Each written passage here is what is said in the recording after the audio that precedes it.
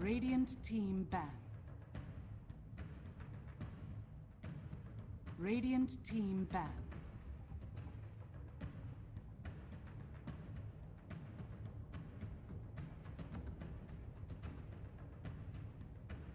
Navi's turn to ban.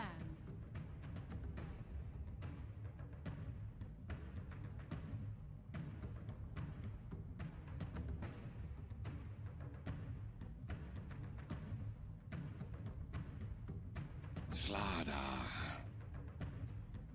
Navi's turn to pick.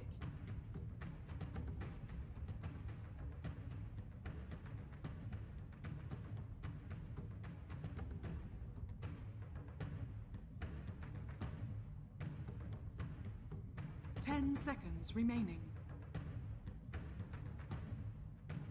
5 seconds remaining. Reserve time.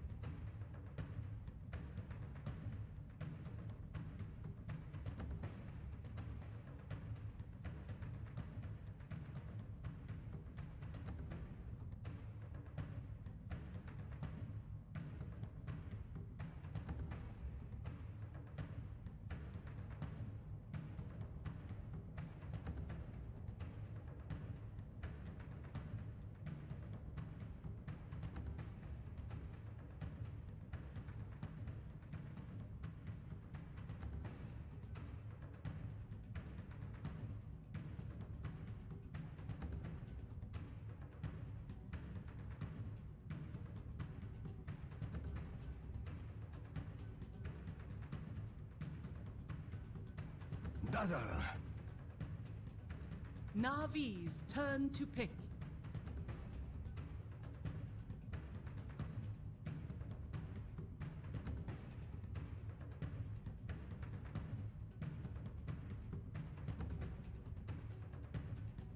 Ten seconds remaining. 5 seconds remaining. Sand King. Radiant team pick.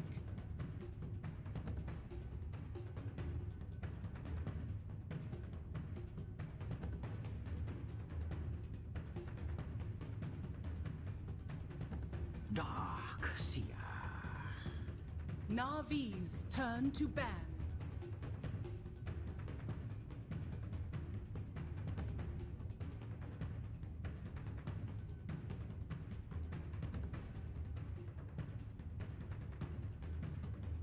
Ten seconds remaining. 5 seconds remaining.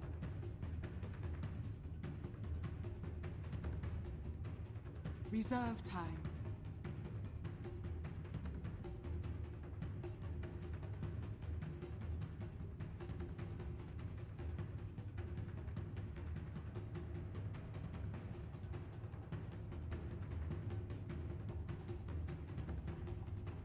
Radiant team ban.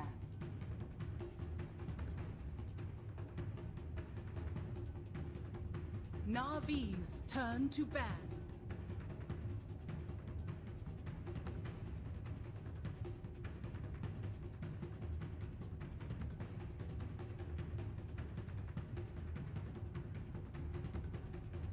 Ten seconds remaining. 5 seconds remaining. Reserve time.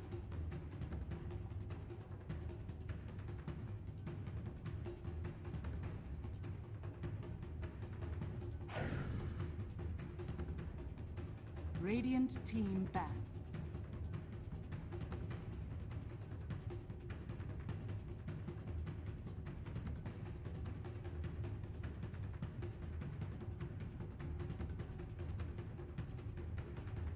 Ten seconds remaining. 5 seconds remaining. Reserve time.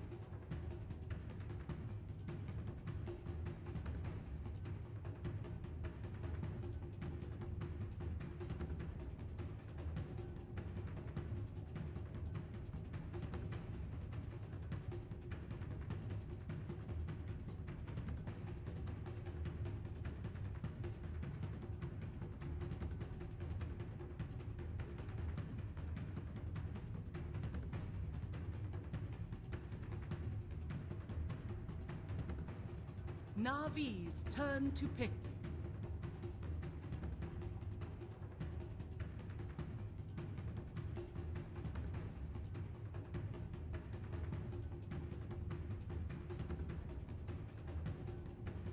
Ten seconds remaining. 5 seconds remaining. Reserve time.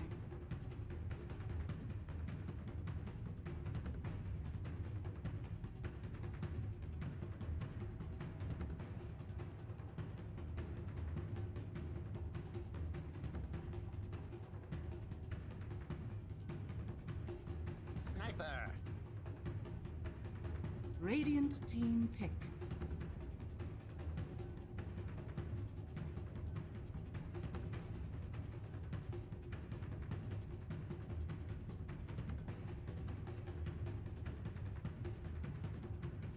Ten seconds remaining. 5 seconds remaining.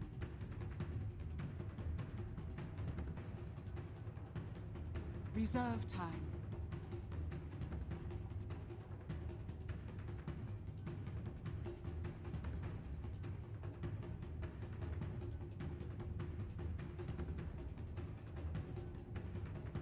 Disruptor! Navi's turn to pick.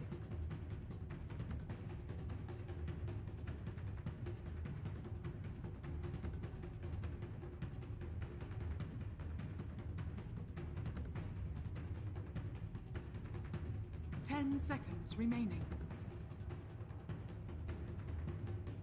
5 seconds remaining. Reserve time. 10 seconds remaining. Luna. Radiant team pick.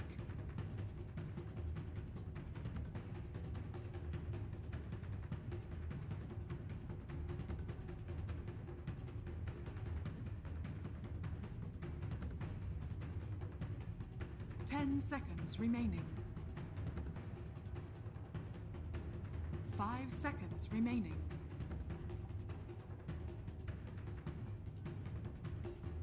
Reserve time.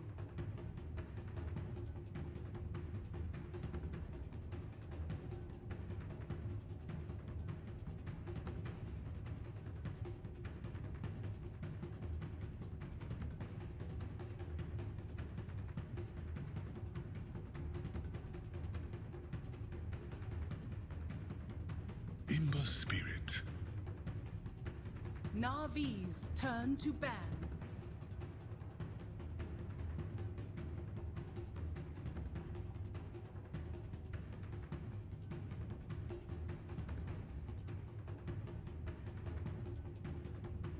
Ten seconds remaining.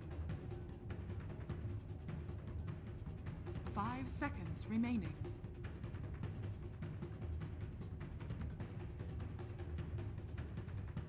Radiant team ban.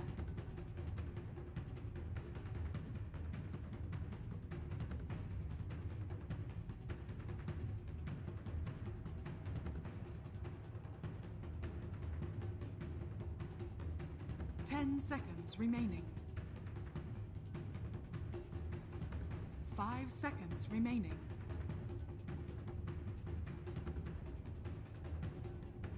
Reserve time.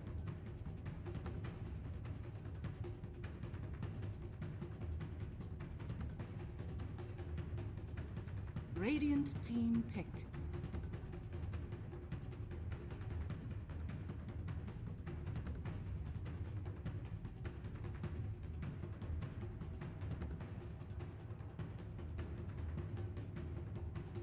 10 seconds remaining. 5 seconds remaining. Reserve time.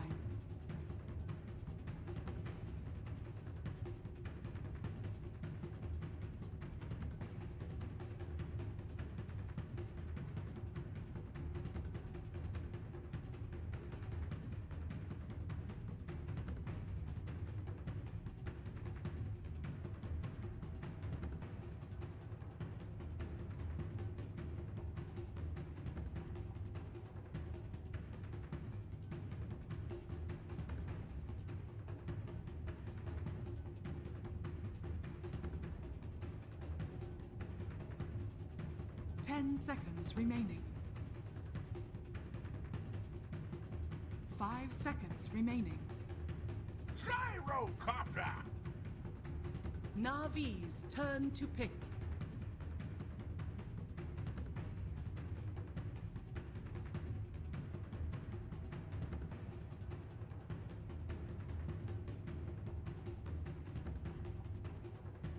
Ten seconds remaining. 5 seconds remaining. 5 seconds remaining. League's assassin.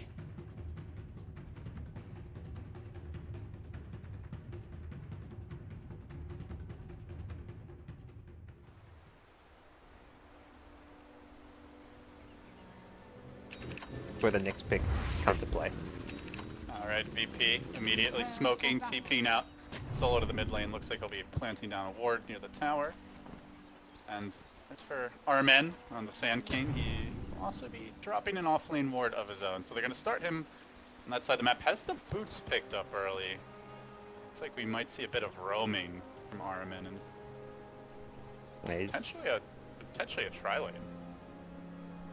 It could be fine with the Luna. I mean, that's one of the benefits of having Luna picked up as your carry is it does open you up to go for these aggressive tri-lane lanes, and Dazzle great for it as well. You've got the sustain for 3 heroes and aggro tri-lanes with a shrine right next to your lane. Pretty fantastic as well. You win your lane, you spam your spells, you back up, shrine up, and go again. So Gyrocopter traditionally was one of the better carries to have in tri-lane versus tri-lane scenarios, but his Rocket Barrage has been nerfed so much over time that until you get it like level 3, level 4, it's pretty lackluster in lane and doesn't really help you out enough against a tri-lane. So even if it's not a full-on aggro tri, I imagine Iron Man will start bottom and then roam towards mid once the lane's been won. There's a lot of potential for Navi to do well in the laning stage. So I am kind of emerging from my casting hibernation gods. As Gyro, I haven't really gotten to watch too much Dota, or at least not as much as I would like the last couple months. Is Gyro a hero again? As of the last 2 to 3 days, yes. He's actually I getting was picked. like, I don't think I've seen him at any of. I've seen some of the recent lands. I didn't see him in Gyro. He's VP bringing become like a fighting carry that teams are going for. Like there's Faceless have run it 2 or 3 times in their games in SEA, and I think I've seen a few of the European teams also run the Gyrocopter. I don't think I've seen any NA Gyros, but he's clawing his way back in. But it's kind of like a last resort carry. It's like, well, no Luna, let's get a Gyrocopter, for example.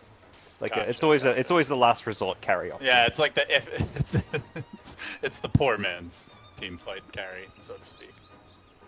I still remember the aggressive days when it was the go-to, but Navi definitely looking like they could bring that aggression as they continue to park Bycat bottom. It appear to be a full-on tri-lane if I'm ever gonna creep block mid, but I imagine after that we'll be heading bottom right away.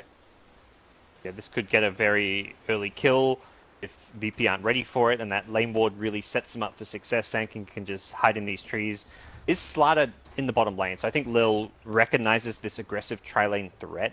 Otherwise, you wouldn't normally see a Slider start bottom for a tri-lane. So he's ready for what Navi are throwing them. And this is something Navi have also done more so than other teams. They're one of the few teams who are maybe consistently running these aggro tri-lanes with a hero like Luna.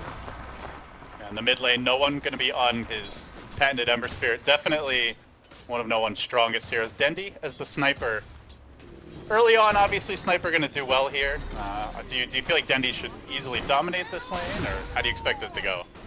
Yeah, it'll be sniper favored. I think it'll be like slight like 20 to 30% CS advantage going the sniper's way. Early levels with the shrapnel, you can kind of zone out the Ember, but once you run out of shrapnel charges, it gets less one-sided. Bottom lane Iron Man taking a lot of damage. He was not expecting the slaughter. In a bit too deep. Viver does have the point in Shadow Wave off to burrow down to the low ground. He's out of mana now and pop back and hit that shrine. Yeah, it looks like he wanted to mess with the pulls, but gets punished heavily. And using that shrine this early on just for, like, I mean, you kind of have to, because otherwise Sanking, what's he going to do? Walk back to base, pop a shrine there, or heal up and come back to lane? It's a big waste of time. He needs to be in this lane from the get-go, but that's your shrine effectively wasted. So really good play by VP to punish him early on and force that shrine. Yeah, meanwhile, up top, General also has the 1v1 against Pasha. We'll quickly check out this lane.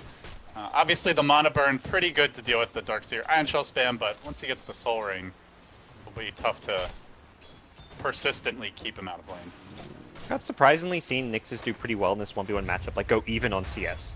The big thing is to block the neutral camp, so Darkseer can't farm the lane and the neutrals, and he's blocked that big camp. So once that big camp's blocked, I think Nyx actually goes even on this lane from what I've seen. Even though like in my head I'm like, oh, I'm pretty sure Darkseer should win. I don't think it's actually the case. Perhaps that'll change a bit with the song you mentioned. It does get a lot easier. Pasha's got a shrine as well to help sustain it, but yeah, that lane's probably going to be pretty low action unless someone dives for a kill. Looks like a little roaming now as Lil off the bottom lane. They feel like they've gotten their gyro, an okay start. Ramsey's actually flacking the creep wave out a bit. Perhaps just trying to play it safe while his support's on the roam. They do have some kill potential here, and Dendi does not have boots picked up yet, but need to get that initial crush to start it off, and he's gonna hoof it back to the tower. So bottom lane, they went on Ramses, but Lil just trying to harass. Rain gets low, but with Ramses almost got brought down, but even without killing him, he's only got tangos, no salves, so he's kind of unable to go back and farm. He's might linger around, pop a few more tangos, and try and stick it out. But Sand King similarly also got low, and that's going to force Iron Man back. So I think that's a better trade for Iron Man. Last time he just got low and got nothing out of it. This time at least he forces the gyro out of the lane a bit. Pasha going man mode here in General, just all in with the dive. Does have the Soul Ring. General Mango available. I don't think it's quite enough for a kill with the stun, but can make him sad. They're actually going to TP someone else in. He is going to pop that Mango, goes in, gets the stun. Can Armin get in range? It could be the first blood, and he nails him, and that'll be the kill. Navi get on the board. It did cost them a rotation, but well worth it. Yeah, well, definitely well worth it. And the Sand King was kind of backing out of the lane. I think he popped the shrine in the like way back at base by the tier 3 tower, so a lot out of it. And mid lane, Dendi going for the solo kill. No one. Berry Fire and bottle charges will keep him alive. So Dendi almost dying to the creeps. They gets the back away in the end. But doing a good job at forcing no one off the lane. Does pick up his boots now. It's only level 4, so not at that point where he can really threaten the sniper with a remnant, triple remnant jump in. And now both Dendi and No One have popped their shrines in. Similar-ish. Oh, well, I guess Ember used his bit early, but just used the bottle charges. But they've both gone through their shrines, so that kind of gets evened up in this mid lane. And with no shrapnel charges, this is where the lane will swing. And he's actually winning on CS. The lane gets a lot easier now because the shrapnel isn't there, and Dendi has to play a bit more cautiously with a level 6 coming soon Ember as well. So this lane gets trickier at this stage for the sniper. Scared of slaughter rotations. He's scared of a lot of things that can very easily kill him. Well, basically mirror movements here as Lil was heading back towards the mid lane. Looked like he wanted to potentially protect his Embers, try to set up a gank. Good Viver, bottom lane with Lil, makes that rotation instead. Is going to find him with the crush, the follow-up rocket barrage there, securing the kill. VP to get back on the board. They force Pika to TP away. Still level 4 here, so a little while before he's the Eclipse and could potentially take a team fight. Armen though sees this juicy stack. Love to try and snag a few creeps. He warded the lane as well. They got that just at the end of their sentry duration, so they deny some of that needed VP vision down here if they want to maintain this 3v3 lane. It's pretty hard to do so without that ward, and he just trying to secure the stack you mentioned. Iron Man leeches a little bit of experience here and there, but that's going to be about it. When you're a Sandkid, even just that 1 point in caustic, all those creeps are so low, your eyes get real wide, like saucers. You know, like just hit him a couple more times. I'll get the whole stack, but VP not having any of it. Well, it looks like No One's going to head back to base after getting harassed a bit more. So he's level 6 now. There is possibility to rotate down bottom because that's where the action's happening. Bycat getting caught out a bit here, but he's got the support. Viver now the one taking the punishment from the helicopter. Ramses, though, not able to find the kill. Now Harman even chasing it deeper. Doesn't have to burrow for a few seconds. The sniper of Dendi arrives. The Remnant comes through, bouncing back to mid and then over again. Will find the kill. The assassinate insufficient. Dendi now has to back away, so no one equalizes the score. Does find the Sand King kill. And the Radiant scan coming out just to confirm that nobody has stuck around or lurks in the trees. General, though, does now have the Vendetta. Could be making his way for a game fairly soon. As the mana for the Arcane Boot too, it becomes very obvious quickly if Nyx leaves the top lane. I mean, it's obvious right now. He's left the lane, and he's going to be making that call from the get-go. Like, okay, Nyx is gone. You check the scoreboard, see he's level 6. You're telling your team there's a level 6 Nyx missing off the map, and Asher will just push out this top lane with Iron Shell, and as soon as no one's defending top lane, you know that it's a dead giveaway. Nyx is ganking. The question is, where is he ganking? You can't play defensively, passively all over the map on your cores, so there will still be some temptation to farm out mid, to farm bottom, and that's where, for now, Ember's farming. He feels a bit safer, but Ramses, knowing that there's no teammates nearby, is going to be hugging the tree line at bottom. Now Ramses wants those creeps, but not going to happen. Bycat will CS in the lane. See no one comfortable in mid, and Lil patrolling in the area. Managed to hit level 4 here. As Armen is also getting a little catch up, so both support initiators trying to find their experience as we start to move towards the mid game. I mean, Armen gets a lane to himself as a Sand King. Slater doesn't really get a lane at any point. He's not going to be able to jump, so we will see Sand King probably hit a faster blink timing between the two 4-position players. And Nyx is not like as farm dependent as a Darkseer, so they're probably happy for General just to start getting active on the map and giving Sand King the blink before they give Nyx like a blink or a Midas, whatever Nyx wants to go for. They want to prioritize the guaranteed stun initiation over the less reliable one in the Nyx Impale. So that Sand King just getting absolute free farm top lane, and meanwhile 4 heroes for VP have rotated bottom. They went for the Disruptor TP as well. Stacking the jungle quite a bit, and looks like Pasha's going to take it over.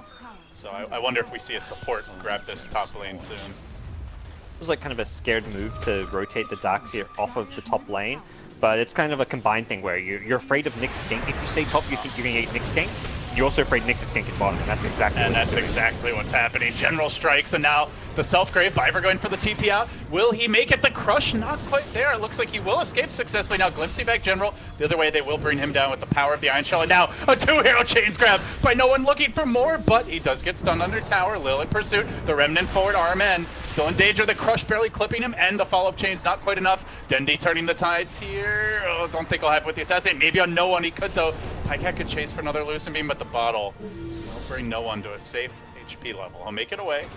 And Ramses heading back towards mid to secure the farm there. Still though, VP committing the entire team to all these fights gods, and now he's getting a little more off of the side. A little more for now, and Pycat's still struggling a bit. Like, it's more so for levels than farm. Like, I looked at that dive, I'm like, oh, is this really a good dive? Pycat can just eclipse him. I'm like, oh, he's not quite level 6, so taking a good advantage of a timing before Luna hits level 6. Luna, they get 6 now from a creep at bottom as no one comes back in. Missed Impale though. Dodging away from the burrow as he remnants on through. Viver with a perfectly timed self-grave though at the buzzer with 4 HP, and that's a second or two after I looked at the bar. So we'll end up finding the kill there. A sad Slardar. No one also TPing home, and they're going to converge on top. General on the move. It's on to Ramses. Navi's starting to snowball this landing stage. As it ends, they break the lanes down. They find another kill. VP coming in with the Slardar, but I don't know if he's really going to be able to dive this. He'll try, but he goes right into the Carapace. Armen has the stun available, the vacuum committed, and they'll back away. So some good early movements from Navi. Yeah, the beauty of this last pick Nyx is that it forces VP to 5-man a lot earlier than you'd like, and Navi are getting more out of the map in terms of resources. They just left, like they had the Sand King solo farming top lane, and you can't send a hero to farm up there like a Darkseer to push the lane out because he gets ganked by Nyx. Anytime Nyx is missing off the map, VP are kind of scared. They have to 5-man, they have to be worried about when and where Nyx is going to show up, and what we're seeing is that VP just force a 5-man issue because Nyx is missing. Now Nyx is showing up top, so perhaps they feel a bit safer that they can split farm, and they really need a split farm. Like, Lil needs a Blink Dagger on his Slardar, but anytime Nyx is missing from the map, he's probably not going to feel all too safe to do so. So I love how Navi have played the last like 3 to 4 minutes. As soon as General got his arcane boots, he just TP'd off the lane, went around Vendetta. He's back now farming a lane, but I think again soon just give the Sanking the top lane and send Nyx around the map ganking is going to be a better, like it's how Navi have played it and has worked very well for them. I mean, it really is the story of the game has been the fact, like you said, that there is a Nyx in the game at all. Like whether or not the ganks succeed, it's forcing the Gyro to hide. Then when he comes out, he gets caught and picked off, and it really does give Armin a lot more space to work with. And meanwhile, Lil, only level 5 on the Slardar, falling quite a bit behind his counterpart, and VP starting to feel antsy, like they have to find a pick-off. They'll smoke as a pack of 3 head into the Dire Woods. Maybe at least get some wards down here. Do they have any? Actually, Dendy's no position Obs wards. suggesting Navi know fully well Dendy was tucked away in the trees with the Dazzle there even, and then even heads towards bottom. I think he's expecting that rotation from the north. He just runs to the safe spot towards his shrine, takes the high ground, and EP coming in. It looks like they do want to try and defend this one. Glyph committed here, VP. Still clumping up. They have a lot of team fight potential. That was the one big thing we talked about. No mech just yet, though, so Navi with a good initiation could bring down 2-3 heroes. Oh, it's in the trees. And they're looking for the side swipe. Armin coming in from the rear, just trying to patiently find that multiple hero burrow into an epi. He comes from the high ground. He only gets the burrow, and Pasha now tries to feint away, but so low as Ramsey's chipped off from distance. A safe kill.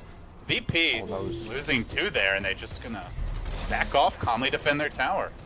Again, it's General's Nyx Assassin coming in. He got a 2-man Impale. They brought down Disruptor before he could use a spell. Without getting any Static Storm off in that fight, fight's instantly going to go Navi's way. So really great defense. General just walking right in and invis. The sentry for VP, they tucked it away in the trees, probably hoping to not get it like go undetected, but the end result was they didn't actually see Nyx coming in. He was to the south of that sentry range, and that really completely screwed them over because both Gyro and Disruptor got impaled and they just instantly died. You know, Navi has had some pretty crazy runs in these Valve qualifiers. I think the last like really crazy one that I remember was a TI. I want to say it was the TI5 qualifiers. They ended up not doing well at the event, but they had a miraculous run with like a crazy base defense. The Dendy Mag came out after barely making it into the playoffs. They're having quite a showing here, and as I say that, I jinx the hell out of our man. He immediately gets glimpsed and picked off by a well-placed lane ward, so don't call it a win just yet, but it's been a good showing so far for Navi against the undefeated VP. Yeah, at this point they've had the better early game. They've won the early game, the laning stage, with their movements, mostly thanks to General and his Nyx Assassin, but I mean, I feel like every player's kind of done their role. Like we've had Dendy rotating bottom, playing safe, not getting caught out. We've had Iron Man Sandking taking over the top lane as needed. Some nice grave timings from Viva to keep himself alive, so they've had a very good early game, but EP's strength has generally been the mid game. That's where when they start 5-manning, when they kind of hit their stride with their levels and items, that's where a team like VP starts to shine, and that's where Navi have perhaps felt a bit weaker. They don't necessarily have this. They've been a newer team. They don't have that same team coordination, and they're not always quite on the same page as a team. Yeah, you can see Pycat already queuing up the BKB, really suggesting that Navi want to be able to take those mid-game team fights into all the magic damage on the VP side. Grab the Sniper Maelstrom for Dendy, and he's going to sweep in. General, under cover of Vendetta, cruising deep into the woods. He's going to find the initiation again onto the 3-hero Carapace. Assassinate coming in, and the pain rains down. The burrow's there as well from Araman, and they clean him up. 4 VP heroes hit the deck. And again, gods, General, playing like a field general. And this is like the next game to watch. I think it sounds basic, but the key thing is just staying missing from the map. So many offlane players, like after they farm their... I mean, Nyx isn't about farming a Blink Dagger, but it's the same concept. Like, if you're playing a Blink initiating offlaner or a Nyx, once you have like your level and your core item, in this case it's just the Arcane Boots giving you the mana you need to use all your spells, stay missing from the map. It affects so much how your opponents play. If they don't know where you are on the map, they've got to play scared, they've got to hide, and that's where you can just go around, wait for someone to poke their nose out and instantly jump. And Navi find the perfect initiation at bottom. They had the ward behind the tower, they got all the intel they needed. No one's going to kind of try and look to even things up by just finding a trade up top for a tier 1 tower, but this is still Navi controlling the tempo of this game and having the dream early game.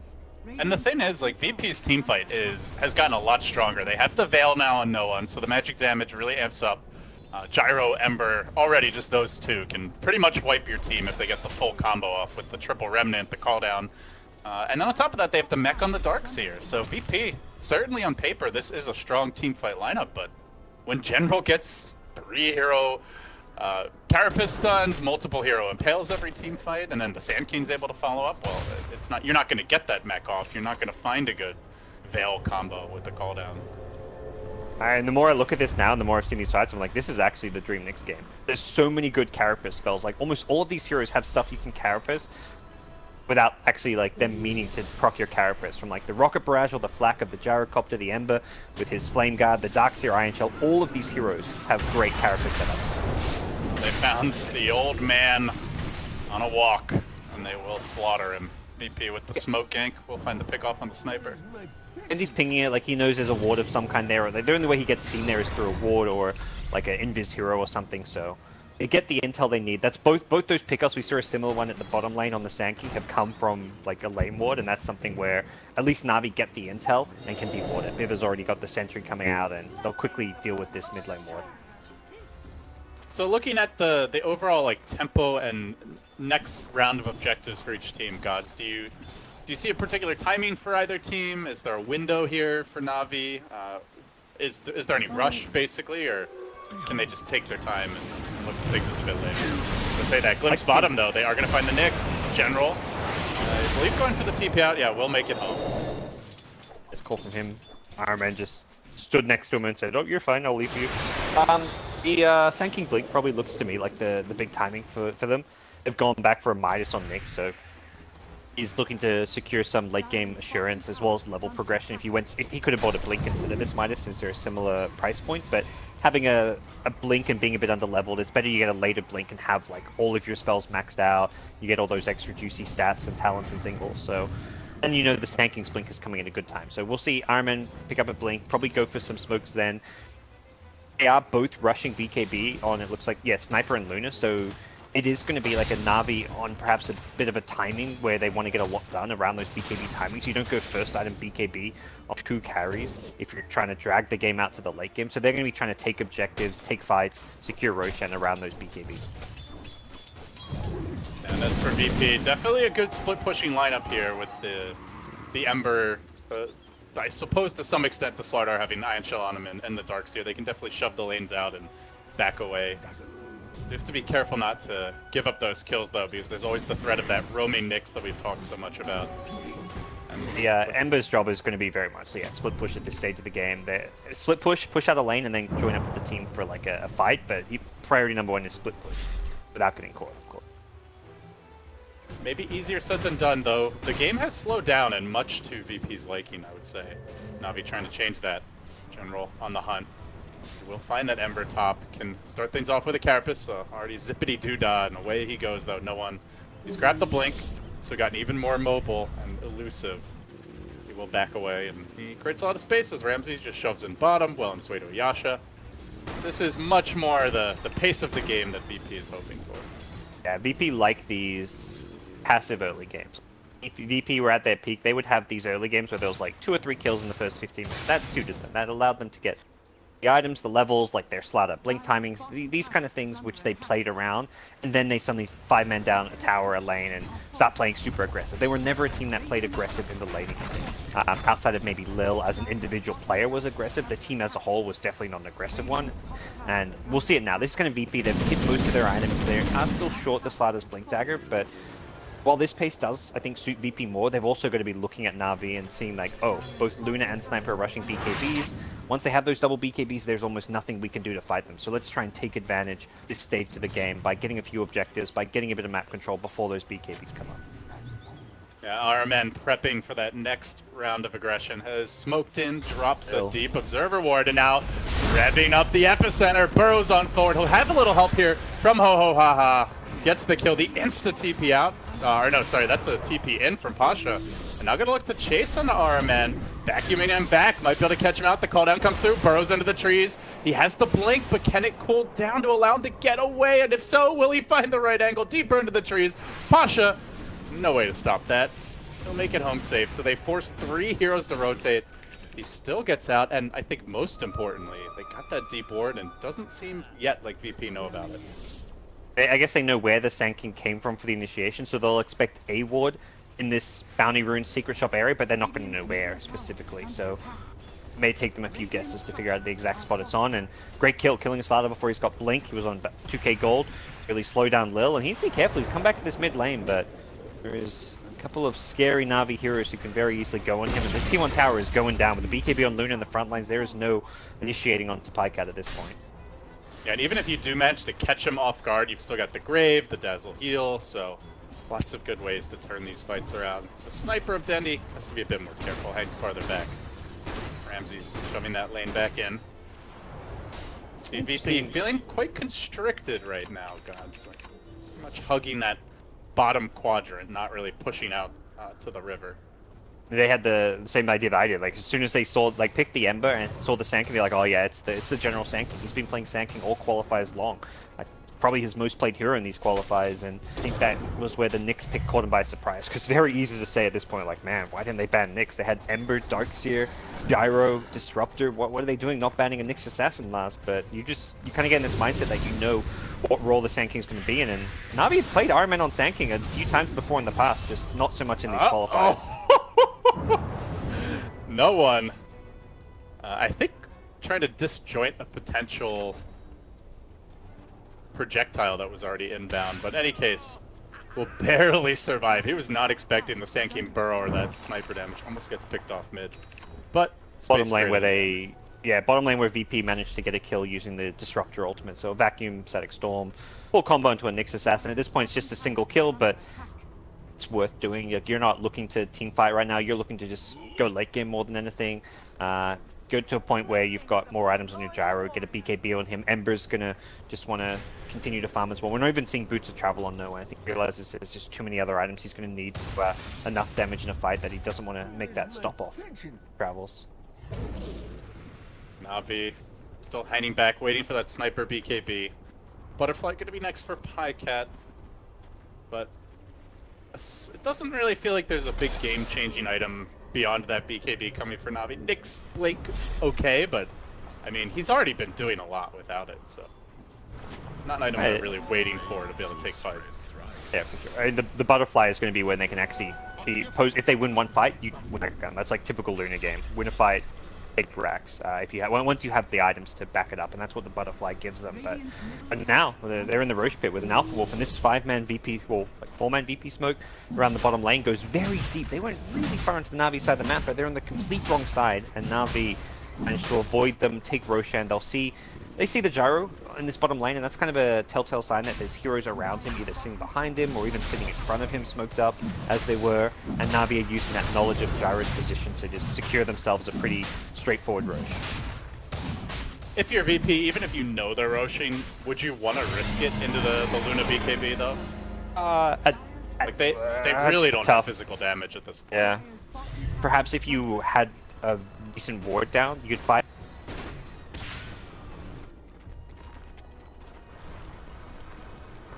Not the case though, as VP will chip away at this bottom tower, force some rotations from the Navi squad. They will end up backing away in the end though.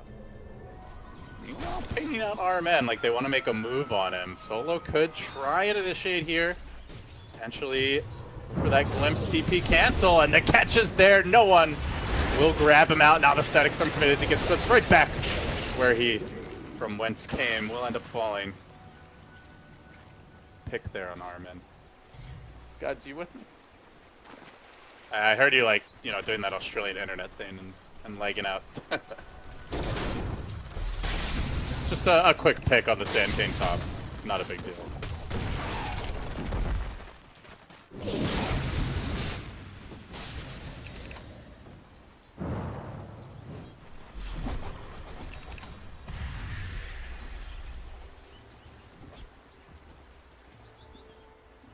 Luna and still have the Aegis and go for a high ground play. Although I also don't feel like Navi's in a huge rush. They've got as much as like you don't want to you rush these BKBs and you're thinking you're on a timer. They haven't used the BKBs. I think that's the big thing here. While they haven't farmed as fast as they otherwise would have, they're still holding on to 10-second BKBs. So Pycat may have a Butterfly by the time before this Aegis is on. And General, that patience though as he nails one. No one caught out top lane.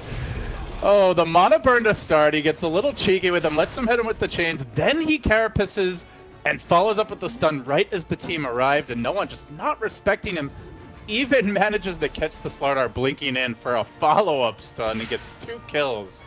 I mean, that is partially no respect from no one, though, to be fair. Yeah, he's been kind of pushed to the limit where it's like you're versing a Nyx, but you're still going to push out these lanes, but it's so hard to play a game like this. You're behind, and you know that when you're behind, you want to be split pushing lanes, but you're trying to split push against a Nyx who has the best catch there is really against a split pushing Ember. So it's caught out there, doesn't respect what General can do, and General has been the playmaker this game. He's been so good on his Nyx Assassin, and he's setting Navi up to take game 1 of this best of 3, and a bit of a shocker as ICAT will take a tier 2, and he's got money for Butterfly now. This is going to be Butterfly Aegis to push high ground with at a very scary stage of the game.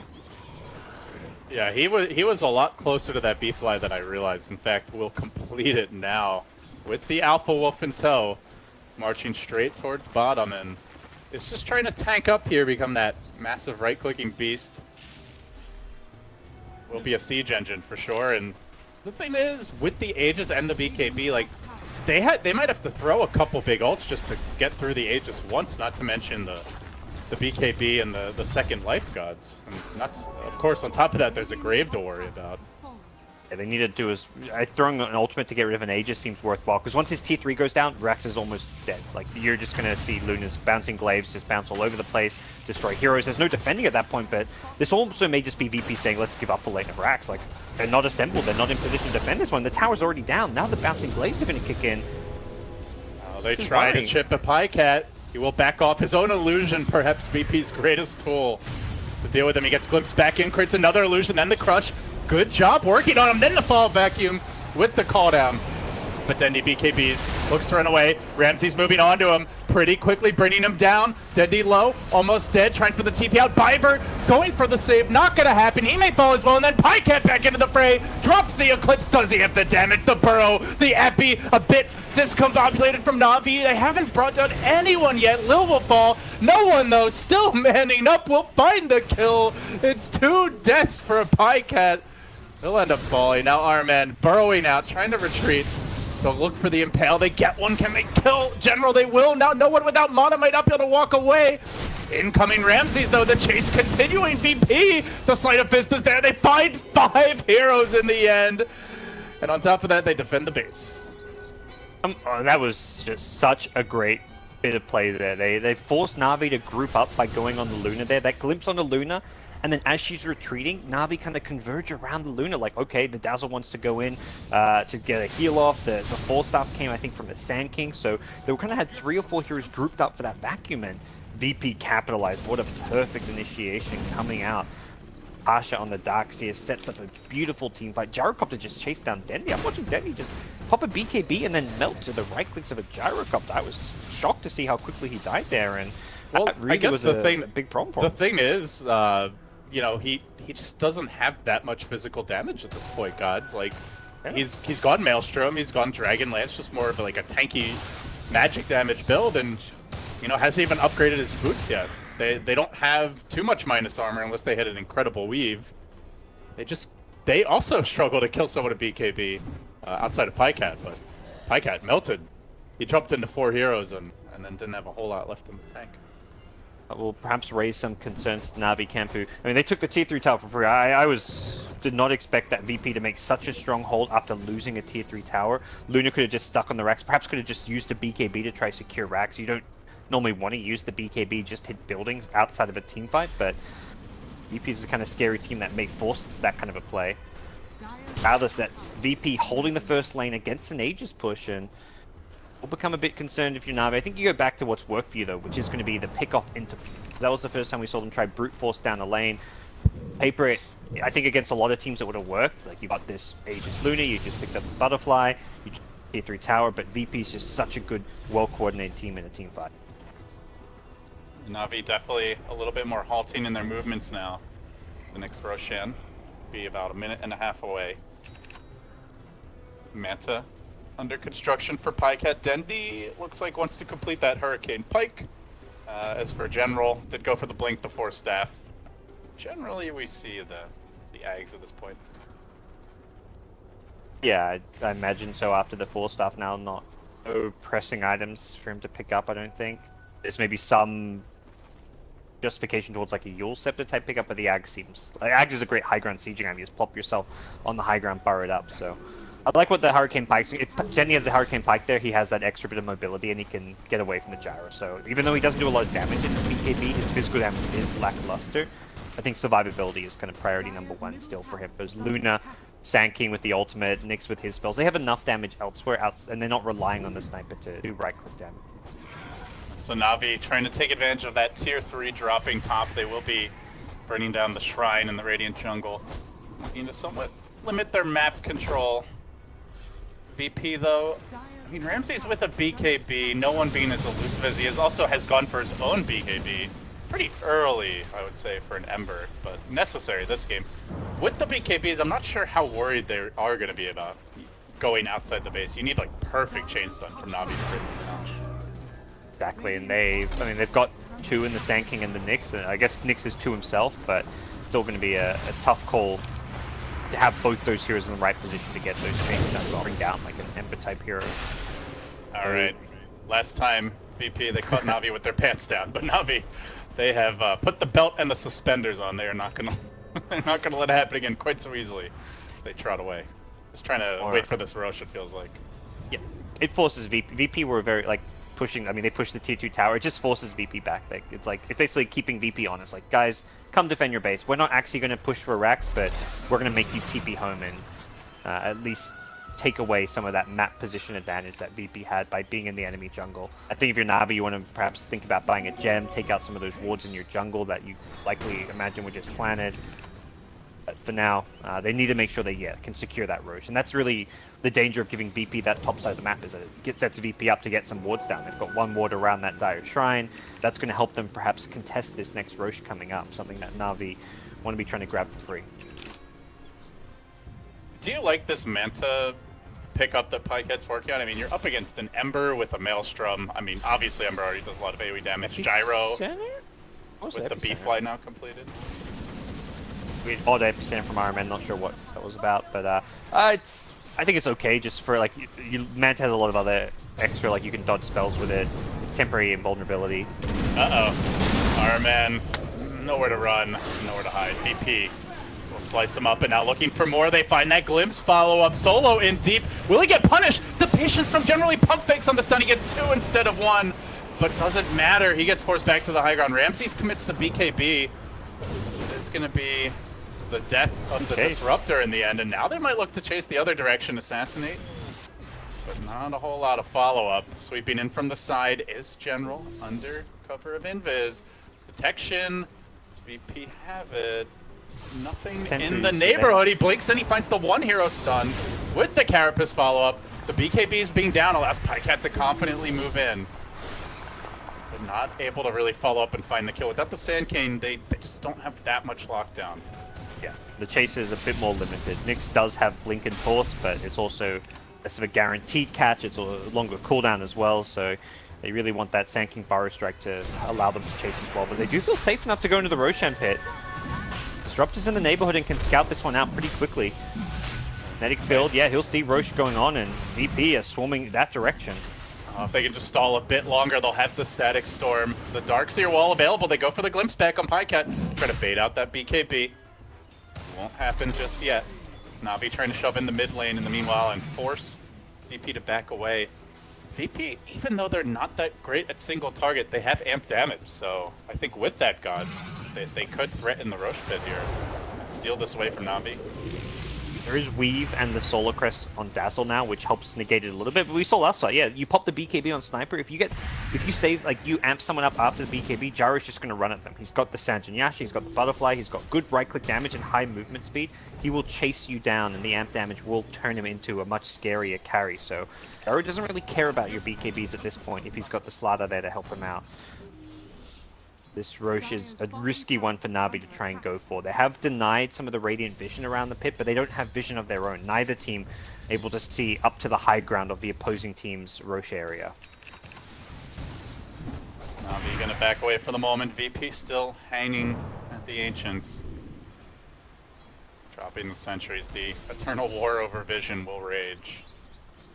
This slight edge for Navi, I think based on the Helm of the Dominator Pikehead, he's able to use that as a scouting tool, which realistic, it makes a big difference. Actually, no, so there's one on Ramses too. So yeah, both teams have a Helm of the Dominant. These are very important just for scouting at this point in the game.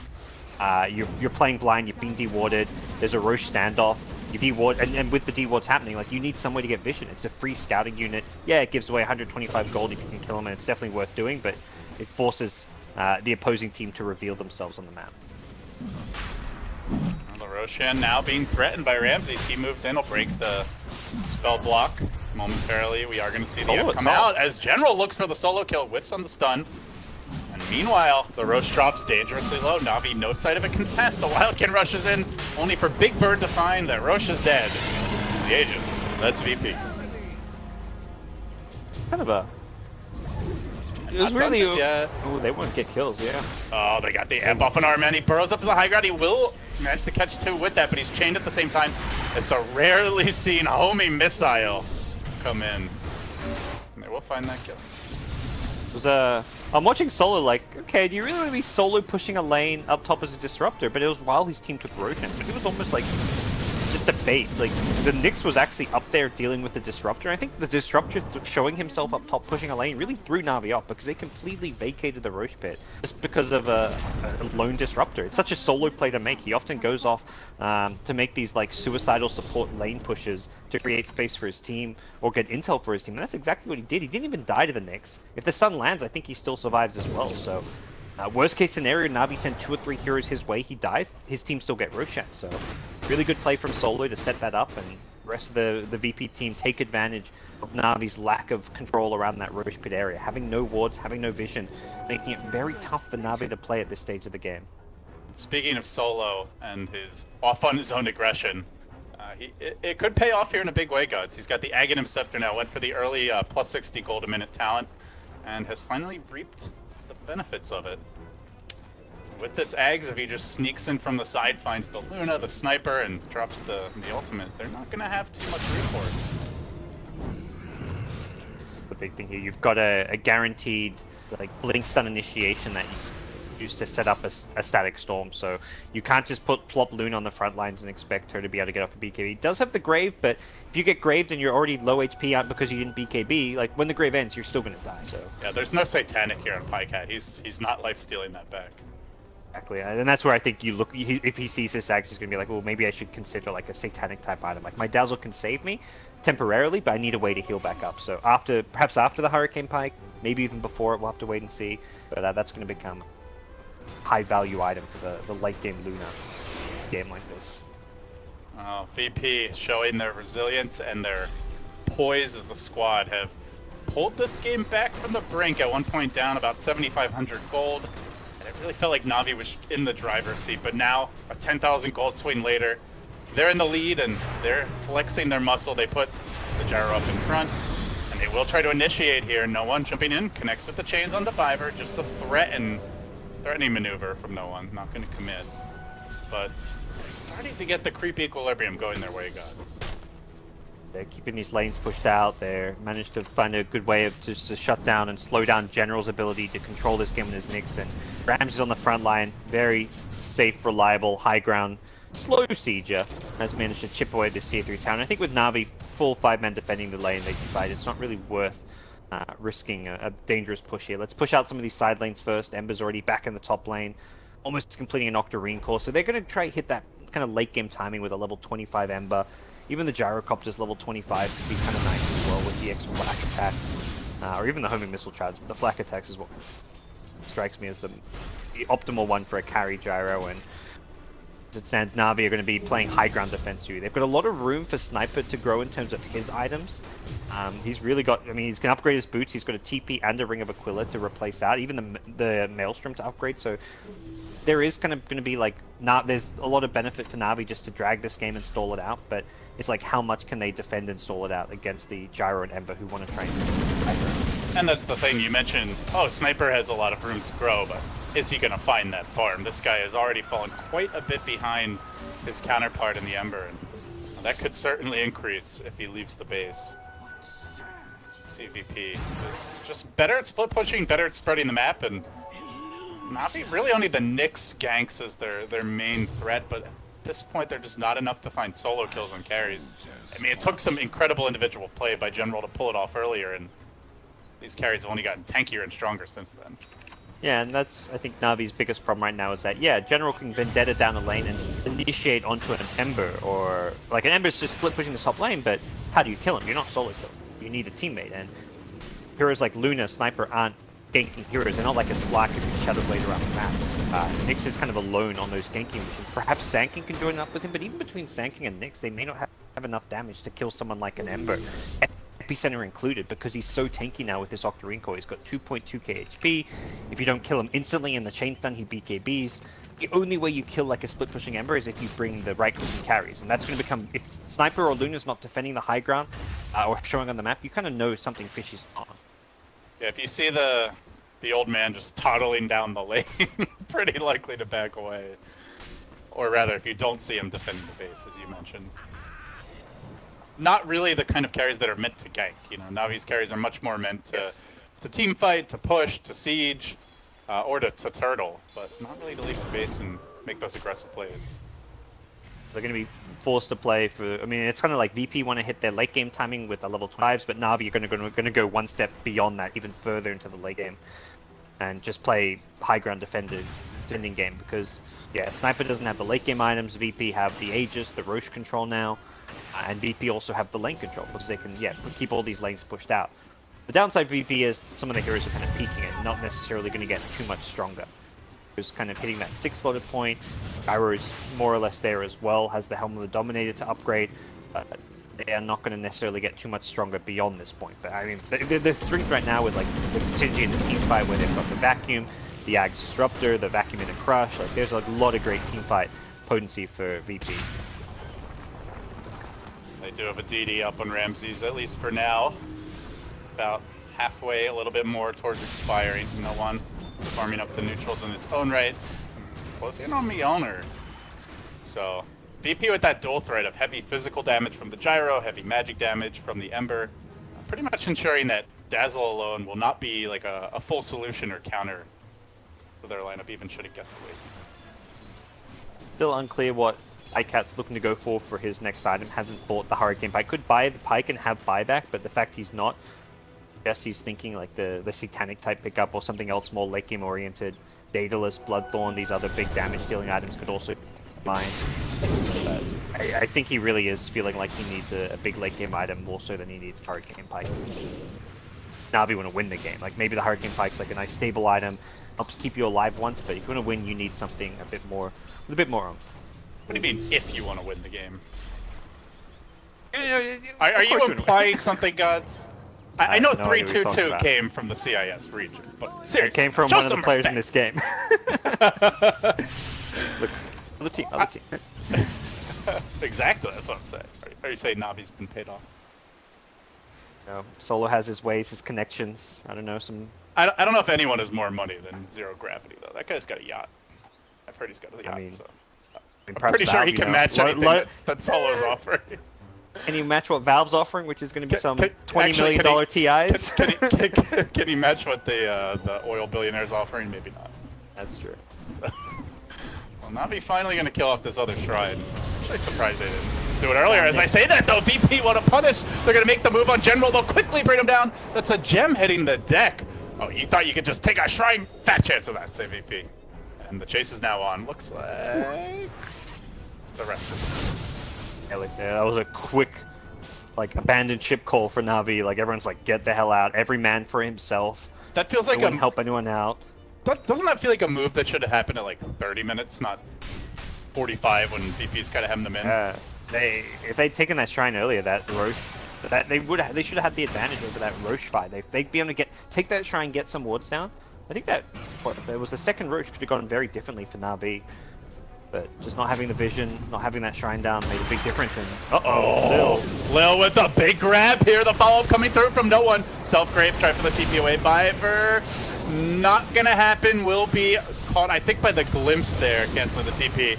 Wound up falling. RMN on the run. Pycat makes it back to high ground, but VP just hitting the kill switch all of a sudden and going deep into Navi territory. They suddenly have no fear, and you can see it from their gameplay.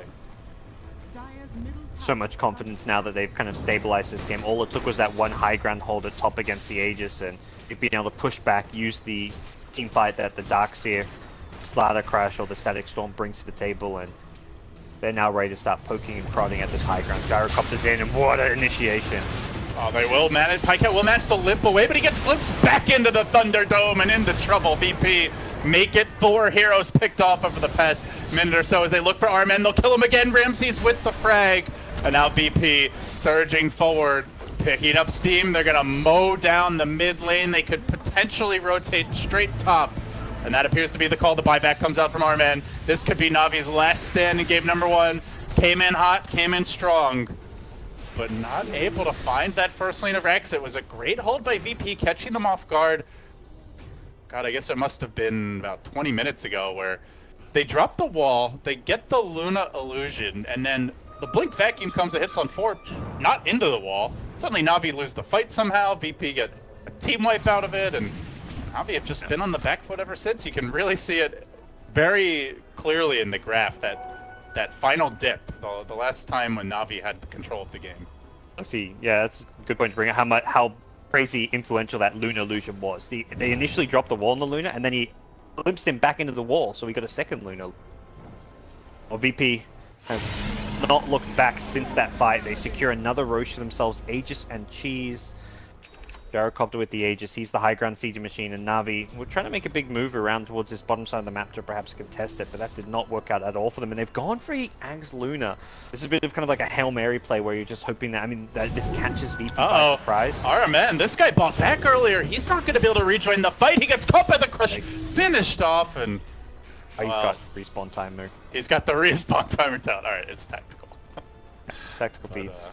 But still not ideal, gods. Obviously, Sand King here that doesn't need a huge amount of items, but heading late game, you would like him to be more durable just so he can get off multiple stuns in fights, but it's not feeling like that's going to happen. You want him to have a BKB or a Lotus Orb so he can stay alive in the fights, don't not get stunned, or the Lotus Orb to get rid of the Corrosive Haze, which has been very problematic for them, so not able to progress at all in terms of items has definitely been one of his weaknesses at this stage of the game, but here we go, the Luna Eclipse. What can it do with the Ag Scepter? Trying to probably get on the backlines, get heroes like Disruptor, Darkseer, Slaughter with the Eclipse. It's alright, they've got the Lurker Nyx now. Surely this will be the answer to their problems as Pycat charging in, looks to engage. He does drop that massive Eclipse. He gets Grave pretty early in the fight. He's brought 1 down, almost 2. The Ember looking to come back in, but now he's isolated. Ramses on the chase. Can Pycat make it away? He is pretty fast. Also low. Ramses, though, with the Aegis wants to chase, and no one there. Cleaning up that Luna. Looking for a bit more as he'll isolate Dendy. The Crush comes in. The Carapace, the stun from the Nyx. Not quite enough. Dendy pushing himself away back towards safety, but no one decapitates him, takes him down. The Nyx limps back to the well in general. Well, this man is strong. He's been doing some heavy lifting, but unfortunately, his troops not rallying to the cry, and looks like VP going to take game 1. Now the epicenter. Too little. And Navi played an incredible early game. I think that's part of the story here for me, is that Navi have definitely shown up in the playoffs. They had a very lackluster group stages. They scraped their way into the playoffs, but here they are versing the undefeated vote.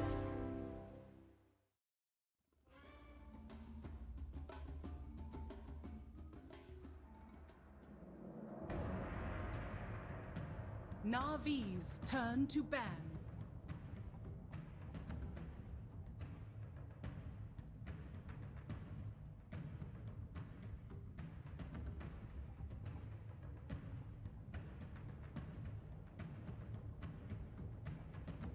Navi's turn to ban.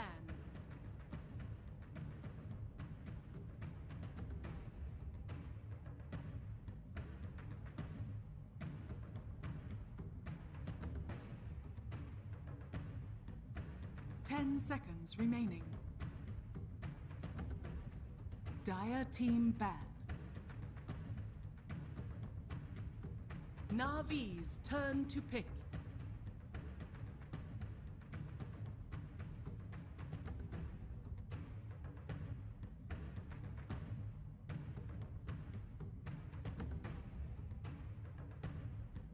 Ten seconds remaining.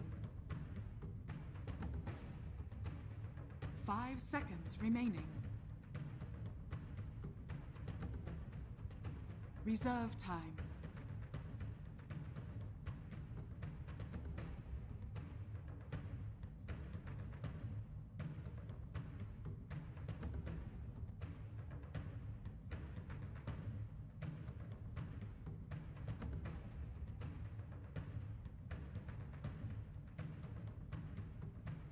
Behold the horn of Magnus.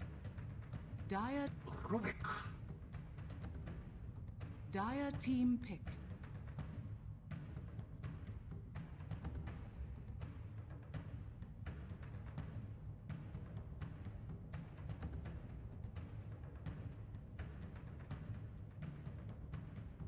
Ten seconds remaining. 5 seconds remaining. Reserve time.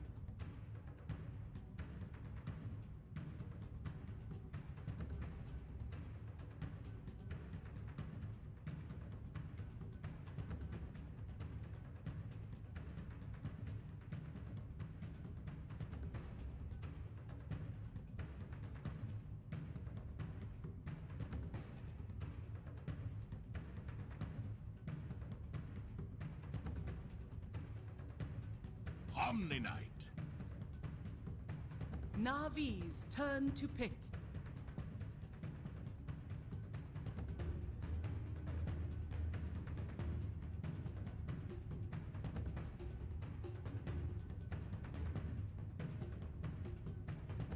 Ten seconds remaining. 5 seconds remaining.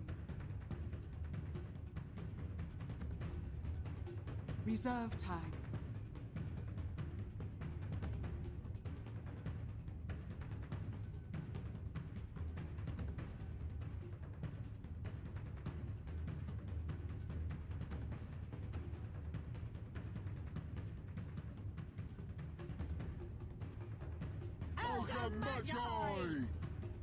Dire team ban. Navi's turn to ban.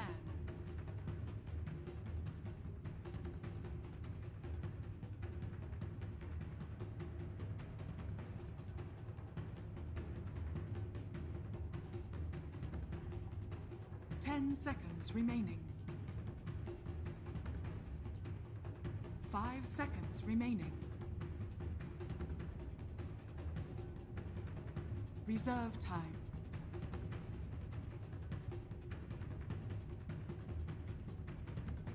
Dire team ban.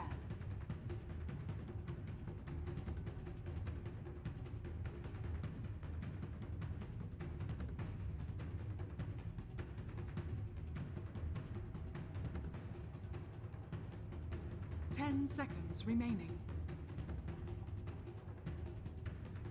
5 seconds remaining. Navi's turn to ban.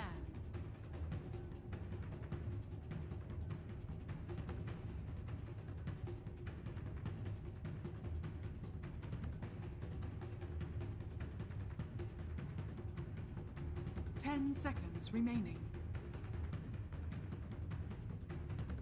5 seconds remaining.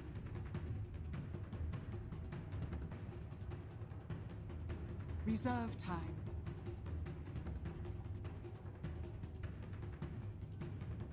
Dire team pick. Ursa Warrior. Navi's turn to pick.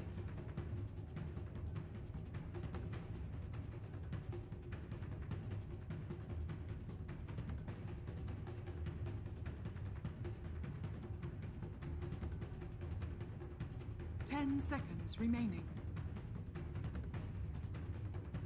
The sack. Dire team pick.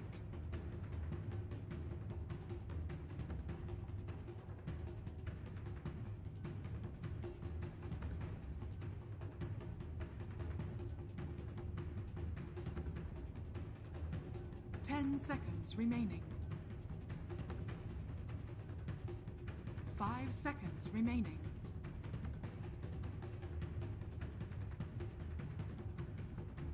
Crystal Maiden. Navi's turn to pick.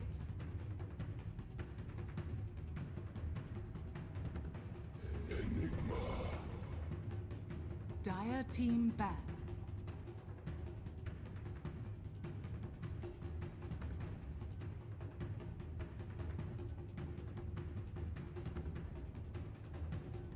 Navi's turn to ban.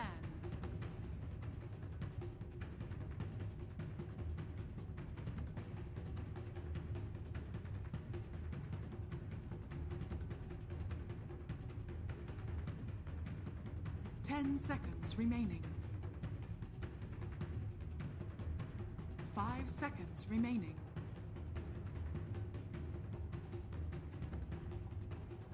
Reserve time.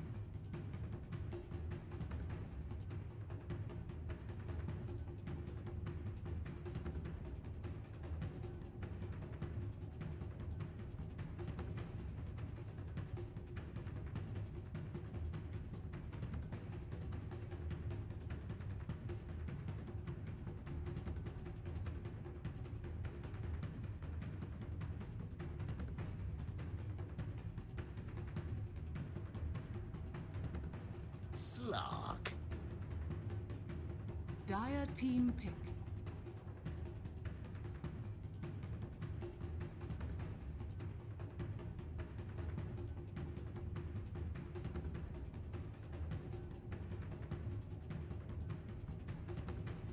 Ten seconds remaining. 5 seconds remaining.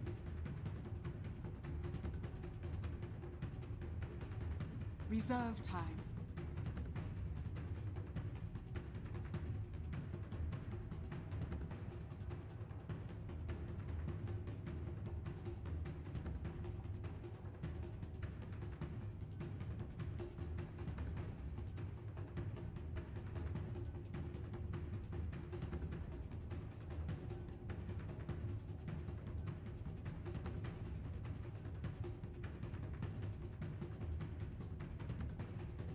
Alchemist.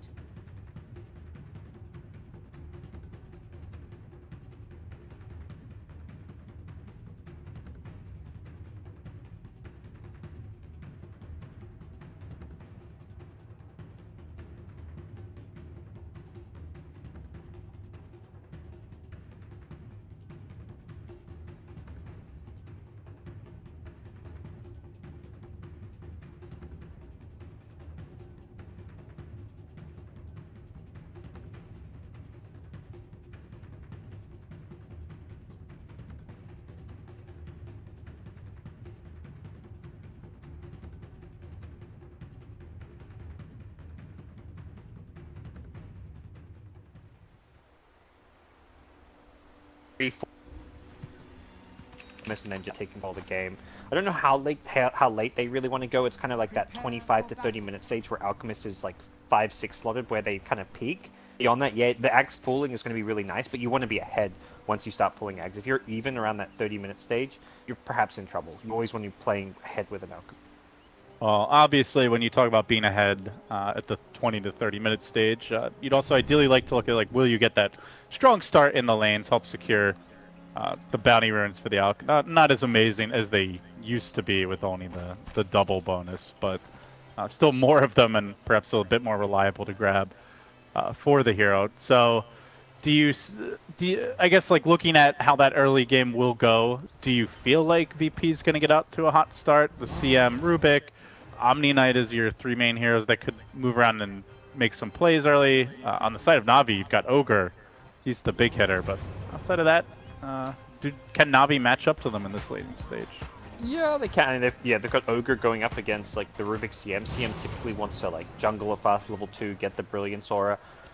Navi going to contest the bounty rune here. They want to fight early on, but VP are ready for this.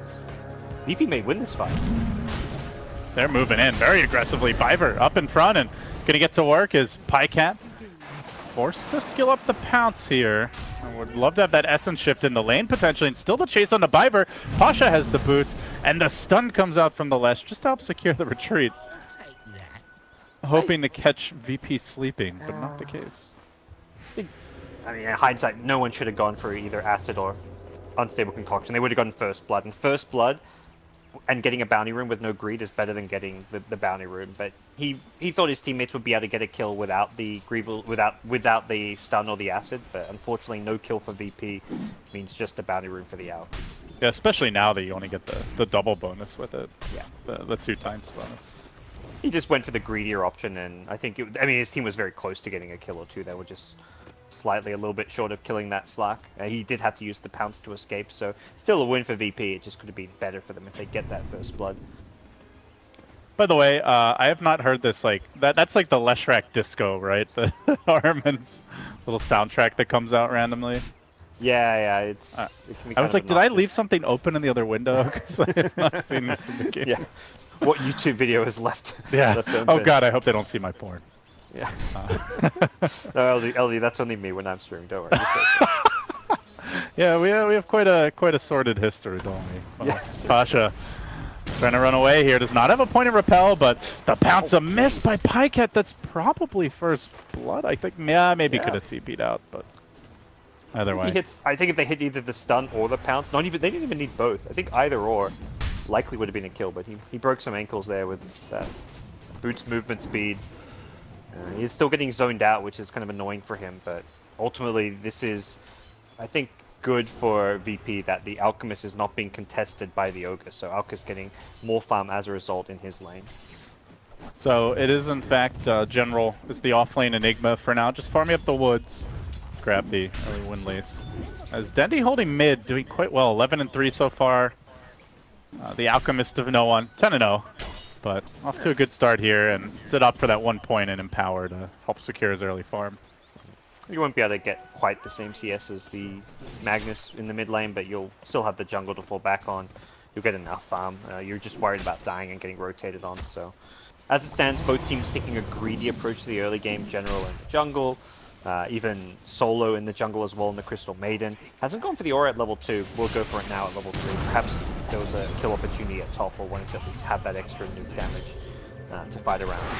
Bottom lane though, Pasha, TP's out just in time from a initiation of the Navi side.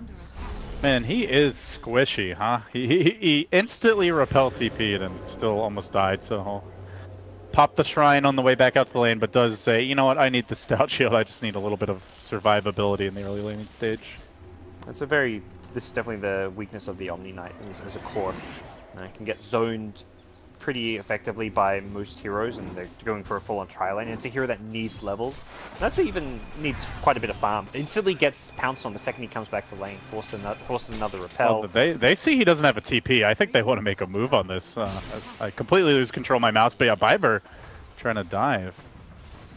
Still though, doing a good job hugging the right side of the trees, knowing this rotation could come in, but Lil does have a TP, so they have to be careful about this. Yeah. There's a Boots, Null Talisman, Rue. I saw Lily start with a Null Talisman first. He wants to just have this extra right-click damage and stats, and TP in from a Rubik could punish a dive at this bottom lane. He's already fantasizing about that plus 60 damage talent. Oh yeah, let's use it. Top lane, Ramsey's getting aggressive, making a solo kill here. General does have the tango going. I'm not sure it's going to be enough though. Turns and gets the Malefice off, at least hoping for the return kill. Arman moving in, has the lightning. Can he finish Ramsey? He's like, give me that Eidolon. No Eidolon for you. Arman will find the counter kill, but still found the first blood in the end. So PP overall going to be happy with that. Plus, it's an offlane Enigma, quite a bit of experience to be giving up. Yeah, I guess the other side is Iron Man suddenly gets level 4 as a support, which is a support that wants to do well, but yeah, getting a first blood on Ursa. Ursa even spent his money, so he bought his phase boots before dying, which meant that Ramses didn't even lose money for going down there. Level 4 means is this his standard build, by the way, on the Lesh going for the lightning build? I know it got buffed quite a bit in 7.0. Yeah, from what I've seen for the support Lesh, it's pretty standard. You may see him go back for the Edict like around level 5, 6, 7, and start leveling it up. But I don't see it early on very often. Oh, that dire scan. Oh, our man almost just managed to like dodge the scan and then ran in at exactly the wrong time. And I like that Iron Man, he gets the ward down in the Alchemist jungle, so they can keep tabs of him. At least may set up some ganks on him if he ever is jungling on very low HP. Lesh, Ogre, pretty good supports to rotate in there, so they will get eyes in this dire jungle nice and early on. Pasha getting pounced on, pressured a bit bottom. Not really much kill potential, and that is the annoying thing about this offlane Omni. As long as he doesn't make any facepalm-worthy mistakes, you're probably not killing him without a big commitment.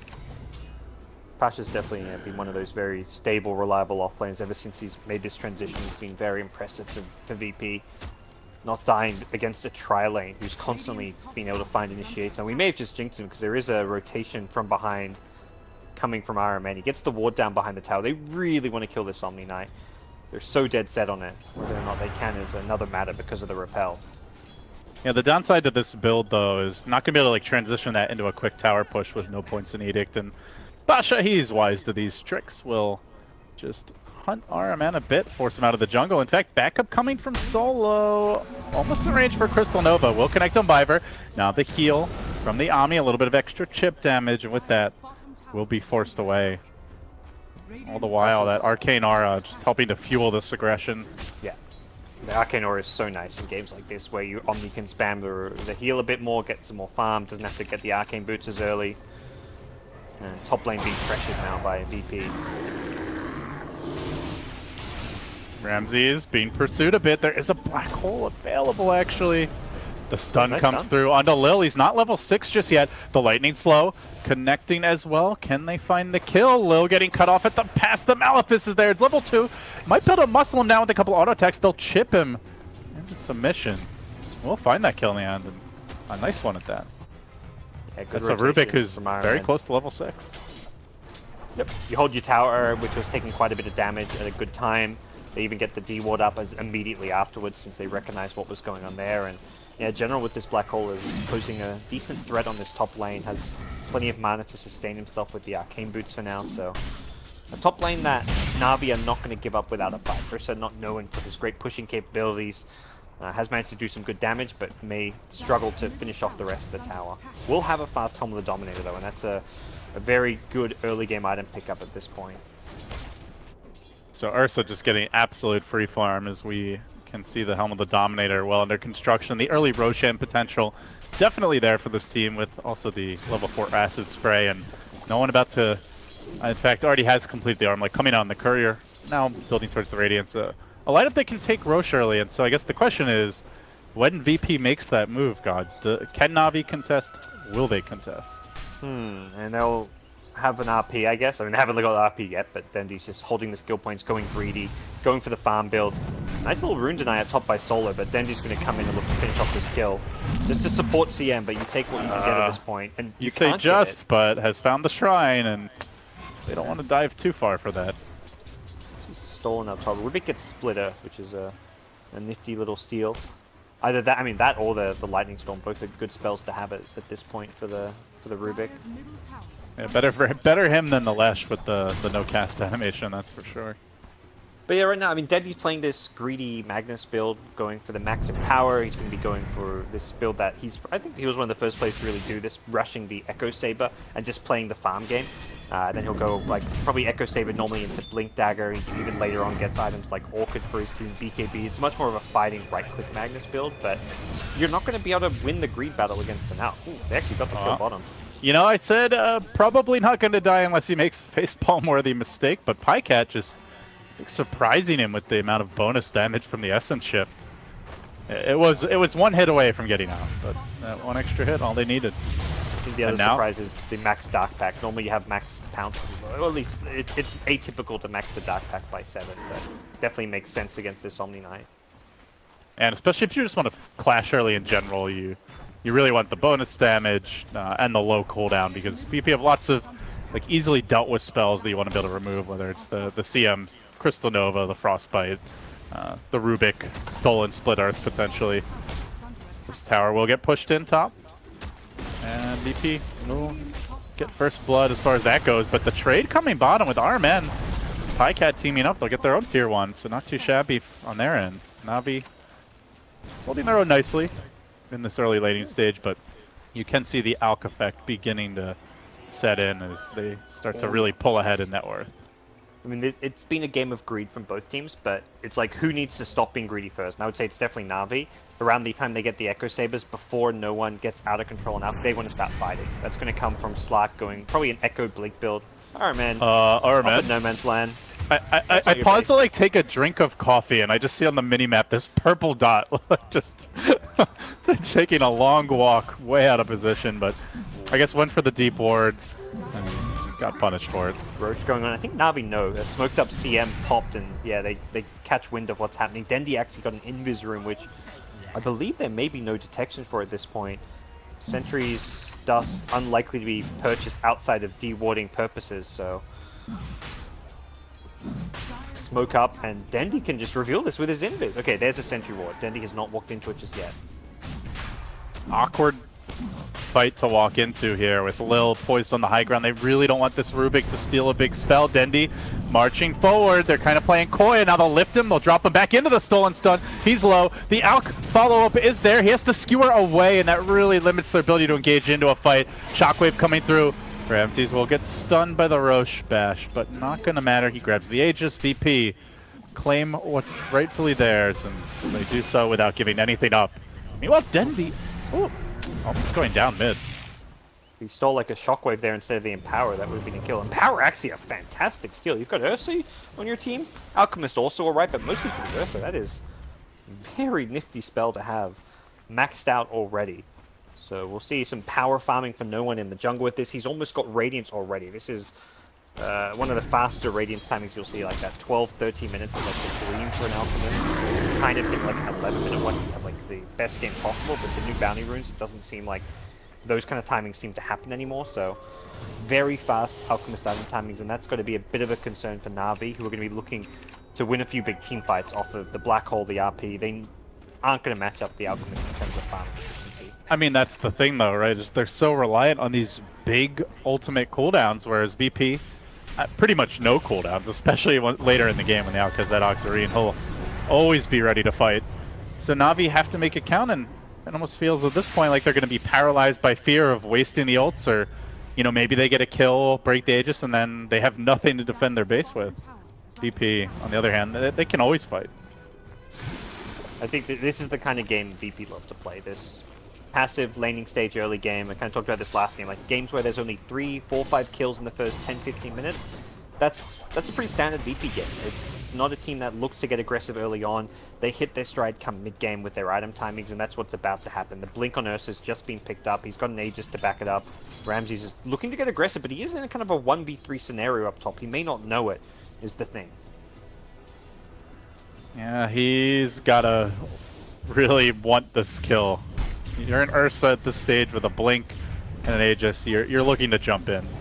They're gonna TP one up to join Ramses. He goes in on Fiverr, and that allows General to safely back away. Armin there with the kiting slow, so they will retreat. They almost managed to crack that Aegis, in fact.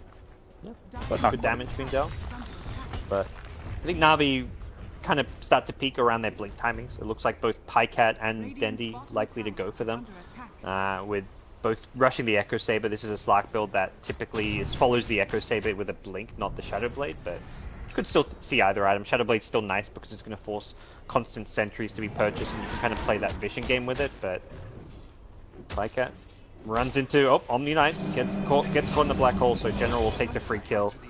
Perfectly fine black hole. Solo kills at this point for Navi is better than nothing, and they haven't been using these ultimates. Oh, this so would be a big kill too if they can find Lil, but he lifts up the Lesh, he stuns him, manages to steal the Pulse Nova, jukes into the trees as Biver gives chase, but Ramses is coming in hot and heavy. Ursa looking to turn this one around, he'll carve up the Lesh rack, and now they turn back for Biver. They're going to fight 2 for the price of none as Lil swags all over them. Yeah, nicely played, nicely baited. Pycat wants to get this mid tower, but I don't even think he's going to be able to get that.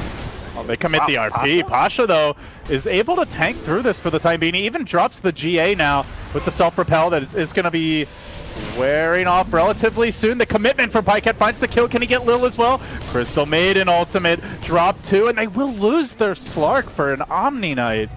Hardly seems worth it. The tower to be denied momentarily.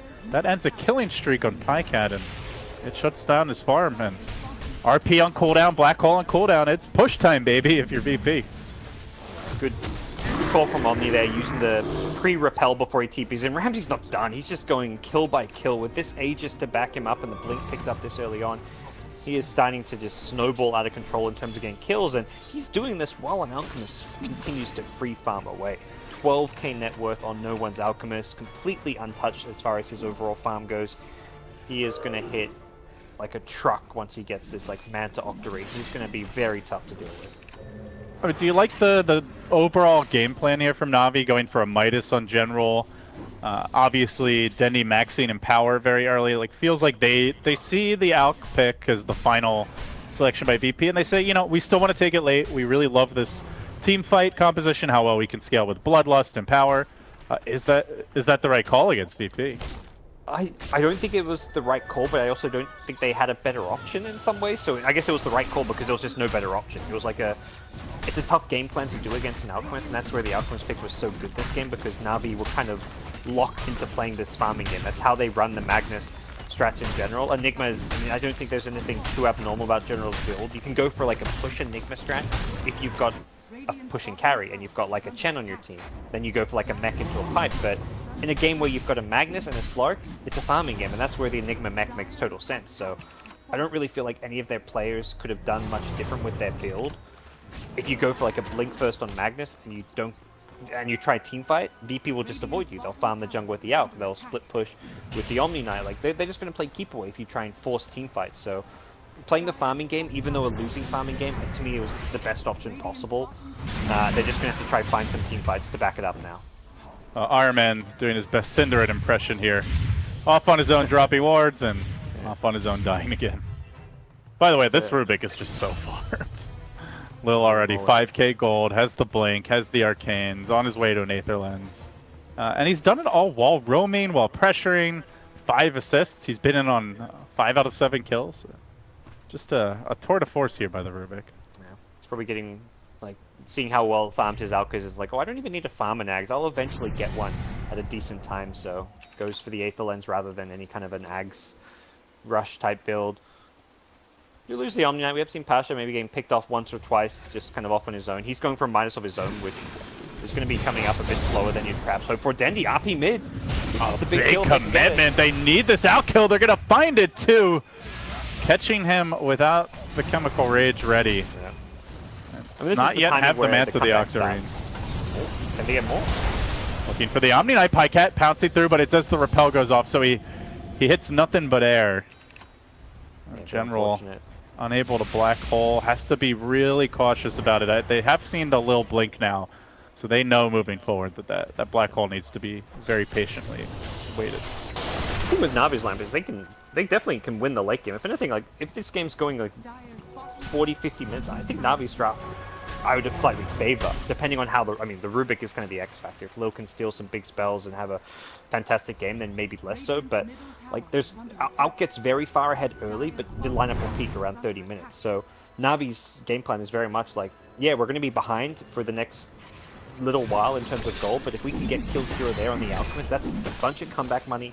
It's also just buying us time where we can just farm for the late game, because Navi are going to be just all about that late game, hitting those big RPs, black holes to kind of take it to VP later on. And it's definitely different from last game where they went for the double BKB mid-game carries, and it really did feel like Navi was going to be on a timer, because sure, Sniper Luna scales well late, but Sniper was just never going to get that level of farm when you compare how quickly like a Gyro and Ember can CS.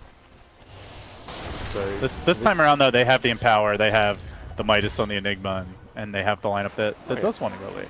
Yeah, and you kind of alluded to some of their past games where they'll get behind, and they'd just be playing those Magnus strats and get behind 10, 15k gold, and all it takes is one late game RP, and suddenly you've turned the game around. So this is much more the game. It's the Shao-Wade TI3 strat. Yes. Just lose 3 lanes, win game. Lose the lanes, win the game. Yeah. Big 5-man team fight, high ground defense. Yeah, they don't have a Yao Magnus though. They've got Dendi, who's been okay so far. We haven't really seen him have to come up super big just yet.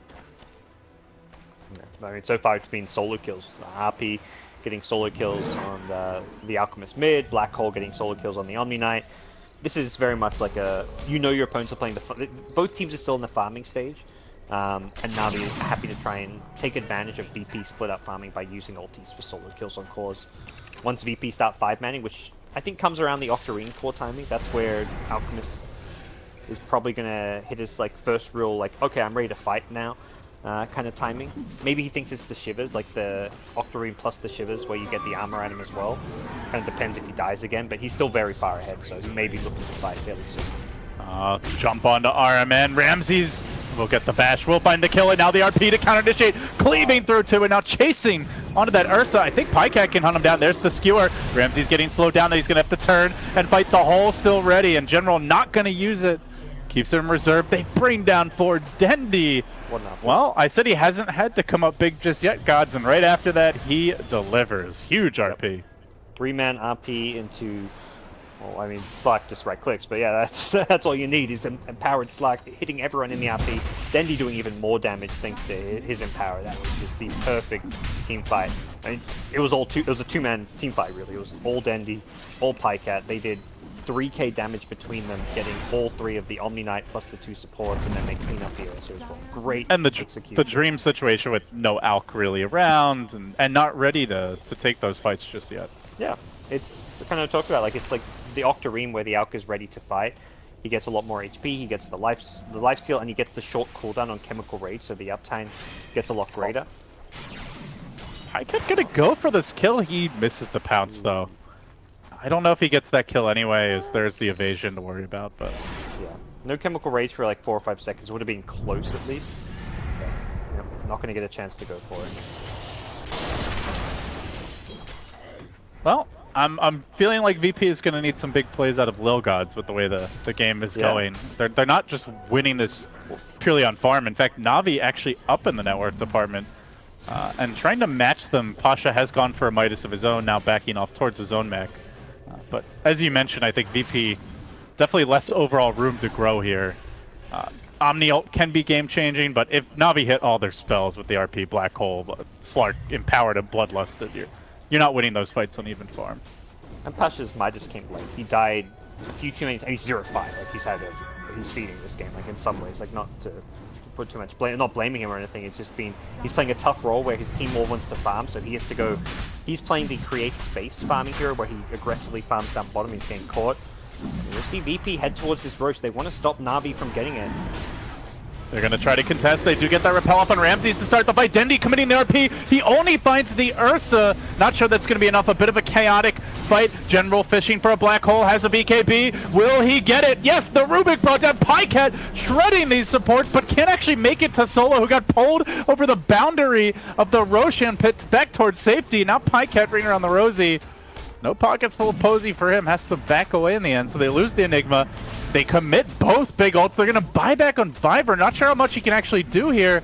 Pycat only has 6 Essence Shift stacks. Not really a whole lot of damage compared to earlier. And VP, snag the Aegis, will get away. Bit surprised to see that buyback. Yeah, I mean, I don't think Navi needed to force a Roche fight either. They felt confident because they had the double ultis, RP and Black Hole, but the aggression from Ramses. Ramses knows he can just blink in unafraid. He's got an Omni Knight to back him up. He also just has Enrage. He blocks the majority of the damage thrown his way, so he blinks on the Magnus. He forces an RP and a BKB out of Dendi. If Dendi doesn't RP there, he just dies. So it's not necessarily a bad RP, it's just not a good RP. It's an RP that had to be used to save his own life. At a Roche fight, if you dies there, then you've lost Roche anyway, so he's hoping that his team can win in the fight by staying alive, and that was just, I think, it was just too risky of a play for Navi. Oh man, Pycat, he's going to try to go in here on Ramses. Is the backup coming? BOT's already up on no one and is able to rejoin the fight. Looks like a dieback for Viper, and a couple of swipes from those swords, and no one will make Chop Suey out of the Ogre McGee. Navi, they win a fantastic fight with a 3-man RP and followed up. I mean, we talked about game 1, what can they work on, what needs to improve. It's the coming up with decisive shot calling that is the right calls. Like, they made a call to go for the Roshan, but very much a risky call they didn't have to make. Even with the ultimates, it was just too hard for them to deal with the Ursa, and now Navi find themselves back in a bit of trouble, but they're trying to fix that by going for this smoke gang. They have RP, they're going to isolate, no one look to catch him out. Shockwave was stolen by Lil, not the ideal spell to grab. Can they chase this out down though? Gets off the stun, the repel, the armlet toggle keeps him alive, and now General in trouble, looking for the TP out. The stun coming in from RMN. Pycat will find the Omni kill, but now they want to get the hell away as Ramses is going to be free to do as he pleases. Disco Pony for dinner. Ramses dancing on his grave. 1 for 1 overall. They commit the RP, but you know, with where the creeps are, you can actually drop an RP for a solo kill, and not too likely VP can really punish it. Unfortunately for them, they don't get the Alk, but it's like that to me is still an okay trade for Navi, even though the Alk kill was the kill they were looking for. They're kind of just looking to, again, they're stalling this more for the late game. They have a fairly low cooldown on the RP. It's only 100, I mean 100 seconds is not short by any means, but it's shorter than like the Black Hole, for example. It's something you can use a bit more freely to find these kills. But A deep dive by Pycat. He sees one support instead. Right. He grabs the other. He's like, do I want chicken? Do I want pork? Do I want both? Couldn't have both that time, but this is where the Slark can really become a problem, gods. Like, anyone on VP who's on their own, even if they don't die, they're unlikely to win a fight against Pycat, I would say, at this stage. Even the Alk, like, Alk is not a 1v1 carry, really. I actually really like Slark as a carry against Alchemist, and that's why I still think this game's in a pretty decent spot for Navi because of that matchup. This game dragging on, you've got Empower on Slark. He gets on Alchemist, it's very easy free Essence Shift, and all it takes for Slark is to get like 10, 20 Essence Shift, and you snowball very quickly in a given team fight, and then you have that for the next team fight. So this is a game where Pycat can have a fantastic game. It kind of continues at this rate. It's just going to take some, I think, more caution and patience from Navi. They don't need to force risky fights like that Roche one. They just need to wait for their moments, wait for, I mean, defending high ground is like the dream for Navi. Obviously that's not, they don't want to be in a position where they're behind and VP's pushing high ground, but they don't have to rush this game. They have the better late game in my book. Yeah, I think for sure, and you look at the overall itemization, selection, and the rest of the shot call, like it seems like that was the strategy. It's just their natural desire to fight kind of overtook them a bit. They're just so bloodthirsty. Yes, they're having TeamSpeak in 2017, huh? Yeah, it's not Ventrilo, at least. At least Ventrilo was like a throwback classic voiceover IP program. There's no TeamSpeak Dota songs, okay? Yeah, okay. Alright, quickly resolved at least, but Aegis still up for about a minute longer, and Ramses with a Shadow Blade has a second means of initiation. They dropped the sentry! Hey buddy, how you doing? Okay. Oh my god, he dies fast. Coming back for round 2, but they have to be careful not to clump on top of him as there's a Black Hole and an RP to worry about. And Pycat just working on Ramses, quickly purging off that Repel GA combo. Finds the kill, he can chase for more here, getting pushed forward, pouncing in onto Solo. Could look to snare him if need be. Need does not be. They'll find the kill anyway, and man, this Slark is an absolute terror. Already feels like he is long since hit late game. And Orchid Silence is just so great against the Ursa because he can't enrage out of it. He didn't get a chance. He lost that Aegis for free. They didn't have to put any ultimates for it, and then they got the easy follow-up kills, being able to purge off the Guardian Angel. So even though he had the repel there was no way that he could survive against the physical damage. And Navi, they want to go for the high ground. They've got Edict. They push very fast, and without Ursa CM, this is a free Rex. All right. It's kind of feeling like Game 3 as long as they don't throw it. They have the BKB Black Hole. They still have the RP available. They should not lose a fight to VP.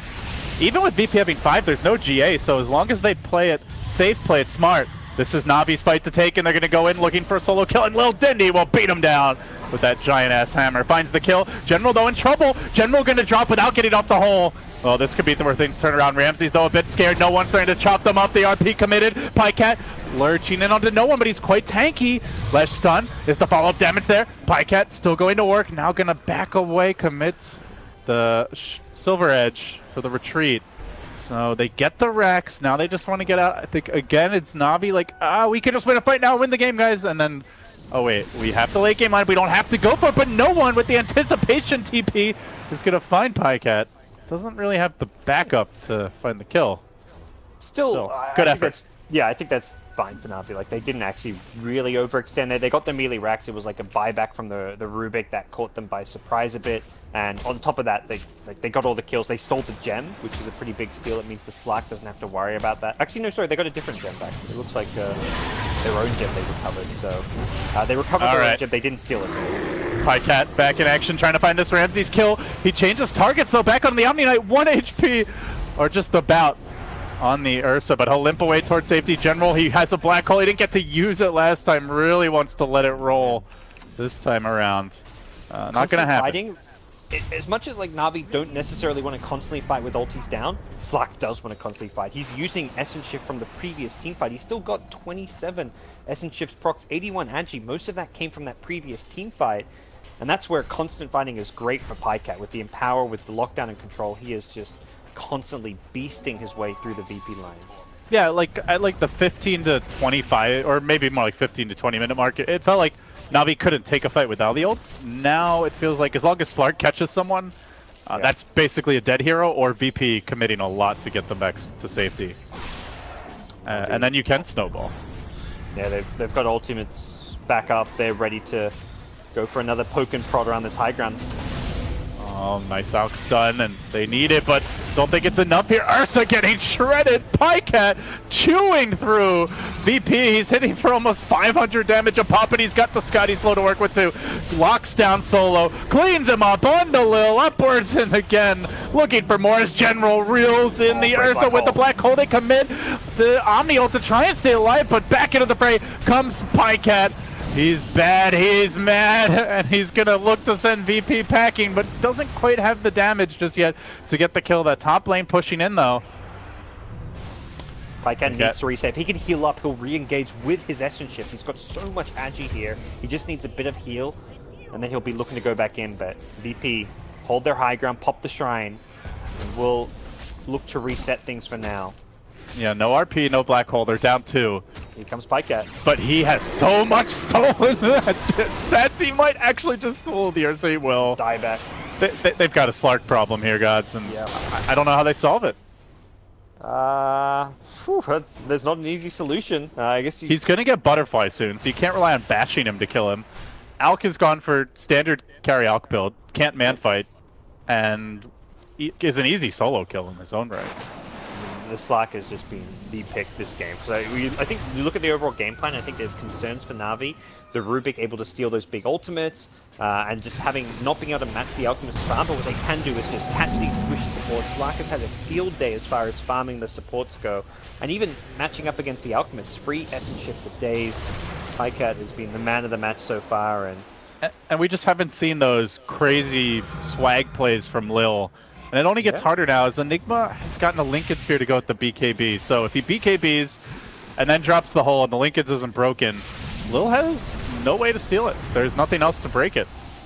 That's how you verse Rubik as an Enigma. You get the BKB and the Lincolns. It takes a lot of money. You're going to get both of these. And now he still doesn't have a Blink, which may be his next item, but at least it guarantees that you're not feeding away that black hole to a Rubik. Well, they're trying to make this game as unthrowable as possible, but this is Navi we're talking about, so let's not count anything out just yet. Yeah, I think though the hard thing is they just don't have a good answer. We've seen the Orchid just burst down this Ursa on multiple occasions and being unable to, up in that first Roche fight, we saw Ursa jump in, no silence, just instantly enrages, takes on Dendi, but since then he's just being dealt with because of the Orchid pickup, and it's been a very value item for Navi, and until they get a Blink on Omni Knight, it may be hard to deal with that Orchid because Omni just isn't as mobile as the Ursa. Similarly, Ursa may just want to go for a BK. Yeah, he's got BKB queued up. He needs some defensive item of his own, and this Shadow Blade pickup has not paid off for Ramses at all. Navi looking for the killing blow here as they sweep around under cover of smoke, and Alk Illusion guards the way. Navi know better though. They sneak past it, They're going or to try nice ward into. The ward is past the sentry. I don't think VP are going to be de-warding that one. Yeah, fishy. VP might be saying, but Pycat, just not going to be an easy takedown. Calmly pick off the tower. And another pause. The voice issues continue. Slight reprieve for both teams here to think about how they want to approach this one. Do they really need to communicate at this point, gods? Just put Slark in front and go hit buildings. Yep. The man feels pretty immortal at this point. No, Slack, do your thing. I mean, Bycat, yeah, you can take the pub game approach. He's 14-1-7. I mean, it kind of has been. This is like a typical like Slack, like what you do see in pub games. So that's what Navi needed. They needed that just flashy solo play, go around, farm supports. Often Pycat's playing on his own, just because by playing on his own, killing the supports, it enables heroes like Magnus and Enigma to use their ultimates to get a solo kill here or there, and it's worked fantastic for them. So they'll stick to the game plan for now and hit some level 25 soon on Slack, so we're going to see one of his nice 25 talents. Probably the I don't know if you go Pounce Leech Field because the Repel gets you out of Pounce, but either one is going to just boost up his late game potential, and there's the Blink. So General now has the Blink Black Hole to help win Navi a team fight. I mean, you go plus 12 stats, and this guy is sitting very cool. In fact, we'll be over like a base 3,000 health Slark on edgy treads. He's not dying. He's going bootsless too. He feels good. He feels confident. All right. The MKB. I can't say I blame him either. I was hoping we'd get a big fight where he had Essence Shift stacks and the DD rune just to see him hitting for like 800 plus a pop, but either way, he hits hard. Yeah. No more Radiance Evasion. BP really under the gun now. The siege about to begin, and all eyes on Lil. Can he find a big play? He's stolen in power, that's okay, but Pycat's still chewing through those illusions. Dark Pacting off the Alk stun. He has the Aegis for a bit longer. He's in pretty far, a bit too far. He's got a Shadow Dance to avoid losing the Aegis prematurely. Still a couple minutes on high ground sieging hero. You can kind of just keep throwing, like you lift him, you pull him in, you throw in Sable Concoction, and you can chip away at his Slack, so pretty hard to push high ground with him. I guess the most they can do is like put a Linken's on him, but that's not enough against all the single targets. Yeah, they've got the Solar Crest as well, I believe. That's all. Yeah, Leshrac with the Solar Crest, so that helps a little bit as well, but we'll see it again here. He's got no ultimate, so he needs to be a bit careful. Oh, he's gonna leap away as they move in. Dendy with the RP still available to hold to start things off. He's trying to find more. He whips on the RP, then skewering the other way, but he's got a refresher to work with. Looking for round number 2, no one. Surging forward onto the Enigma, gonna bring him down. They've cracked the Aegis. Can they do it again? Pycat, quick stun, but Dendy's back into the fray. Lil looking for a potential spell steal. He gets in power. It's too long, the cooldown. And Navi carved the path through VP. Looking to force the game 3. They'll bring down the tower. They work on the Rex, and Solo with the GG call. Well, Navi just had insurance policies upon insurance policies there, guys. There was almost no way they were losing the fight at that point. Yeah, I mean, that's the thing. They got all the necessary items to make it a very low-risk push for the high ground then. All it took was getting vision of Ursa. The second they saw Ursa, Enigma's like, I'm going to Solar Black Hole him because they don't need to hit a 4.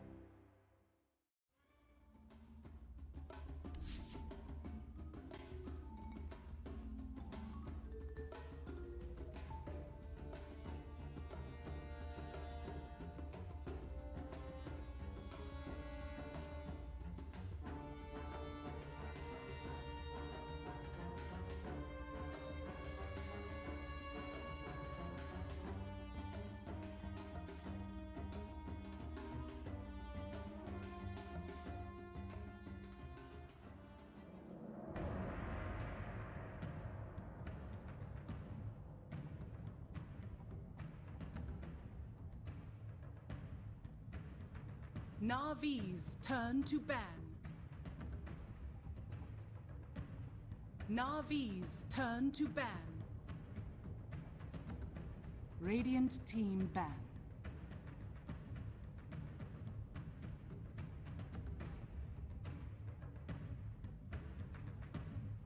Keeper of the Light Dark.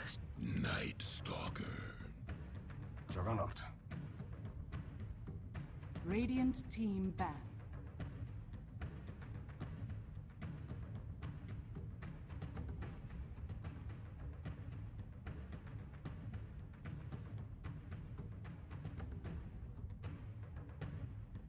Ten seconds remaining. 5 seconds remaining. Reserve time.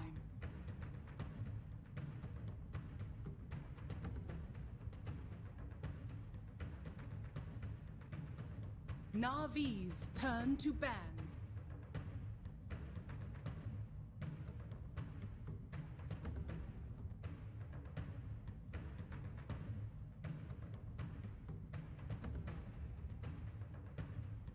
Ten seconds remaining.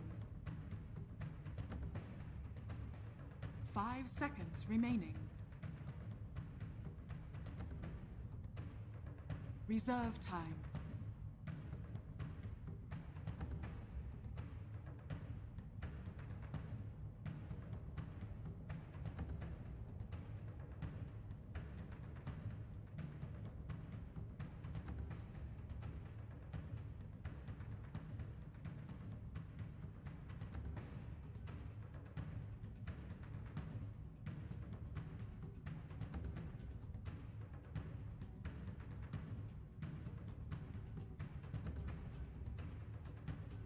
Radiant team ban.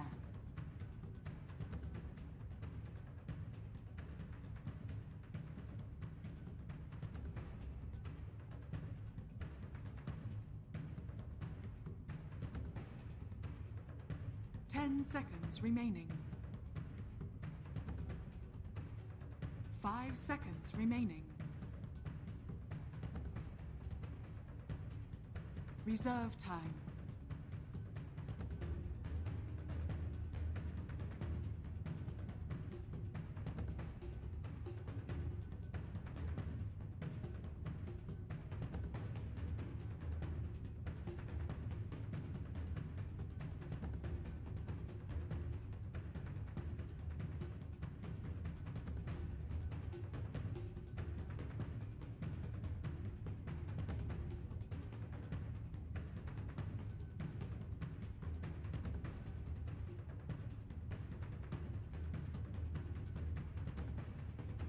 Navi's turn to ban.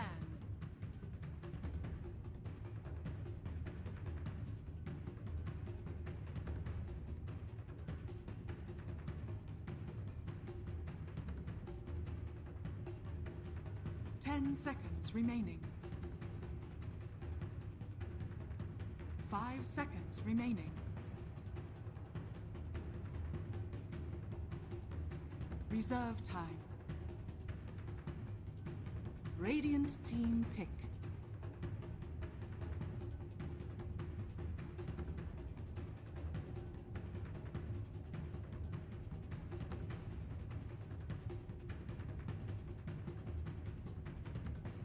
Ten seconds remaining. 5 seconds remaining.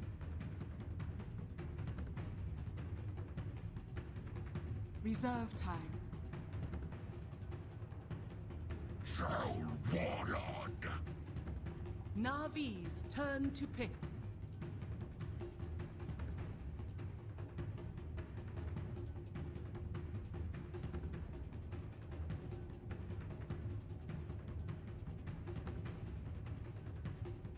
Ten seconds remaining. 5 seconds remaining. Reserve time.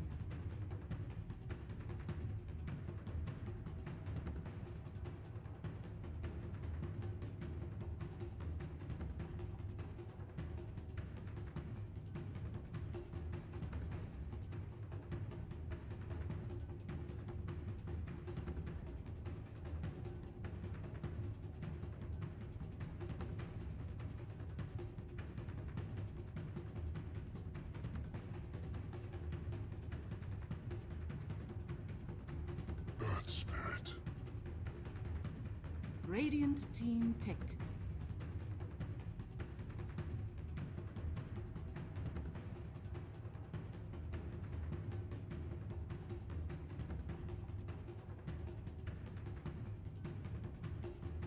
Disruptor. Navi's turn to pick.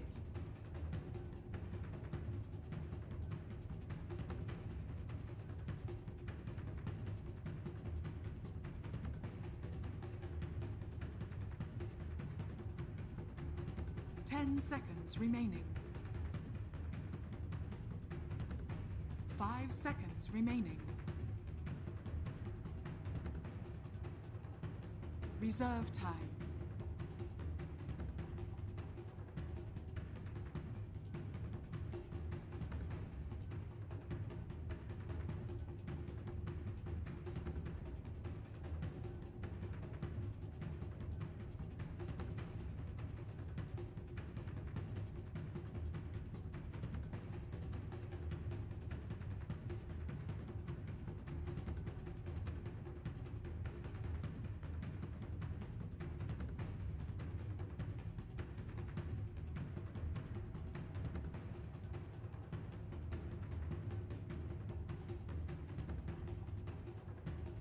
Abyssal Underlord!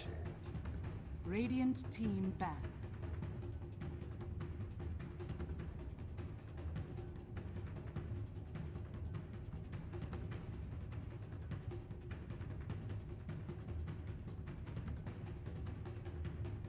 Ten seconds remaining. 5 seconds remaining.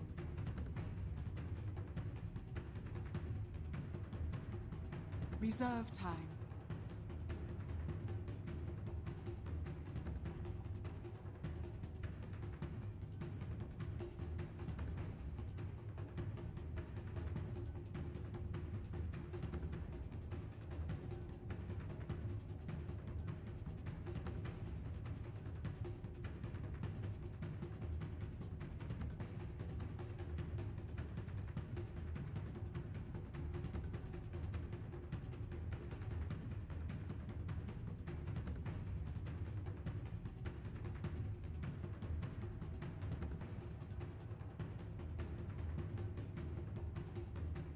Navi's turn to ban.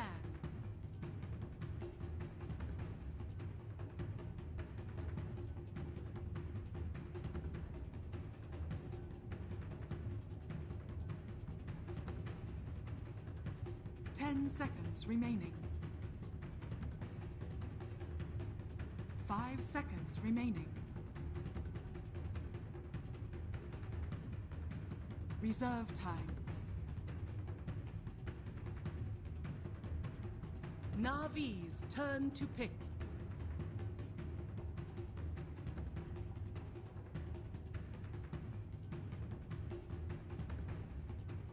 Invoker. Radiant team pick.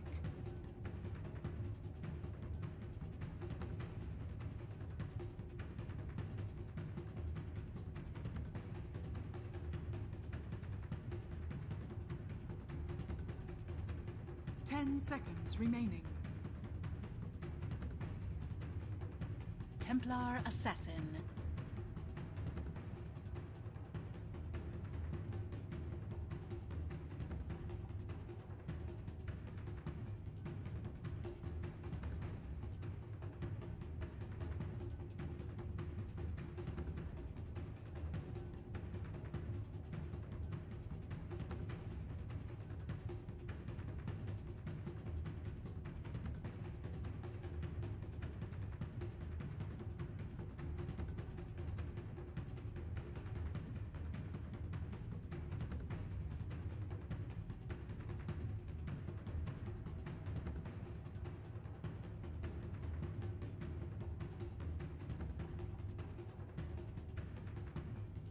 Ten seconds remaining.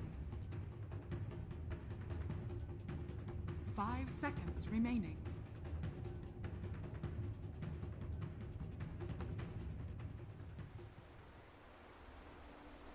That first second nighttime. It's maybe less laning stage, but definitely once the laning stage kind of collapses and you get your like just like you say, second nighttime is kind of like around the timing where VP are going to be strong. Once they have level 6s, once they have just like for Darkseer it's like maybe a level 7, so you have a level 4 Iron Shell, chucking on a TA, a Night Stalker, start running at people, getting some glimpse kills. So Navi are going to be the ones perhaps a bit greedier this game. Last game it was like greed versus greed. It wasn't like who's greedy. It was just like who could use their greed to take better fights, which was Navi. This time around, it's Navi trying to kind of take the greedy approach against the aggressive VP mid game. All right, who's your money on here? Game 3, Navi looking for the upset against VP. I think it's draft wise I prefer VP, and I mean before I saw the draft I would have still stuck with VP. Just I feel like they made the adjustment. They know they just need to maybe ban out that Magnus, and now having seen the draft, I think I favor VP slightly more. But never know. It's if Dendy can have a big game on the Invoker, there is the potential there for Navi to make some plays happen around the map. It is hard because they haven't got good Sunstrike set up, but that's just, I mean, that's where a good Invoker player may not need those setups. So we'll see what Dendy can do and whether or not Navi can get enough out of the lanes. I think the lanes is going to be important for them because they've got potential to upset the lanes a bit. Like a Coddle Underlord lane can be very disruptive. The Earth Spirit with his roam around the map can perhaps win or at least secure the mid lane for Invoker. Pycat's likely to be just left alone a bit.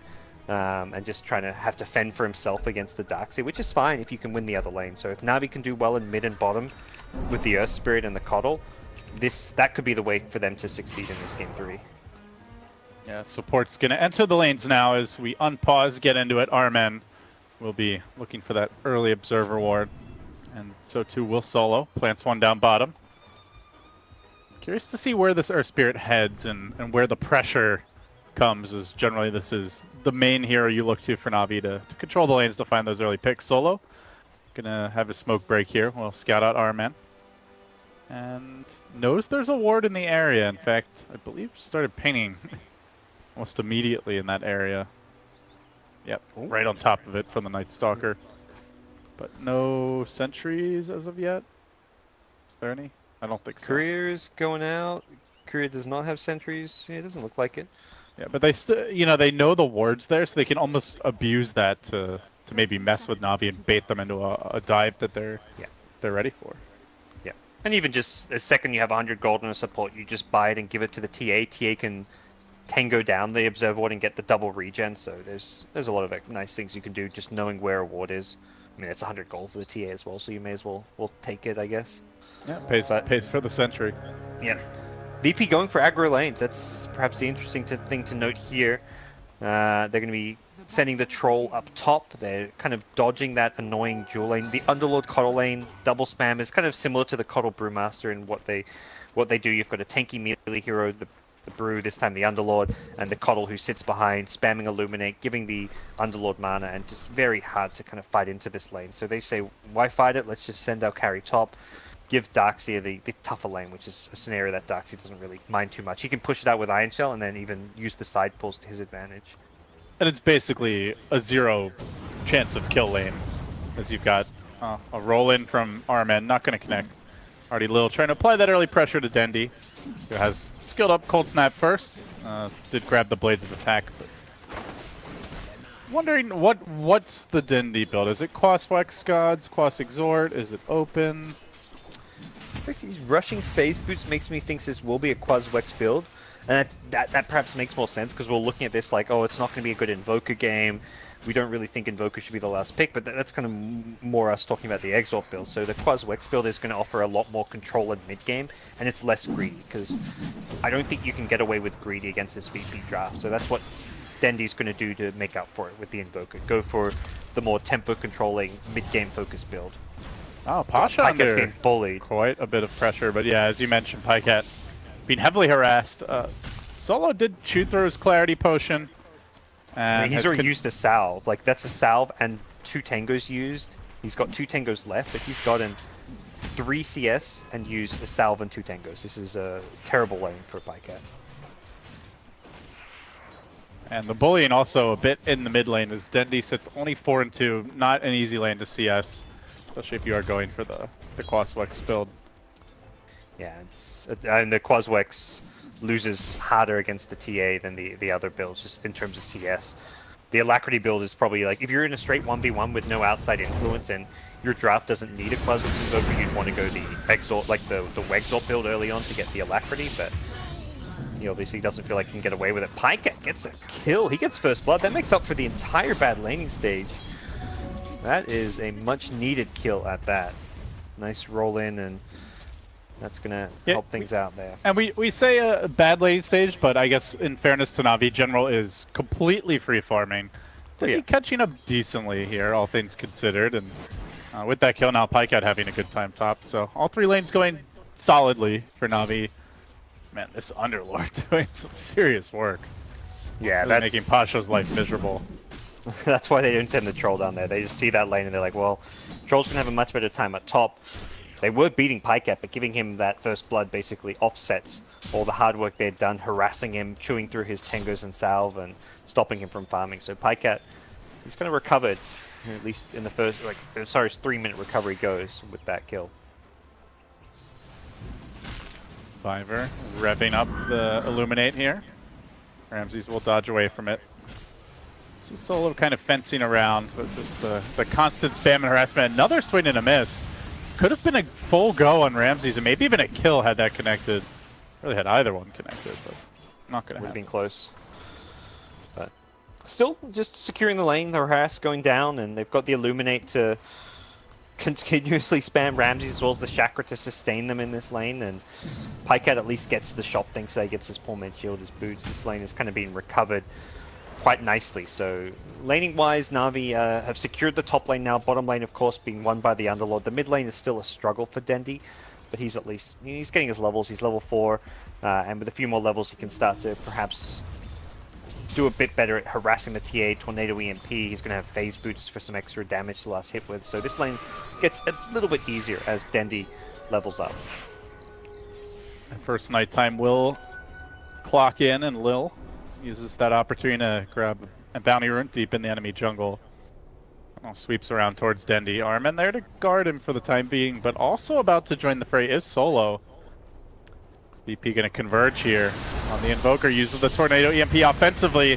Perfect time to strike. Boulder Smash comes through, connects on all 3 heroes. Armin, big save there. He'll pay with his life, most likely, yeah. But otherwise, it's Dendi who goes down. That's worth it, and that's definitely the downside of ever using those spells offensively. Tornado MP goes down and they instantly go in top lane, though they are looking for the return retaliation on Ramses. They won't get it, though. Nice TP out, and not a lane that can really do anything about that. As Pasha continues to take some harass, but he is free farming here in his own right to match General. So, a rotation on the top lane. Armin rolls in and then follows up with the kick, but he might get punished here. Trying to run away. There is a level 1 glimpse, and he'll use it. Pulls him back in under the tower. Armin dying again. Wow. Kind of creating space, but not really getting... I mean, the mid-death was totally not his fault and, like, good for the team. That one, perhaps not so much for the benefit of his team, that he dives in as he did. So no one free farming now in the mid lane, and I guess God's looking forward like the next 5-10 minutes. What are the... Oh no, General! Bottom. The bash bottom. This could be his death.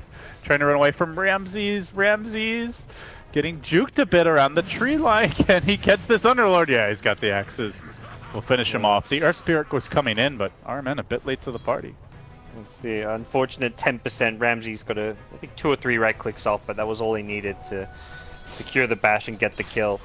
Underlord was very, very farmed as well in that bottom lane, so that's a nice kill for a troll who was starting to struggle to hold his own in that top lane. So yeah, he's close to mech here on the Underlord. He's really big, but it will be a mech deferred. See where he goes. Probably just keeps going back to the bottom lane. Definitely one of the things with the Underlord is you just got to kind of keep farming your lane. You're not like a tempo controlling clockwork type offlaner. Talk about the different options for Navi. They went for the kind of greedier farming option with the off lane, but this does give them that strong 5-man once they have the mech. Mid lane, Dendi. Trying to move in meanwhile. That jug spin amounting to naught, and they have the dust here mid, so they'll bring down the Dendi Invoker. Well, we mentioned coming in, they have a pretty low win rate on the hero in this qualifier. VP showing they know how to punish it. Dive him under tower, kill him under tower, and I mean, Navi just not the best lineup to counter gank. It's really just the Earth Spirit who can do anything. Well, done with the aggression. Nightstalker behind the tier 1 mid will force some TPs up, but I'm not sure Navi can actually get any kills off of this. Dendi will come back after respawning, but he's just a level 5 now, level 6 Invoker. Struggling quite heavily against TA, who's a full level ahead and full 1300 net worth ahead. I'm feeling like the way the game's developing for Navi gods, like they're really gonna have to rely on 5-manning around this mech and the Underlord's early levels, because when it comes to these smaller skirmishes, it just seems like VP are easily gonna come out on top. Yeah, they'll probably get the mech around the time Pikehead has like a Helmet Dominator, so they'll get that extra creep to play around. I mean, Dendy's a death hero there. Dendy's like not looking for any big item. He's just going to go straight into the urn, so he has that Cold Snap urn synergy. But realistically, yeah, Navi's going to try and fight fairly early on. Perhaps this daytime now they want to start taking some smaller clashes, even before the mech comes up, just to try and use the fact they've got this Quaswex Invoker. And the times where I'm seeing these Quaswex Invokers succeed is they're actually rotating around the map. They're getting involved very early on. This Tornado EMP doesn't really scale all that well past like the mid-game stages, so you typically want to try and use it as early on as possible. Yeah, and eventually you get to the mid to late game and enemy carries very likely to have BKBs, and then Invoker doesn't offer anything against them with this build. He's not going to be able to get those fast levels too. He's not going for a Midas, so transitioning into the full like level 25 or level 20-25 Invoker with all 3 of his elements is going to be tough without that level progression. Yeah, no Midas inside, and just not going to be able to CS very effectively either. So, as you mentioned, a lot of pressure here on Navi to have that strong mid game. Not quite there just yet, but closing in on it. The mech, I believe, going to be picked up momentarily. Oh, I just lost my cursor there. Still a bit of a ways. And with the arcane boots, he's just about got the headdress and buckler, perhaps. Yeah, he's got missed roll. He's got the headdress. It looks like. Yeah. Pretty much has the buckler now, so just needs the recipe. Yeah, almost about halfway there, a bit over, and around that mech timing, it will be nighttime though, and it seems like this daytime, typically you'd want to see perhaps a team with a Quaswex Invoker get active, but I think Navi, after the rough laning stage, are just like, let's just use this daytime as a bit of a farming period. Like, it's kind of like, VP's not going to be quite as aggressive. They're going to use the daytime to farm, so Navi's like, we've got a kind of greedier lineup, we want a mech, we want level Invoker. Let's just use this little timing to be a bit greedier. Well, they roll in, they try to find a clean kill on Solo, and it's anything but as the turnaround comes. General getting caught out in the bottom lane as he tries to escape. He won't make it. The Underlord goes down. Pasha with the karate chop finding the kill. So a 2-for-1 there. Wanted Solo, but was it worth it? Not worth it at all. That is the aggression that I kind of spoke of during the daytime, which you can do if you bring the Invoker or Jug. I feel like you don't want to go for that kind of a dive without one of your other cores involved as well. They had just the Underlord there. They weren't using the Quaswex Invoker. They weren't using the Jug, who's got Omni Slash now. They bring one of those cores, I think that kind of move can work, but those cores are both probably telling their team, like, I'm going to farm, I need to catch up. So I think Navi should just have been farming at that stage of the game. VP now, this is what we often see from them, is if they feel like they're comfortable, they'll just really try to take advantage of some quality time in the jungle. Ramsey's using the battle trance to farm, and that's also going to accelerate no one CS. If we see some ancient stacking later on, but for now, cleaning those up. So economy looking real solid for VP.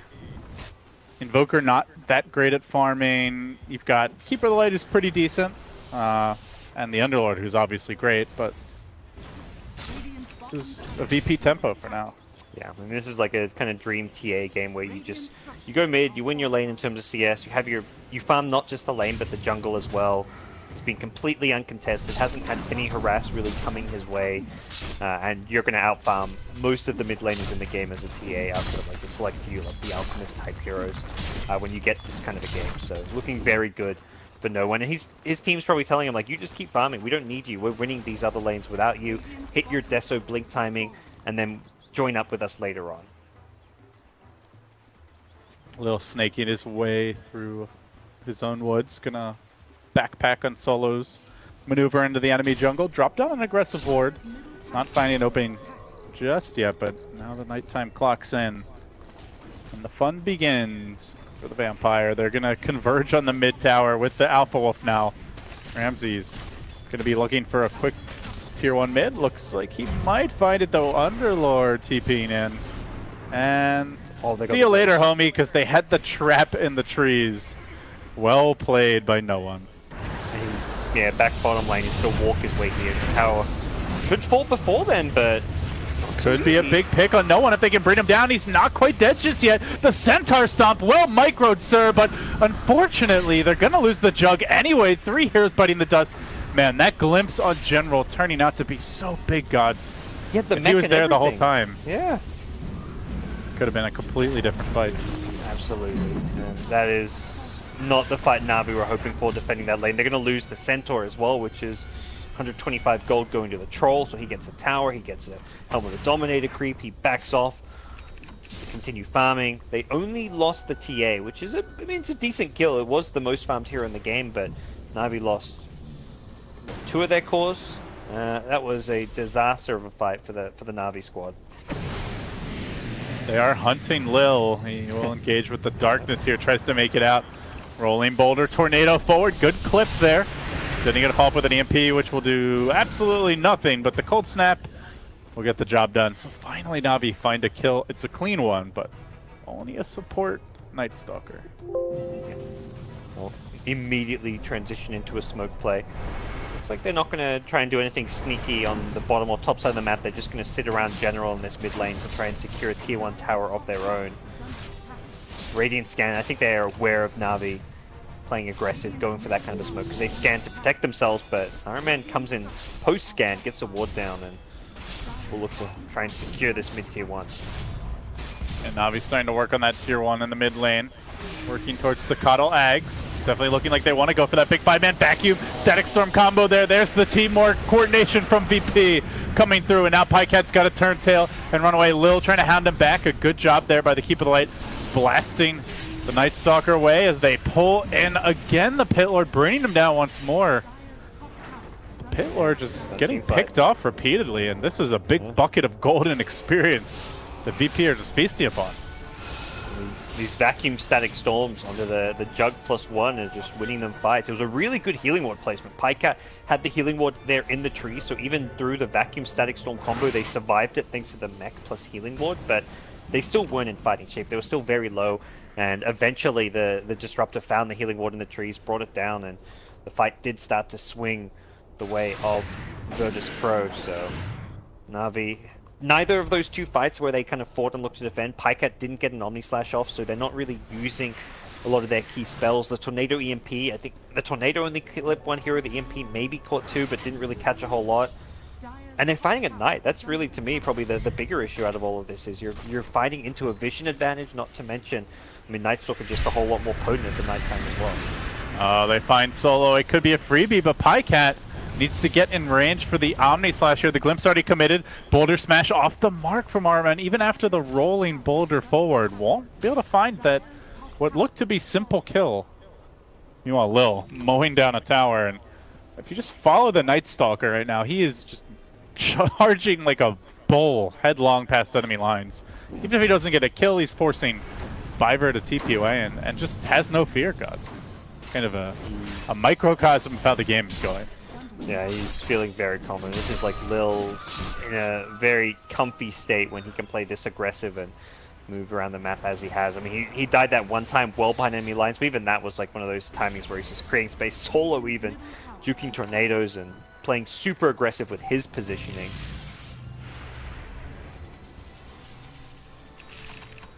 See Pasha very confident as well in his own right.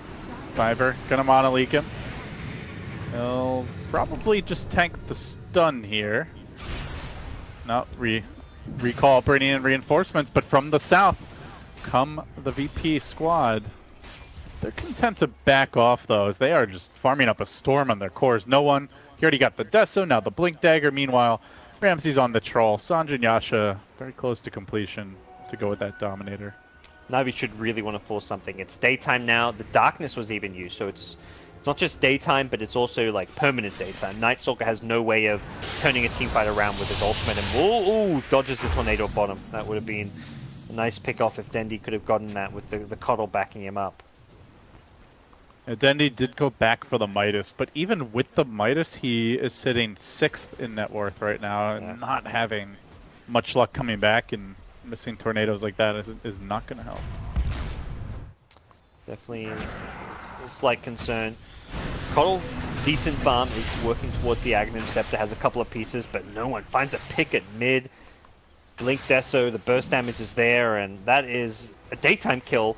It's daytime, and VP are getting pickoffs, they're securing Roche. This is about as bad as it can get for Navi, given their current position. They're meant to be the ones who are stronger right now. They buy back on Underlord, but I think it may be too late. Oh, is it? Is he going to come in? Could drop the ult and try to move into the pit. No, he's going to TP. Looks to engage, and he gets caught in that static storm towards the tail end. The wall also dropped for zoning tactics. Arman very low. Ramsey's looking to move forward here. Is getting cold snap controlled by Dendy, but the follow-up damage simply isn't there. Navi unable to find the kills just yet. Pycat trying to worm his way into the pit, but also don't think he would kill Roche off in time. They're lacking the single target physical damage, and VP just poised to move back in. Probably hoping that Darkness will be allowed to cool down, that Navi won't be able to make a move before then as Pycat just creeps. Navi is still very strong though. They've got Omni Slash, they've got the Tornado EMP Invoker, which has pretty high uptime, and General's mech has come back up. Ramsey's threatening them. They're going to send no one into the pit alone, and he will get caught out for a moment by the Pit of Malice, but able to blink away. Now Pycat smacking the Roche a couple of times. Traps. No static storm available for now, but they still move in. They're going to drop the kinetic field. Pycat and General moving past on the wrong side. They vacuum General away from his team. Tornado coming through. General's still alive through all of this. The mech keeps him in fighting shape. No one able to snatch the Aegis away, though. Slays Dendy in the end, and will now look for additional kills. They brought down 2, make it 3, going splat. Armen will fall, and now the trap deployed onto Pycat as he spins away, looking at least for the safe escape towards the well. Biver, though, might not be so lucky. Pasha chasing him out, commits the surge. That's 4 heroes dead, and on top of it, no one.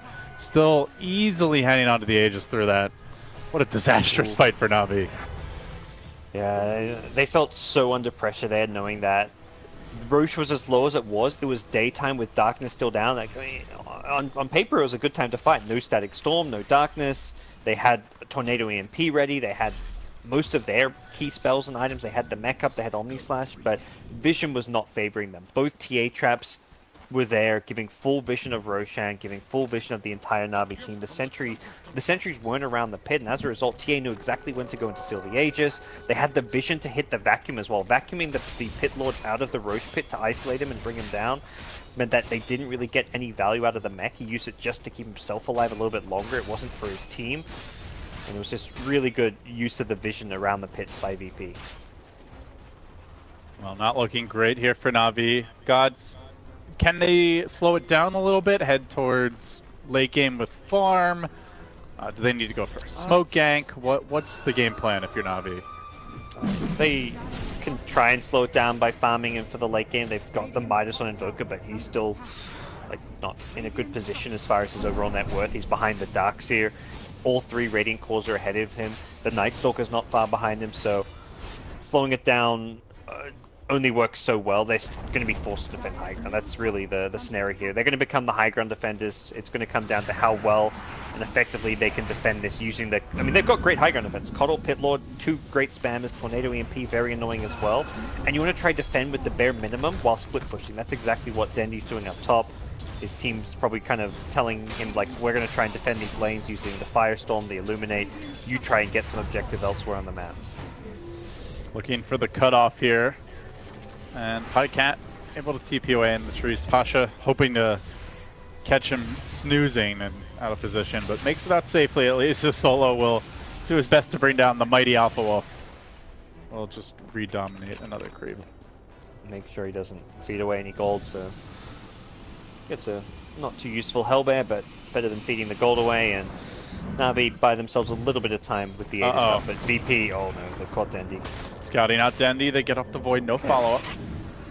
Still though, just a Night Stalker hit him. He's like, I'm TPing the hell away.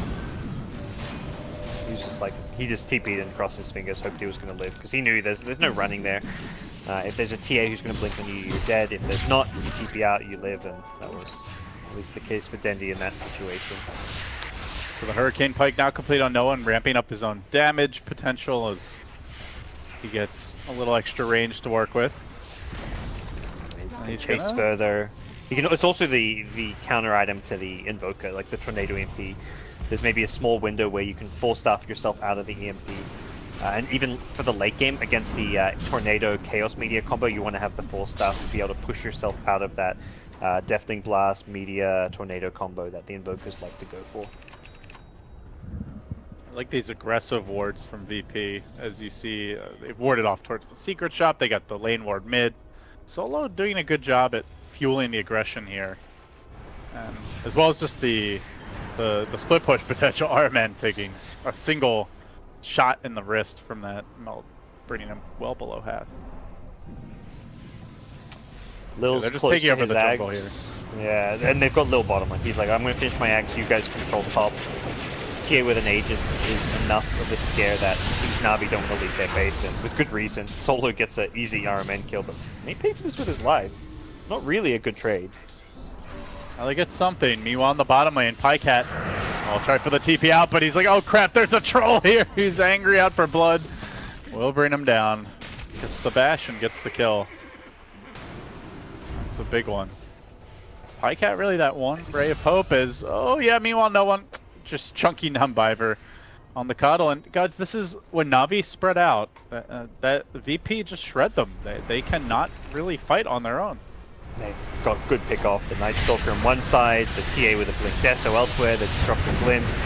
They're finding the kills, and there the Hurricane Pike getting him out of a dangerous position. But Roshun will expire, so perhaps VP may reconsider this, but they've got the numbers advantage, and yeah, no one's on the high ground because of that. I mean, look at this TA. No one is just absolutely out of control, going bonkers on Navi, bringing down RMN. They're not showing any signs of backing here either, as TA is healthy. And two heroes dead for 30 seconds, blinking in with the Hurricane Pike, gonna shove Dendy back towards as well, and no one. Just ignoring the Monolith, shaking it off. We'll go under cover of Meld as brings down the tower, looking for the Rex too. With the Troll ultimate up again, VP, they siege very quickly. Melee down, Blink out, and Navi unable to chase. BKB nearly complete, and gods, there's basically nothing to do with this BKB. Yeah, they're entirely relying on the Invoker to control these heroes during a fight with Tornadoes, with Deafening Blasts, and once the BKB's there, TA just blinks in, BKBs, kills whoever he wants to. Omni Slash, I guess, can be used, but you Omni Slash at TA when she BKBs, and she's got Refraction up, so you're not going to kill her, you're just wasting an Omni Slash cooldown, and it won't really amount to all too much. So very, very tough game for Navi to pull back. They lost the Rax there. That was without the Aegis even being out. The Aegis had expired. I guess they've lost a few heroes to the Aegis TA, but this game just gets tougher and tougher. VP can maintain the map control they've got if they want, and then just secure another Roshan. They can try and smoke up to find pickoffs. They've got the Ags on Night Stalker, so while Coddle's got an Ags as well, it's going to be nighttime much more often than it's daytime, and that's where this Coddle Ags is just not going to provide Navi the vision and utility that they hoped it would give them. Losing all semblance of map control now is with that tier 3 down, they'll begin to drop the shrine, so Navi even tougher to leave the base, relying heavily on the Keeper of the Light. That is the main way to get out. Still no BOTs up on Dendy. The problem though is they're very mobile on this BP side, so you leave the base with Keeper and you might just run into the freight train. Yep. And here it comes now. The plow is on the move. Oh yeah, they'll see everything as soon as that nighttime hits, and they can pop the darkness before nighttime to transition into night, so they get that elongated nighttime period. And Blinken, you'll miss it. Take a second too long to move your camera, you'll miss it as well. He wasn't responding to the heroes there. Gets the full stuff out, but he's glimpsed back. And caught and in a lot of trouble. Oh, almost two-shot there. The Guardian's Greaves helping to keep him alive. Instead, it's on to Biber. So they'll go, no one not actually killing anyone off after that initial Earth Spear kill, but does drive 2 back to the well and quickly turning to look at this tower. Just styling on them. Just going in on whatever he wants to at this point. Really not afraid. And why should he be? They just can't seem to touch him. The vacuum static storm combination catching out 2. A beautiful grab by Ha Solo, playing like a true team Bella here as Ramsey's going to bring down another. That's Dendy. General hitting the deck. Pycat about to follow. And VP showing insane teamwork. 4 hit the deck. Navi, they're out of it, gods. There's just nothing in the tank.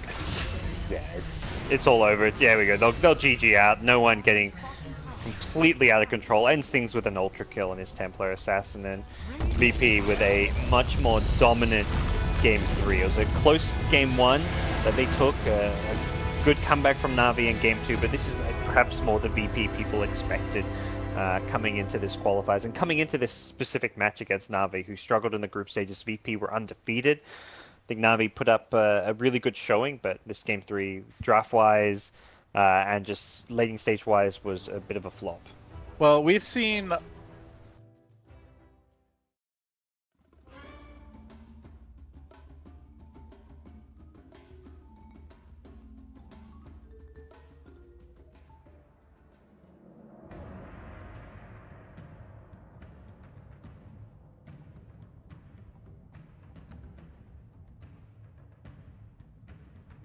Dire team ban.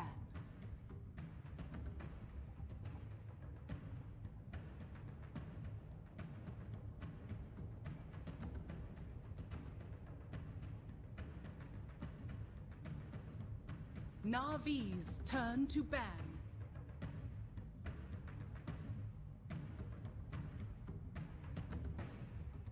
Dire team ban.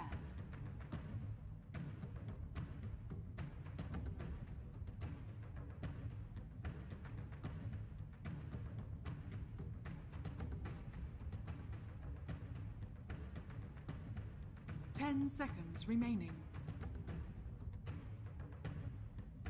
5 seconds remaining. Reserve time.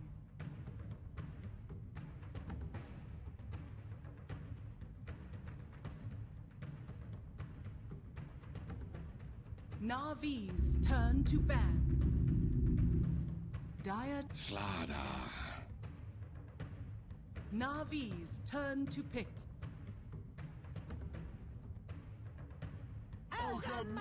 Life stealer. Dire team pick.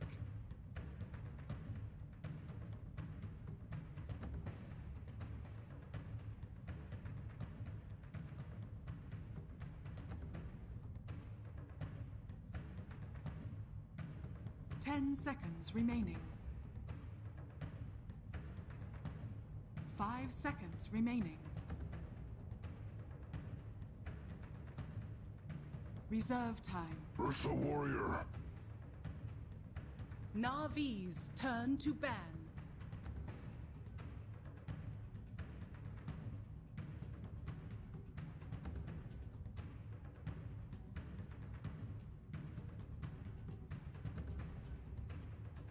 Ten seconds remaining.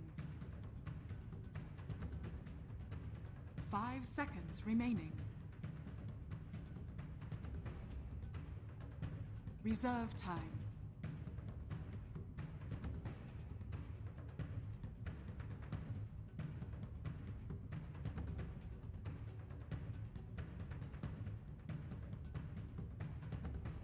Navi's turn to ban.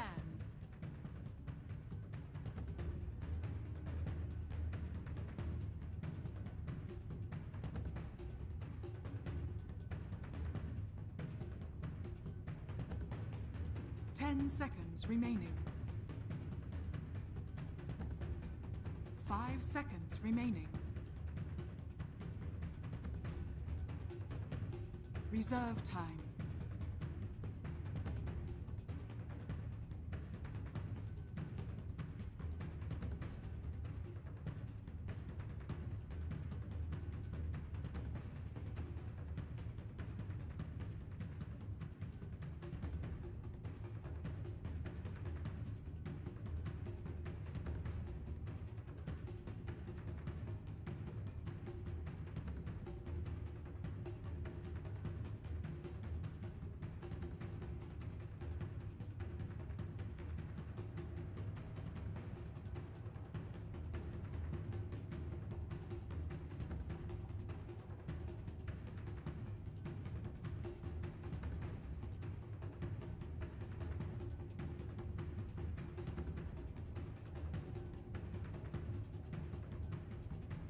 Dire team ban.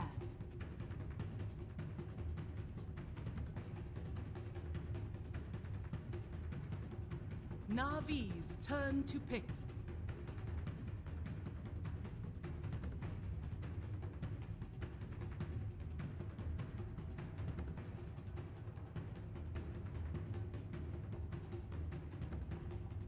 Ten seconds remaining. 5 seconds remaining. Reserve time.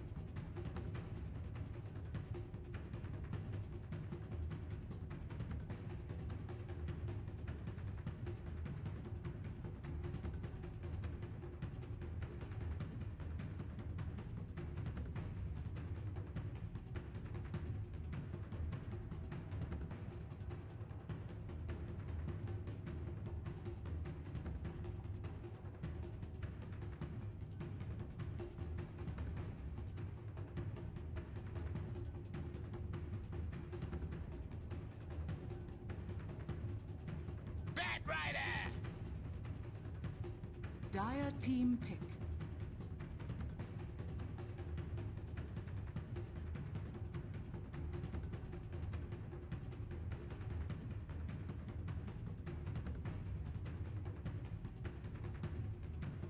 Ten seconds remaining.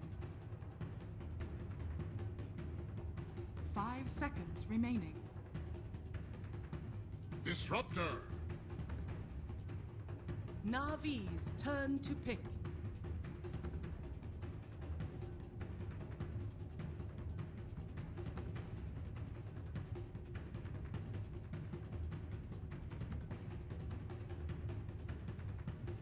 Ten seconds remaining.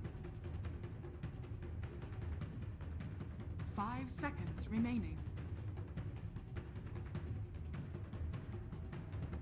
Reserve time.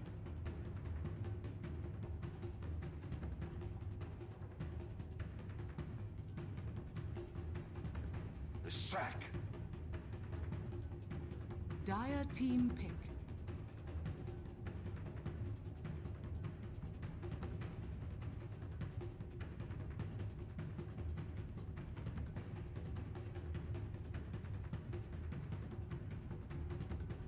Ten seconds remaining. 5 seconds remaining.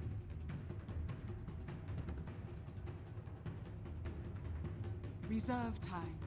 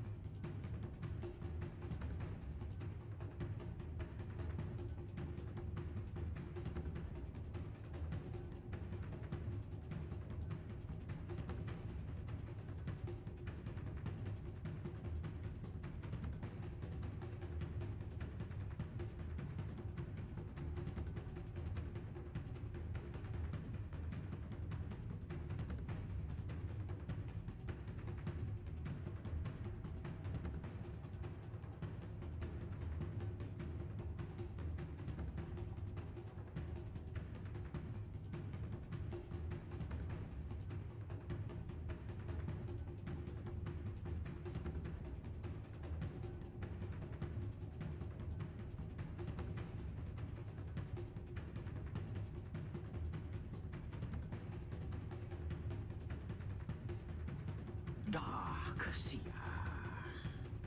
Navi's turn to ban.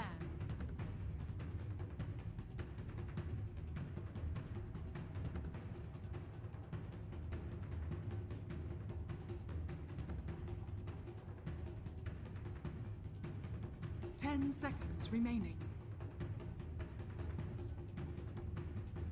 Dire team ban.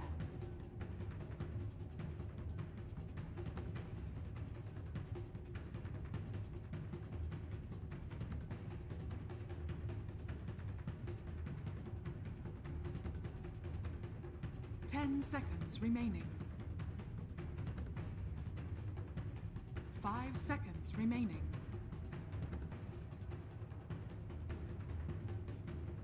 Reserve time.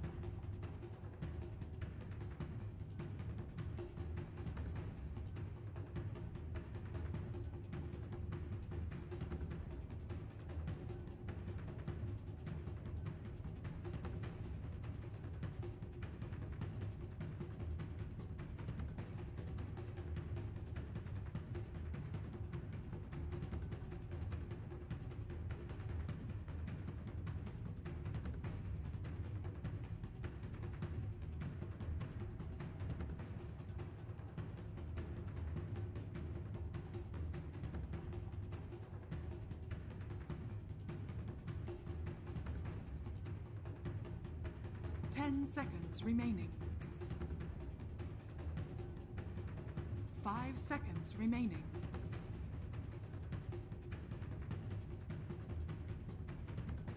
Dire team pick.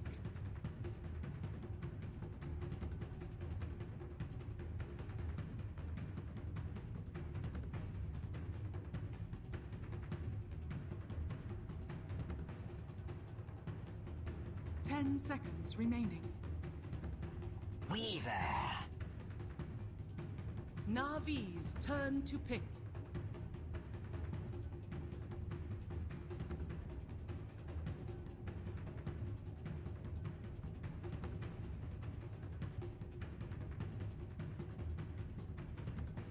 Ten seconds remaining. 5 seconds remaining. Reserve time.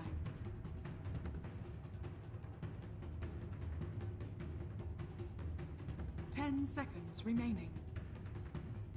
Shadow Fiend.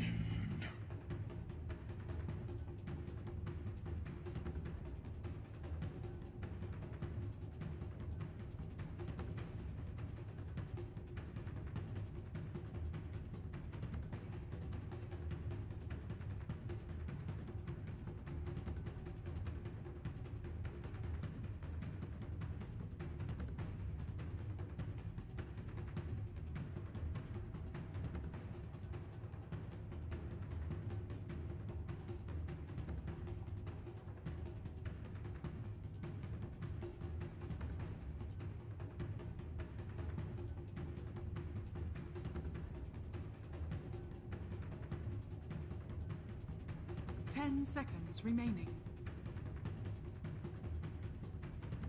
5 seconds remaining. Where Navi can. You prefer aggression?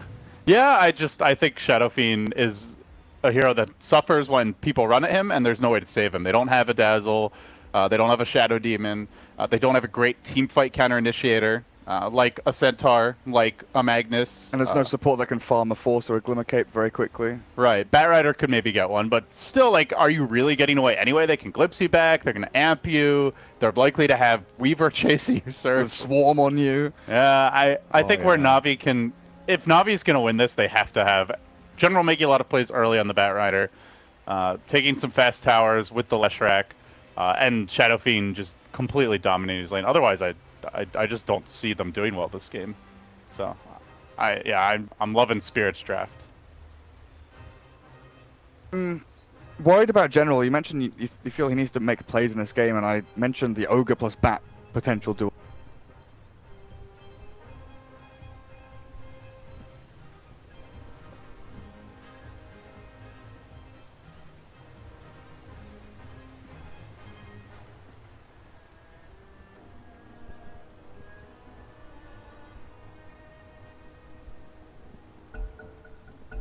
It's honestly a very hard choice. Yeah, that's where Spirit have like their options, right? Because their laning heroes are very difficult to gank, relatively strong. Like Darkseer is going to get his farm. Weaver, a hero that they don't have too much kill potential on, I would say, unless they want to commit both supports to that lane. In which case, you're giving the Ursa free reign, and Slardar can get a lot done. So it's a pick your poison situation for Navi is kind of how I see it. I like that from RMN, actually warding, centering up his own camp so Darkseer can't stack and contest and pull it. Yeah, that's nice. See the Dire Ward go down a bit. More difficult to deward this one off to the side. Yeah, I don't think I've ever seen that ward dewarded, because so often the sentry goes down here to catch the one on this high ground, or it goes further up north to catch one of the hilltop ones. Yeah.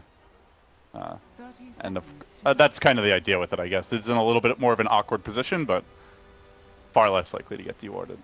And they'll be able to see when the Ogre and Leshrac come in as well, seeing as it will be Iceberg mid on the Ursa. Okay. So it's going to be Ursa mid against Shadow Fiend. I actually think Ursa does pretty well in this lane, all things considered, because you have the superior move speed, right? So you can always threaten to run at the Shadow Fiend. If you get boots first, and he doesn't have anyone supporting him, he doesn't TP out right away, you can actually solo kill the Shadow Fiend. So. Like, Earthshock has a 5-second cooldown, It's ridiculously good. I saw it in a pub game not too long ago where The Max Urshock build. Max Earthshock, but it was against a Batrider, and this Ursa just said, I play Ursa mid, I will win against Batrider, don't worry. And we're just like, but Bat's going to own you, dude. He's just going to sticky napalm, he's going to Firefly, you're going to die. He just Earthshocks, turns and fights, runs the other guy down. So they're gonna, it's like a lane winner. They're going to dual lane this, and with the dual lane and the help early of the Lash, I think that he probably does okay, but again, you got to be careful. Like, if you get crushed near the Ursa, could easily be a first blood, so. But they'll play it safe here. FNG going to take some heavy punishment. The other lane, Ogre Batrider top. This is a really strong dual lane, so this I think will give Spirit some problems. But as far as heroes to lane against Bat, like Weaver's one of the best, right? You get a magic stick and all that napalm just fuels your Sakuchi. Yeah, and the Ignite as well being spammed out by Viva, but this means that Lifesteal has been given the 1v1 Pycat up against DK Phobos on the bot lane, and this is what I was kind of alluding to, what I was worried about when they were making this decision, is how much emphasis is Dendi's getting run down mid. There's another Earthshock soon. This is, again, 2v1, but Ursa is just so tanky. 6 armor plus the poor man's shield. Now, granted, he's lacking on regen, but we'll try to grab the boots, then go back for the healing salve. And, even if Shadow Fiend farms, like, trading farm, I don't really feel that's enough given how easily killed he will be later on. So. And you're not stacking camps or anything for SF. You're very, very dedicated to these lanes as Navi. I keep on, I guess, at least for me, I'm highlighting how much I feel like Spirit have the superior draft, but the one thing I am a little worried about for them is FNG getting farmed, because Slardar doesn't need a whole lot, but he is their primary initiator, right? They don't have anyone else who has a reliable catch aside from the glimpse for a single target, and he's just roaming right now, not CSing or pulling at all. They're gonna move in here though. They find the crush. Armen getting caught out. Iceberg there with the clap. Good body blocking. Gareth looks like the first blood. One more hit. Yeah, I've got him. They're just so squishy. They really wanted Dendi, but he did a few little sort of micro moves to dodge out from Earthshock to get himself away from that Slardar who was waiting on top of the ramp for him. So they give the Leshrac, but they keep Dendi alive, but still a great kill there from Spirit. And you mentioned FNG and his farm and where he's going to get it from. He has been really the key player on these key heroes for Spirit throughout the group stage, at the beginning of the playoffs, playing Rubik and Slardar, and he's the glue that holds the team together, right? He moves between lanes, he initiates, he starts team fights, he's the one making the calls, and he's the one starting every initiation. If he has a rough game, the entire team has a rough game. Yeah, so they give up the kill in the mid lane. Ursa significantly out-CSing Shadow Fiend already, and that is not a good sign. If he gets phase boots first, he really can threaten for kills here. Dendi, no TP scroll yet, but we'll need to start carrying one soon. Unless Arman is just going to permanently affix himself to late, in which case you're leeching XP from a hero that's extremely XP dependent in the Shadow Fiend.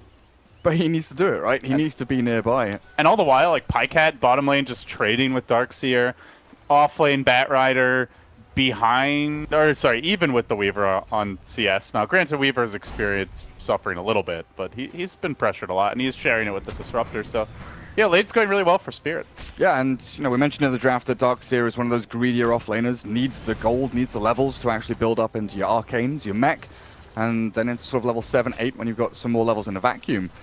But giving a 1v1 to a DS like this, sure, Pycat's going to have that, kind of jump into the mid game with his great farm, and they're going to have General to carry him around.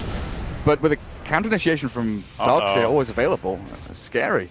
The 3-hero rotation mid, they can't even kill the Ursa, and that's the difference between Ursa and Shadow Fiend, right? Like if that's a Shadow Fiend getting caught mid, he's dead, but Ursa just able to soak up that damage and walk away. Uh-oh. Well, 3.5 second cooldown on Earthshock's pretty good, I heard. Yeah, looking for more as they're gonna dive by for the Ogre. McGee under the tower, he'll go down to a quick double kill for Iceberg, and again, it goes back to what we said as soon as the draft did. Like, Spirit is going to run at you. What are you going to do about it? And the answer, apparently, so far for Navi is not a whole lot. Just sit back and take it. I mean, you could carry a TP, and in some cases that might let you get away, but Dendi TPing in mid, he's going to miss a raise. He gets glimpsed back. That leaves Biber alone, but likely goes down again here. Iceberg whipping on his clap, but it's not going to matter. Should be able to run him down. The Bear already grabbing, I believe that's his third kill of the game. 3-0-1. That's your phase boots for Iceberg, and Level 5 to boot. And Dendy has to take the walk of shame back down mid. And Pycat is having to like infest creeps, run away from DK Phobos. He's getting sort of shoved away. The farm is being traded decently, but this Darkseer is having such a great time on the bottom lane. It's it's to me like all in general right now. And the thing is, General's not doing that great. 16 CS. He has no real stacks to speak of right now. So yeah, he's not gonna have a fast Blake. And that's the trouble with the aggro dual lane, right? You know, the Ogre was there, and it enables the Batrider to not feed, but it doesn't enable the Batrider to win the lane and crush the Weaver, like you said, with the Shikuchi and the Magic Stick, or the Magic Wand now, 11 charges on it. Weaver is under no threat of dying at all. So General just has to kind of sit here and leech experience a bit, take a few CS here and there.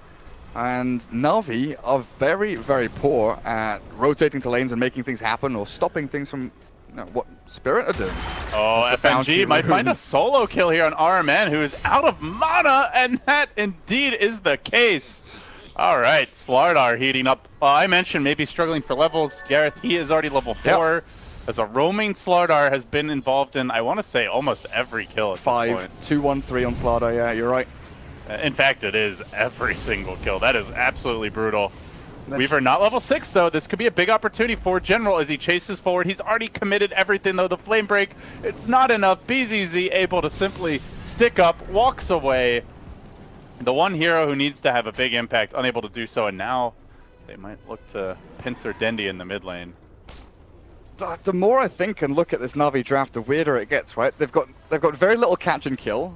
Sure, when Batrider gets blinked, they can lasso someone in, but they don't have any great nuke damage to instantly take out a target. Maybe they can find the Weaver here. Would be a nice pick off, and finally Navi get on the board on this top lane. 2-5, or 2-5, I should say, the score. But still, hard-fought kills for them, and they'll need more of that as they look to continue pursuit for Sticky Napalm Stacks up on Vangscore. Not going to go fully just yet. You can see DK Phobos now, as you point out earlier, can just take advantage of the jungle, shove in the lane, farm the enemy newts, and snowball his experience in gold. I actually wonder why he's not cutting creep wave at all. Forcing Lifestealer to like farm under tower, and maybe the tower tanks a couple of hits would be pretty nice. Maybe a bit worried about getting ganked should he be out of position like that. It doesn't have a TP scroll right now.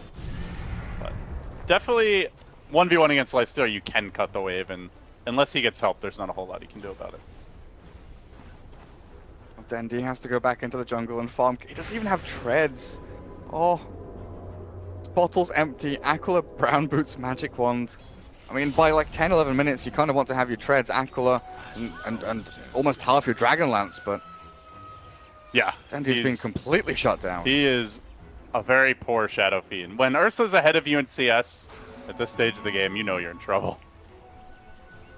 I mean, you should be ahead just by, you know, in theory, because of your ability just to clear stacks with the Shadow Rays. And the thing is, you can't really bully the Ursa when he's got the phase boots advantage, because he can always threaten to run at you if you play too aggressively in the lane.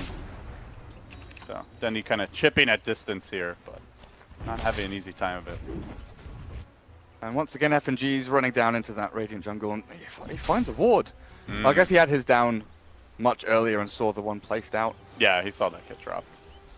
So some free gold for him. FNG up to 600, so well on his way to the blink. RMN angrily scribbling on the map.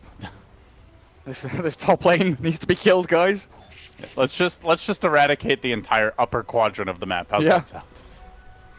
I mean, they need to do they need to make action happen. They need to do something. It's just so hard to say what that something is. Well, while they're busy parking multiple heroes up top, Dendy is not safe, so he has to leave the mid lane. As Iceberg pushes in, you can see the rotation is actually headed Dendy's way. But you could really feel the pressure. Like, looking from the Radiant side, they have no vision of their jungle. There's currently 4 heroes off the map. They're going to try and gank this Weaver, but it's not the easiest kill. BZZ well behind the tower and safely tucked away. I actually quite like this move from Navi, sending 3 or 4 top, as long as Dendy doesn't get caught. Oh, as dear. You say that. Hello, Shadow friend. I'll give you a hug. The TPs are coming in. Might get a kill here on Vangscore, though. Dendy manning up, but if they can get the Shadow Fiend kill, it's well worth it anyway. A 2-hero crush. Pycat slow in the rage. Iceberg could maybe try and fight him. Worried about additional reinforcements. Oh, he's going to cancel that TP and look to fight. And now top lane, the chase is on. BZZ, oh, he gives up. He's running into Ogre and Batrider, maybe not the best fight to be taking. But Pycat was shoving bot lane, they had 3 top. I think if Dendi had maybe moved up towards his own top tier 1 and joined the rest of his team, I would have really liked that move, just shoving the 2 side lanes, because if the roaming gank comes into the lifestealer, he can just rage TP. There's nothing to stop it outside of a bash from FNG, which he hasn't even skilled up just yet.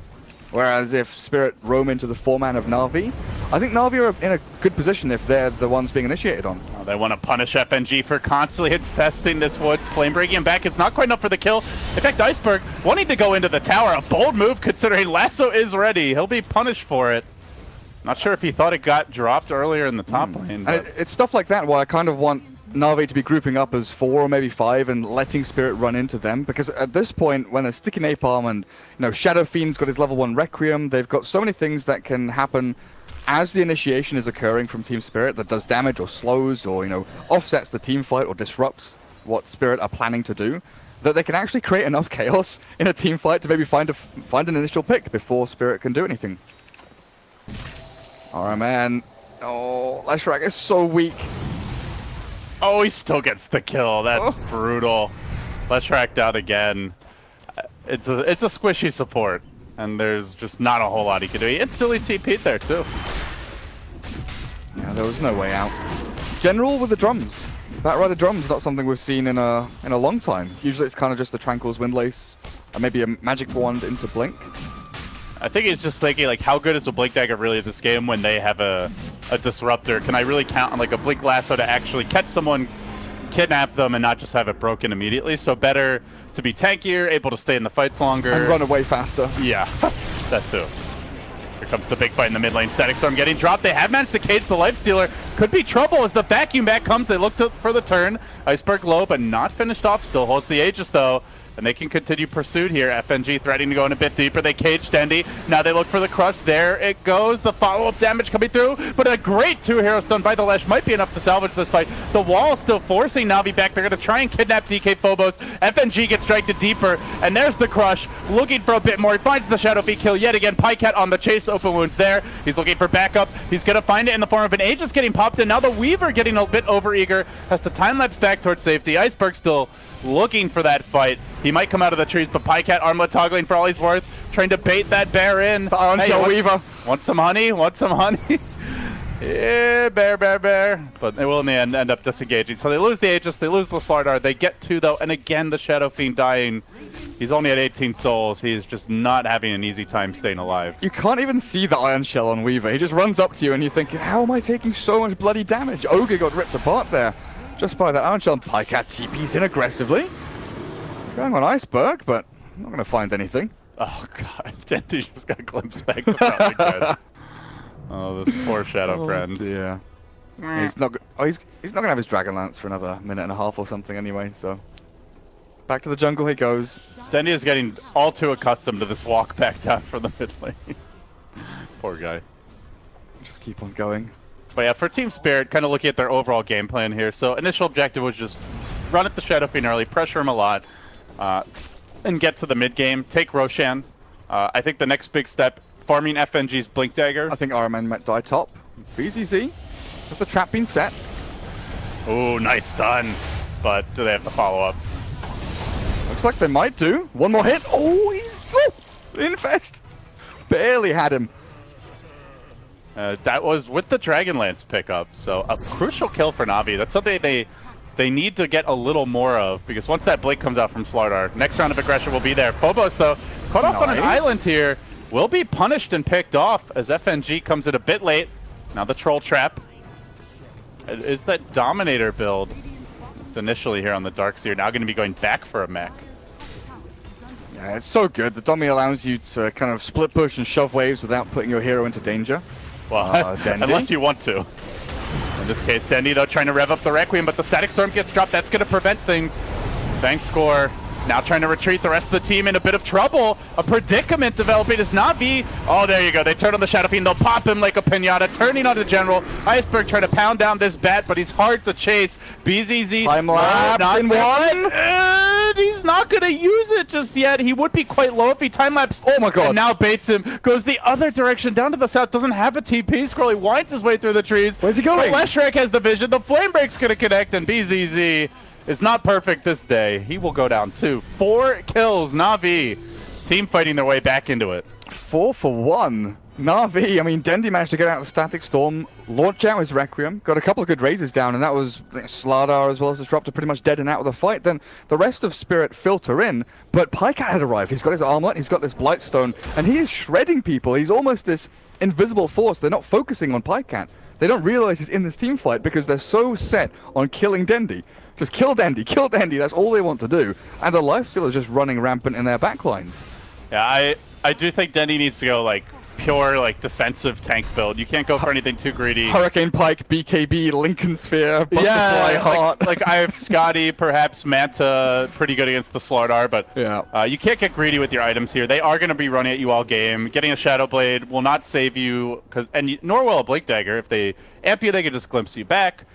They can carry dust on any of these initiators and catch you off guard or potentially be dropping sentries. So yeah, I think BKB Butterfly then Scotty is probably going to be the best option here. Ursa never wants to buy an MKB. He kind of just wants to go into the Aghanim Scepter, Abyssal Blade, and he can get very slot starved. With the Helm of the Dominator especially, your slots start to run out very quickly in that stash, in that inventory. Spirit really do need this FNG Blink though. Ursa has his, and right now is the stage of the game where you really want to just be jumping on the Shadow Fiend or one of these squishy supports and finding easy kills. So until they have that, Navi will have the initiation advantage. Navi have actually swung a 3k net worth lead. They've done reasonably well here to maybe equalize this game, but it's they're not out of the woods yet by any means. This is where Team Spirit have one of their biggest spikes now. The mech is it's back in the base. I thought DK Phobos would be joining his team with the mech, but Navi go in. They do go in, but the quick glimpse back, and Fest Lifestealer popping out and now trying to turn and run away. The Swarm allows the disengage. That's where the drums first makes a lot of sense. But now he's going to find the follow-up lasso onto the Weaver, who gets completely shade stunned, brought down, stuck around a bit too long. Might be able to kill off Vaynescore as well. Pycat mauling him. Ooh, close call. But Vaynescore will slip away. The Dino makes it home to safety. I was looking at that from the Dire team and thinking, right, this is where they're super strong. They've got their 4 heroes top. Darkseer's on his way. He must have mech, right? But it was back in base, back in his stash, and he couldn't get it out to himself on time. And that's where Team Spirit kind of realized, okay, we don't have our big team fight hero with our one team fight item. It's time to retreat. But getting caught on the run away there by General's Batrider as always. Great idea to jump in and find that one target. Lifestealer has a Desolator now. This could be a bad time for Spirit to try to take a fight. Navi just hitting big item timings. As you mentioned, the net worth really has swung. Now, General, we've seen the Blink in action. The Deso comes out. Aside from that, Shadow Fiend already having picked up the Dragonlance, now well on his way to the BKB. Leshrac's Buckler is actually very important. Yes. It honestly, it's so weird to think about it, but just that Buckler on Leshrac, allows him to maybe survive through the Weaver swarming and right-clicking him, a minus armor from Slardar, and obviously physical attacks out from Iceberg's Ursa. But it's one of those cool little, casual bucklers, the puppy special, that RMN following suit. Yeah, so Navi with all these pickups and, like the Buckler that you were talking about, the Shadow Fiend going for BKB, their team fight does level up a lot, and it's more stage of the game for Spirit where they're looking for pickoffs, they're looking to spread the map. Not as good in the 5-man scenario. Yeah, they have the Darkseer mech, but it's still only a level 1 wall. He doesn't have a blink to reliably set it up. They did just grab a Slardar blink, but aside from that, they're very single target focused. So they'll be looking to spread the map. Navi more looking for the group up and team fight style as they make that move towards the top lane. I have vision over them. Disruptor gets just far enough away. General's still waiting though with the Ogre next to him. Team Spirit have realized what's going on, and like you said, they're just gonna try and split around a little bit more. With Slardar Blink, they might want to think about a smoke. He does have a DD as well, but they don't have any intel on where Navi are, so actually smoking up blind into the enemy side of the map, it's such a risky proposition that they're gonna go for it anyway. They've got no observer wards. They try to scan in their own jungle, maybe expecting Navi to be sitting there, But look at the big purple circle drawn by RMN saying, guys, they're here somewhere. Roshan could be respawning now. In fact, will be 2.5 minutes. But Spirit, wasting their time. Yeah, Navi, though, to be fair, not exactly farming a whole lot right now. They're sitting back very defensively as well, but it doesn't seem the smoke will amount to too much. It's about to wear off. Roshan could have respawned. This is like the earliest possible time. And now Navi's turn for a smoke. They know the Rosh is the big objective here. Spirit could be sneaking it. Look at all these Helm of the Dominator creeps. Just what's going on? It's a Hellbear and an Ogre. Yeah, they went for the double Dominator strat. A lot of scouting tools here. As you mentioned, good split push. I don't see anything. Radiant's bottom tower is under Spooky for both teams. No one knows where anyone is. The only thing that both teams know is that bottom lane's getting pushed in and no one's defending it. So maybe that's a one-up for Team Spirit, realizing, right, they aren't farming, they aren't holding their lanes, so we can do a little bit of work towards the mid, maybe sit behind the Slardar and just move down into the Radiant jungle because they're definitely not in there. Just waiting for that one Batrider pick. You get the one lasso kill, and suddenly you're able to take a tower with the Bloodlusted Shadow Fiend, potentially steal the Roshan away. Spirit are very wary of that fact, so they see Navi Heroes top. They're going to avoid the fight. They go to the bottom side. And Dendi will grab this tier 2, essentially for free. I honestly think if General Blink initiates onto anyone, it forces a full 5v5. Team Spirit are in this position where if any one of them gets jumped, they have to try and save them, or they have to try and force a fight around them, and force Navi to get vacuum walled into stack stormed and be in a position where they kind of concave around the Bat Lasso, right, to kill off that one target. Well, they'll grab the tower. Still the Weaver Lincoln's a ways off, but to me, like, that Weaver Lincoln's really kind of tells the tale for Spirit as far as how they want to approach the mid game. They're looking very much to split push, slow things down, to avoid big team fights. Not really going to be their strong suit for probably the next 10 to 15 minutes or so. Come late game, I think they're fine in those larger scale engagements, but still Shadow Fiend is, with a BKB 10-second duration, is probably at his prime right now as far as overall team fight impact. And here you really want to stay away from. It's pretty important for both teams to look for the Abyssal Blades. They found him with a scan. Ooh. This could be big. They're actually smoking now. So Navi know they were in the area. No Firefly though, it's about to expire. General in a really good position to reveal this and just jump away. And they're actually going to try and steal this Roshan. Will Spirit get there in time? They have the high ground. This is so risky. Moving in, they're going to stun Ursa to start things off. But Phobos with a big blink reveal. The Static Storm gets layered right around the area. It will completely control Pycat, bring him down, but Dendi quickly able to unwind with the Requiem. Finds one, looking for a second, will lay out Iceberg, and now potentially a third hero as well. 3 Navi heroes hitting the deck. The Ursa, though, down. And after the buyback, Team Spirit scattering a little. Dendi and Pycat standing strong in the pit with Pycat rejoining the fray. They'll try to bring this Roshan down, but they're not ready to give this up for free. FNG can engage into this. They're lacking the Ursa, though, so they're heavy hitter to deal with Pycat, not on the field. BCC on the back, though.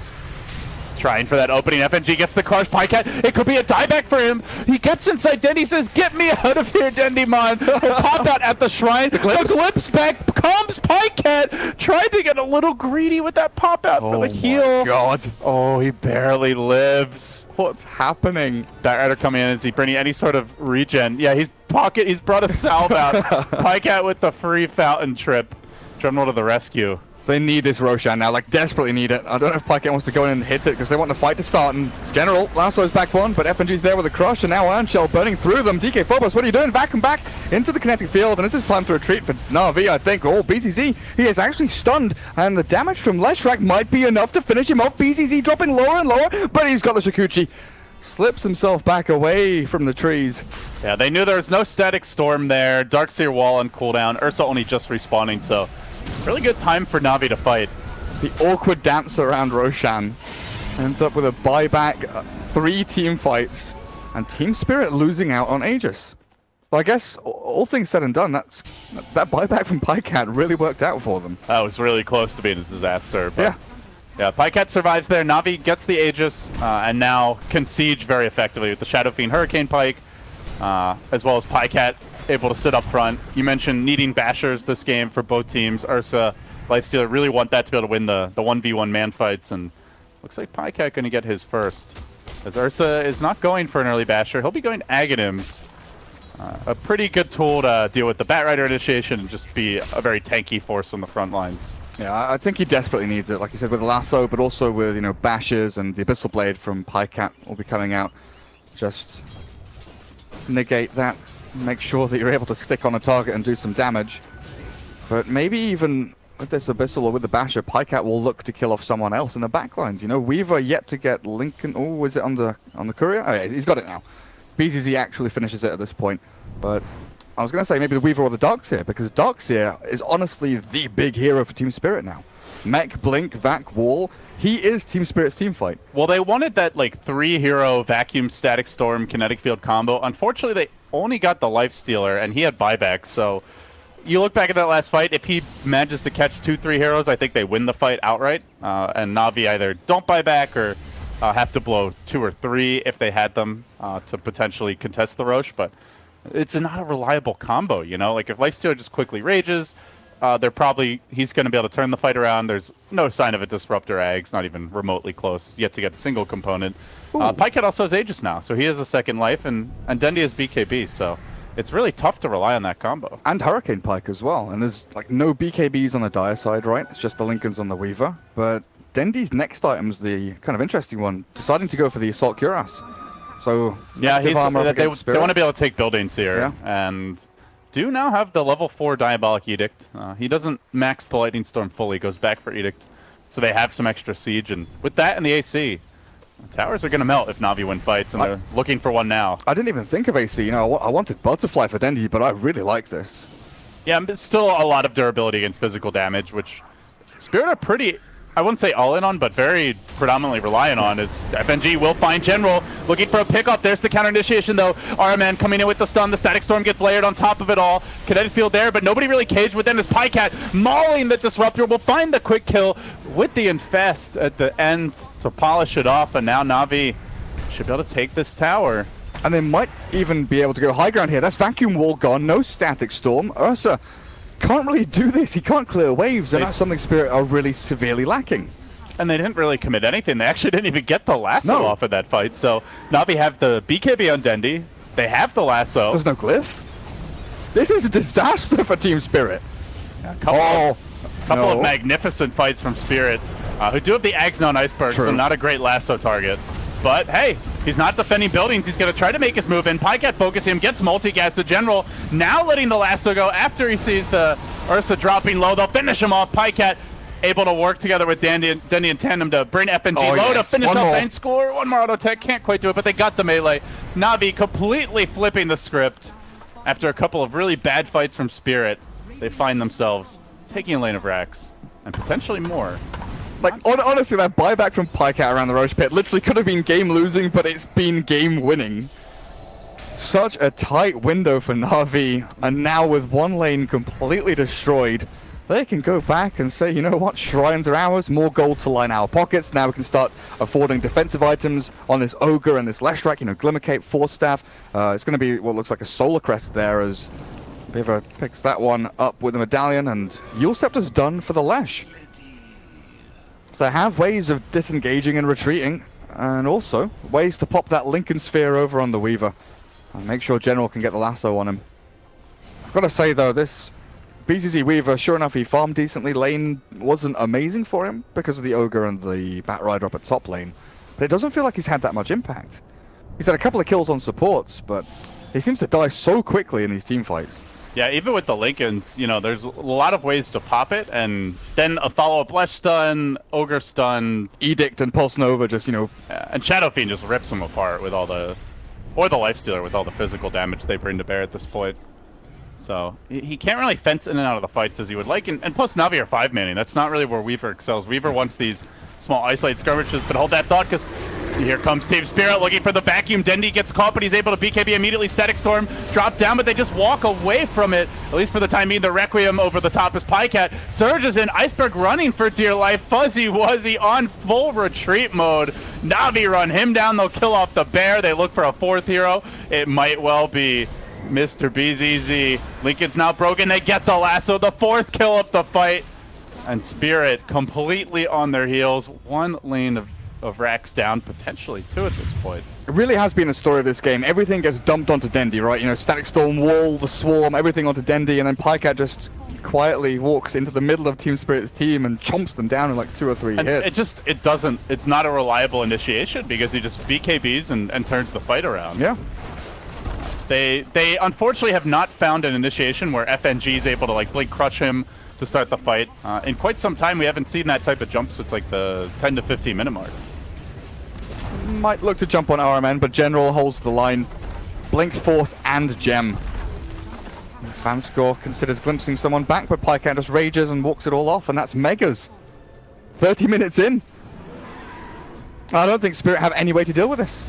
Looking for the last stand fight at this point. Spirit will do what they can, but it's not a whole lot. FNG gets stunned as he jumps in. He dies immediately. Iceberg desperately trying to kill off Dendi, but it just doesn't seem possible. Iceberg stands next to Pycat, can't withstand the Lifestealer punishment. Shadow Fiend also laying into him. They'll find the kill there, and insta GG.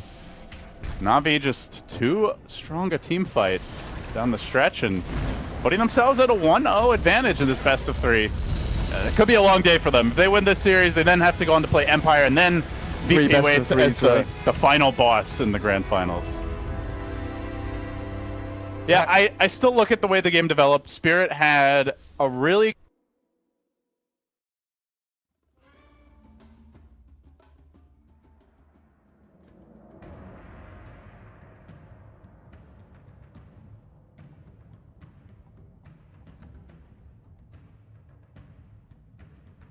Navi's turn to ban.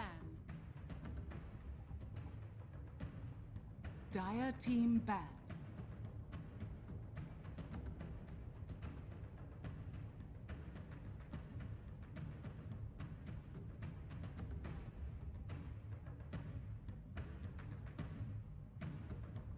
Ten seconds remaining.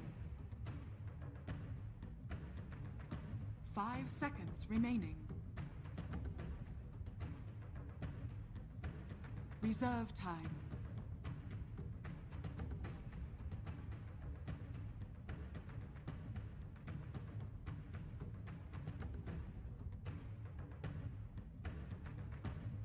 Navi's turn to ban. Dire team ban.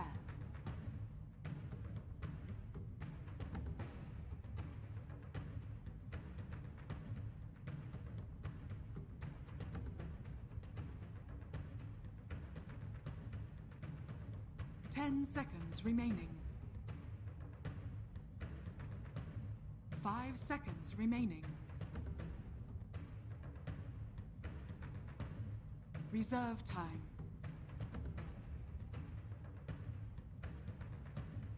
Slada. Dire team pick.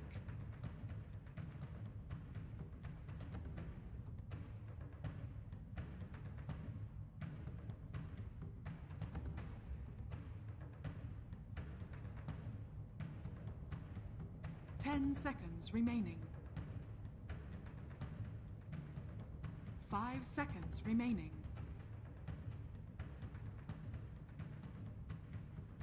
Reserve time. Dazzle.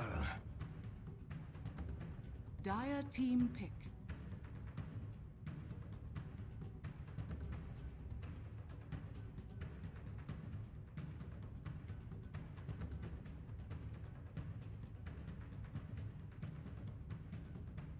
Ten seconds remaining. 5 seconds remaining.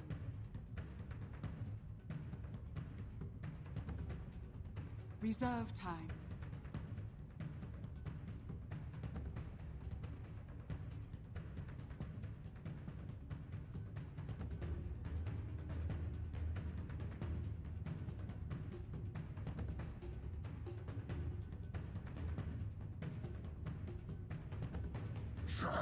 Warlord. Navi's turn to pick.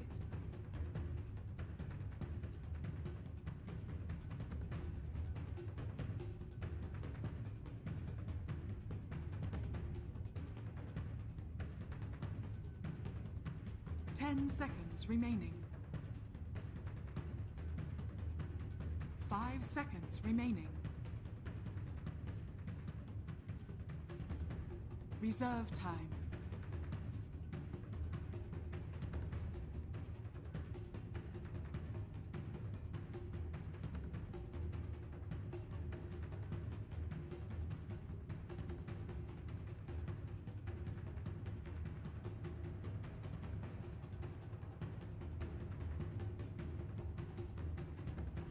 The sack. Dire team ban.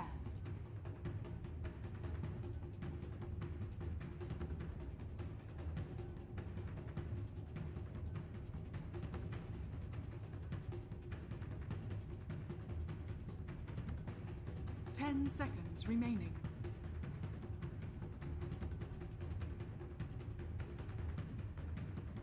Navi's turn to ban. Dire team ban.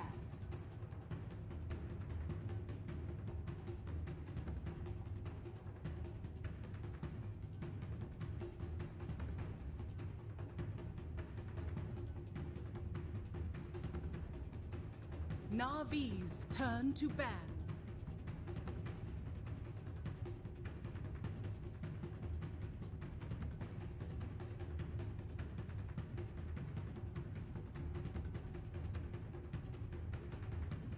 Ten seconds remaining.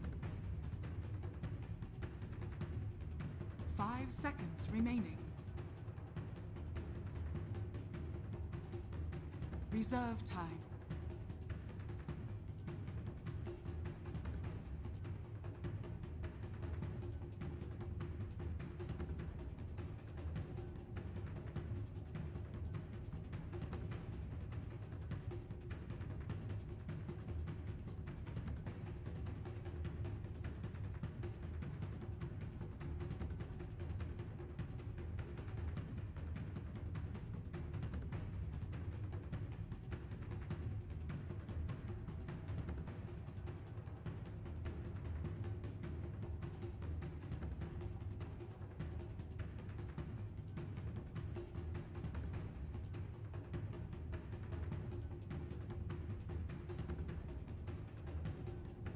Dire team pick.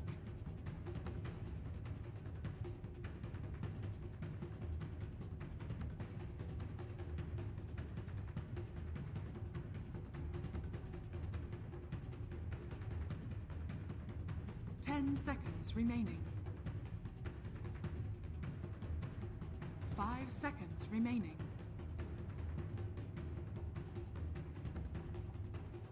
Reserve time.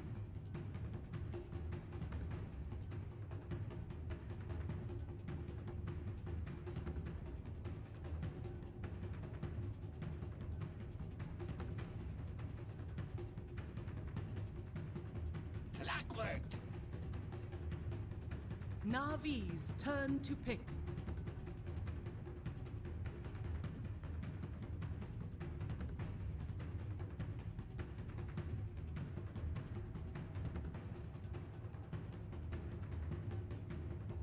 Ten seconds remaining. 5 seconds remaining. Reserve time.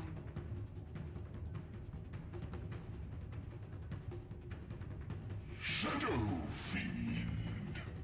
Dire team pick.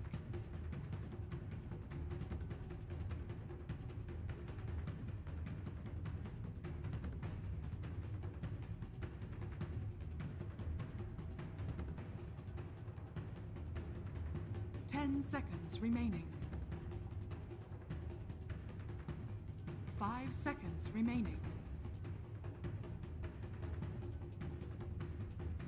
Reserve time.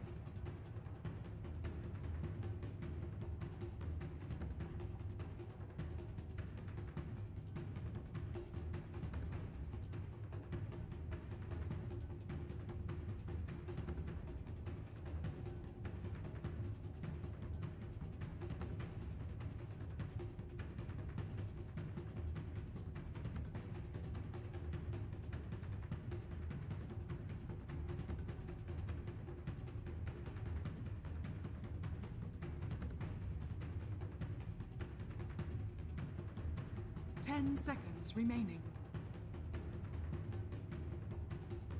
5 seconds remaining. Our world devourer.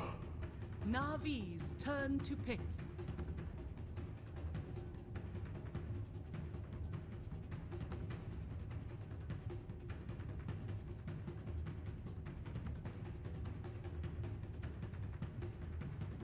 Ten seconds remaining.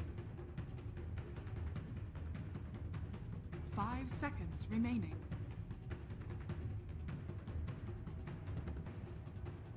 Reserve time.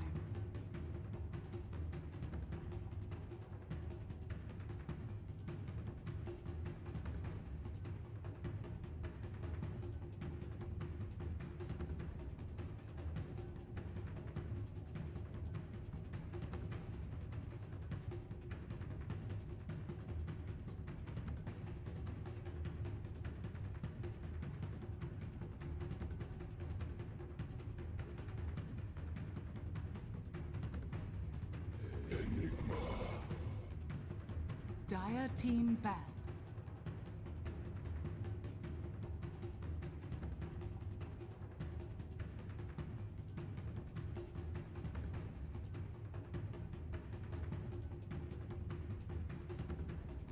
Ten seconds remaining. 5 seconds remaining.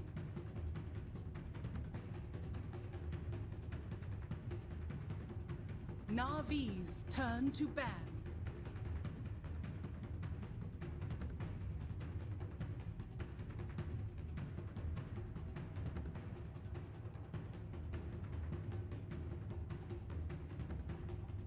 Ten seconds remaining. 5 seconds remaining.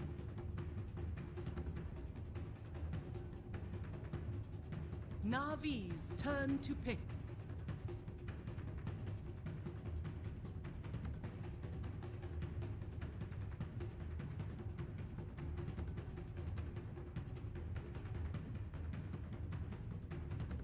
Ten seconds remaining. 5 seconds remaining. Reserve time.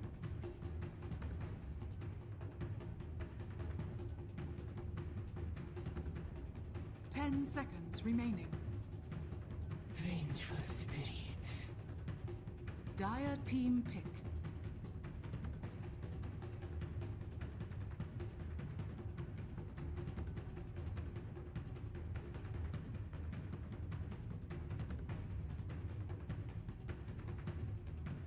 Ten seconds remaining.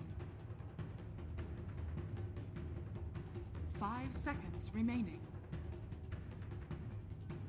Brood mother.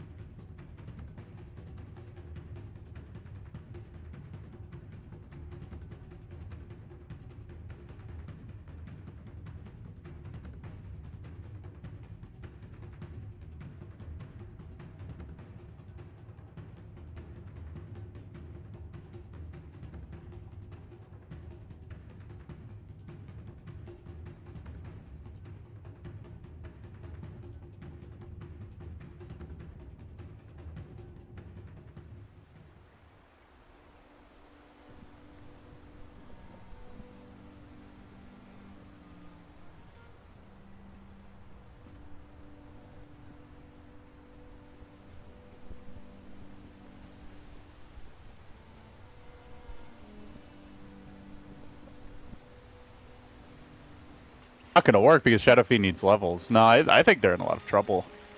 Then again, I said that last game, and Navi somehow salvaged it with their mid-game team fighting, but they also kept some map control. Yeah, they gave up kills, but they still had towers, whereas I think if you give up those kills early, you're losing all your towers to Broodmother this time around.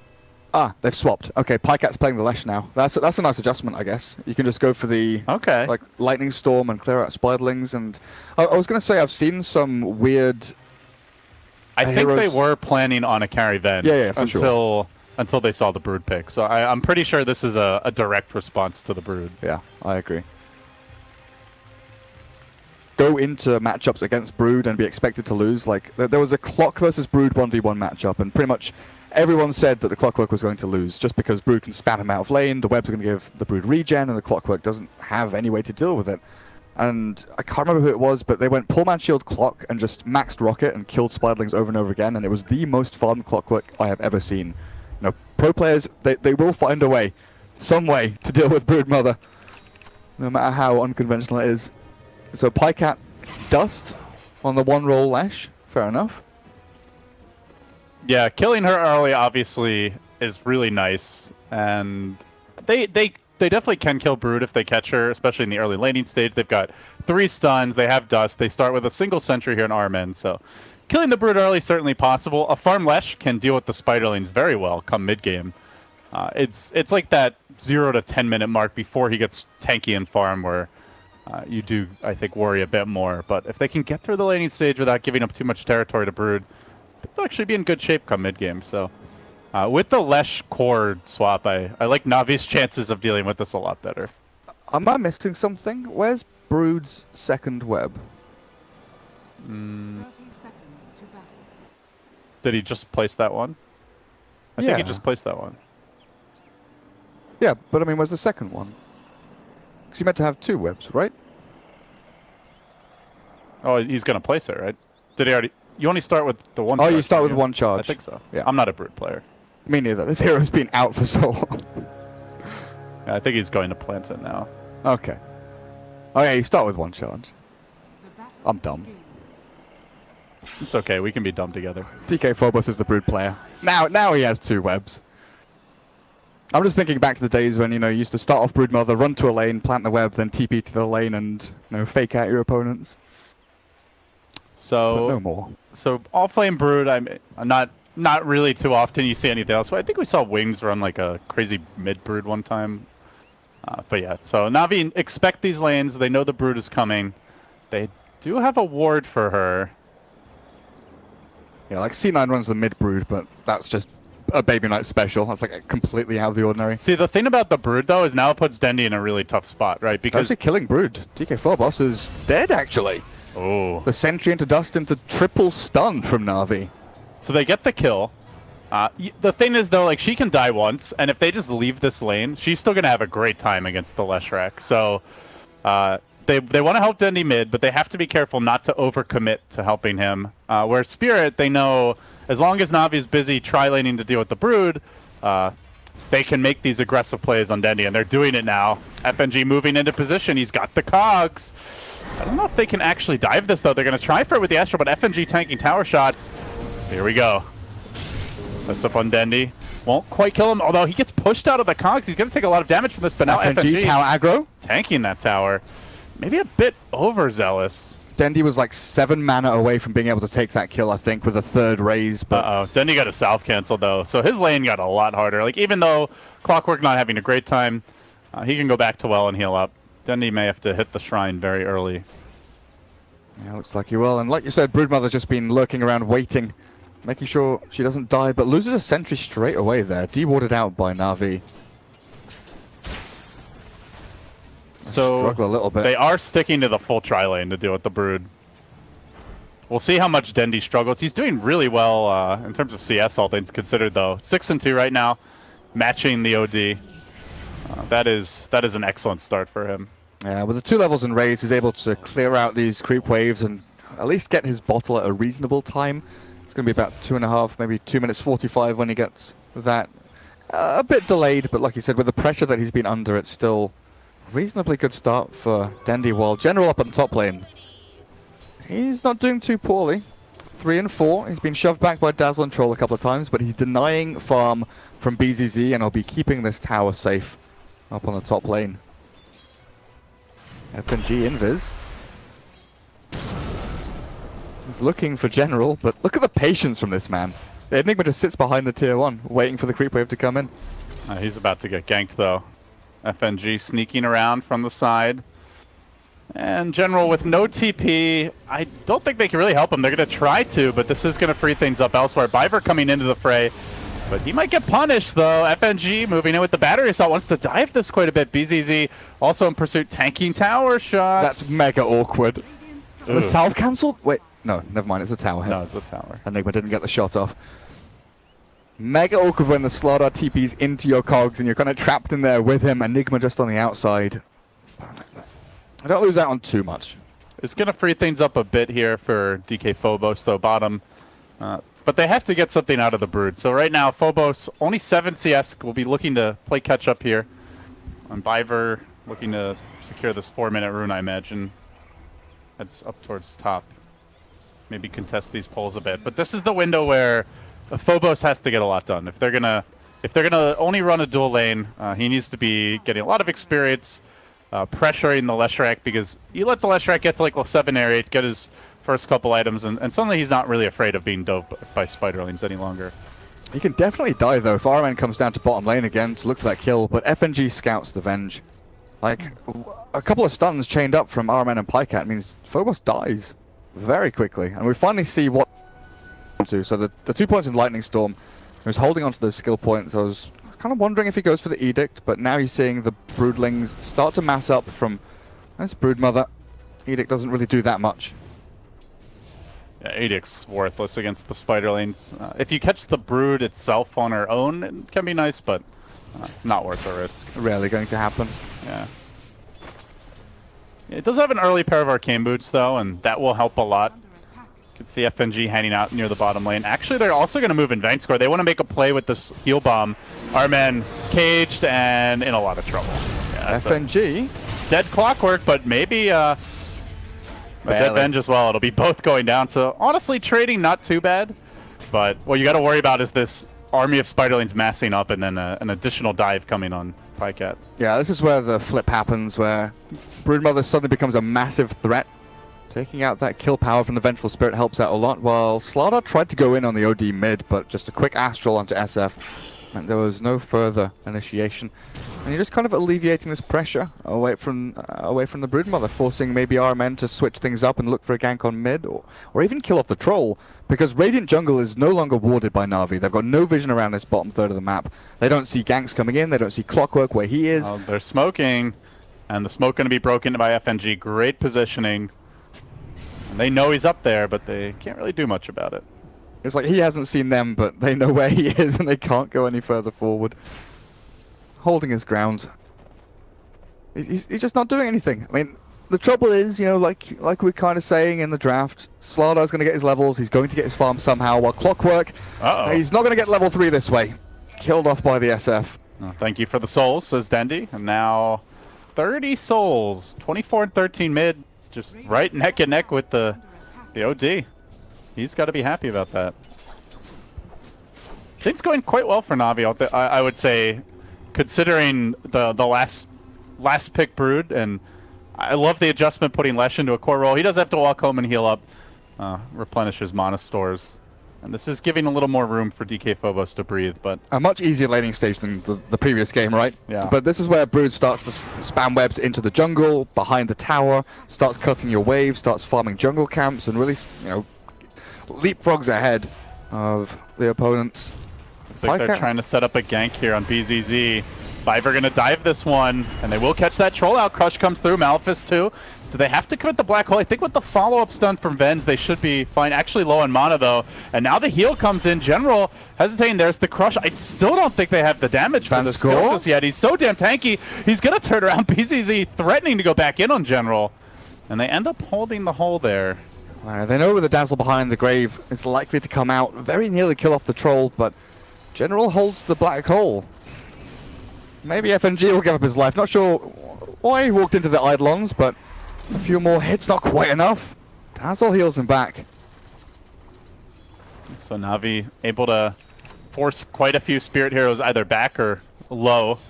And Pycat, now that he's level 7, he's maxed the Split Earth. He has the point in Pulse Nova. He's rushing his way towards a Force Staff, it looks like, after the casual Vitality Booster. The Brood is just not getting much done. Like, they didn't get too much pressure early when Lesh is very frail. The tri-lanes paid off. Dendi held his own without really any help from the team. The Enigma didn't CS too much, but he also didn't die. And they're in good shape now. So Phobos actually the one being pursued. He's going to have to web his way to the south. Pycat popping the Pulse Nova to clear out some creeps. Won't quite find the Brood. It was very nearly next to that Brood Mother to cancel that kind of free pathing over the trees, and maybe that would have killed him. Things are looking quite good for Navi. They're dealing with the Brood. They're actually pushing with the Enigma Venge. Dendi's farming, and come mid-game, their push is really scary. Though, as I say, that Pycat perhaps a bit overzealous, moves forward and tanks a lot of damage. Brood moving back into position. Does have another spawn Spiderlings, but... Great sentry placement by Navi. They've got 2 there already, so Pycat knew he had a path back to safety between the Slardar and the Venge.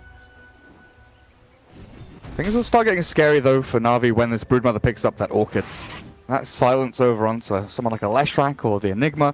You're not going to want to buy BKBs early. Maybe like Yule Scepter or something like that would be good for Pycat later on.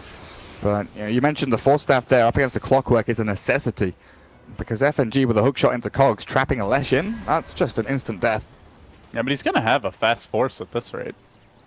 He's actually the leader in net worth. He's been fed a lot of Spiderlings. Changed his plan. He's going into the Bloodstone.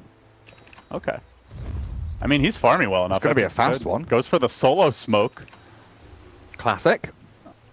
And I think they just want to use the black hole, get a kill here, ideally on the troll. And it looks like they might just be able to do it. They saw BZZ move in this area. General now going to scout him out. The hunter becomes the hunted. Should be an easy kill. No black hole. It's going to be a big black hole, actually. Oh, he didn't cancel his TP. FNG walking right into the split earth. That's a 2 for the price of 1 special for Navi. Oh, FNG. All right. Yeah, it's Bloodstone time. He's going to have like a sub 15-minute Bloodstone at this rate for sure. It's gonna be like a 12-minute Bloodstone or something for Pycat because this tower top lane is gonna drop as well, right? They'll have Eidolons, they've got Edict in 7 seconds, Tier 1's forfeit. In the meantime, bottom lane, DK Phobos isn't getting anything done. Dendi actually moves into the bot lane to clear out some Spiderlings. And sure, they've got Dazzle and Brood here with a heal bomb, but they've got no targets to go on. It's looking really bad for Spirit now, because come mid-game, you've got a farm Leshrac who can easily deal with Spiderlings. Shadow Fiend, who, yeah, is pretty squishy early to mid, but once he has the level 4 raises, he's got the raindrops, the Achille, he gets quite a bit tankier. He can also clear out Spiderlings very easily. So now 2 of these heroes can deal with them. In the mid-game, you're going to get hunted to death by Amplify damage from the Slardar. Really, your options are limited as a Brood, and then you're basically fighting 4v5. So things are looking very bad for Spirit now with this last-second draft adjustment, putting the Lesh into a core role when he's always a support for RMN. Yeah, one thing to look forward to, though, is Team Spirit will have that Midas OD ramping up pretty nicely into the Hurricane Pike, into the Blink and the BKB, as well as the Battle Trance Troll to work towards. But Spirit don't have like the best Roshing lineup. They've got Dazzle Troll that can try and punch into it, but I think Navi will likely be the ones to take the first Aegis in this game. Yeah, you're talking about Roche for Spirit, but they're not looking like they'll have much map control to contest that Roche, and they're about to lose their Tier 1 mid. That's both of their most crucial Roche towers down, and the deny attempted mid by Iceberg. Not going to get it, though. Last Bot hit lane to Dendi. Pycat. This is a dangerous hero to dive, though. He's very tanky. You got to be careful not to feed these Spiderlings. A couple die. But they're running, right? They're not spreading their legs and diving into your jungle there. They're scurrying away to safety, which in and of itself is kind of a win for Navi. As they smoke, they're going to head on to Iceberg mid. Might lose some efficiency here as that Midas is coming off cooldown soon. There's the swap into the Crush, into the Malefice, and won't even get a self-Astral off. That was honestly great chaining. I was wondering if they had the ability to chain stun him before he can Astral. You know, maybe with a TP from Dazzle coming into Grave, there's an opportunity there for Spirit to save their OD. But the swap into Malefice and Crush, and then Magic Missile to follow through was perfect from them. Troll. He's graved up, but where does he go? Where does he run? He's just chain stunned into Oblivion, and one more hit is all they need to finish him off, and that's it. The Pulse Nova finds it. While in the backline, Vansko was being chased by Biver. And Dendi just raising them down. That's 3 for nothing. Oh, Navi clearing styling on Spirit. This is going to be a quick series and maybe shorten the overall CIS qualifiers final day as they still have the Black Hole cooling down, the mech about to come out for the Enigma. The Bloodstone already complete for Pycat at only 12.5 minutes into the game. Shadowblade nearly done for Dendi. RMN already got his level 6, so he's happy as a clam. The Blink Dagger suit for Slaughter, everything Navi needs, and then some coming their way. Yeah. 6,000 gold lead. I just opened that as well, and it's like 5,000 experience lead. And to make matters worse, Spirit, they're not even like really angling for the late game. They have that one Midas on OD, but it's an Orchid Broodmother. Orchid under construction, not done yet. Yeah, he gets the tier 1 bottom, but that's kind of expected. Gareth, the Navi are just firing on all cylinders now. mech for general as well. Honestly, there's nothing stopping them from just grouping up as 5. Team Spirit, what does their team fight consist of? A hook shot? And it's it's a support clock. He just dies. There's no blade mail, no force staff. The OD needs to, come in and out of team fights, gain intelligence, and then come through with the ultimate, which he's not even skilled up yet, understandably, really. And more importantly, when you hook in, there's a swap out, there's a force out, there's a mech to heal whoever's trapped there. Like these were Team Spirit heroes that were meant to smash their lanes and snowball into, taking Roshan, kind of similar to game 1. Did he just hook shot a creep? Barely missing there, was aiming for Biver, but I don't know if he wanted to hit that hook. Might have died as RMN and General combining here in the jungle, going to find BZZ. They'll pick him off as well. Navi collecting yet another kill. You can see Dendi with his shadow. Oh, hello. Oh, might get caught though, Phobos. Debuting the Orchid. This is a big dive, though. I don't think he can kill the Shadow Fiend in time. He's going to try for it. Not quite enough damage. Now the turnaround comes. They heal into that black hole, forcing Denny back, but the crush onto the Dazzle could kill him off before he gets the Self-Grave. Will barely manage to secure it. Goes for the TP out. Will we get a bash? Doesn't have the point in it yet. Ends up making it out, but at the expense of his Brood. Not so lucky. Great decision making from Slardar. His Crush was coming off cooldown and could have crushed the Dazzle at the very end of that TP, but holds it for the Broodmother, realizing it's the bigger kill. Just let the Dazzle self-grave and TP out, go for the Brood, kill her off, and stop.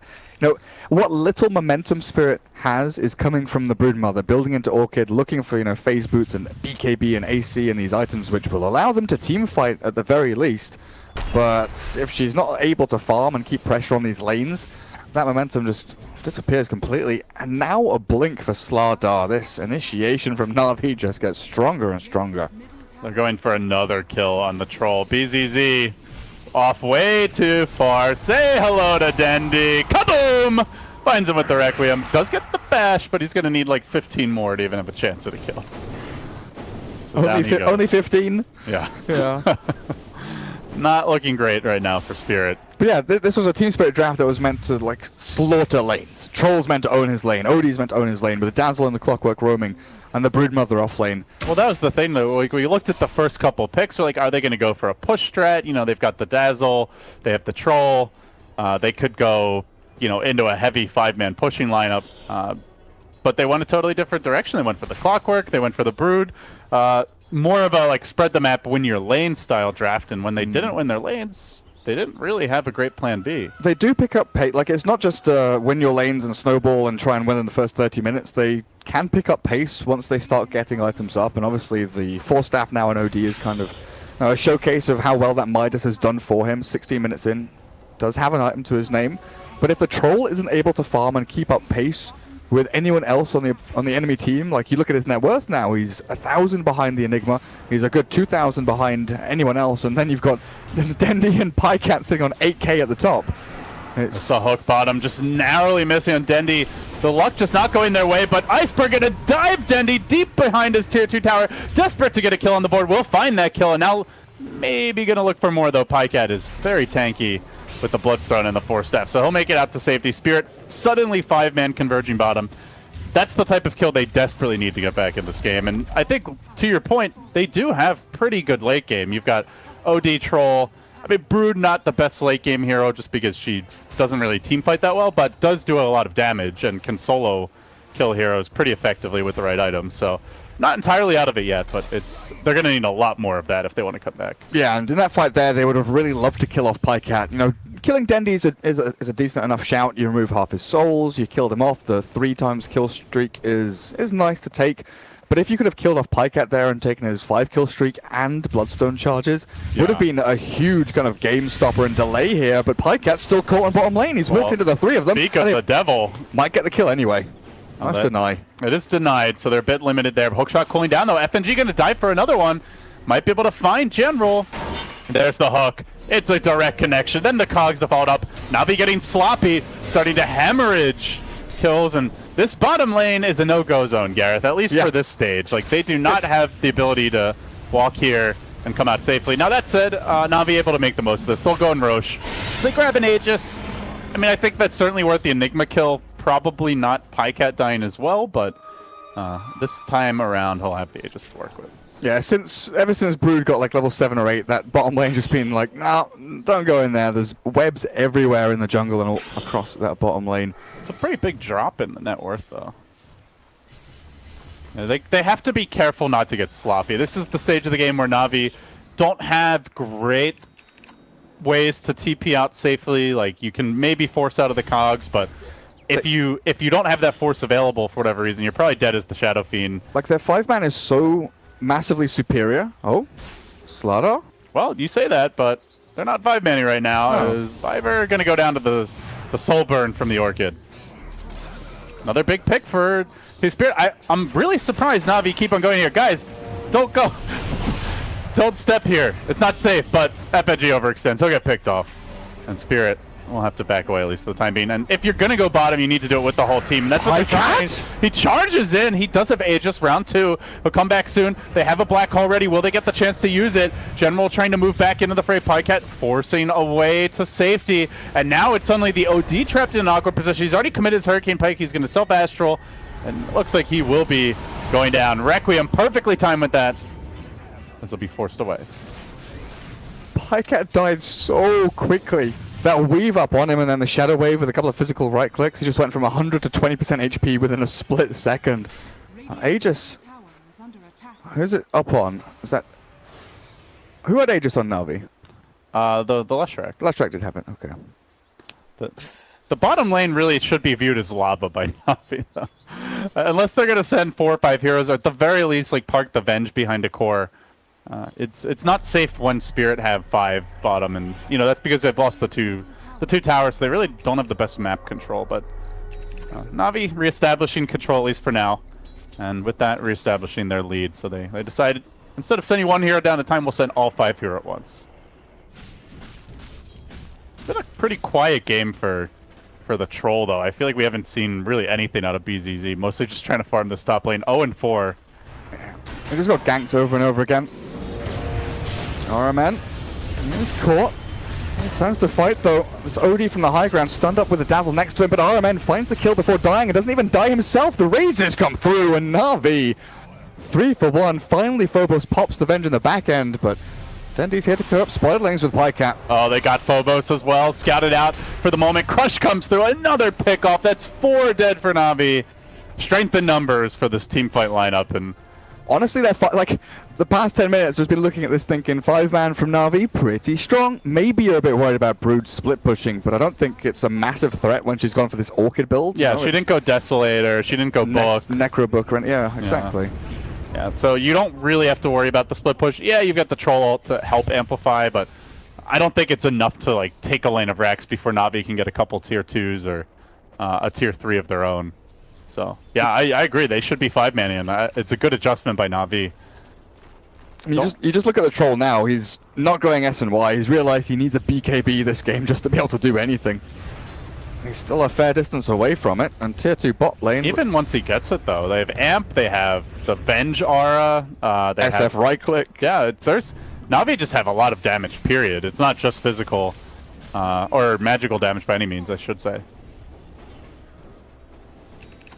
And speaking of BKBs, there's Dendy with one of his own, so he's got 2 mobility items. Shadowblade kind of doubles up as a split push item as well if he needs it to be. And the magic immunity against initiations. Troll is just not a hero, huh? Killed by 2 supports again. Not in this game.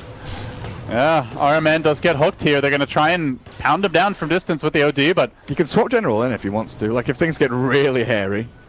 You take the casualty. Nah, you swap General in and you black hole the 3 of them, I think. Yeah, General has another 4-staff coming in. Oh, nice. This is the problem with Clockwork, is if the enemy supports get farmed, he's not very effective. And Navi, their supports all starting to feel very farmed at this point. They've got, I think, triple 4-staff now, or yeah, triple force coming out. Spirit have sentries, but they don't see Dendy coming in. The Pebble thrown, but the Grave is there in time from Vanscore, and he TP's out. Oh, maybe not. Maybe not. With the Slaughter coming in to crush him up. I think you go high ground now. This is the potentially lane of Brax. Spirit Gonna have a tough time defending. They have no dazzle. Their deep push is very underwhelming. We talked about it towards the end of the draft that Navi were looking like a pushing lineup, and Spirit not very well equipped to directly stop a push head-on. They try for the split, but Brood not even at the tier 3. Navi already banging at the front door. They knock down the tower. They turn onto the melee rack. Spirit need to muster a defense. FNG hook cooling down in 3, but he's just hooking into certain death, and while he's hesitating, BZZ is caught. Swapped, Astral defensively used, but they're going to drop the Midnight Pulse. They blow him up. Pycat just nuking him to smithereens, and now straight onto the top lane. This is looking like 2 lanes. Quite possibly the game. They'll send one home, the Enigma, to slow down the push, and as soon as that Enigma retreats, in jumps FNG, and Vanscore says, let's think about it for a moment. Yeah, Vanscore was still in Fountain 5-6 seconds ago, and I was wondering why he wasn't moving. I don't know if he's having a few issues. Looks like there's some lag because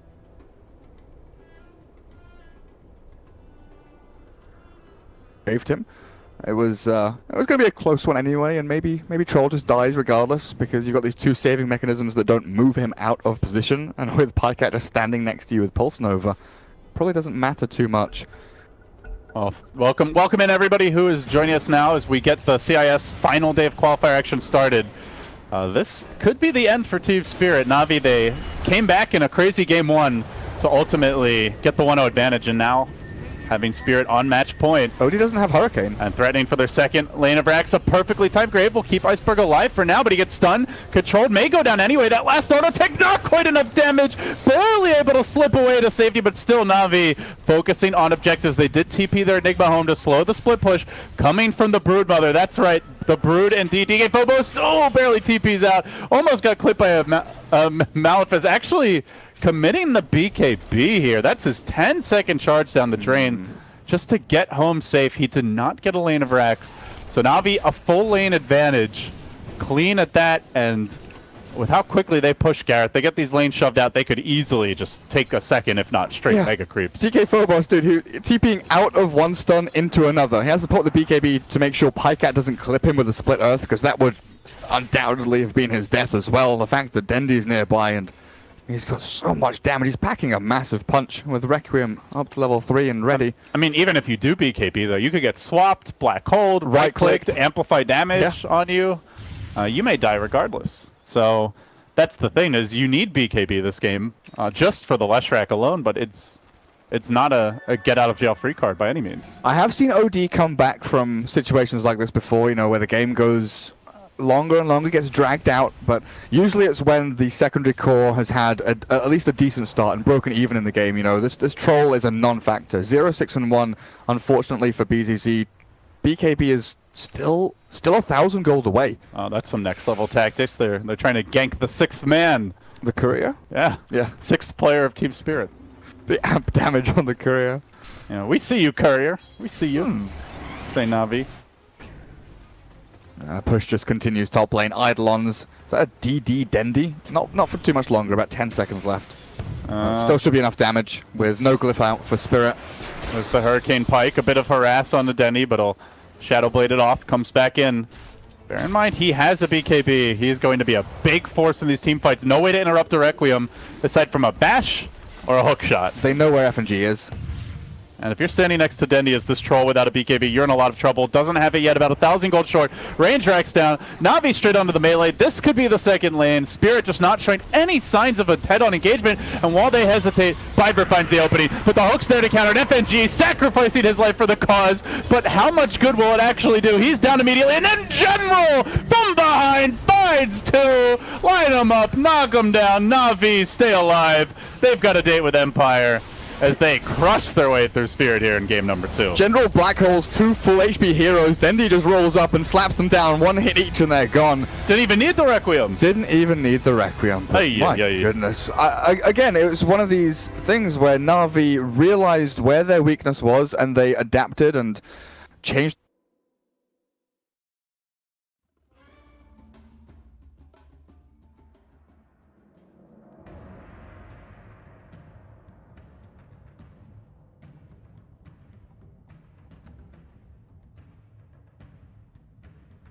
Navi's turn to ban.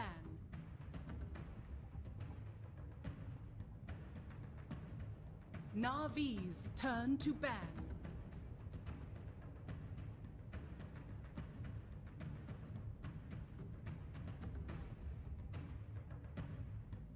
Navi's turn to pick. Ogre Magi! Radiant team pick.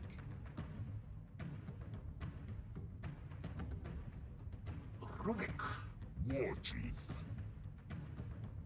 Navi's turn to pick.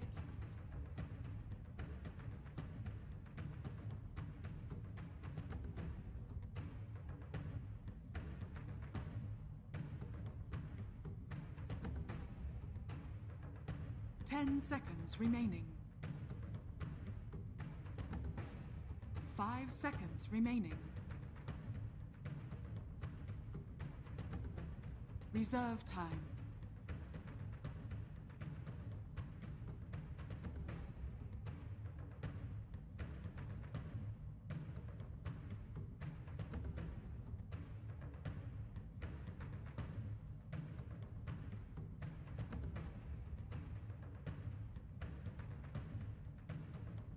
The sack.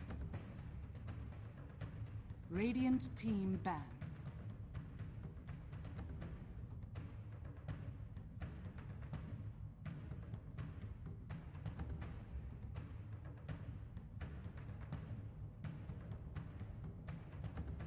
Ten seconds remaining. 5 seconds remaining. Reserve time.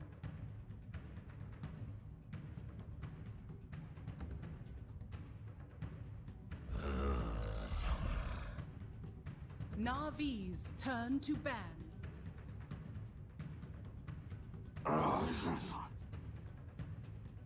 Radiant team ban.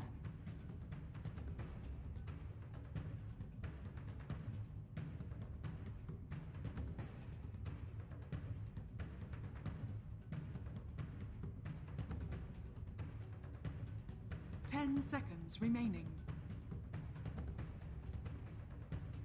5 seconds remaining. Reserve time.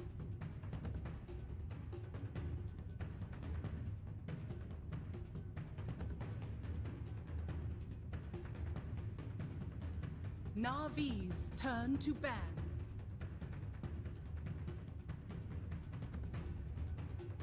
Radiant team pick.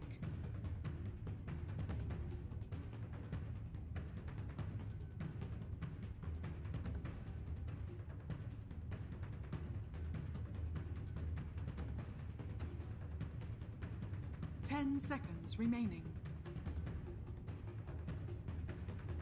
5 seconds remaining.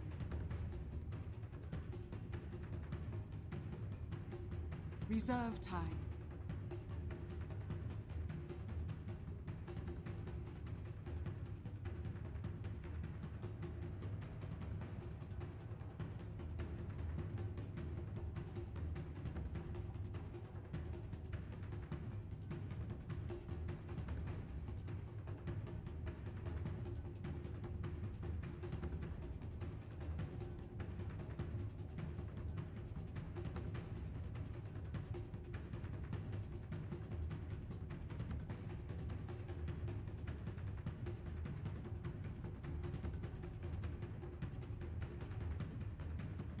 Juggernaut.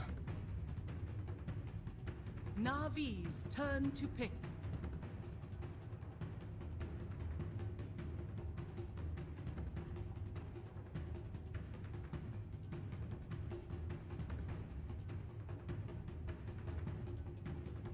Ten seconds remaining.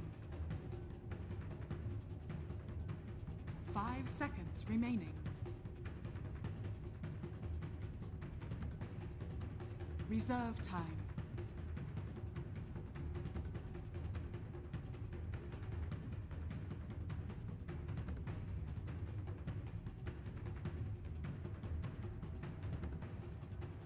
Shadow Fiend.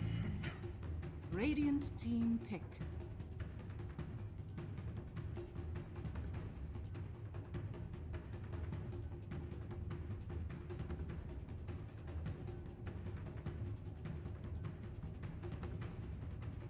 Ten seconds remaining. 5 seconds remaining.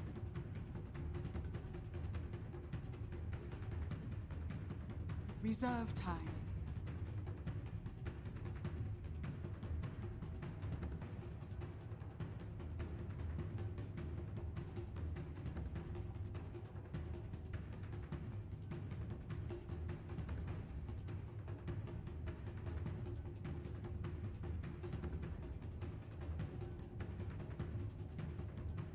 Earth Spirit. Navi's turn to pick.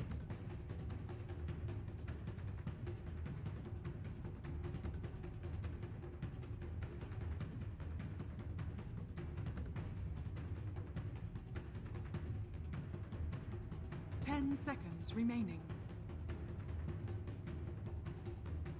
5 seconds remaining.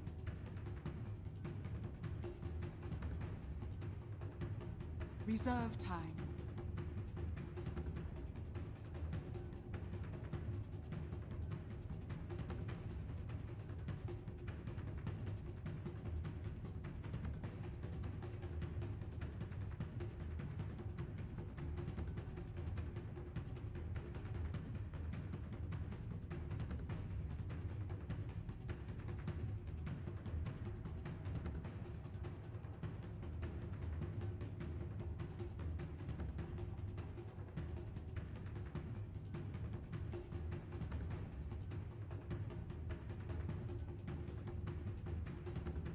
Night Stalker.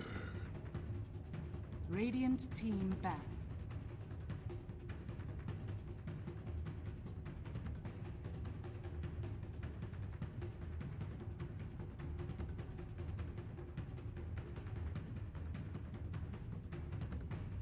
Seconds remaining.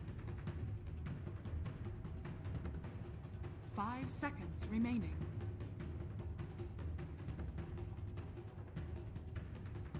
Reserve time.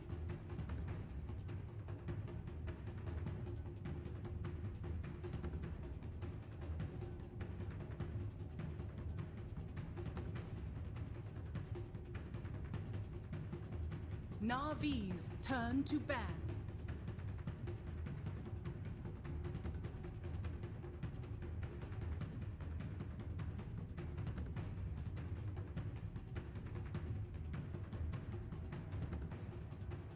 Seconds remaining. 5 seconds remaining.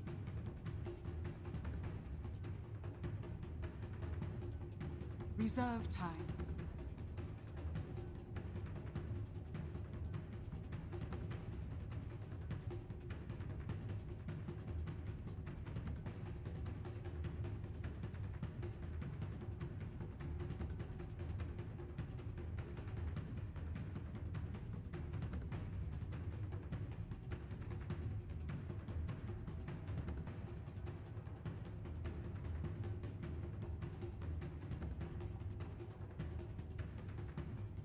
Navi's turn to pick.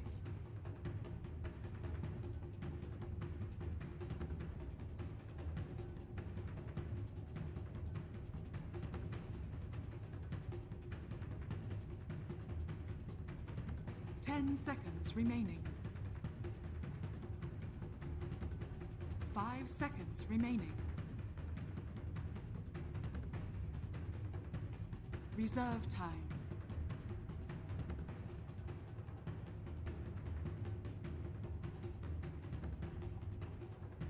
Seconds remaining. Vengeful spirit. Radiant team pick.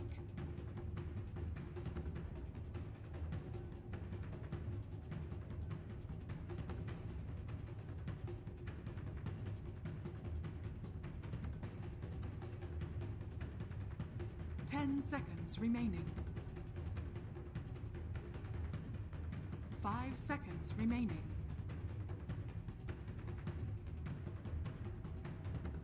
Reserve time.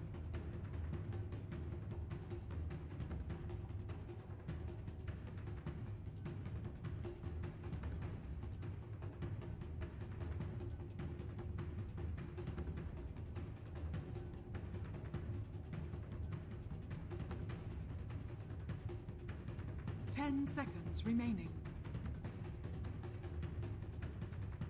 5 seconds remaining. Invoker.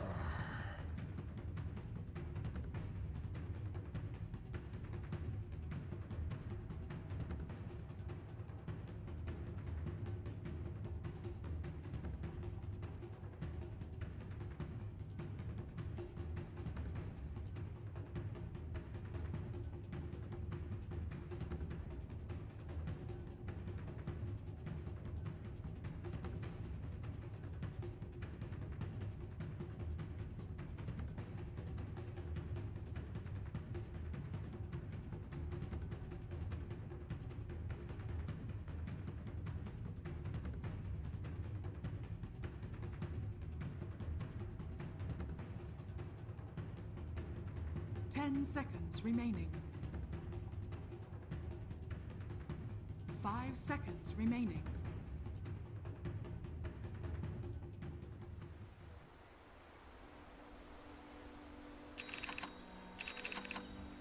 Also, that No. is a sick set. No, it's not. It's not? This Invoker says. Check it Where's out. the point? It doesn't Check it have out. the Check ball. it out. Check it out. Check it out. Wait, hold Player perspective. on. Oh my god, we're stuck in player perspective. How? What do we do? How? Oh no, you disconnect and reconnect. Is this I promise you, disconnect. And okay? reconnect. But how? Just do it, Logical watch. game.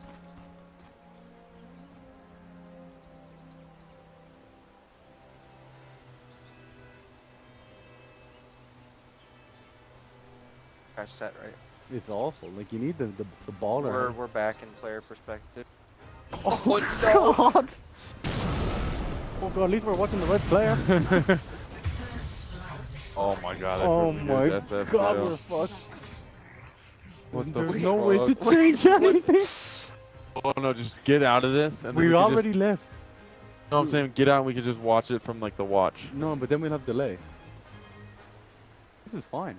We can just pick a player and like get real deep into the Yeah, I mind mean, of- yeah. fuck it, we're Moonduck. Yeah, it'll Do whatever the work. fuck we want. It'll work. I think it'll work. Like Invoker watches the map before he strikes, right? This guy's gonna be running away from bad guys The all game battle long. begins. We can only like can we shoot the complete tire?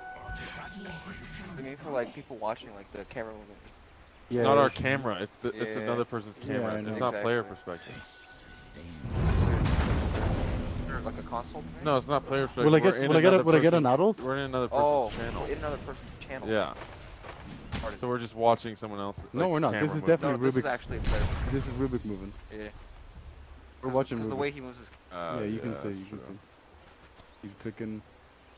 Alright, I'm gonna go get an adult. We actually need a professional. Yeah. This is bad. Hold on, let's watch Invoker. Stuck on Rubik. Wait, it's not. Yeah, we're actually stuck on Rubik. Fuck. It will not change. Alright, everybody in Twitch chat, you're gonna see how to play support. This is Please how do you- that in all the 3K pubs so I can start winning my games. This is how you control the lane guys and get owned by Night Stalker. Yeah. We'll die very soon. As you can see, our two range creeps Oh, he's uh-huh. freaking out right now. He's like, shit. It's like, fuck, guys, fuck. We gotta control his lane quick. This is bad. Huh? There's someone that.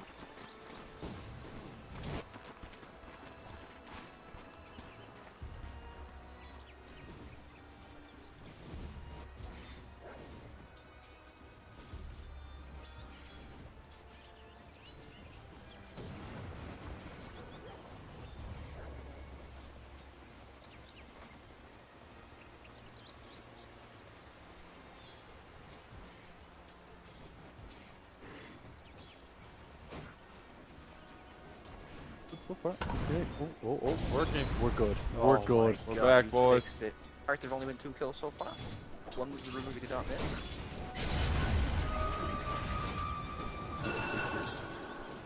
What is Venge that? is the carry. Yeah, it's the carry Venge.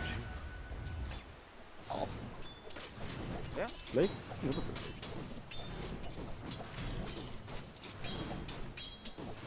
I think it carries Venge in general.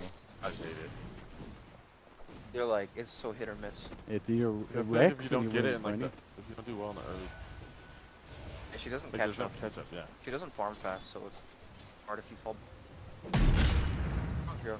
You need to get objectives with her too, right? You need to hours and I think that's like the same. Like their Or lineup's really good for that, right? They have like the Ogre, Bloodlust, the Edict from Lust and yeah. that's true. we were worried They about the take down support and the creeps striker, pretty right? fast. Yeah, we were worried about this dude falling off his horse. If he Gonna be falls lying on off, the it's not pretty, right? Yeah, he's just dead. Not the Invoker. Yeah. He does not deal well with the Especially pressure. the SF as we missed. Oh, that he got Why the isn't he first giving him blood. the hate? Full help. This is very interesting. Hanging out. That was teamwork. Yeah. No, but that why he didn't flame? Oh, I was like, what do you mean by that? Yeah, I didn't flame him and he didn't all chat. No question marks. Yeah, what the fuck? Question marks. No You report? don't wanna watch. You do like questions. You were trolling them out earlier. I thought it was out like $1 bill. No, that was good. Made yourself sound even cooler.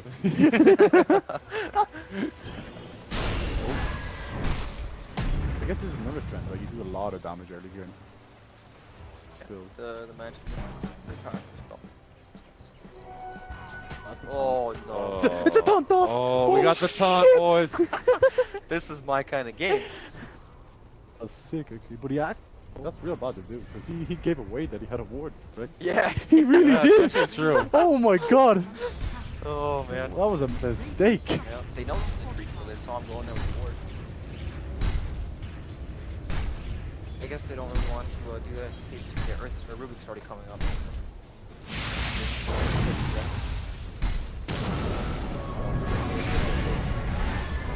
Oh no, he's toast. King R. Ghost Stick was like, Yeah, he's like, I don't really want to yeah, you're on your own. I apologize. First terror, 4.5 minutes, eh? Yeah. Very fast, huh? Smoker's sitting comfortably on 9 CS. Really, Yes, dude, I know. wishing he had to do that. Yeah, apparently, Dire's bottom tower is under you're a bounty room getter. This is real bad, right? Yeah, Yeah. This is He's super gonna boost at 5 minutes in. Invoker is usually, He's he a can big kind of catch hero. up if his team can make space. He has a Sunstrike killer too. He only catches up because he. Oh, it's not like he. This build is actually gaining popularity. Us? Go straight, ignore right. Yeah, and then just meteor chug clarities. Like, or 4 expert Yes. He used to do the stacking creep. Dire's top tower is under attack. What do you think? What's for Sunstrike? Was it the Iron color?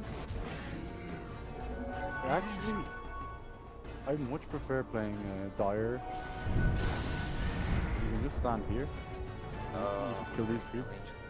It's very effective. You don't even need, it doesn't even need to be that late. First behind, and it's Start pushing this back. all these guys are What just is deep. happening?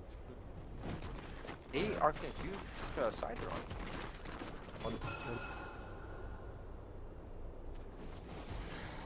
Spotted. You know, man.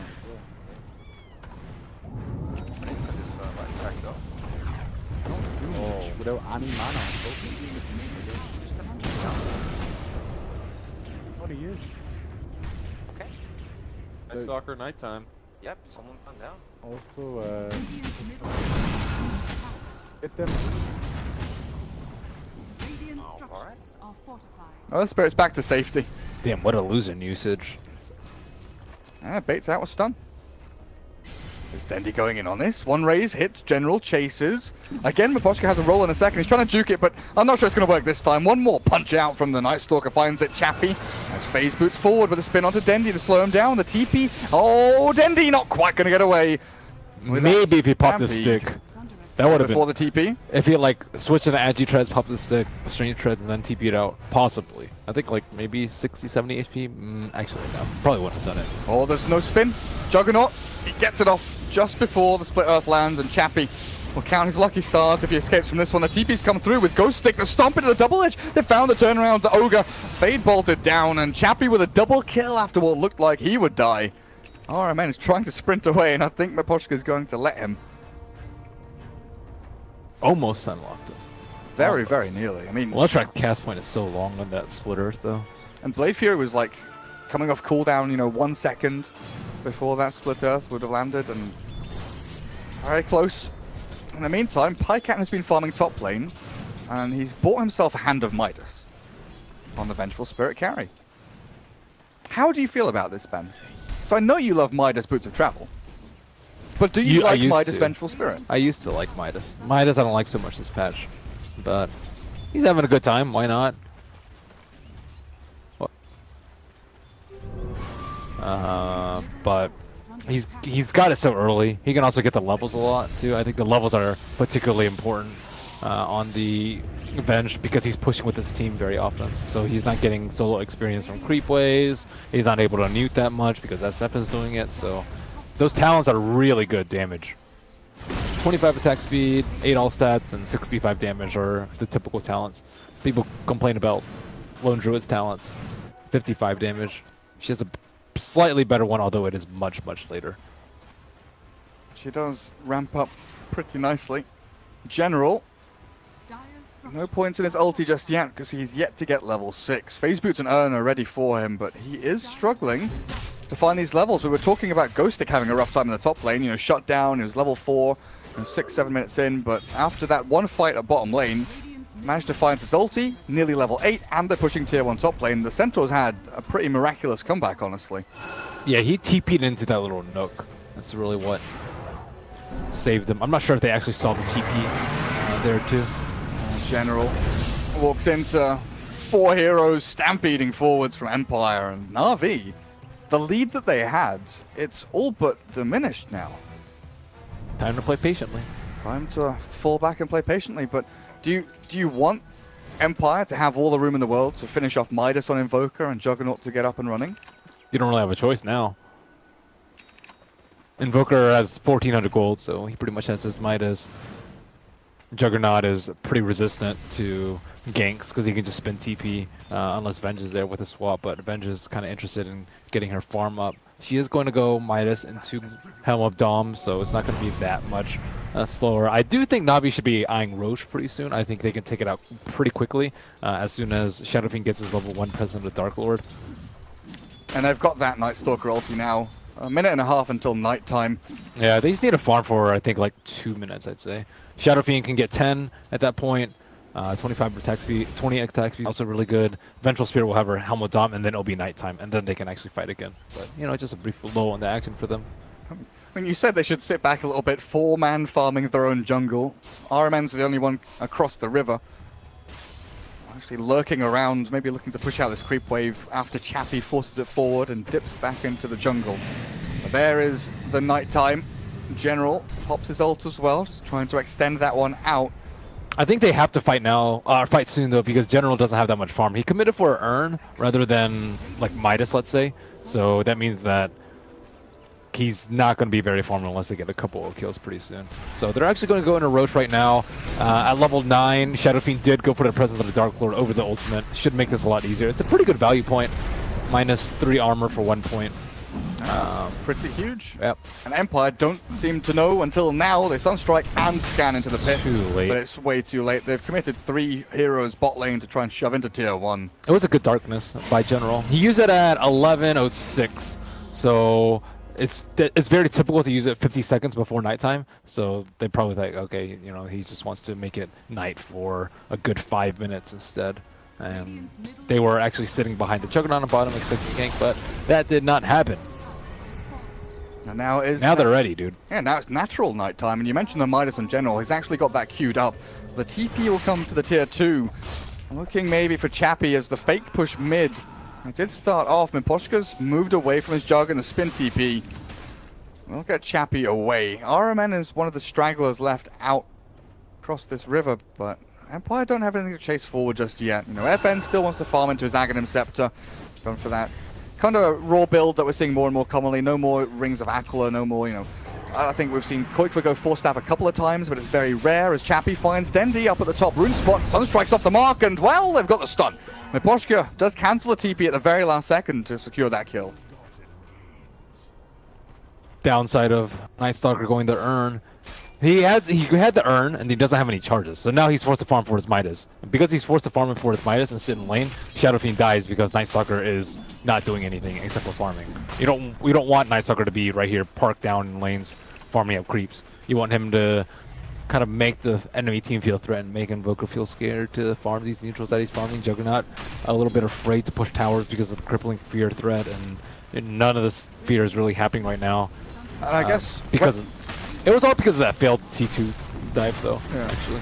And I guess when you are farming as Night Stalker, you want to be doing it in fog anyway, being off the map to sort of create that fear you're talking about. And TP up top, and they want to start something off onto Chappie. He's low HP, but the hoof stomp comes in with a Sunstrike, and down he goes.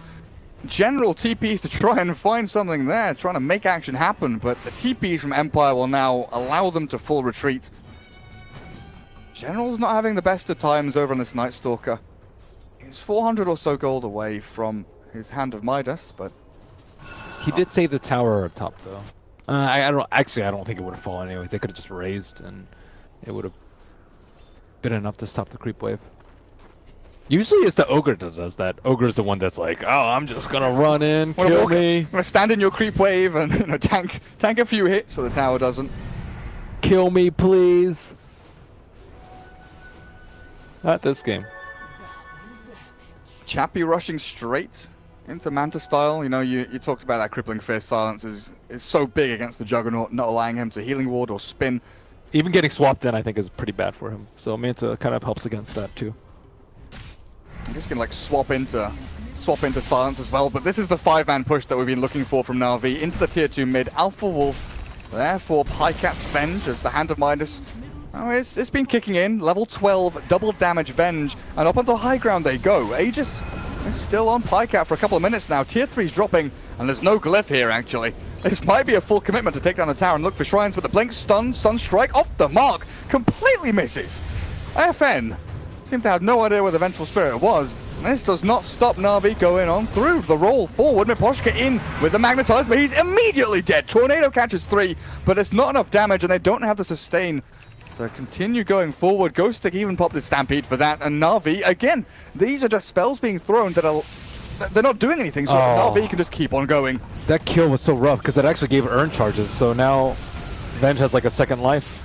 They finally find the Leshrac, so no Edict onto the ranged racks, which is what Navi will look at. They will finally move themselves away. Still, they can take shrines out. It's 15 minutes into the game. Yeah. I mean, Aegis still had another minute or so to go for Pycat, but there's no reason to give that away or give away a team fight when you've done so much structural damage over onto the side of Team Empire's base. The DD was really great. The missed Sunstrike was very, very costly. Pycat would not nearly have been so bold had he, like, it would have forced the Earth Spirits to not roll into. They wouldn't have had the Urn charges, and Venge might have been actually like a good kill target too with Omni Slash and whatnot, but regardless, Navi come out way ahead. I think being able to take on science this early is really huge for them. Unless Dendi keeps dying. That one doesn't miss. But Pycat, Aegis, is going to get popped here. They're looking to kill off Ghost Stick in the back, and they will. Pycat doesn't have a swap, but take a look at where Chappie is. Slowed down by the Ignite, spins himself and TPs away. There's nothing to stop this, now that Swap's on cooldown. And Dendi, that time the Sunstrike got him. Ghost Stick pairing up very nicely there with FN, finally finding that pop. He did sell that the other Wraith Band though, that you talked about. Did he finish the second Wraith Band? I didn't actually look to see it. I don't think so. I saw the second Slippers. But he did buy a slipper. Usually you don't buy just a plain slipper. Yeah, it was interesting.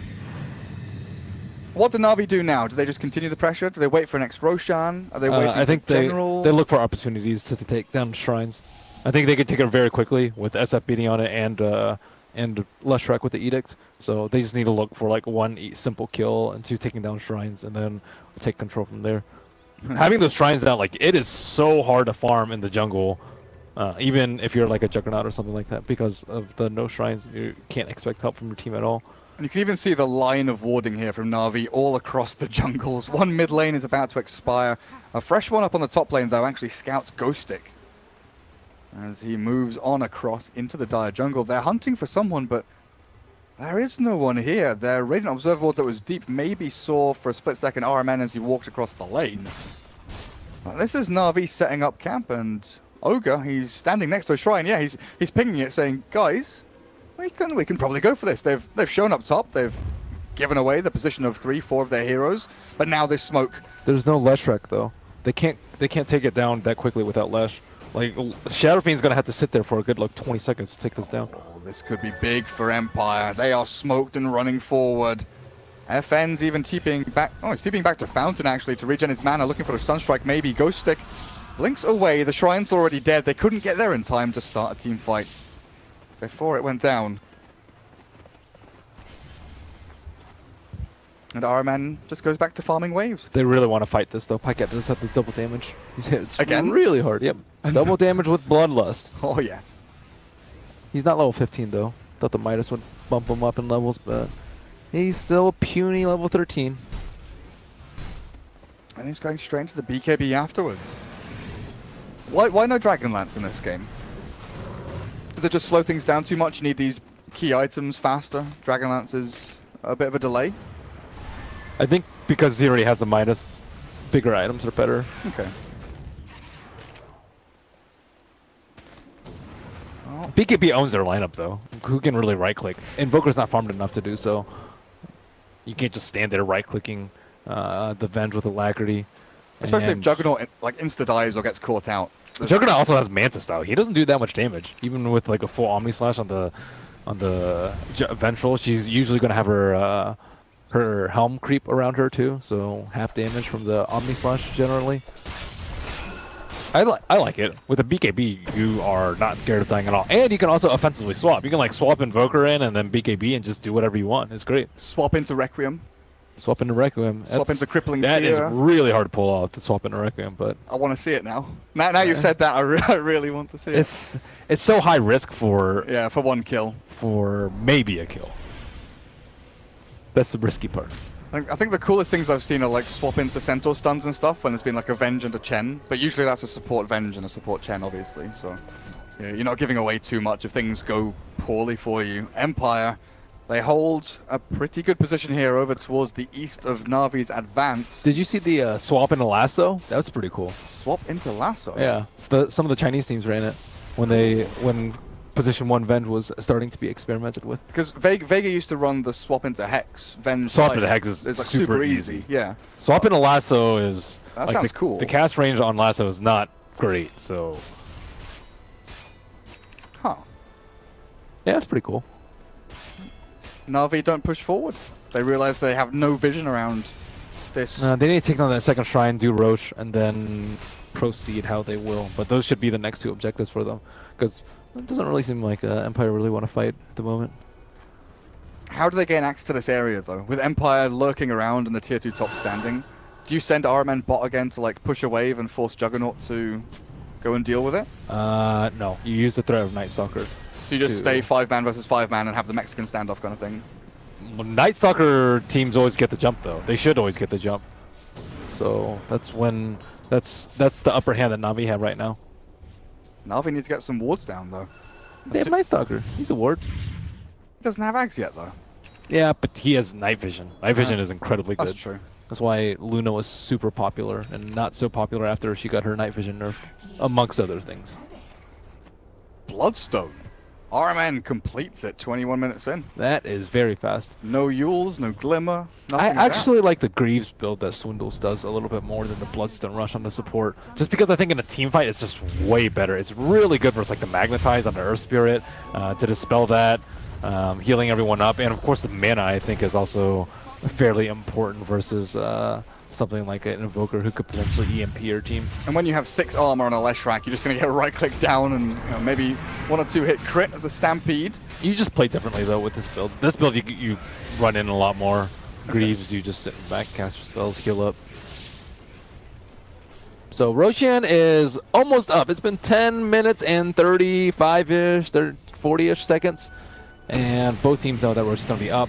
Vengeful Spirit does have an illusion. How does Pike keep getting BC They're the best runes. Yeah, these are seriously the best runes for him. I would say Illusion right now is better than DD because they can get the high ground vision. And Earth Spirit just rolled away from the Illusion because he's deathly afraid of what's happening. He even had the Observer Ward. But look, can you click on that Observer Ward? You can't see anything with it. It's to the left. Jump in, Ghost Stick, 2-man stomp, double edge general, Omni Slash down, but they've still kept themselves alive. This Bloodstone Leshrac is finally going to drop, and he will die, but a heal comes through onto Pycat. Ghost Stick is stood in, the Roche Pit, and down he goes. He actually had the Aegis, he snatched it. Somehow he took it, and now Navi, they don't have that second life of the Vengeful Spirit. Mipochka going to get raised a little bit here, but Chappie always got him on lockdown. The BKB from Dendi will keep him alive a little bit longer, but Navi have given away, gifted a team fight win to Empire.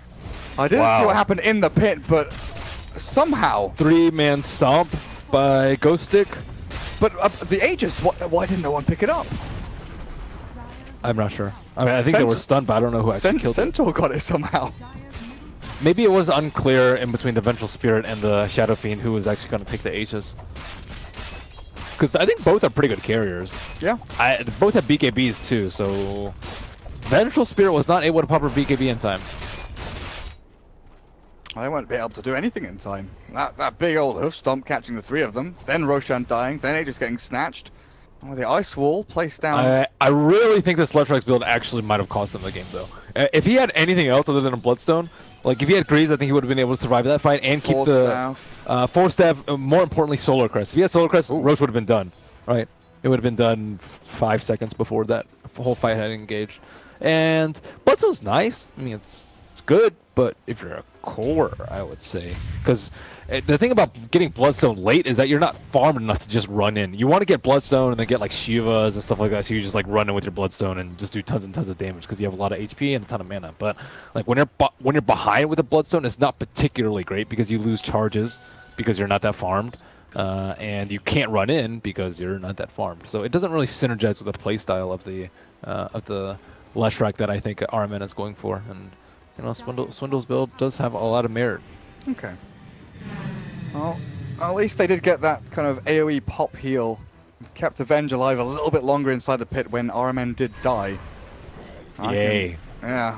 I'm just looking for silver linings here, Ben. That one little thing, that's all I can come up with is that he managed to AoE heal a couple of people and maybe drew out the fight a little bit longer, but he could respawn a little bit faster. Yeah, nice. but even then it's even more scary, right? Because if you're relying on an AoE heal from a Bloodstone to keep you alive a few seconds longer and still die. He didn't pop his BKB.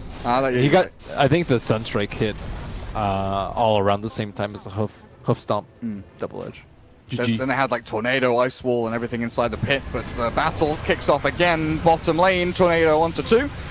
Nice Chappie Jugger. Oh, hello. Omni Slash through them. The stomp comes out again. Requiem wound up at the spin. Chappie still alive. The swap back in. A couple of right clicks will finish him. And Jug with Centaur both dropping. FN fell back after throwing the Tornado. Didn't want to commit to the fight, but will be able to TP away. Sunstrike missing out on RMN there, it looks like. As Mipochka will also TP out. Drop your Bloodstone. RMN, please. Efficiency. Like, I even drop Null Talisman or Magic Wand. Like, well, Bloodstone's really annoying because you can't put it in your backpack. Oh yeah, you're right. So it's not as easy. But the other item, sure. And you don't really want to put your Bloodstone on the floor. It's like your one item. He has one. Well, he's got Yules now, I guess. He's actually very farmed now, so that's kind of nice. Yules can save him from like Omni Slash. Whoa, what the hell?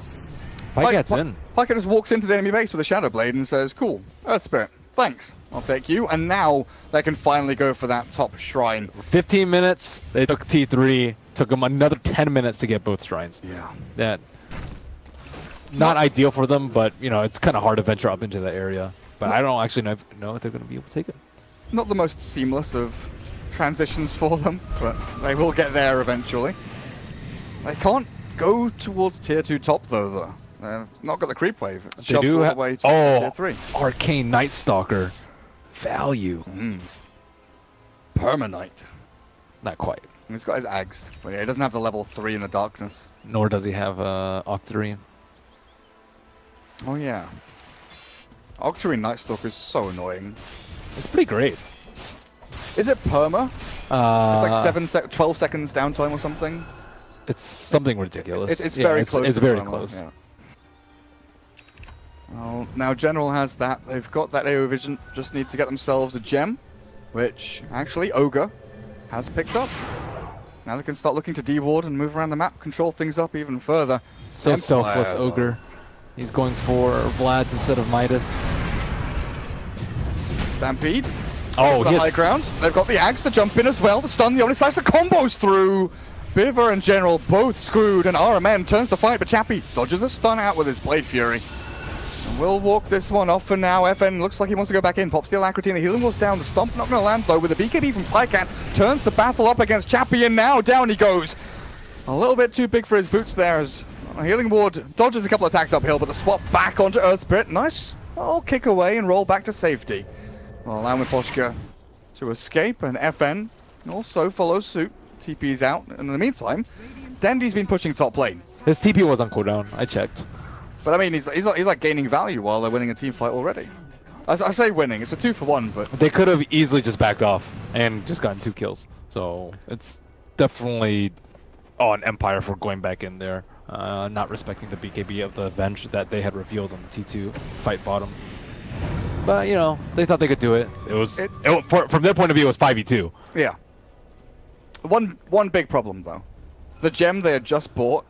Oh, they lost. It's now on the Centaur. That's rough. Yeah, that's not fun. You also should not be holding the gem as the Ogre. Well, he'd given it to Night Stalker already. Night Stalker died back there. Oh, he did? Oh, okay. He'd literally passed it to the Night Stalker. They saw the Rubik, killed the Rubik, and then they lost the gem. GG. Unfortunate. FN. Tornado's creep wave blinks back into the trees. General sees him, but ooh, tries the Force Staff with the help of Dendy. That was really close. Nearly gets the mini stun out from the void, but will not find him. Aposhka also just barely able to TP away. General's very quick on his feet with these face boots. He might want to blink or something like that to That could be be able cool. to stop these. Yeah, I'm not actually sure what you go for on Night Stalker. Maybe the armlet that you talked about. He went for cast range at level 10. Never mind. You don't go for armlet with that. Actually, he has Bloodlust though. Difficult decision. That is pretty difficult. Well, I think at 25 attack speed or 300 mana, it's easily 25 attack speed. I mean, you don't run out of mana. What about like a Basher, an Abyssal Blade or something, or a Hex? I think Basher would be really nice. I don't like Hex, just because Lotus just owns it. I'm thinking like instant disables against the Jugger or the Invoker. I like Blink personally, just because he's gonna be picking people off that split push. It's really good at killing the Invoker. But Basher's pretty good too. I think Basher's probably better because Invoker has BKB. RMN. Looks like he's in trouble. And he'll die. Also loses out on the Dire Courier, which had his Medallion of Courage on it. Oh, so now he's going for it. Now he's going for the Solar Crest. I bet he has so much regret about the Bloodstone too. Oh, Ghost after the Stick. first Roche. Naposhka comes in to save him. The 3-man Magnetizer's there. The BKB from Pycat's through, but the Healing Ward's keeping Ghost Stick alive for so long. Swap back into the middle of the 3 of them will finally secure the kill and the gem. The gem, guys. The Earth Spirit comes back in, and Invoker with the EMP Tornado catches Pycat as well, and Juggernaut says hello. So the Vengeful Spirit. Where is Dendy? That's a very good question. Dendy He's is TP'd out. Dendy is miles away. He's BKB TP'd. He's long gone. What is up with their teamwork? Like, Pycat's off making solo plays by himself, which is good. Armen's been farming and dying by himself. Not so great. Dendy has just been nowhere to be seen in these team fights, and not really, like, he didn't get the T2 tower on the left side. He wasn't pushing a tower that time too. He was just TPing back the fountain, you know, and I don't know if they just like don't trust each other or what, or they just really have that fear of dying. Like disjointed decisions, it feels like, and I was praising them before this series started, how they seemed to be patient and their decision making seemed crisp and clear in the previous series. In this one, it seems like it's 4+1. Dendy's off doing some of his own things while the rest of the team is grouping up and fighting. And the last time I saw Dendy in a team fight was when they were like pushing down mid. It's been a while. Oh, the T2 fight on bottom too. Maybe they find the Invoker. Nice stun. Chain it up with a few raises, a few hits in, but FN's got the Ghost Walk. Where's his detection too? I was expecting Arman to have dust or something, Yep. but they do not have it. Yeah, the team play is just, you gotta play for the team, man. Get the Solar Crest for the team, get the dust for the team. He didn't buy Sentry Wards after that. And now the third Roshan. And this has got ages cheese, and Navi are not in position to contest this. Up on the high ground, take a look where Mifoshka is ready to jump on in, and he'll find the initiation onto Ogre, then he'll roll away. The swap is there. Pycat puts himself in a dodgy position, and now in comes Ghostic with 3-man stun. Oh, this is great for Empire. The spin comes through, and Chappie, well, Tornado won't latch, but Juggernaut will finally lose the Aegis as Dendi joins the team fight with his BKB up, but he doesn't have a target to go on. He's got Requiem available, but now the BKB ends. He's stunned, he's chained, he's killed, he's dead. And another 2-man stomp from Ghostic finds the perfect continuation of this team fight. Navi are crumbling and falling one by one. The self-fuels from this poor Leshrac will only lead into a deny, while General, oh, he scurries away down towards bottom lane to get anything he can out of the rest of this map. If anything, it's Empire the ones that are way more patient this game and kind of just biding their time, waiting for the perfect moment. It's a Roche, like we just saw there. Perfect moment to kind of just gank them, take their gem, wait for them to make the silly moves, wait for Shadow Fiend to be split away from his team with no way to get there. And you know, they're just playing better, or looking for the better opportunities and biding their time. I think Chappie's played pretty well this game too. He kind of led them to that first gank that turned things around on the bottom lane. He has 14 kills. The BKB has served him pretty well in these fights, and yeah, he's just farming like a beast. And then you have FN, who hasn't died yet this game. Had, you know, not a rough laning stage, but it wasn't the best. And now you're looking at him thinking, right, he's nearly got Octarine Core, he's pretty much 6-slotted, just wants a refresher or a Hex or something to swap the Midas out for. And he's been landing these big combos, obviously with the help of Ghostic, but landing consistent 3-4-man hoof stomps with a Centaur. Ghostic might actually be like the one that's played the best. He actually went for had the decision to go for the Scepter before the Hood.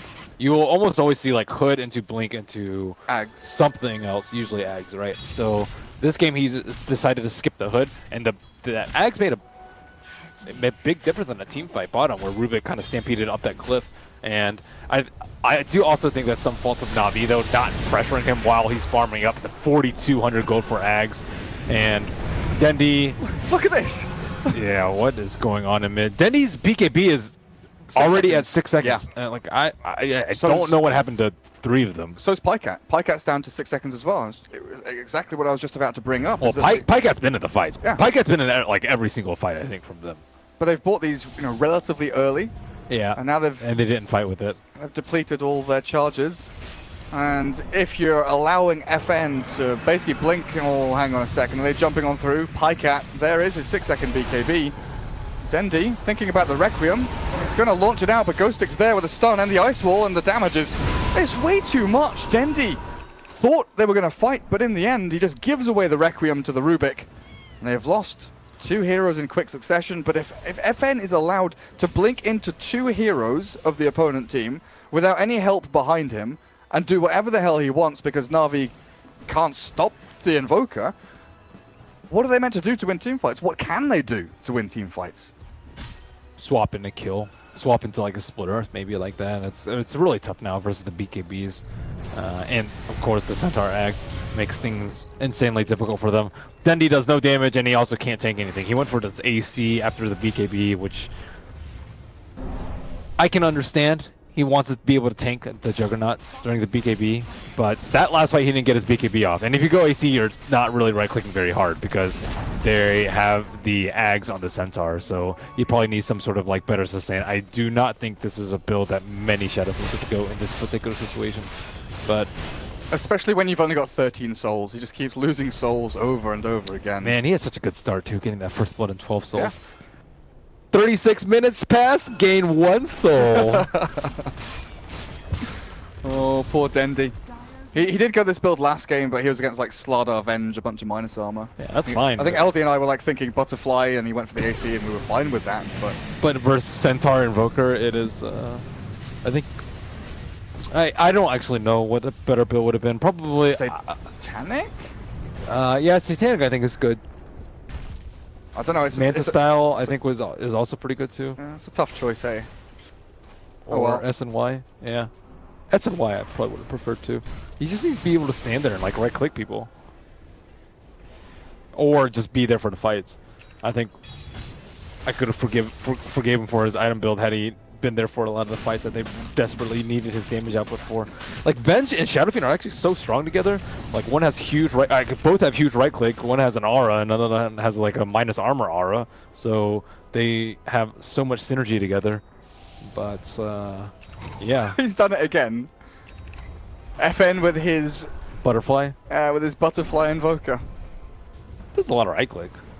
I don't think it's the worst build. No, I've seen far worse builds. Yeah, he's shown that it's definitely not. It's definitely not awful. And well, we'll find the ogre. But I think the big fight is kicking off in the meantime towards the back end, where they found Pycat as well as RMN. Omni Slash comes through, and with a swap back, General is popped in. Pycat runs away, but he's given away the life of his teammate. RMN chases down Chappie, but I think this might be the beginning of the end here. Dendi BKBs up and tries to get to the top of the ramp. He will succeed in doing so for now because they change back onto the Lashrak. Split Earth won't do a damn thing. And Navi, 2 men remaining. Pycat and Dendi, they are the 2 core heroes, but Empire only lose their 2 supports, and with Chappie moving on to high ground, this is going to be another lane of racks. I think that's GG. No BKBs on Pycat, nor Dendi. Pycat. Nice force. That's the best teamwork I've seen them have all game. Synergy, cohesion, teamwork. 1 Hurricane Pike back, but Pycat, he's going to have to stand his ground and fight here. There is no way you run away, surely. Oh, maybe there is. Apparently Empire, focusing on buildings, spin TP to retreat. They don't want to give anything to Navi, even if it means they could have killed off Pycat. He will survive with his life. He had BKB. I don't think they could have killed him. But yeah, but that's your base in shambles. 2 racks down. And I mean, their late game's pretty good. Venge SF is pretty good late game, but I think their BKBs are just straight countered by the Juggernaut at this point too. He has Scotty, so you can just right click through them. The attack speed's slow, plus the Manta images, plus him just being way more farmed is not going to bode well for them. Is Invoker killable anymore? I mean, he hasn't died once this game. No. I don't feel like not unless they like swap him into an instant disable. Into Fountain. Not even into Fountain. I think they can kill him like if they swap stun into a Requiem. Let's say that's okay. And that's pretty reasonable. And Centaur doesn't ags. But yeah, if Centaur ags or Invoker pops BKB, which should happen in like 95% of the fights, then yeah, he's not gonna die. And now he has a DD rune with Alacrity. Look at that. And Butterfly. 600 damage with the Butterfly attack speed as well. That's a little bit crazy. Navi, it's time to hold your high ground. They've pushed out the 2 lanes. You know, that's a great start. Top and mid have been shoved. There won't be like a 2-pronged attack or anything like that from Empire. No, nothing like that. But the jump in, FN just starts things off, and Ghost Stick continues. A good hoof stomp, but the BKB's popped by the Centaur. And Chappie will be able to walk up to high ground and hit the tier 3 with the help of his Blade Fury. Navi have to go back and regen up Dendi with the Shrine. This is all or nothing time. Stun back onto Chappie, the swap is there. They've moved Dendi in and he's dead and gone. He has to buy back, the stomp comes through and Ghost Stick runs on through it as well. They've got so much damage between them. Chappie chases down the Night Stalker with the Tornado out as well. Omni Slash bounces back between them, looking for Pycat, but Dendi's BKB Requiem doesn't do too much. It's stolen away by Rubik, and he might look to turn with this. The Blink Hoof Stop again from Ghost Stick. Requiem from King R. The damage output's insane. The Tornado will finish off 1. The Magnetize might finish off the 2nd, but the Bloodstone Heal keeps Pycat alive. But I don't know for how much longer, as GG is called, and Navi tap out a Sunstrike from FN. The final move of the game, it looks like, securing another kill over on the Vengeful Spirit. That was looking so promising for Navi. It really was. It really was. First, like, what, 17... When did they take the tier 3? 17 minutes in? 16 minutes in? When? 15. 15.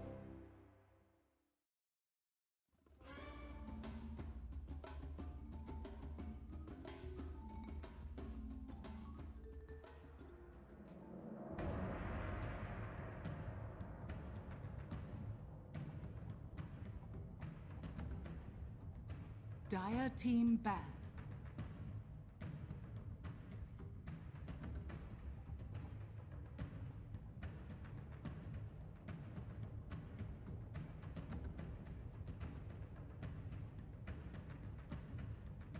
Dire team ban.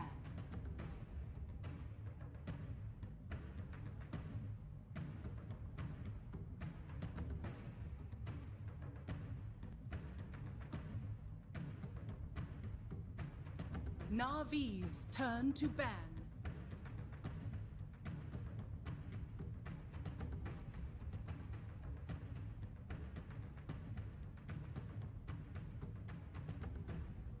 Dire Slada. Navi's turn to pick.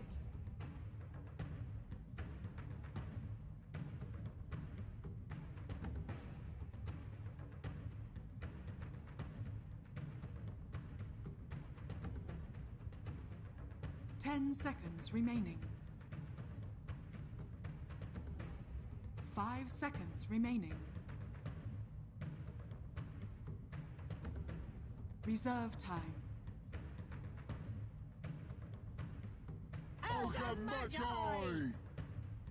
Navi's turn to pick.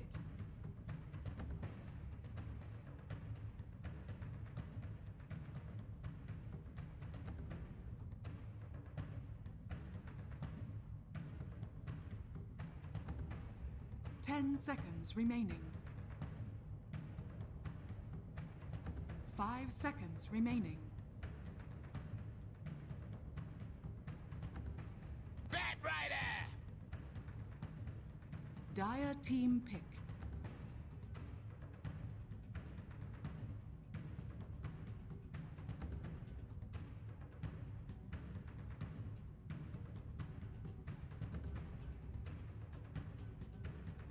Ten seconds remaining. 5 seconds remaining.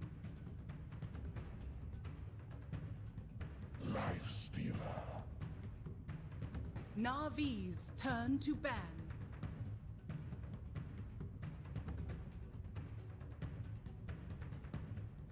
Dire team ban.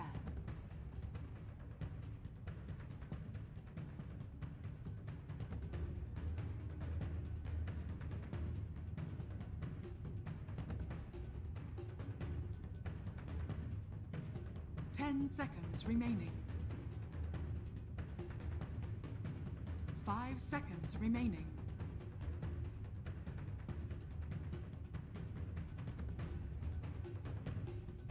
Navi's turn to ban.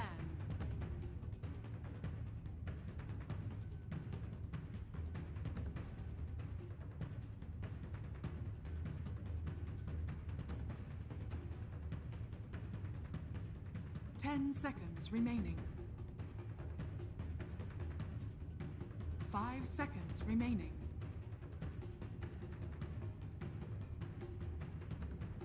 Reserve time.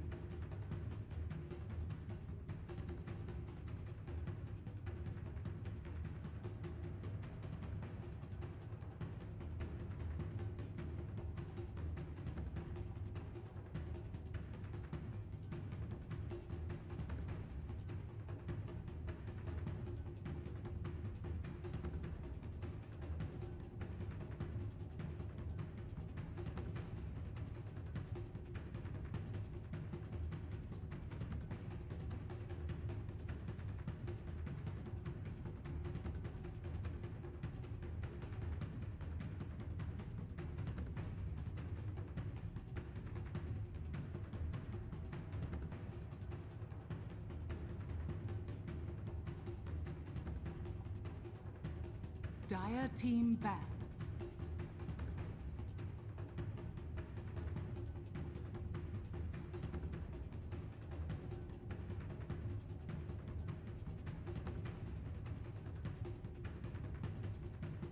Ten seconds remaining.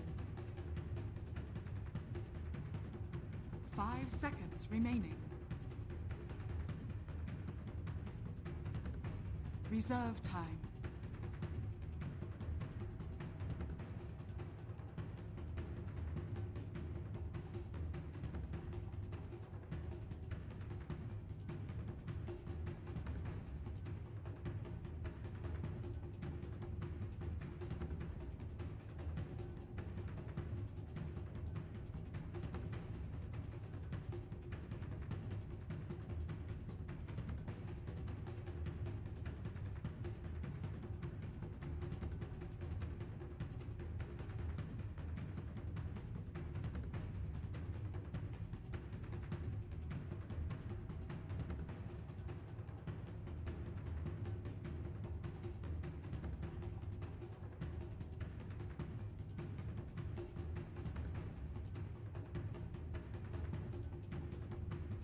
Navi's turn to pick.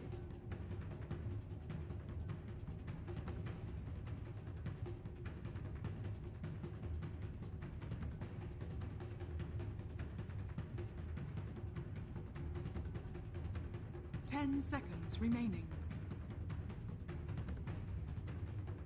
5 seconds remaining.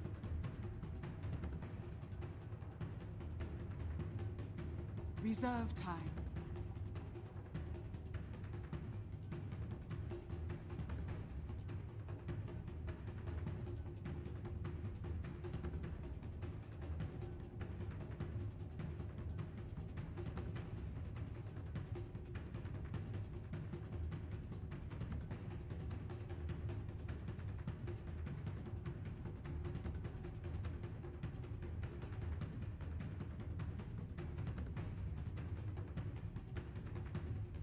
Ursa Warrior.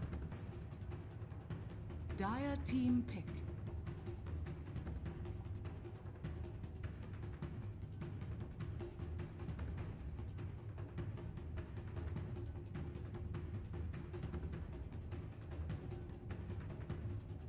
Ten seconds remaining.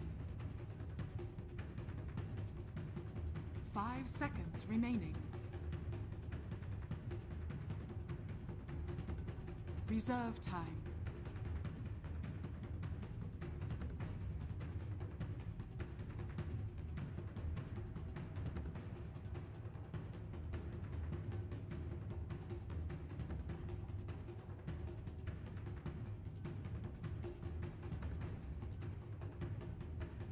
Disruptor.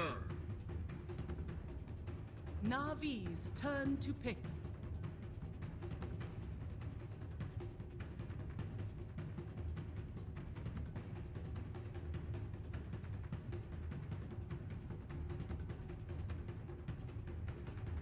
Ten seconds remaining. 5 seconds remaining.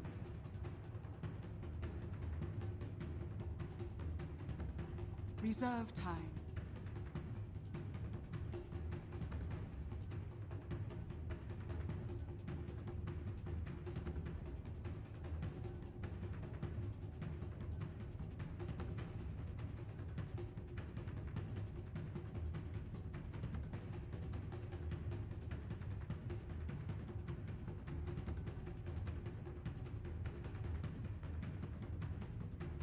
Ten seconds remaining. Spirit Breaker. Dire team pick.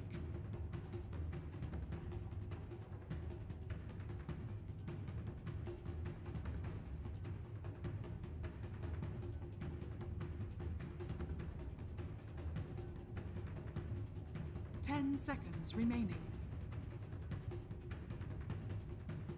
5 seconds remaining.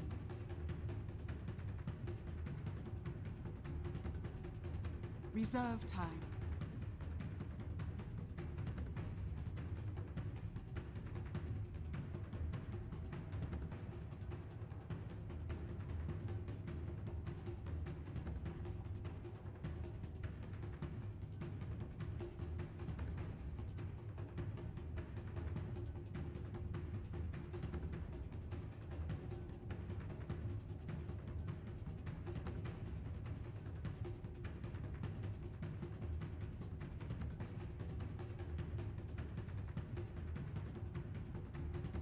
Invoker. Navi's turn to ban.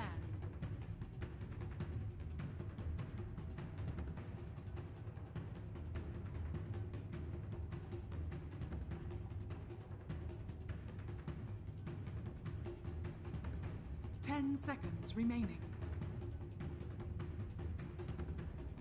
5 seconds remaining.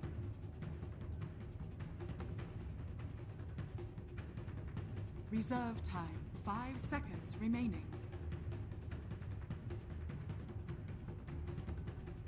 Dire team ban.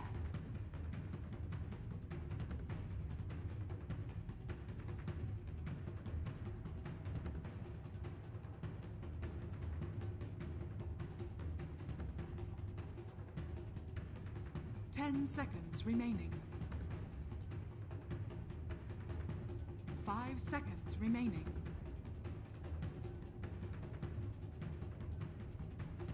Reserve time.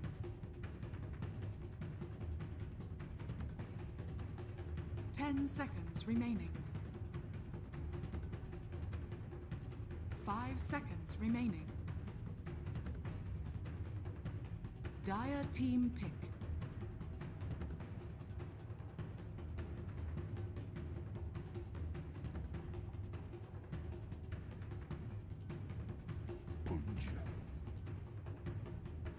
Navi's turn to pick.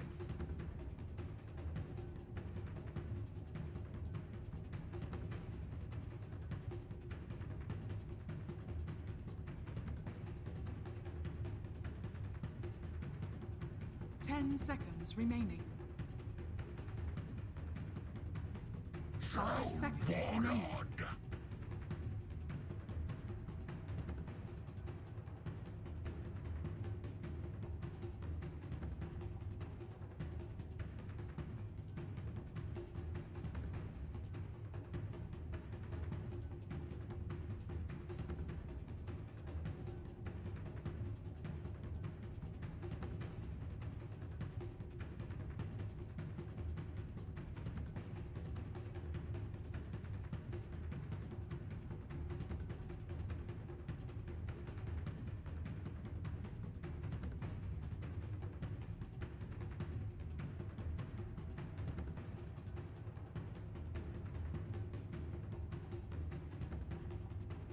10 seconds remaining. 5 seconds remaining.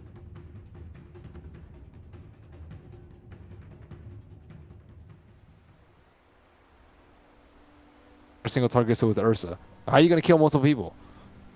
I guess you just kill them all really quickly, one by one. That's the plan. Just line them up, kill them one by one, hope Empire filter in. Well, they do have really good burst for Bat Rider Ultimate. That is certainly true. They sure do. Empire will be the Maposhka Pudge. I gotta check this taunt. Does he have it equipped? Can you check? Oh, he does not have it equipped. Oh no. Disaster. He doesn't even have any cosmetics for him. No taunt. Why does it have the anti-mage icon? I'm not sure. Ah. Broken game, literally unplayable. Oh well. Maybe it's just like anti-mage trying to troll you. It's like his face. It's like, ha, no taunt here, sir. It's not as though he's like the first hero in the list either. Nope, That's Abba. Alchemist. Oh, it's a Baden now. Jeez. Yeah, not Alchemist. How could I forget about a Baden? The NA special. So yeah. Turn off your notifications, dude. Oh, did I forget to sign out of Steam? Oh, that's very bad. His Steam name is Gareth, guys. Please spam him as punishment. Okay, M-Dog. Well, they saw your icon. They don't know my icon. I don't know your icon either. Excellent. Let's keep it that way. They can just see like friends in common, or look for, I don't know, other people who you're friends with. Or they could just see Gareth with the icon. They can just go to your Dota buff verified page and see that that's the real one. You've got no escape, Merlini. You've got no escape. I have Smurfs. Okay. I have a Smurf by the name of Melrini. I'm not even kidding. The real Melrini police. No, it's just Melrini. Melrini. With a J Spellerin icon. Oh dear. So Ghostic, he will be going bottom lane. Do you think he will just buy Iron Talon? AFK in the jungle a bit? Nope. Get chased down by the Spirit Breaker? Nope. What's he gonna do? Sitting in the trees on the right side, I think is probably a little bit better. Boots first, or? Yeah, I would prefer that for sure. Iron Talon's also okay, but like you can troll. Sorry, Ursa's not that threatening because he has no gap closer. Like Earthshock is very, very, very short range, and he has to get charged in order to die. And he can, if he's really good about it, he can stun. So Sauter does go boost first. I do approve of this choice. Iron Taloning offlane is just not really that great anymore, unless you have a position forward that soaks up the XP in the offlane, which does not seem like that is their plan. Maposhka puts an observer ward. It is not really that deep. It doesn't scout the bounding rune. It doesn't scout any neutral camps aside from the one ancient camp. This ward generally not terribly favorable at the start. However, it is very unlikely to be dewarded, and you can place it really quickly. So they usually have no idea that it's there, and it does give them both runes. Yeah, and across the river you can see both wards actually. Up towards the Roche Pit, there's the other dire ward there as well. And I guess that one's really good because you can see the Iron Talon jungler, and you can see the bounty rune. And I guess it sort of creates this line of vision where if Spearbreaker is sort of charging into lanes, you know, you're always going to be able to catch him, right? There's always going to be definitely why those two observer wards are good. Good point, Gareth. Thank you, Ben. Yeah, that's actually a good point. That's definitely for the Spearbreaker on both ends. So Ghost Stick looks like he's going to try and contest the bottom rune. He does have boots first, but he doesn't really see that many heroes there. Pycat trying to bully him out. Ghost Stick, does he want the bounty? Does not commit. He doesn't want to walk into Ogre Ursa. And look, Pycat's even got Orb of Venom queued up. Really wanting to smash this lane. I don't even know if he gets over Venom because I don't think he'll be able to hit anyone in the lane. If Ghost Stick actually comes up to hit creeps, then yeah. But he might not at all. In which case you just rush phase. Well, the lane's set up not as I expected anyway. The Ogre's going to be bottom lane with the Ursa. They're not going to run that Bat Ogre that they've done previously in some other games. So it'll be general Bat with RMN Spirit Breaker up at top. King R just going to wait out for the creep block to come through. Make sure the ranged creep does not go first. But general hasn't blocked it that way anyway. Chappie Lifestealer there just behind them as FN and Dendi. The mid matchup of Invoker and Troll, and Miposhka is going to be able to pull this across. Yeah, this is the only camp that works consistently still, even after the changes of Hook having the buffer time where it doesn't draw aggro. I think I tried a bunch of other camps, I tested this a lot. I think there are windows when you can get like the Radiant offlane camp to go, but the window's so tight that it's just like not worth it to try consistently. But the dire camp you can, and then you can pull across the Ancients, deny out an entire wave. And with Alacrity, FN up to 5-0 on his last hits, while Dendi 4-0, missing out on a fair amount of CS up at top. Chappie's being chased down with 3 sticky napalm stacks up on him and slowed down by RMN in general. Not enough damage to kill him off, and they force out the salve. So in all, the lane's going pretty well. Oh, that was not the hook. The death of Ghost Stick? That should be the death. He still has 4 stacks on him, so if he decides to stay around the shrine, he's still going to get hit for a lot. Pycat fighting under the shrine. The clap not going to hit. Earthshock off the mark, and now Miposhka turns back onto Biver. They've got another crush, and they've got a hook as well, right? There's Sunstrike coming through. Looks like it might be the end of the Ogre. They'll find him with the final click out from Ghost Stick. Play from Miposhka. Good stuff. Missed the hook to bait them in. All intentional, right? All intentional. In the meantime, as I miss out on that one, they do kill off another. Chappie turns to fight Rage in a second. He's going to chase this one down, but he can't keep up to General. Oh, maybe he can. One more click, but it's not enough. That bash. General. Oh, wow. Armen. That bash right as Rage came out.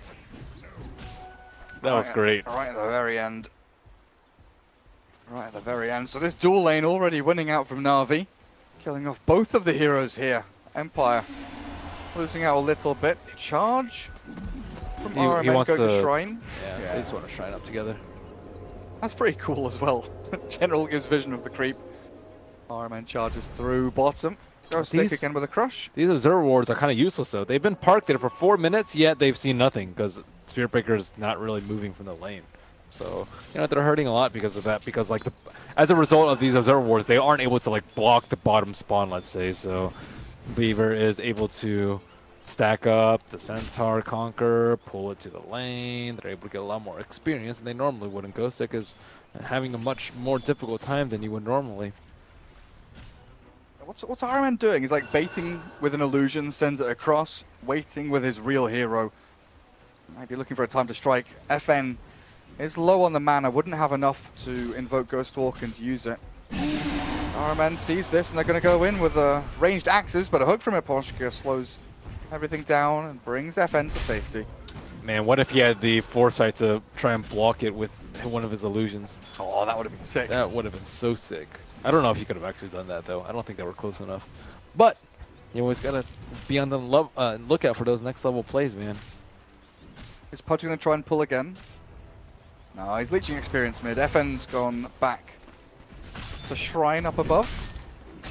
Things have slowed down a little bit though in this game until now. Sunstrike with a crush. Biver one hit away from death. He'll find it, and Ghost Stick will give his life away to Pycat. Not worth. Offlane for a support and giving Pycat gold, and now enough for the phase boots. It's also not worth because Invoker didn't get the kill. If Invoker got the kill, I think it would have been fine.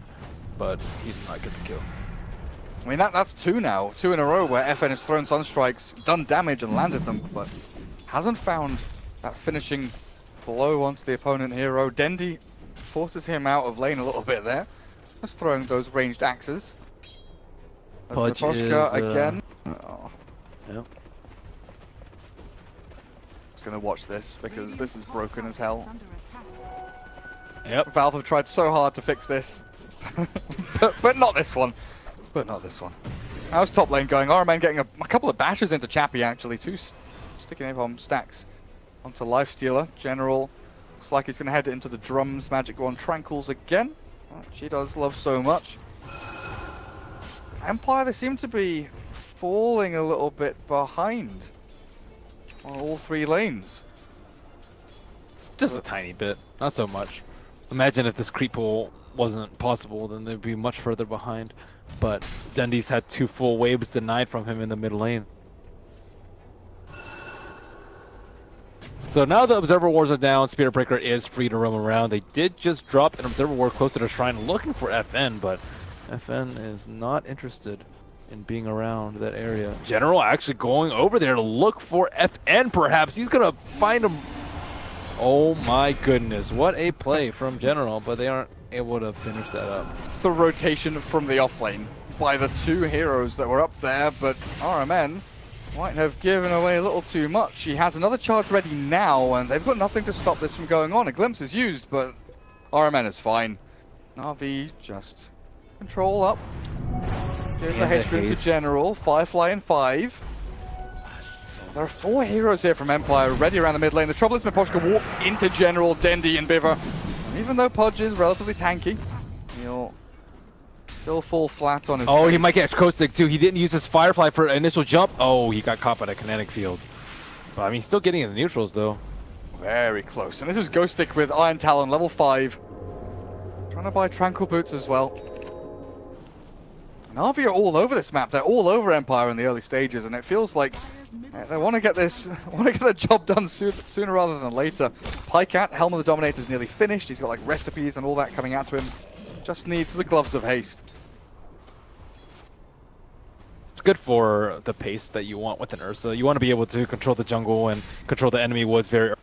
Radiant's bottom tower is under Like he's set up to be able to do Roshan quite soon. I would, actually, he went 3-1-1. He doesn't have max Fury swipes. He went 3 in the Earthshock for the lane, although Slaughter hasn't really been there. So if he had maybe 2 points in Earthshock, he could do it at 8 with 3, or sorry, Fury swipes, but... It's a good enrage by Pycat, making sure that the crushed Sunstrike doesn't come through, and well, Sunstrike, he'll land between a bunch of them, but already Slaughter and Pudge are dead. The deny from Miposhka will take that golden XP away from Navi, but that enrage from Pycat at just the right time made sure that there wasn't the instant pop kill between Slardar and the Invoker. Now he's got his helm. Yeah, he needs a shrine though if he wants to be able to do Roche, but... Mid, Dendi diving in. He's gone a little bit too far, I feel, here. Sunstrike off the money, but they've got the 2 supports ready and available for FN to stand his ground and battle up against the troll. He's probably really frustrated. General? He didn't have those creeps. General? Well, he wanted in, but FN has retreated the long way around, keeping his hero to that tree line on the right-hand side, making sure the General didn't have an easy move across and close that gap. He's getting all the good runes. How's Chappie been doing? Because he's been left alone for a couple of minutes now. Phase boots up. He's poor. Making his way towards Helm, but you're right. He's what, 1,000, 1,200 away from that Ursa's net worth. There's mid lane, Miposhka charged and killed. Dendi and RMN again pairing up on this mid lane to find yet another. Looks like the ping is thrown Chappie out. also uses TP for that. He used it and then canceled it. Oh, he was trying to TP mid to save him. Yeah, he was trying to TP mid to save him, so he might not be able to move around for this Roshan. That is happening right now. Level 2 level 2 Fury swipes looks like it will be enough with the Wild Wing Ripper tanking. I think Ogre is the the best creep to tank it with, but Wild Wing is probably second. Maybe the Hellbear for the attack speed aura. There is an infested Centaur Conqueror going in. He might come in at the right time. Oh my god. This is so close. Wait, they've taken it. They've helmed it. They've taken it. Pycat gets the Aegis. They killed it as well. And now they turn to fight with the amp damage onto Pycat. Chappie has to run away. He's stunned up. He has no armor and no infest. A crush will keep the Ogre on lockdown, but with this shrine available, Empire at least have a little bit of respite to stand and turn, and Dendi amped up. Needs to sprint away. Navi realized that with Aegis and Roshan in their hands, there's no reason to go running up onto high ground, even when they've got vision there into the shrine. Not That could have giving been away so anything. much worse. Oh my god. If Spirit Breaker were 6, look how close he is to 6 too. If he were 6, boom, ulti the Life Stealer during Rage, and you are dead. And then they might have been able to die the shrine there. So Empire, oh, they dodged a lot of bullets. They dodged like an AK right there, dude. Oh my god, that could have been like game losing, game ending fight for them. And Not game ending. Only really 10 bad. minutes in, but it would have been massively Yeah, detrimental for they, their efforts. They could have like used the shrine and potentially gotten dove there, but yeah. Whew. I mean, it's a good 2,000 net worth jump, you know, over the past couple of minutes. That could have maybe been another 2,000 or 3,000 on top if they. I would say maybe even more than that, because they would have been able to kill Life Stealer, probably kill like 2 heroes, maybe 3 at the shrine, and then go for a tower. Oh, they could have got tier 1 mid and top. Yeah. Because they're taking tier 1 top just now already. If But they're taking the tier 1 mid as well, now it's 200 HP. Everything is falling. And Pycat, oh my god, he gets an easy solo kill. Rage is not going to save you from Ensnare. The ensnare, the troll, and now Pycat still hasted. FN just TPs out, does not want anything to do with this, but bottom lane has the charge in with Ghostic stunning him up. The hook brings the Spirit Breaker closer to Miposhka, and this Pudge is in a lot of trouble. General just flame breaks him closer to death, but Miposhka is actually saved by King R with a glimpse in the kinetic field, able to keep them at bay for now, but RMN wants in again. The shrine is popped and Miposhka will be healed. Pycat. Where is Troll? Where is Dendi? Where's Dendi? He's there. He has his helmet dom creep. He needs a creep though. Where's his creep? What creep is he gonna get? It's almost nighttime. I'd actually dominate that Harpy, but it looks like he's gonna get the Centaur. So they've got Centaur and the Troll. They've got the combo available actually. Net into stun. Especially after a charge. What a combo. Yeah, it's a massive combo, dude. What a combo. It's so sick, so sick. Only takes 2 helmet dom creeps. Hey, it's better than picking Chen, right? Chen's awesome. Well, I really dislike Chen. Really? Yeah. Chen's a good hero. I don't know, I just don't like him. He's hard to play. Yeah, he is. Have you played him? Have you tried? Have you tried trying to learn Chen? I have tried trying to learn Chen. I have like a. How many games did you try? I've played like 25 to 30 or something. Oh, okay, that's like, a lot. And I have like a 27% win rate or something. I am not good. I am not good with Chen. Maybe you're just traumatized from your experience. I'm going to tell you right now, I am very not good with Chen.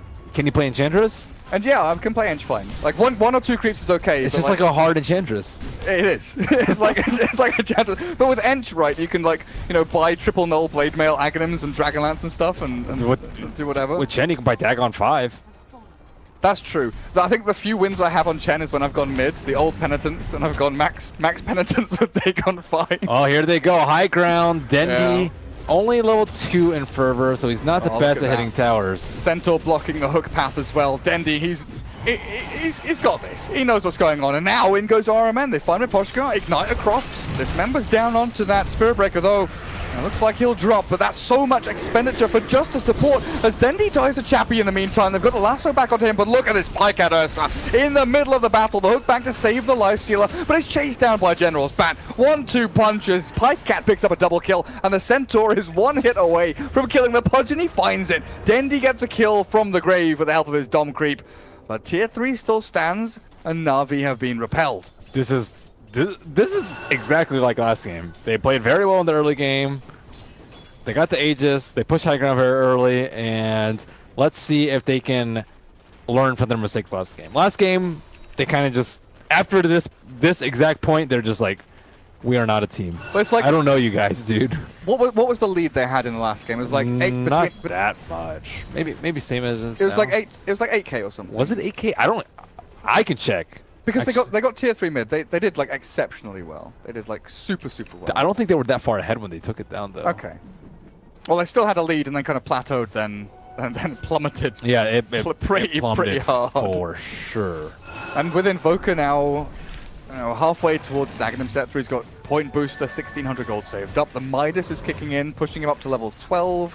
He's tied up with the Ursa Warrior. Sunstrike comes in, but Dendi actually still alive. And the jump in from Pycat and General glimpse away. And Ghost Stick trapped in with a stick in napalm, and that nasty old flame break burning through onto him. They find 2 for nothing. Man, General's bat is so good.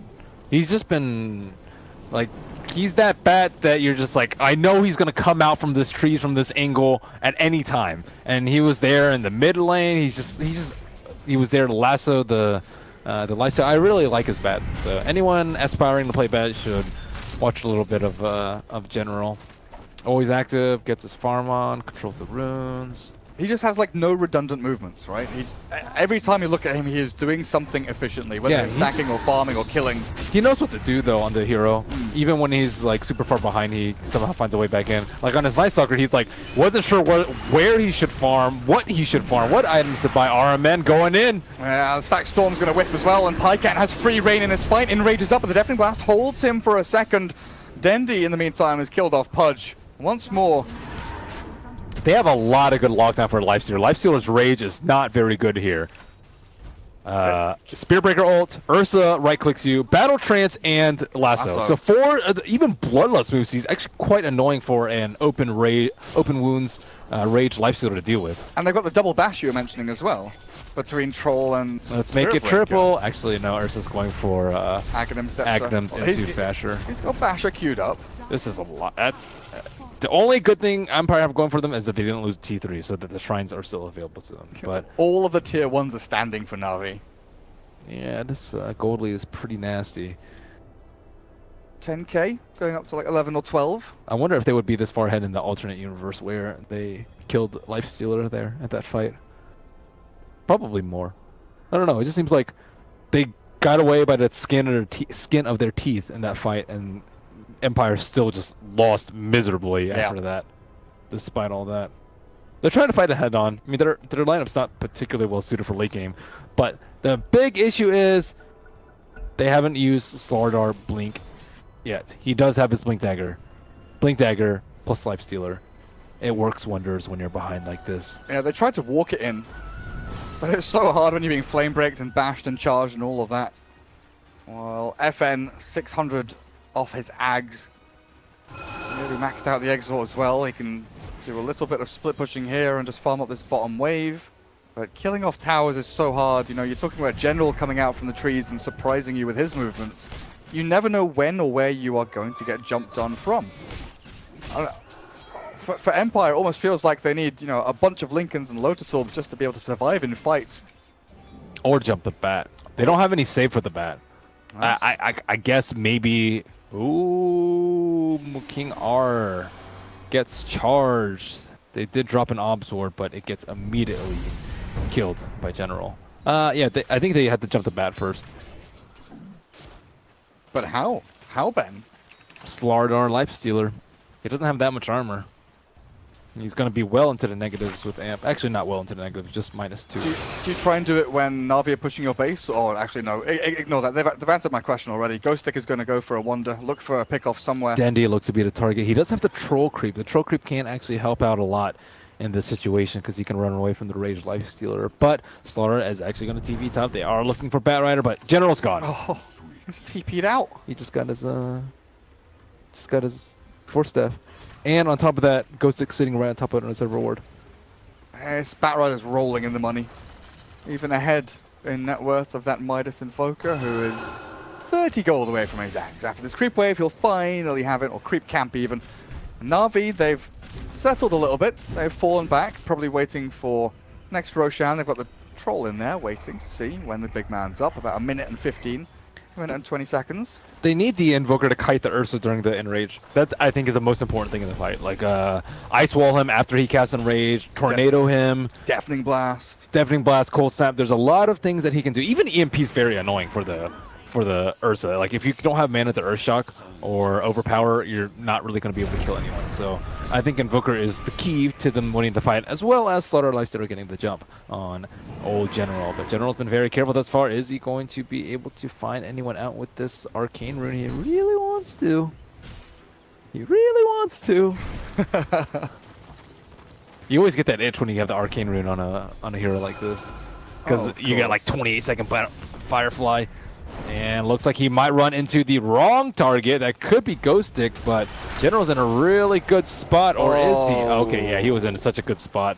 Well, Chappie couldn't attack him. The very, very edge of the cliff. If Ghost Stick had moved, you know, maybe 50 range further to the west, they would have found that kill. But they've you know, thrown up a big flag to Navi, saying, "Stay out of our base, give us a bit more time to breathe." And Navi they'll respect this for now. You know, Roshan is up very, very soon, which is obviously what Navi are Oh aiming my for. God! Ogre built Solar Crest Cool. first. Wow, they have actually learned a lot from last game. Have they won?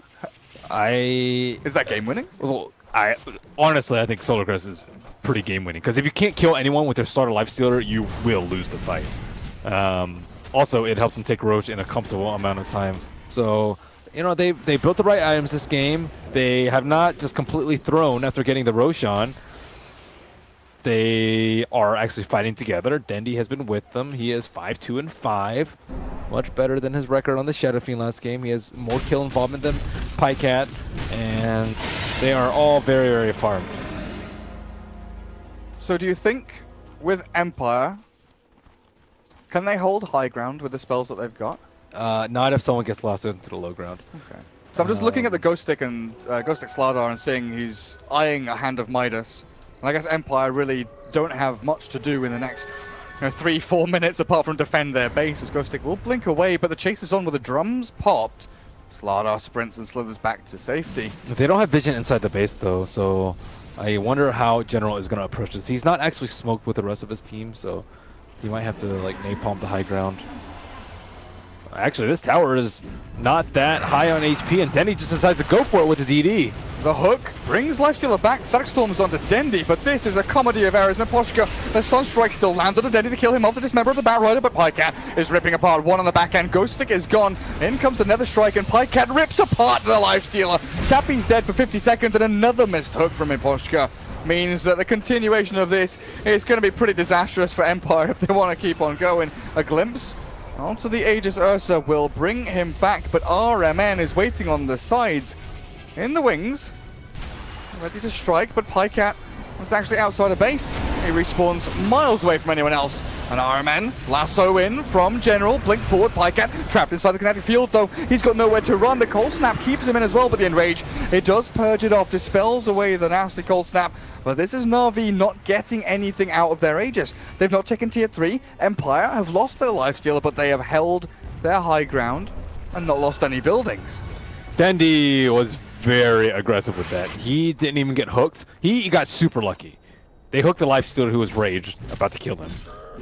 And he still perished because he was like, I want to use this DD. He didn't have BKB. If he had BKB, yeah, maybe he could do that.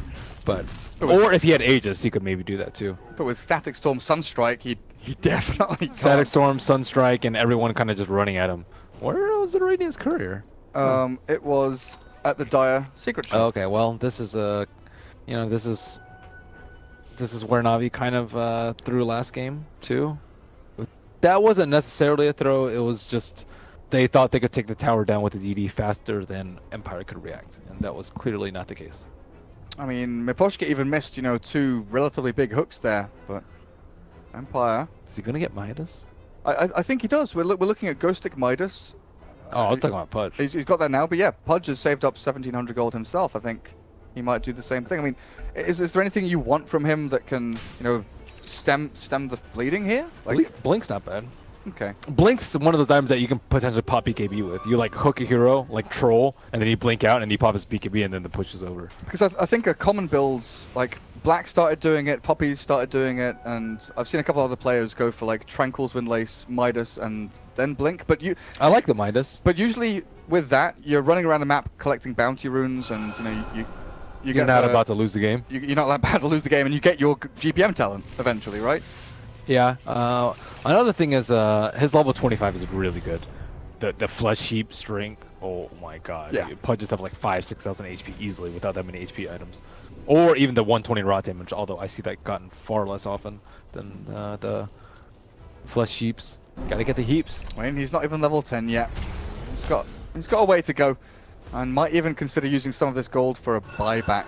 But no, he's got Ether Lens queued up in his quick buy as Navi come around for what is round 3 of their high ground push attempts. They just need to at least take the T3. I think that's actually their goal here. Not to actually get the racks, but to force people back at the T3 and then take shrines. I don't actually think they can end the game with this unless things go very swimmingly well for them, which it did not go last time. I hear the infest. There is someone inside a ghost stick. There definitely is. Oh, they're going to play it safe. Radiant Observer Wards watching out for what's happening, but they don't see Miposhka. Hook in onto RMN. General Flame breaks back. RMN's already dead though, and they jump in, but look at that damage. Pycat shreds the Slardar. Chappie, back onto Dendy. Sunstrike off the mark. Caught in the kinetic field, but the lasso's there. Great tornado. In comes FN with the EMP down as well. The lasso expires, and Pycat with Biver up on the high ground decide it's time to retreat. They've killed off again Slardar and Disruptor. Tier 3's down, but like you said, they got what they came for, and they move on to shrines, although they're not killing it all that quickly. Invoker's playing very well. He's destroying the Ursa. Keeps tornadoing during the enrage, hitting him with the EMP after too, and then deafening blast, as you mentioned, kind of just permanently cutting the Ursa. So Ursa definitely needs BKB. He's not gonna take any damage, but he's not gonna be able to kill anyone if he doesn't have the BKB. So one shrine down. Batrider lassoed the Lifestealer at like the perfect time too, right when Invoker had comboed most of them. Chappie has been relatively underwhelming this game. He's often been Empire's kind of lifeblood, the one guy that goes in and wins games with his Phantom Assassin, with his Juggernaut.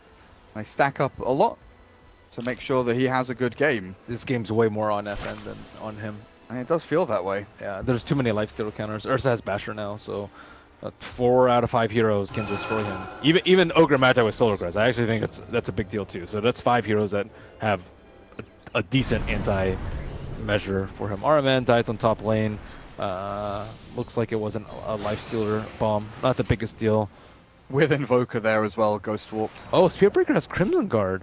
That's a pretty good build for what they're trying to do too. The more armor, the better, although they are lacking a Vlad. Vlad would be quite nice, as well as an urn. They do have an urn. Who has the... Spearbreaker have the urn? Yep. Okay. So just lacking a Vlad's, I think. Maybe another Force Staff too would help. 2 Radiant Observer Wards scouting out the same area here, and they see Miposhka perfectly. I think Pycat, he wants... Oh, that's not how that happens. He's pressed the wrong button. He wanted to blink and then Earthshock, but Chappie has raged himself away. I was wondering if they went onto Miposhka there as well, but Pudge got back up onto the high ground in time. Ether Lens is completed now for the Pudge as well. Extended range on that hook and Dismember. So what do Navi want to do now? They can either wait minimum 2 minutes for Roche, or they can try and press the high ground. They're at a pretty strong lead right now. I think if they wait a couple minutes, Empire will get slightly more farm than Navi do. But they might have the Aegis in tow. So what is best for them? Looks like they will decide to pressure the high ground with the head up together. They know if they just push with Aegis Cheese, they're likely going to lose a Rex. Even if even if Empire win the fight, they're likely still going to lose that melee Rex. So they feel like they need to do something now. Things could go poorly for Navi. See, he's up in front. Ogre's like, you know, if they're going to jump me, whatever, I'm going to die. That's Ogre's job right there. Stand out in front. If they Lifestealer bomb you, you lasso the Lifestealer and just kill him afterwards, and you trade a life. That's perfectly okay. And he needs to be doing this.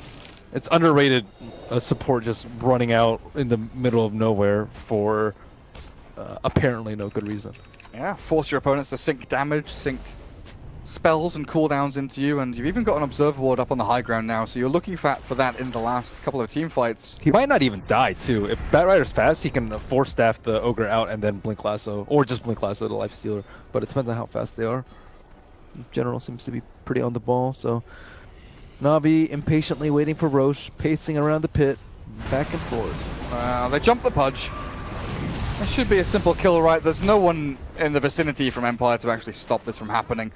And Roshan is about to respawn. 2 Helm creeps nearby, but with a Pudge dead for 40 seconds, do you try and chip I think you just do away Roche. at tier 3? Or? I would personally just do Roche, because if you by chance lose the fight due to buybacks, then the opponents get the Roche. It's much safer to, I think, just take Roche, and then you're pretty much guaranteed Roche because Pudge is dead. And then if you lose the fight afterwards, you won't concede the Roche as well. You'll only just lose the fight, which is fine. And you'll likely trade that for buybacks, which is perfectly okay. Okay, are they going to be able to get any kills? Biver. The first tier 1 tower of the game for Empire. They finally kill a building and get an Ogre as their free gift to go along with it. TP away, everyone get back to base, and there's no way that Ghost Stick is going to get caught here at all now. That Hand of Midas has kind of enabled him to build into what looks like a Force Staff nearly done. He's got enough money for it, but with Aegis in the hands of Navi, you're saying this is like, you know, very important for them. They can maybe now look for tier 3s and barracks and look to close out this game. How important are buybacks for Empire in this for specific Very heroes? important. If they can lose the game if they don't have buybacks. They might lose the game anyways, but it's definitely a higher chance of losing if they don't have buybacks right now. It's super important. I would say Invoker's actually not very likely to die. He's been positioned very well in the fights, so I would say for him it's actually not that important. He can just buy Octarine or Lincolns or whatever he wants. He actually went for Lincolns. That's fine. Lifestealer is very likely to die. He's the one that's most likely to get lassoed into Ursa or Troll and just blown up, or Spearbreaker ultied. He's 160 gold away, and you can see him sort of making a beeline for this mid lane. Kill off some creeps, get your buyback. He is the #1, and then the supports are actually pretty important too. Maybe Slardar. He has a reliable goal from Midas, so he shouldn't be that far off. Actually, FN hasn't died this game again. Yeah, he 4-0-4. He's been playing incredibly well. Death's not found, indeed. Yeah, it's a good lad. This FN is he's pretty good on the Dota 2 game. It's not very easy for him to not die too in these fights too, because like Batrider's always looking for the Invoker. If you can see Invoker, yeah, you just jump on him immediately every time you see him. But he's been like really far in the back. Now he has a Lincoln, so Batrider has to commit his Force Staff potentially to pop his Lincolns. It's not easy. Things have gotten a lot harder for General, and one of the big problems to Ursa is ending the game. You win the lanes, you win the early game, you win the mid game, you have Aegis, but can you end the game? Can you end the game, indeed? It's why we saw for a period of, what, like a week and a half, 2 weeks, there were a number of people going Desolator on Ursa, just so you can go and hit buildings. Yeah, just because Aoi wins games with Ursa, and he gets Deso, so people are like, he's winning games, what is he doing different now? He buys Deso. He's closing things out. What's going on? Yeah. Deso actually helps a lot for the fights, too. The Fury Swipes is physical, so you can burst people down. I wouldn't say not nearly as reliable as Basher, but definitely quicker. You don't get owned as by Force Staffs as much, because Force Staff requires a lot of reaction time, whereas Basher is not as much damage, but the person itself can't do anything. But if you go Deso, the person who's Force Staffing and the person who's getting hit might not react in time. Okay. Navi are setting up. Ogre is a fair distance away, but he's got Bloodlust and TP to Shrine, so he'll be ready. Dire Observer Wall's already placed out, but in kind of awkward positions. Sees the Batrider. Batrider might actually get jumped here. He tries the hook, but General skirts the outline there as they jump on in. Now they jump on out. Force Staff away. The glimpse back. Batrider sent further away. The glyph is forced out as well, but this is why Navi have the advantage. They're on the high ground. They've got their BKBs. Aramendo is found by Chappie as well with Static Storm. He's dead. Well, this is big ultimates expended as Pycat pops the Enrage and turns the fight up against the Lifestealer. The Fury Swipe stacks, getting built up here. Chappie lassoed as well, dragged into the danger zone as Dendi slams him down, and Pycat, he's still pretty free to roam through this. Aegis available. The Ice Walls drop with the Kinetic Field down as well, but Navi, they've got what they came for. The racks have fallen. With that glimpse back into the bash, Pycat, he turns to fight. The Lotus Orb's up on him. Chappie tries to munch through, but the Deafening Blast misses. The hook will land, and they'll finally pop the Aegis of the Ursa. The trouble is, they have lost a lane, and Navi are ready to fight again. Here comes the flame break. Ursa's dying. He's very nearly gone, and they will finally kill him. No! He purges through the tornado. The hook will not land, and the cheese is there. He's healed up back to full, and he's in the middle of 4 of them. Chappie, he's got to chase this one down. Open Wounds will finally slow down Pycat, but in comes the bash. In comes the damage. Finally, Chappie, with the help of FN, will kill off the Ursa warrior, but so much time, so much expenditure to kill that one hero, and in the meantime, Navi are taking buildings, they're farming, they're running away, they're doing everything that they want to. Where's Dendi? He ran away to kill off jungle creeps, Ben. Dude, Dendi has just been like I don't know if he has beef with Pikeout or what, dude, but he is just ditching him. Pikeout was there for so long. He got glimpsed back, and then he got hooked back, and then he died. I can't get rid of this. There's a cancel button like above the troll's first spell. Oh. Yeah, it's like behind. Yeah. Oh, okay, thanks. I was like, I don't know. It's what like to do hidden here. behind the new UI. But yeah, Ursa was just sitting there. He could have. Did he get any damage on a T3 mid? He didn't. Like that's the perfect time to hit the mid T3 too. Okay, nice. Dendy's going for like the super safe kills. I'm displeased with his manliness this game. Or maybe after game 1 they were like, let's take things slow and easy and just do things properly. He went too slow and too easy last game. He was fighting creeps. But he was on the opposite side of the map half the time. Yeah, that's slow. That's not good. It's not good, no. At least he's with his team this time. What's FN doing? Is he actually calling good game? Misclick, yes, 2 misclicks in a row. Maybe he's cleaning his keyboard or something. Sorry, something went. You know, this actually happened to me when I misclick good game well played because I changed my chat wheel hotkey. Oh yeah. Yeah, and I have good game well played on there. It happened during one of the open qualifier matches, where I was trying to skill up. I changed my skill up to something that's like way away because you don't need it that often, and then I changed my chat hotkey to like what it was before, and I was like trying to scale up after the fight, and I good game well played accidentally. But you can cancel, right? Oh yeah, you can cancel it, but it's still like BM. It's still BM, and it just ruins the flow. Yeah. And it just makes you look like an asshole. I felt pretty bad, but it was a legitimate like something with hotkeys, and so I completely believe him in this. Of course, scenario. yeah. Well, it's easy to just be like, WTF, or you did that twice. Like the question mark. It happens. Yeah. It definitely happens. Speaking from firsthand, bad manner right here. I mean, remember when, was it Jimmy? There was a pause and Jimmy typed like G, like he wanted to type go, but he typed GG instead. And then the countdown was happening in the back of the pause, and they actually lost the game because the game ended. Well, Jimmy is special. Yeah. He got unlucky. Big man got unlucky. Can't react to 10-second GG countdown. I mean, but the game was paused. Like, it didn't pop up. Like, you couldn't press cancel. Oh, you couldn't press cancel. So when the game was unpaused, it just like, game's over. Like, you've lost. That's cool. Pretty funny. Yeah. Navi, 1 lane of racks ahead. Buybacks not available for anyone on the... Oh, no, the 2 supports on the Dire team have them, but don't know if that's going to be enough as Navi are on the rampage looking aggressively for a pick or a kill. The high ground held by Empire outside of their base. The Lincolns has popped and the Invoker is caught with a jump on in. It looks like they're going to bring down FN. He's taken before his time, and Empire, I think this is the end of game number 2. Both cores gone with no buyback, and GG is called. FN disconnects. His first death of the game was that. First death of the game because General popped his Lincolns with a 4-stack. General made that look easy too. See, that's another thing. He was like really quick about...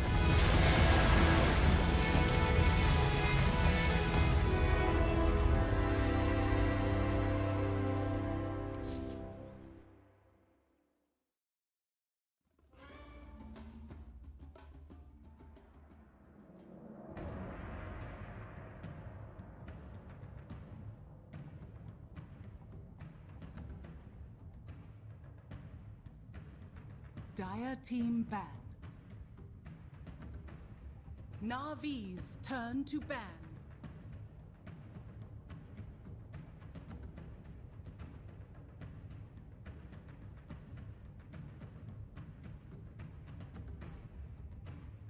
Dire team ban.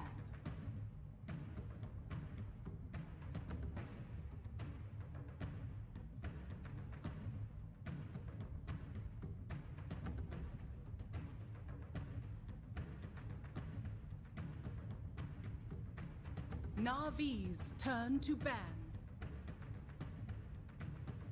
Dire team pick.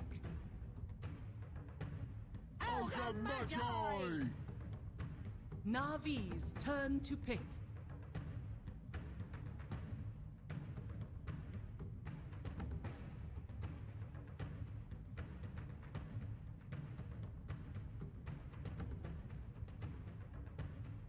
Ten seconds remaining. 5 seconds remaining. Reserve time. Slada. Navi's turn to pick.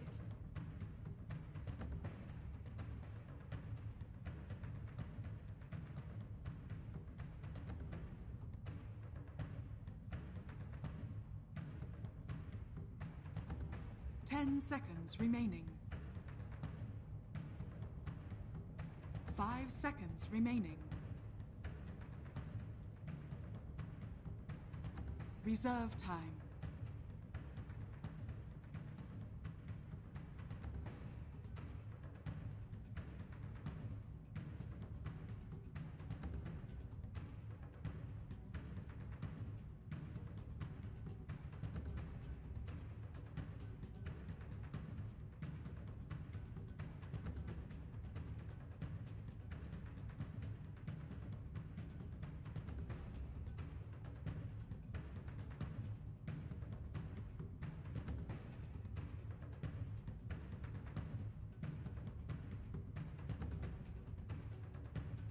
Life Stealer. Dire team pick.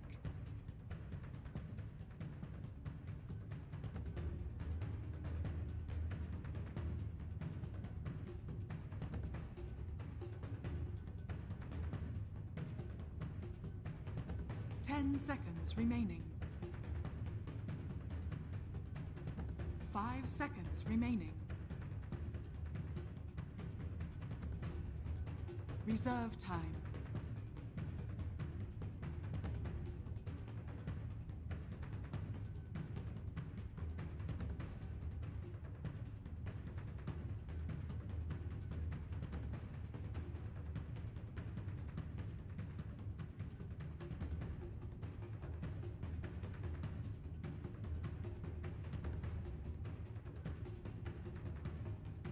War Chief.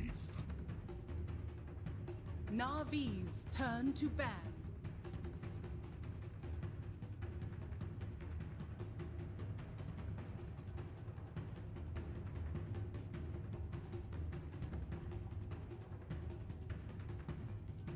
Ten seconds remaining. 5 seconds remaining.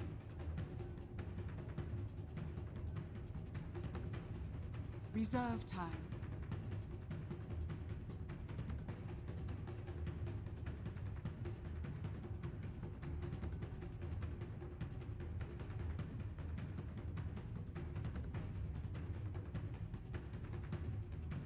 Dire team ban.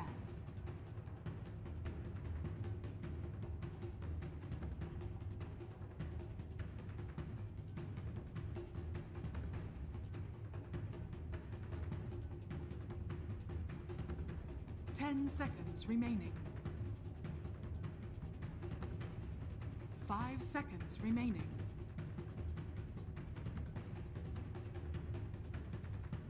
Reserve time.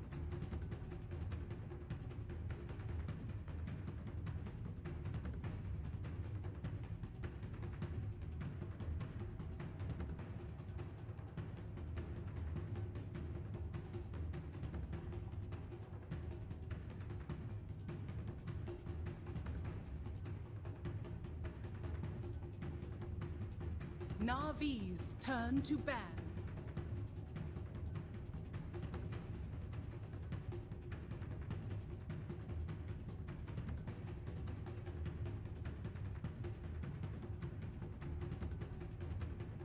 Ten seconds remaining.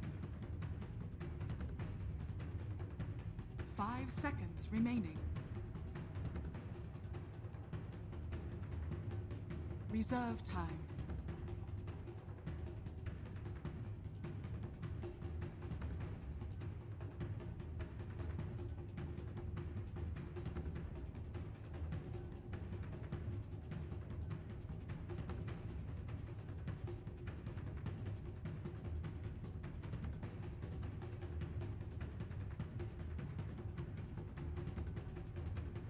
Dire team ban.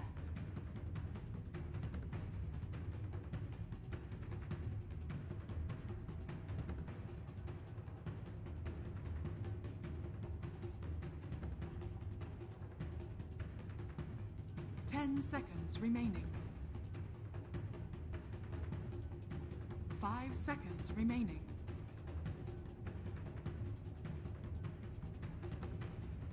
Reserve time.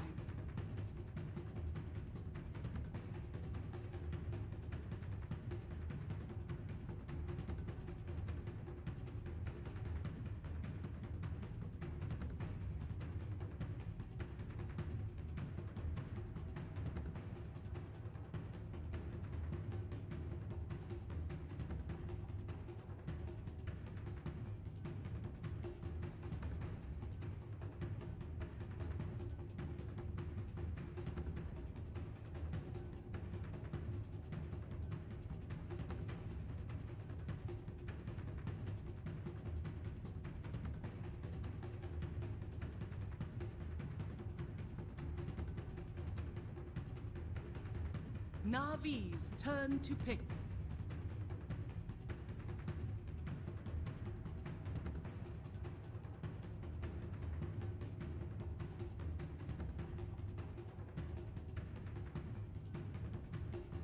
Ten seconds remaining. 5 seconds remaining. Reserve time.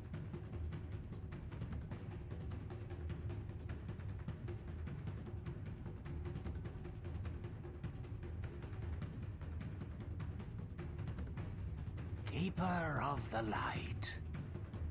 Dire team pick.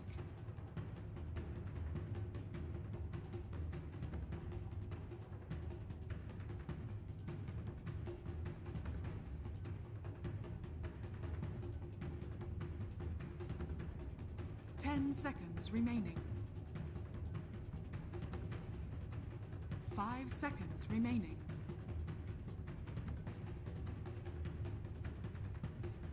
Reserve time.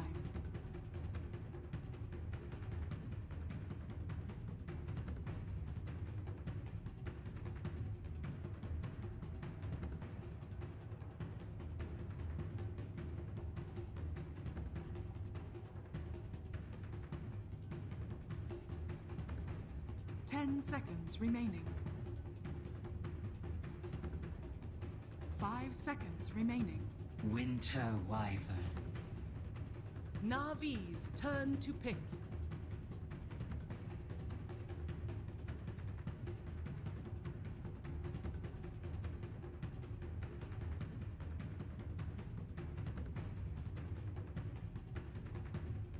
Seconds remaining. 5 seconds remaining.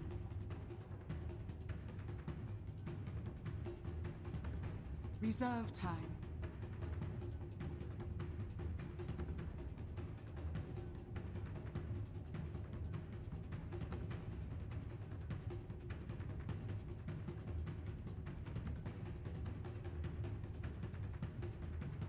Imba Spirit.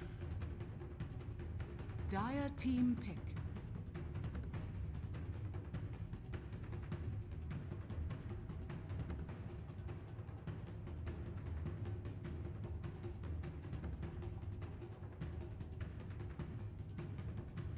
Seconds remaining. Alchemist. Navi's turn to ban.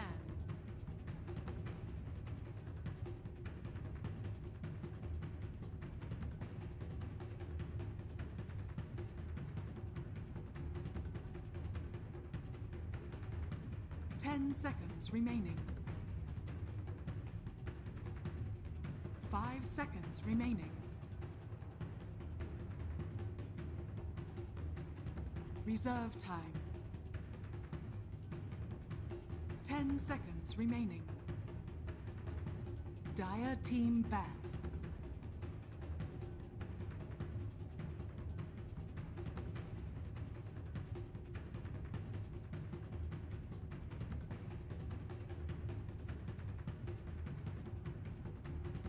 Seconds remaining.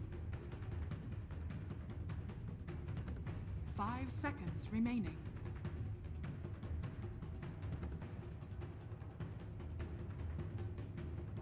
Dire team pick.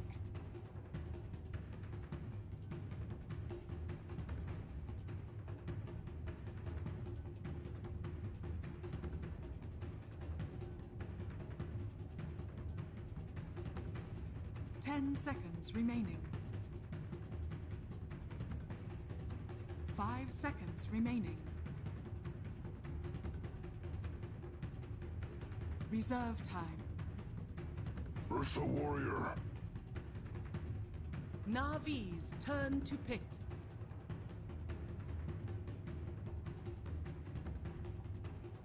Dark Seer.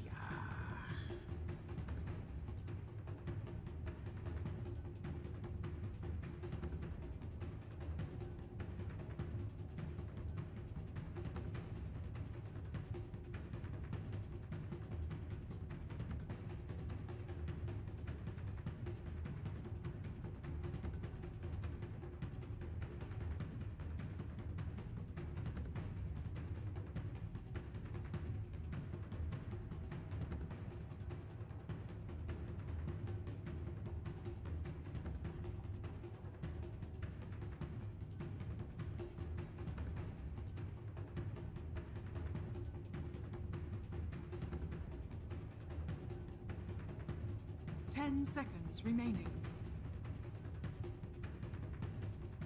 5 seconds remaining.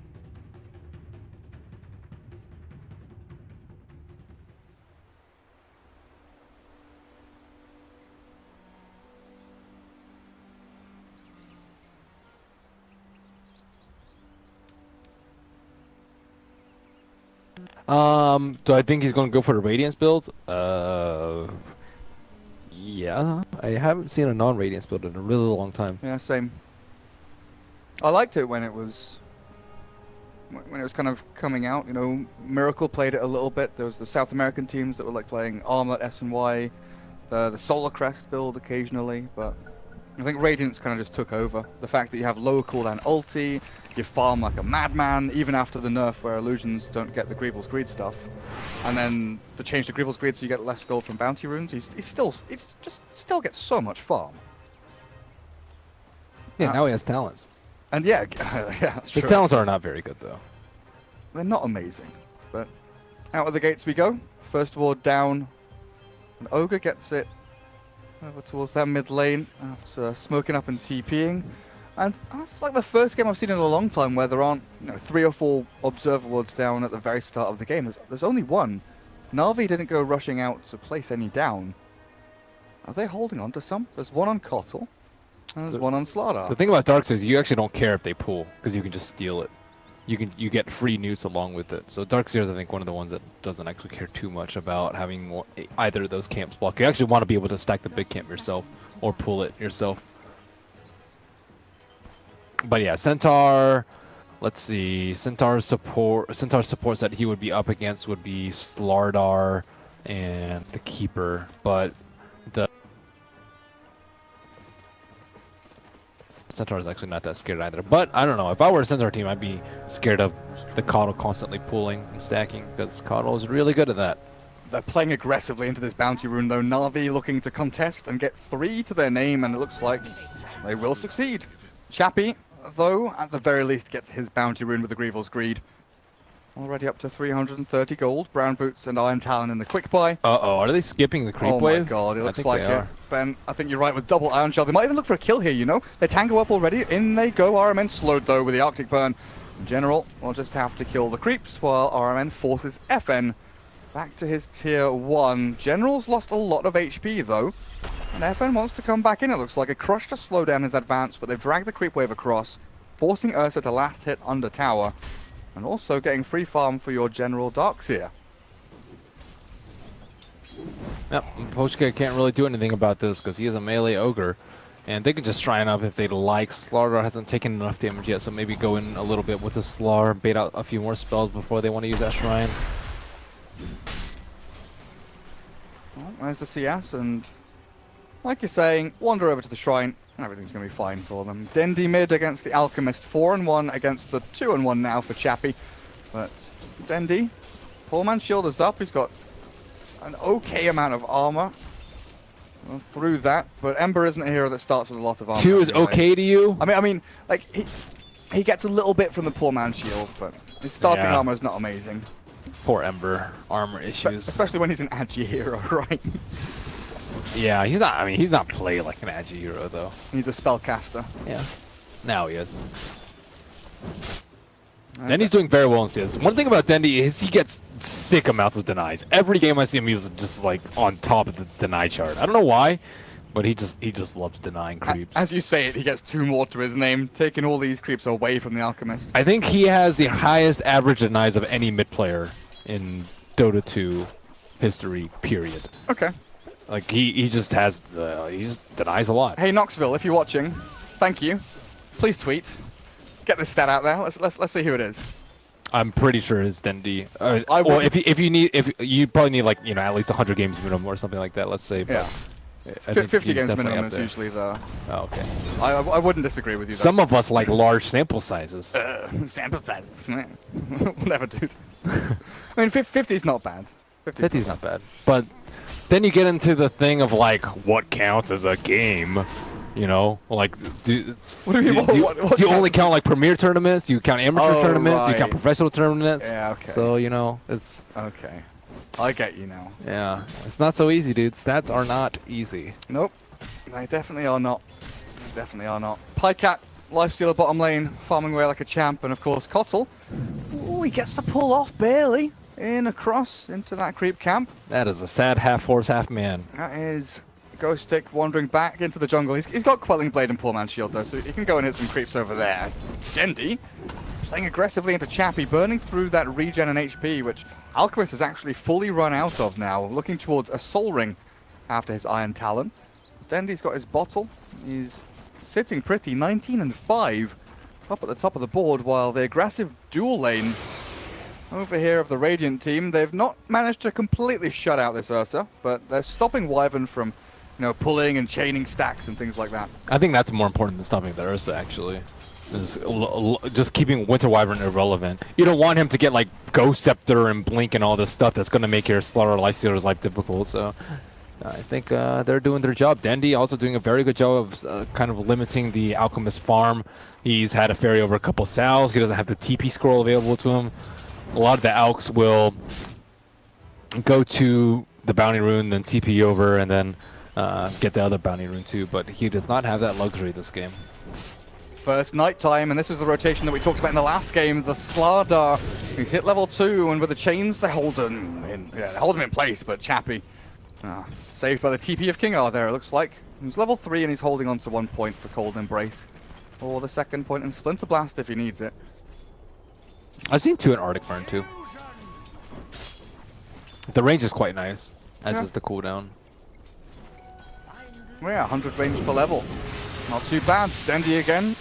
He goes on in, but this time he's the one being burnt down. The Kotl gives him mana. Biver in the back end will throw an Illuminate, but it won't catch onto either of the Empire heroes. Oh god, Keeper's almost level 5. Fire. Very nearly. Hops to that Winter Blast out from the Winter Wyvern, and wow, Kotl is, he is level 5. 5 minutes in. That's Keeper for you, dude. That's why I say you can't go wrong picking Keeper. This hero's just ridiculous. I guess he did have like a triple or a quad stack down bottom lane, right? He's cleared it out completely, while Pycat is just sat on lane, farming to his heart's content on the creep wave. RMN up at top, found by the Ursa and Ogre, and it looks like that will be our first blood. Finally. Easy kill. 5.5 minutes in. It took a while. Both of these teams a little bit timid with giving away a kill anywhere, but FN will find it. Yeah, they need Slaughter just to leech and play safe. Leech the large camp from inside the river is usually pretty typical. There's no Darkseer there to surge him out just in case. Centaur, as you mentioned, just doing the old dirty in the jungle. Oh, Tranquil Boots. Is he going to try and double edge that? Nah, he needs to shrine up again. I would have gone for that, and I would have died to the big wild wing because it survives with 7 HP and then kills me. Oh, the shrine in base. Ah, that's good efficiency. Early on in the game, just pop these shrines. Actually, those are so efficient. I love those shrines in base. You know what I do? I've started triggering a lot of people by, when I play Invoker, I get like 3 or 4 Sunstrikes out. Like Sunstrike from Fountain, go to a shrine, Sunstrike. Use a shrine, go to the next shrine, Sunstrike. You only need to use 1 shrine though. You can just sit in Fountain for the rest. You can, I guess. Yeah, that's right. Don't be that guy. But what about your junglers, dude? No, I like using all these shrines. Dude, people in the 5k bracket don't freaking use shrines. They go they TP to Fountain, sit there and wait. The shrines are just like unused for 20-30 minutes.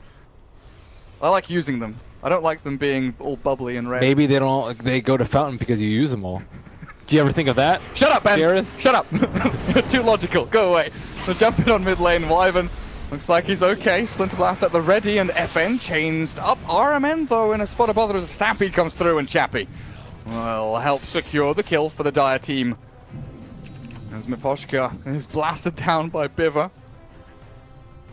They're not shutting down the Alchemist at all. They're trying to throw bodies at him, but Slaughter is ending up just feeding him a little bit more. Keeper's getting his farm on, though. Almost level 7. Wrapping it on top lane. Ogre's looking for someone. FN there found the Kotl. Has he got ulti? No, he does not. 303 builds that we so commonly see. Does not allow for the blinding light too early. He doesn't. Yep. Doesn't skill it yet. So sad. It's all buying time for Pycat, and of course Lifesteal's one of those heroes that once he's got armor, he can start moving, making action. Maybe create a bit of havoc with the help of the Slardar, but Darkseer's relatively greedy, right? He wants to be farming until Arcane's mech. You can maybe fight once you're like level 7, level 8 with a couple of points in vacuum or 1 point in wall. You can fight earlier than that, I think, because you have the Ember Spirit. You just throw on the Ion Shell and the Ember Spirit, and the Ember Spirit can go crazy. But things are a little bit quiet now. Dendi is just going to sit in the middle lane. Alchemist is just going to sit in the jungle right now. Ursa's going to try and sneak Roche when he can, but overall it hasn't been too much happening in this early game, aside from a few failed attempts to kill the Alchemist. The Bloodlust on the top tower. What level is this Bloodlust now from Miposhka? Up to 2. Can't really hold the wave away though. We can throw an Ignite, but RMN made the nice little slip in behind the tower, looking for anyone that was trying to push them back, and now they go in with the Ignite stun, TP from FN. And RMN crushes and will allow the retreat of the rest of his team. In the meantime, Dendi's got free reign of middle lane because where's Alchemist? He's tried to stack, but he's not got there. Almost done though. Chappie now will build into the Radiance. Things are all sort of clicking into place. It's a well-oiled machine. Everything's slowly but surely moving forward for Empire. Does Navi need to... What was that Stampede for? What are they running Top lane. from? Top lane? Oh yeah. Miposhka ran in, ran out, ran in. Doing the hokey pokey up there for some reason, but is there anything specifically you feel that Navi needs to do to stop this Alchemist now, or is it too late to stop Alchemist and you have to think about how to beat him in the mid game, or once he has... They need to run at people with Ember. Okay. They have 0 kills. So then they need some kills. Run at people with Ember and Ion Shell. Okay. I think that's look at their lineup. Slarlar, Ember, Lifestealer. These heroes want to be running at people. Guaranteed kill makers. I mean, Centaur, Ghost Stick is level 7, Roshan's fallen to the Ursa. It almost feels like Empire have just had a free game at this point. Pycat, look, that's a good TP. Crushes there from RMN though. Nice attempt by Ghost Stick. He'll go back for the stomp, but Pycat, turn. Oh, RMN very nearly dead to that Centaur double edge. Yeah, the thing about it is they're able to use Stampede for every fight on Empire, and Navi aren't really forcing anything. Like, normally you'd get punished for using Stampede and not on yourself, and you die a lot more often, but the pressure has not really been mounting for Navi. They haven't really been able to push that many towers. Like, mid and bottom are still alive, and top's actually still alive too. Everyone's alive, Ben. Everyone's alive, but Chappie, he's collecting bounty runes, he's running around, he's got this top lane to farm now because FN, of course, went to Roshan and now hiding in the jungle, making sure that the opponents cannot see him. Well, they're a little bit afraid for their lives. Kotl, nothing on the courier for him, just Tranquil Boots and Windlace, but Dendi has the Boots of Travel. I'll allow him to jump around the map a little bit more efficiently, but it's actually FN that's caught at mid. Has Enrage, and of course the Aegis. There's the Winter's Curse onto Dendi, but it doesn't catch anyone around him. The Surge out from General allows Dendi to maybe run forward with the Iron Shell onto Miposhka. Chains again. The TP away from Ogo means that he's safe and happy back in Fountain. And all that aggression for nothing. Empire playing a great keep away game right now. Ursa has not died. He didn't even lose his Aegis right there, and they're just buying time for the Radiance, unless he dies right here. Cold Embrace is there. Chappie can maybe armor toggle this off and on. No, he can't. Toggle Ion through Shell. double Ion Shell. Yeah, maybe not. I don't think that's even possible. I was being a little bit optimistic, just a little bit optimistic, but never know. Maybe if he toggled armor off while being Cold Embraced.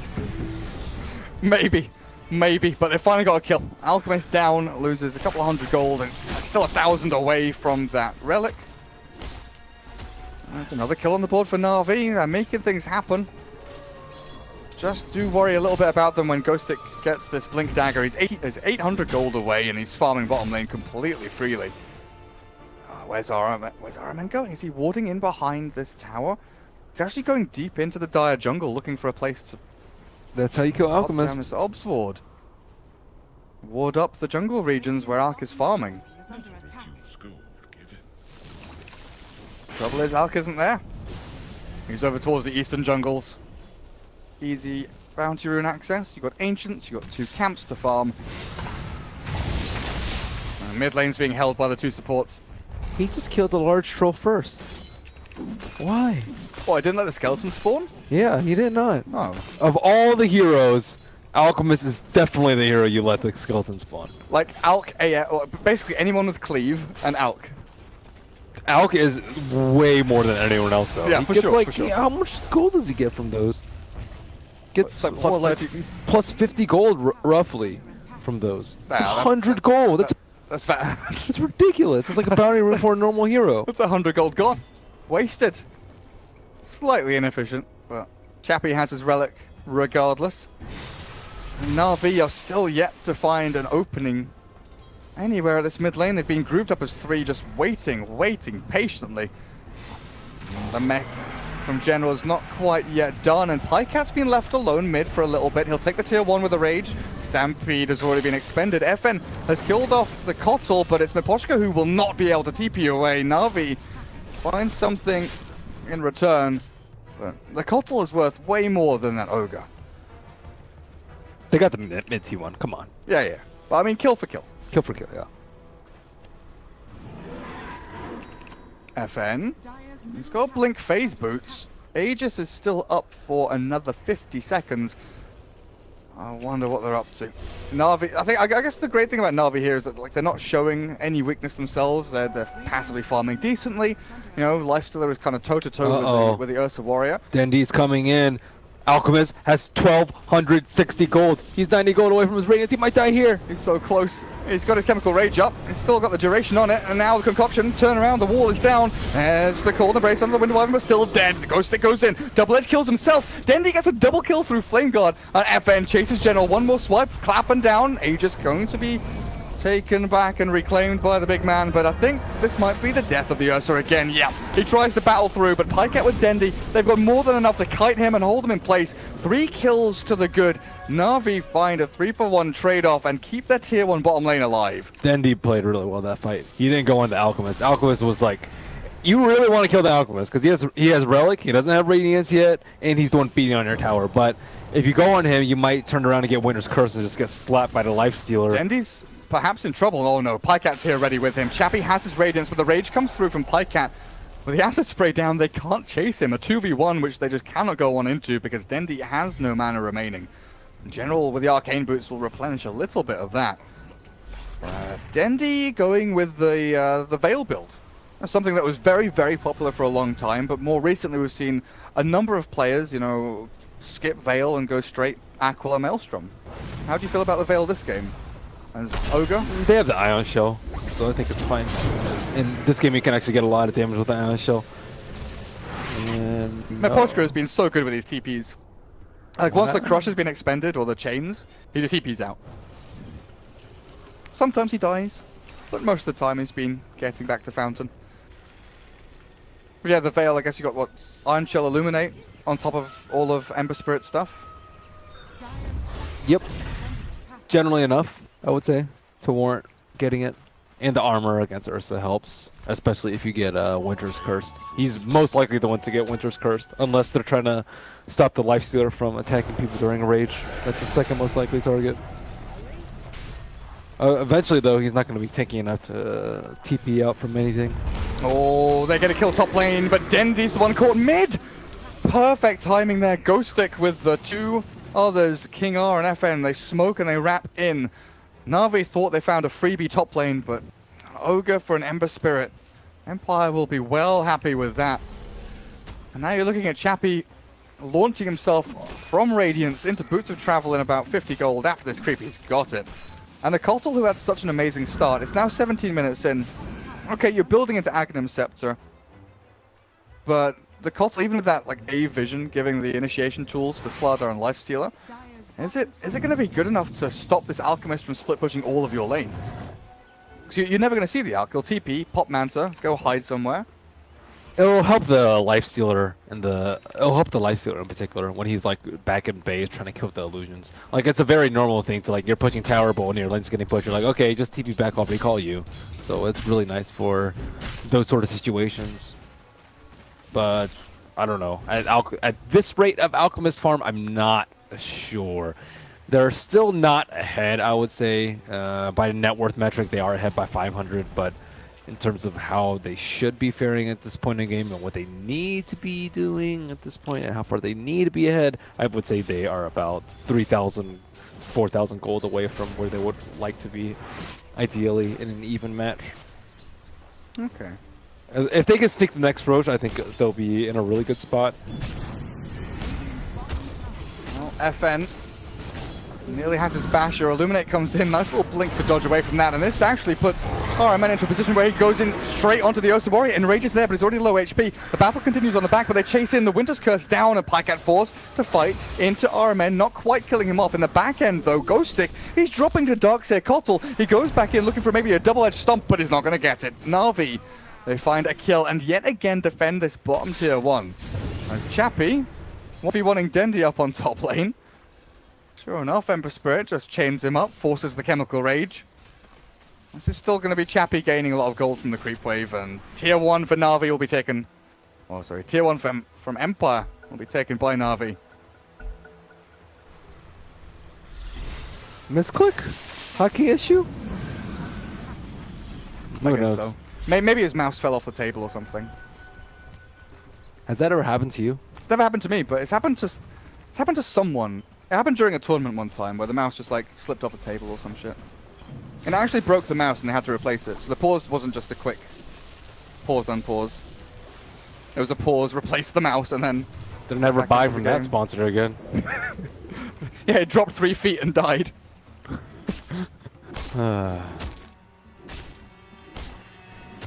FN full basher. Maybe this is where Ursa starts to get a little bit stronger against the Lifestealer, but it feels like Navi always get the jump. The past, 8-9 minutes or whatever, Navi have constantly been the ones forcing fights across the river, looking for these initiations, and Empire just seem to be really timid in what they're doing. Ursa is always a hero I thought was meant to, go and fight, brawl as aggressively as you can, look for openings whenever possible. But with an Alk on their team, it's almost as if Empire is saying, don't fight, just farm. I will stop the Roshan from happening by Navi, though. And now the awkward dance around the pit that we've seen so often from CIS games. That sentry doesn't catch the observer. It's just out of range.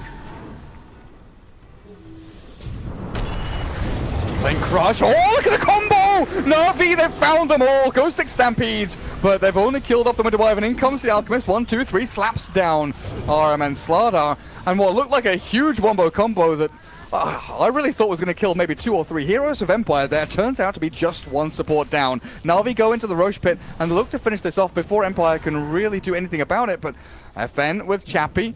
3 seconds until Chemical Rage, and Roshan is given up on by Navi. They don't have the Slardar for the amp. That was a really nice Observer Ward place. I also thought the 3 heroes were going to die, but very patient, waiting for the Shrine on the Empire. That's one that you definitely wanted to have up before contesting Roche at all.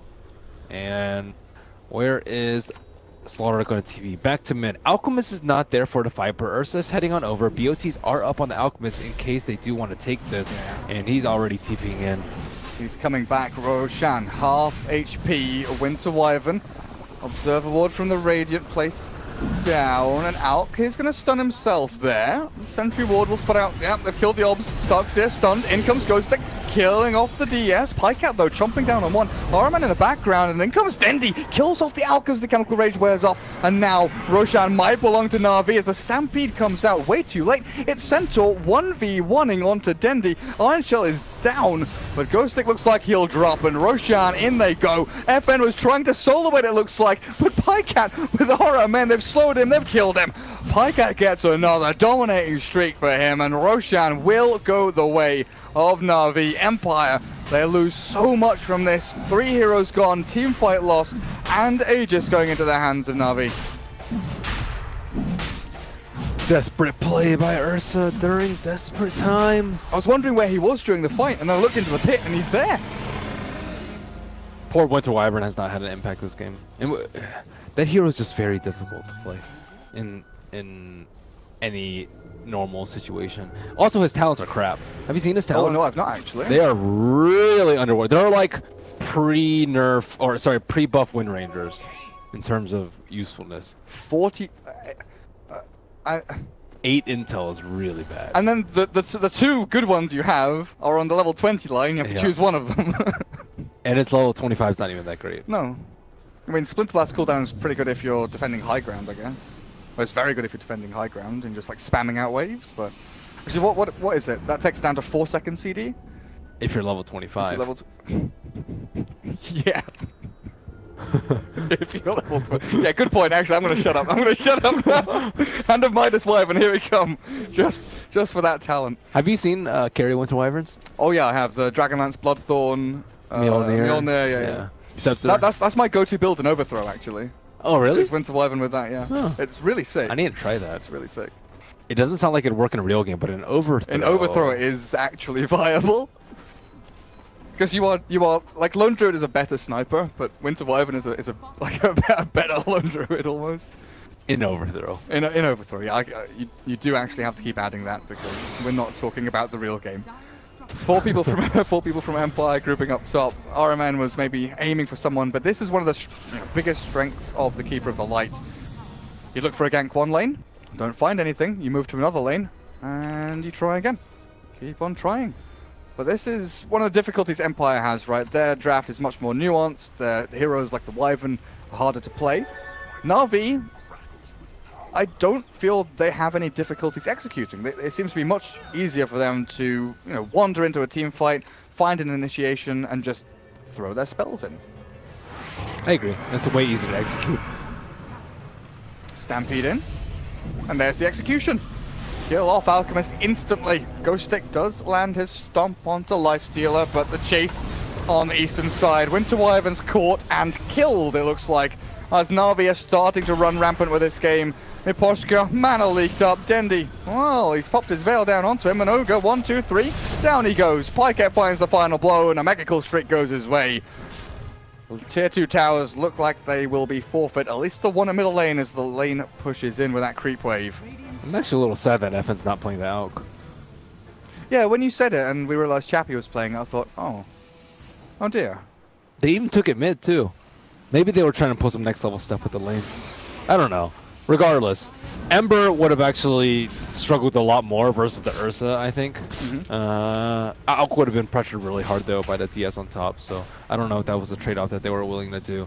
However, Ursa and Alchemist just don't have that great a synergy just because, like, there's never a time when both of you guys are really strong.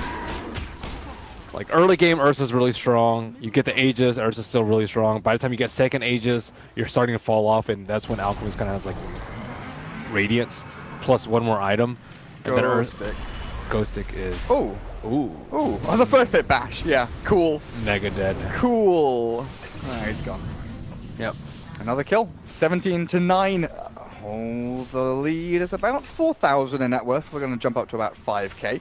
Experience-wise, though, it's close to 8 or 9,000 for Navi as we look at the hero levels. 18 Ember, but it's the supports really. Kotl up to level 15, Darkseer 14. That's the big difference maker there. As poor little Winter Wyvern still stuck down at level 9. Hard hero to pull off. I can't even blame King Arthur feeding. Nope. Only 0-4. It's not that bad. The problem is the way he dies in team fights. He just gets run at by Ember. With no spells cast. Yeah, with no spells. What are they supposed to do when the Ember runs at him? Ursa can think about hitting him, but that's about the only hero that can actually do something versus him. Just Winter's Curse, the closest enemy unit, whether it be a creep or a neutral or whatever, just throw it. That just pauses the fight for like 3 or 4 seconds though, unless it gets a really good one. Really good one is like one on the Ember Spirited with the Lifestealer's Rage on cooldown or something like that. That's like a really good one, but he hasn't been able to pull anything out of his hat so far. Maybe he'll transition to Winter Wyvern carry. Not with Arcane Boots. Not with Arcane Boots. Aether Lens so you can spam more Splinter Blast to get more gold to get your level 25. That's definitely how it works. Is there a full item coming for Alk? He's given Ags to Centaur, actually. So Chappie, that's a game changer. Chappie gives Ghost Stick Aghanim Scepter for that Stampede. Now, Our Empire going to smoke and go and look for a fight. Again, angry scribbling from RMN as he says, this area is a no-go zone, let's group up and maybe even smoke themselves. He's holding on to one. They do have the Centaur Axe though. You know, that's kind of crazy that Alk, his best 4,200 gold, for him to survive is an Axe that buffs everyone, not just one person. It buffs everyone. That is very good. That is very good. Does Wyvern have an... Oh yeah, Axe Wyvern is a stupid Arctic Burn nonsense. That's why Carry Wyvern works. Yeah, I forgot about that for a second. There's no one else that really needs Axe on the team, I guess. Ursa's okay, but... Ursa's definitely. He might... I guess if he goes BKB, he can just have it given. There's no slot redundancy there, but Ghost Stick is... Well, it's not slot redundant because when you get jumped on by Slaughter Lifestealer, you can enrage out of it. No, but I mean, if he's given it by Alk, he doesn't have the slot wasted by buying one himself. Yeah, he definitely needs it. Yeah. I think BKB is not particularly great here. I'd much prefer to just have the Axe on the Ursa. But then again, I mean, this way he can have both. But then where's his deeps, yo? Yeah. That's a good question. And he's not even finishing Abyssal Blade. He's buying Diffusal Blade. Purge off amp damage? Purge Flame Guard? Can't purge amp. What's he purging then? Surge. Surge? Surge is pretty good. Flame Guard's pretty good. Okay. It's not amazing, but he doesn't have too many options right now.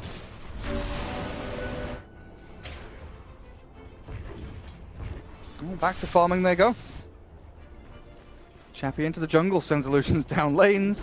This keeps that flow coming on in. Empire there look like they are setting up for something top lane, but Ogre, Wyvern, Ursa is one of the more awkward. Yeah, they are retreating as fast as they possibly can.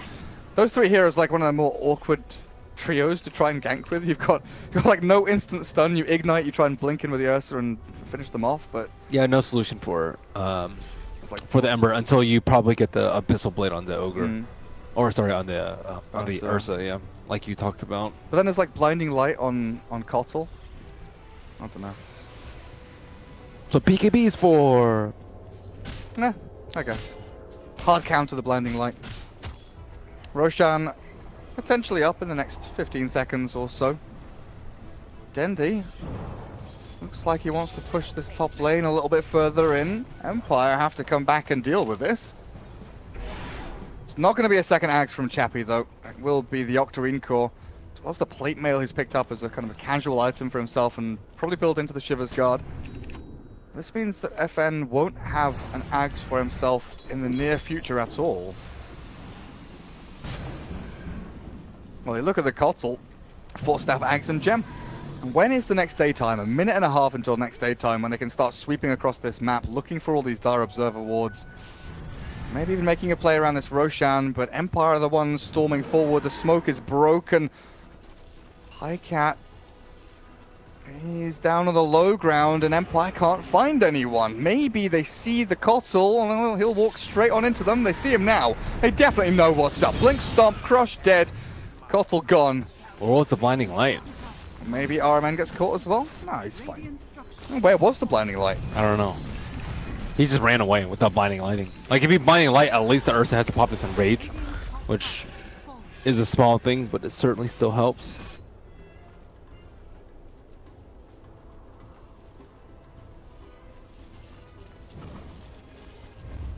Keeper of the Light. Where's Dakota when you need him? With his imitations, his impressions of Kotl. Roshan is alive. RMN wants to go and scout out the shrine with the rest of his team, but they're smoked up. Still waiting on the low ground. They see an observer ward, but killing it off means giving away their position. FN standing right on top of another observer ward. And Empire not having any of it. Dendi even blinks forward aggressively. RMN, are you going to go on Wyvern? Blink, Crush, 2-hit dead? Yeah, simple stuff. Gem on the deck, Stampede used. Empire cannot go and reinitiate though, and FN back into the wall. They've got the BKB pop by the Ursa Warrior. And Navi chains onto the Ogre. Alk Illusions will come out, but this opens Roshan so nicely for them. Into the pit they go. Amp damage and all that. Empire can't do anything about this. Aegis Chi's going to go the way of Navi. Is that a game finisher? They could try. At the very least, take a tier 3, I guess. They're not that scared about waiting though, just because Ursa is going to get progressively weaker and weaker as like more armor comes out and more Force Staffs, Ghost Scepters, Blinks, and whatnot. And then Alchemist is farming, but he's been pretty manageable so far. Yeah, Alchemist hasn't been that really annoying tanky hero in team fights. He's died so much. Yeah, he's 2, 3, and 4. And, you know, usually when you see an Alch with 3 or 4 deaths at 30 minutes, all of them came during laning phase. But this game, he had a decent laning phase. He just died in mid-game while he was farming. Good movements from Navi made sure that they found them. They were even looking again. Look, they're hunting for this Alchemist non-stop. They don't have a gem on the Kotl anymore. As they find a Dendi illusion and clear that one up. But tier 2 bottom is where Navi have all grouped up around. And with this barrier between Empire and Navi potentially cutting the advance of them, RMN with Pycat inside of him could break this initiation, but Empire are standing by their shrine. He's just given, there we go, Ags on Ursa. He's just been given it. Chappie finally moves that one over. So he didn't go Octarine Core. He finished his Shivers, then gave Ags across to FN, and didn't bother going for the Octarine, but tier 3 at bottom lane, it's getting pounded, Glyph is used. Empire are coming in from the western side, they're going to look for this Kotl, but in comes General, Vacuum misses completely, Cheese, popped by Dendi, Kotl's already dead, RMN chased down as well by the Ogre, but the Winter's Curse, it's down onto Lifestealer, Dendi does like no physical damage at all, and now they've changed up the Ogre and the Alch, the Cold Embrace comes in, but Dendi remnants forward, finishes off one, looks for another, Chappie stunned, Bash, Pycat killing him off, Pycat's still alive, but the Aegis will be taken out of his hands. The high ground is held again by Empire, and Navi looks like they'll have to fall back at least for now. Kotl will respawn in 3 seconds time. I wonder if they'll try and continue this push. The TP to the shrine, Kotl wants to get back in.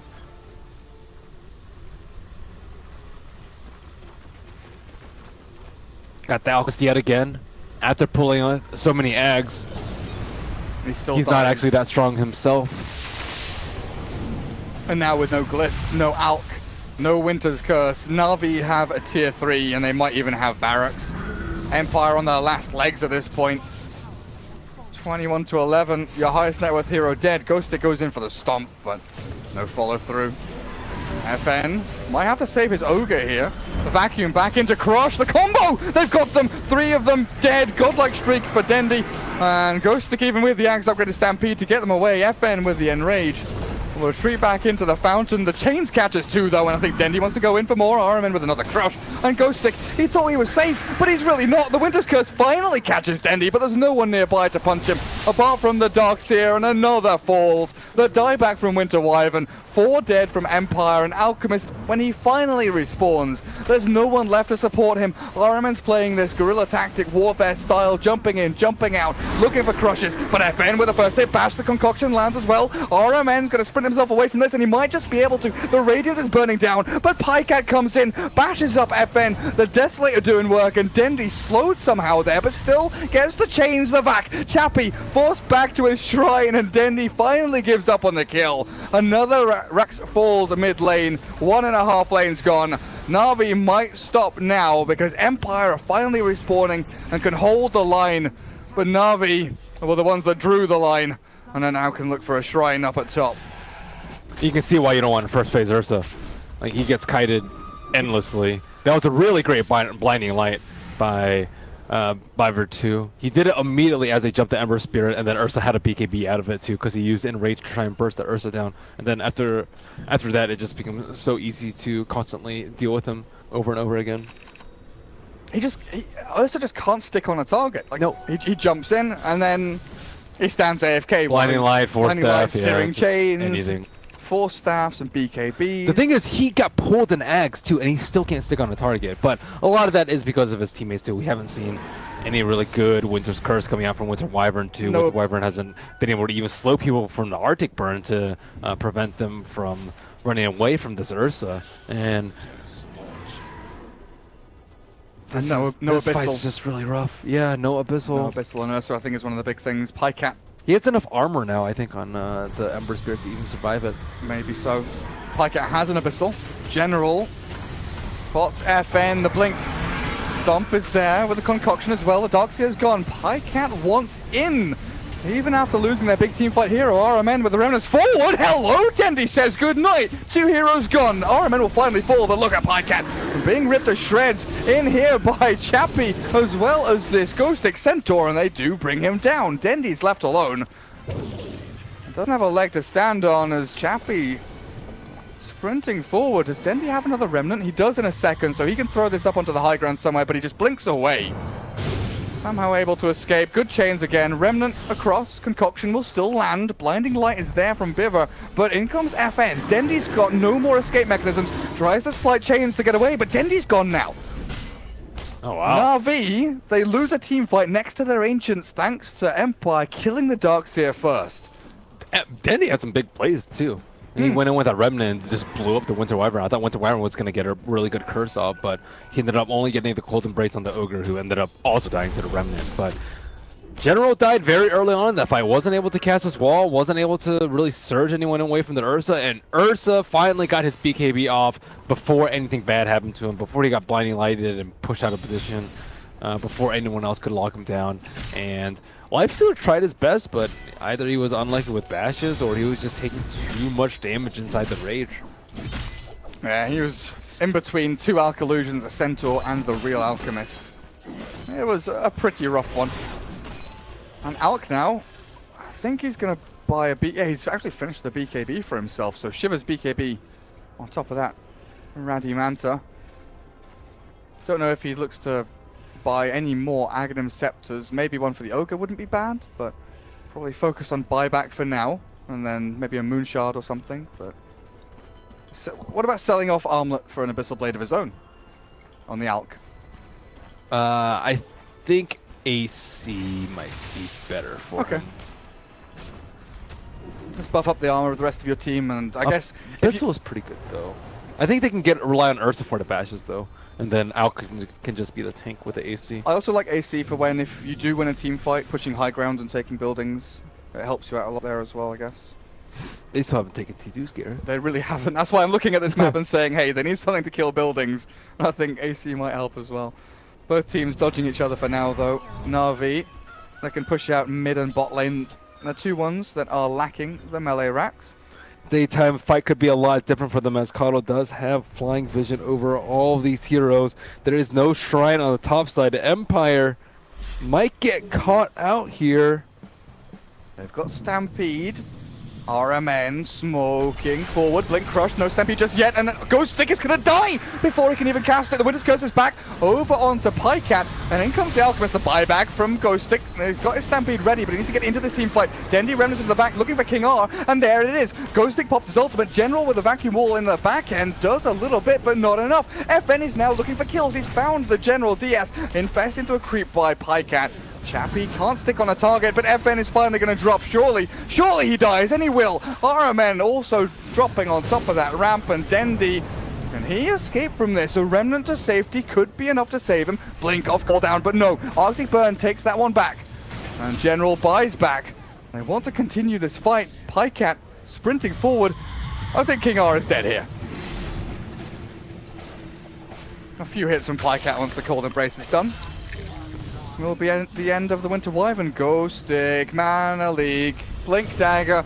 They're not going to be able to get you far enough away from Dendi and Biver, and General even comes in. The buybacks galore, actually, as Ogre wants to return to this one. But that's 3 heroes now on Empire without buyback available.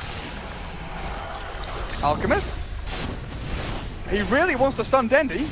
He pops his Manta Style, but the Abyssal Blade comes through. Pycat, a couple more chomps, one more, and he's got it. Buyback from the Alchemist is needed just to save their base. Empire, what just happened?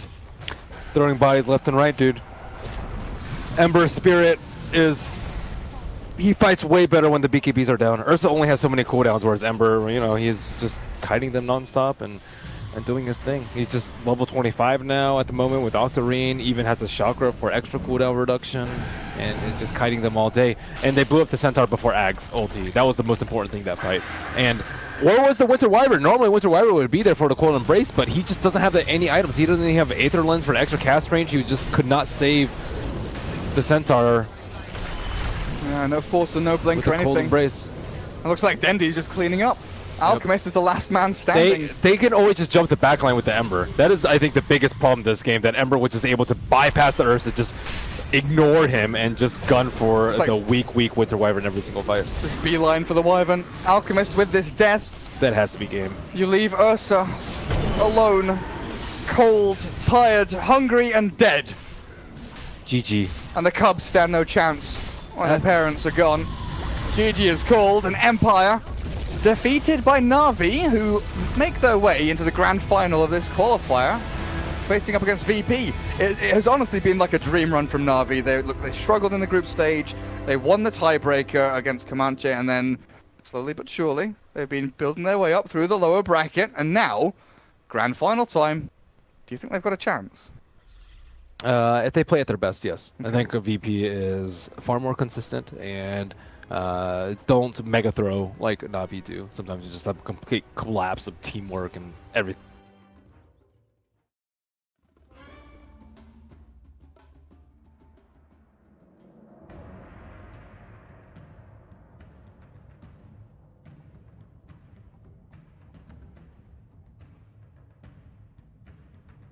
Navi's turn to ban.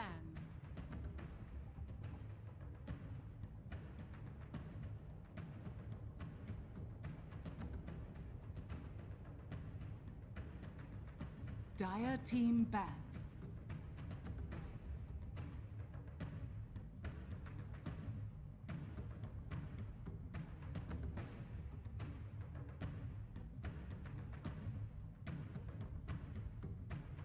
Navi's turn to ban. Dire team ban.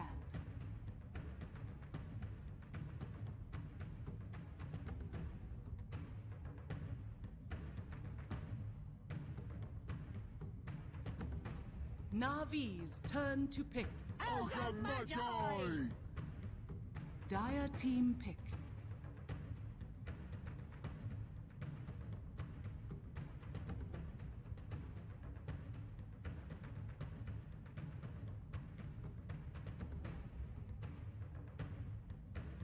Ten seconds remaining. 5. Dark Seer. Dire team pick.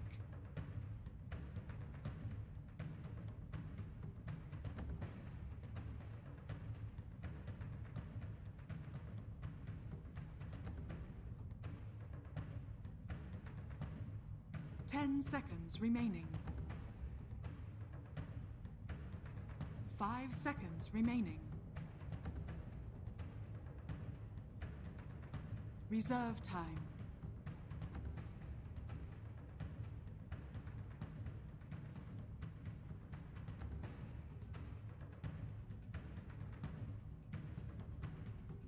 Ursa Warrior. Navi's turn to pick.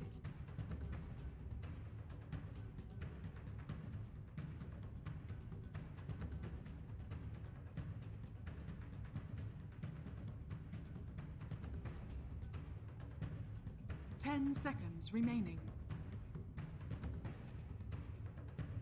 5 seconds remaining. Bat Rider! Dire team ban.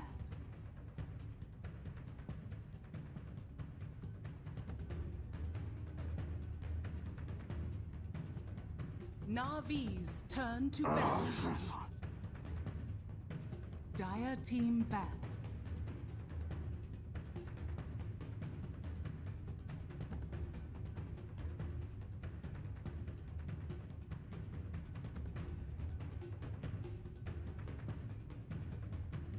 Ten seconds remaining. 5 seconds remaining. Navi's turn to ban.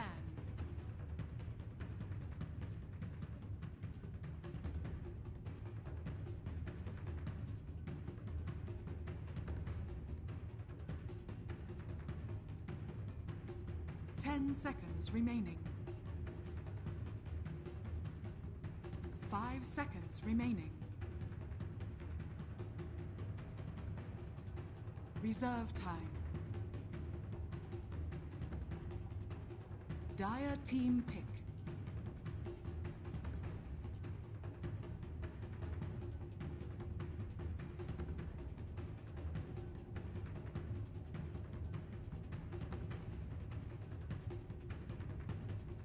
Seconds remaining.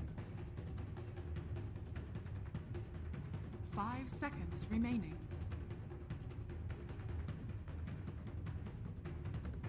Reserve time.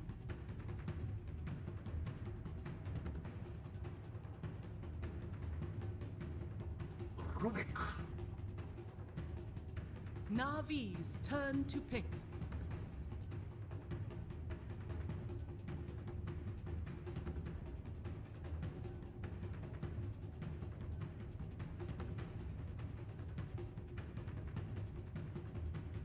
Seconds remaining. 5 seconds remaining.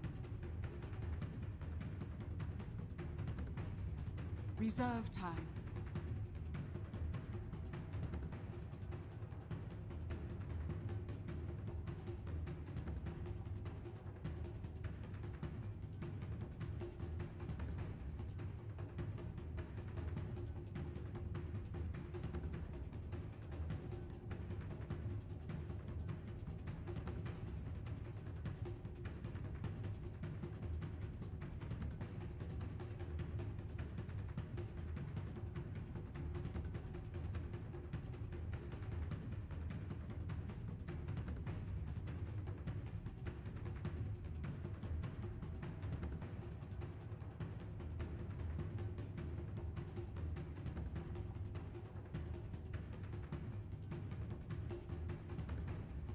Slog. Dire team pick.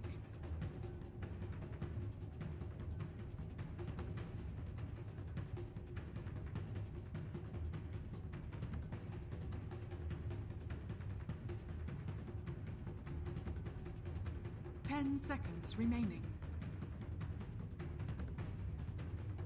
5 seconds remaining.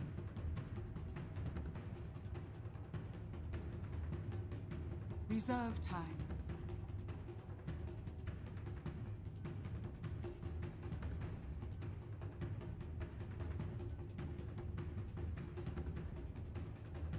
Sand King. Navi's turn to pick.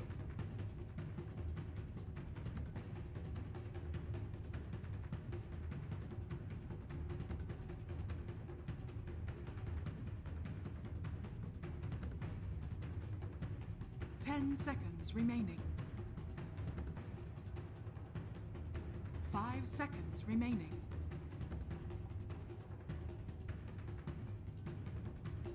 Reserve time.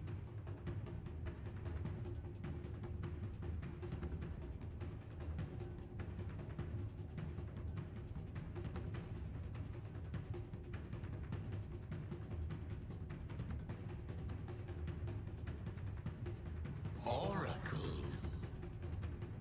Dire team ban.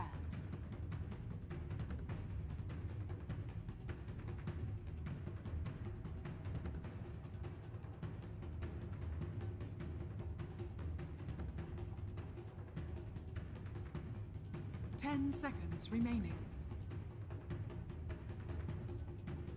5 seconds remaining. Reserve time.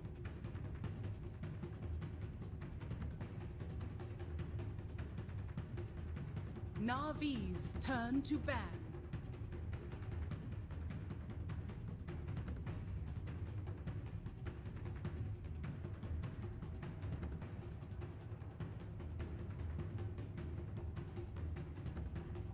Seconds remaining. 5 seconds remaining. Reserve time.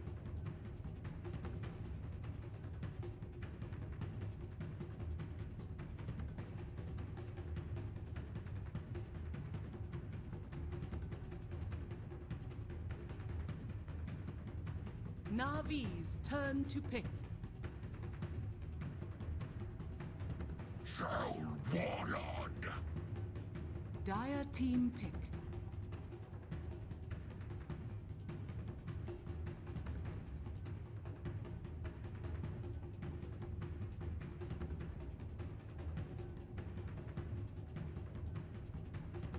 Ten seconds remaining. 5 seconds remaining. Reserve time.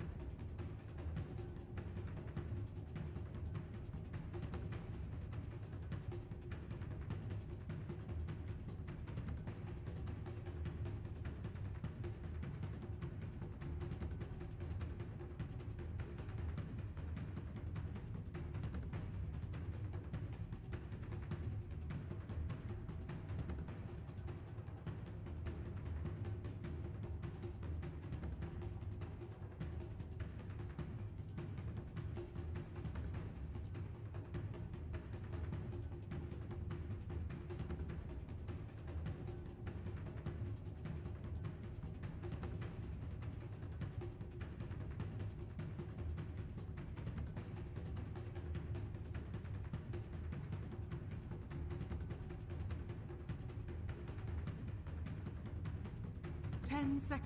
Outworld Devourer.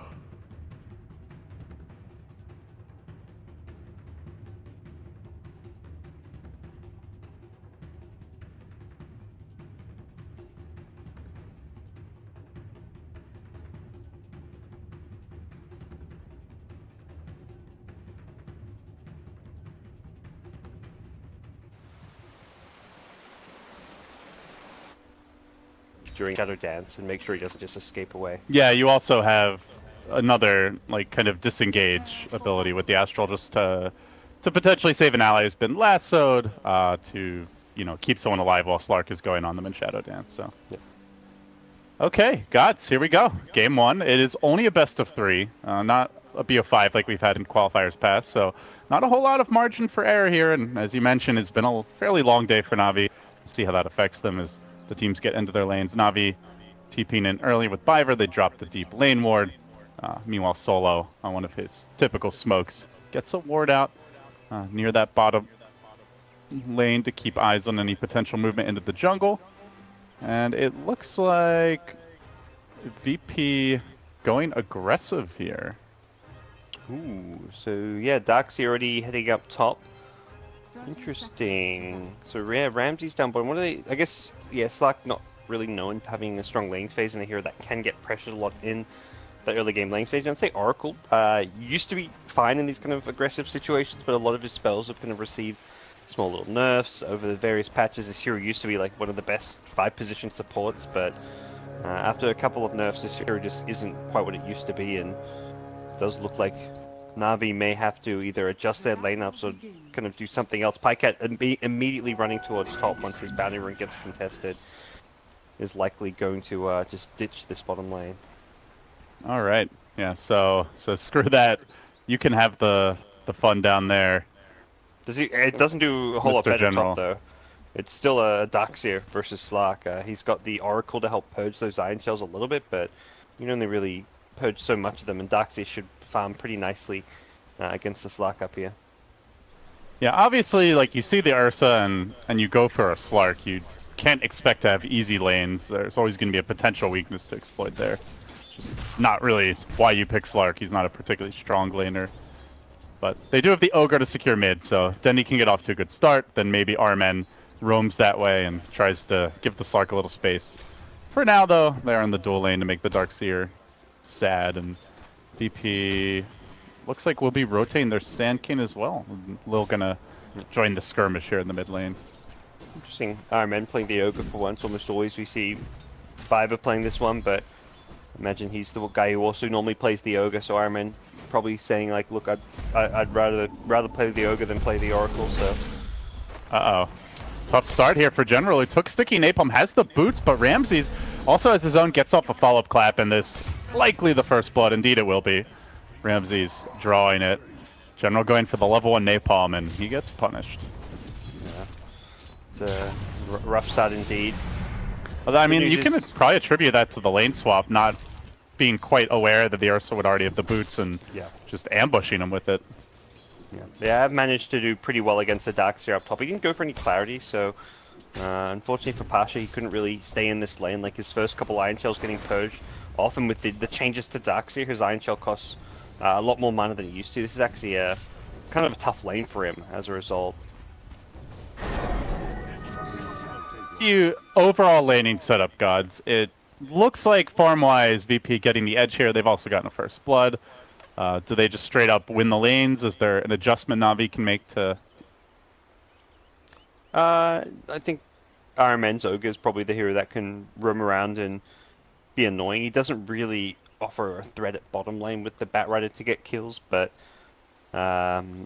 likely we see him just stick around this mid lane and try and give Troll a bit of an edge. Unfortunately for Dendi, even with the Ogre's presence so far, he hasn't really done all too well in CS. Just the 2 last hits and 3 denies, so if Navi can win top lane and perhaps have Ogre help them secure this mid lane a bit more, at least 2 of the 3 lanes will be going well for them, and they'll be okay with Batrider just getting experience, which so far he hasn't been able to really do at bottom, but with a level 2 and Firefly, he should be able to at least get XP down bottom.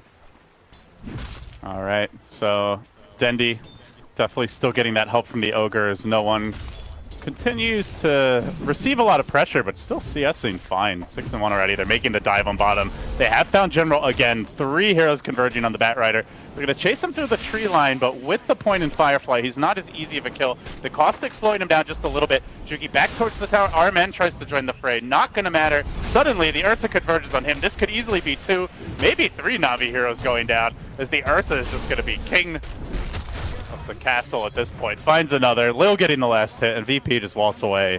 The trickle in effect simply does not work against Ursa. Yeah, that was a disaster. 1 by 1, just feeding the Ursa. It looked like Bat was trying to Firefly onto that little poking out cliff point at the bottom of the map where you can plant wards, but couldn't. I don't know. Pathing, I guess, stopped him from doing so, and didn't really have a good escape even with Firefly up. So that was the Ogre rotating off the mid lane, which means Dendi's not getting that help. They're already losing bottom lane. They lose it even harder now with the extra kill being given up, and just the 1 lane up top going well for Navi right now. I mean, in good news, it's going super well. He is 20 and 11 already as a Slark. Man, that's actually crazy. Slark he's only now in the straight 1v1, but even with before earlier, there's just like 1 Fortune's End from the Oracle onto those Iron Shells really just gave him all he needed in this lane, and he's going to start really pressuring Pasha. He's got an Orb of Venom. He's actually going to be playing super aggressive, looking for kills. And you can see Pasha still trying to actually just buy the Soul Ring. He can't even get to the shop. Although Pycat will see him going and comes right back. He has the lane ward, so he can tell anytime Pasha makes this move as bottom lane. General getting pursued out again, hounded by Ramses. What is the range on those claws? My god. Didn't look like he was in melee range. Probably would have caught him anyway with the phase boots. But another kill, make it 2 more, and yeah, Ursa is out of control. This is a problem. Yeah, this is a This is looking like classic like Ursa pub game. Yeah.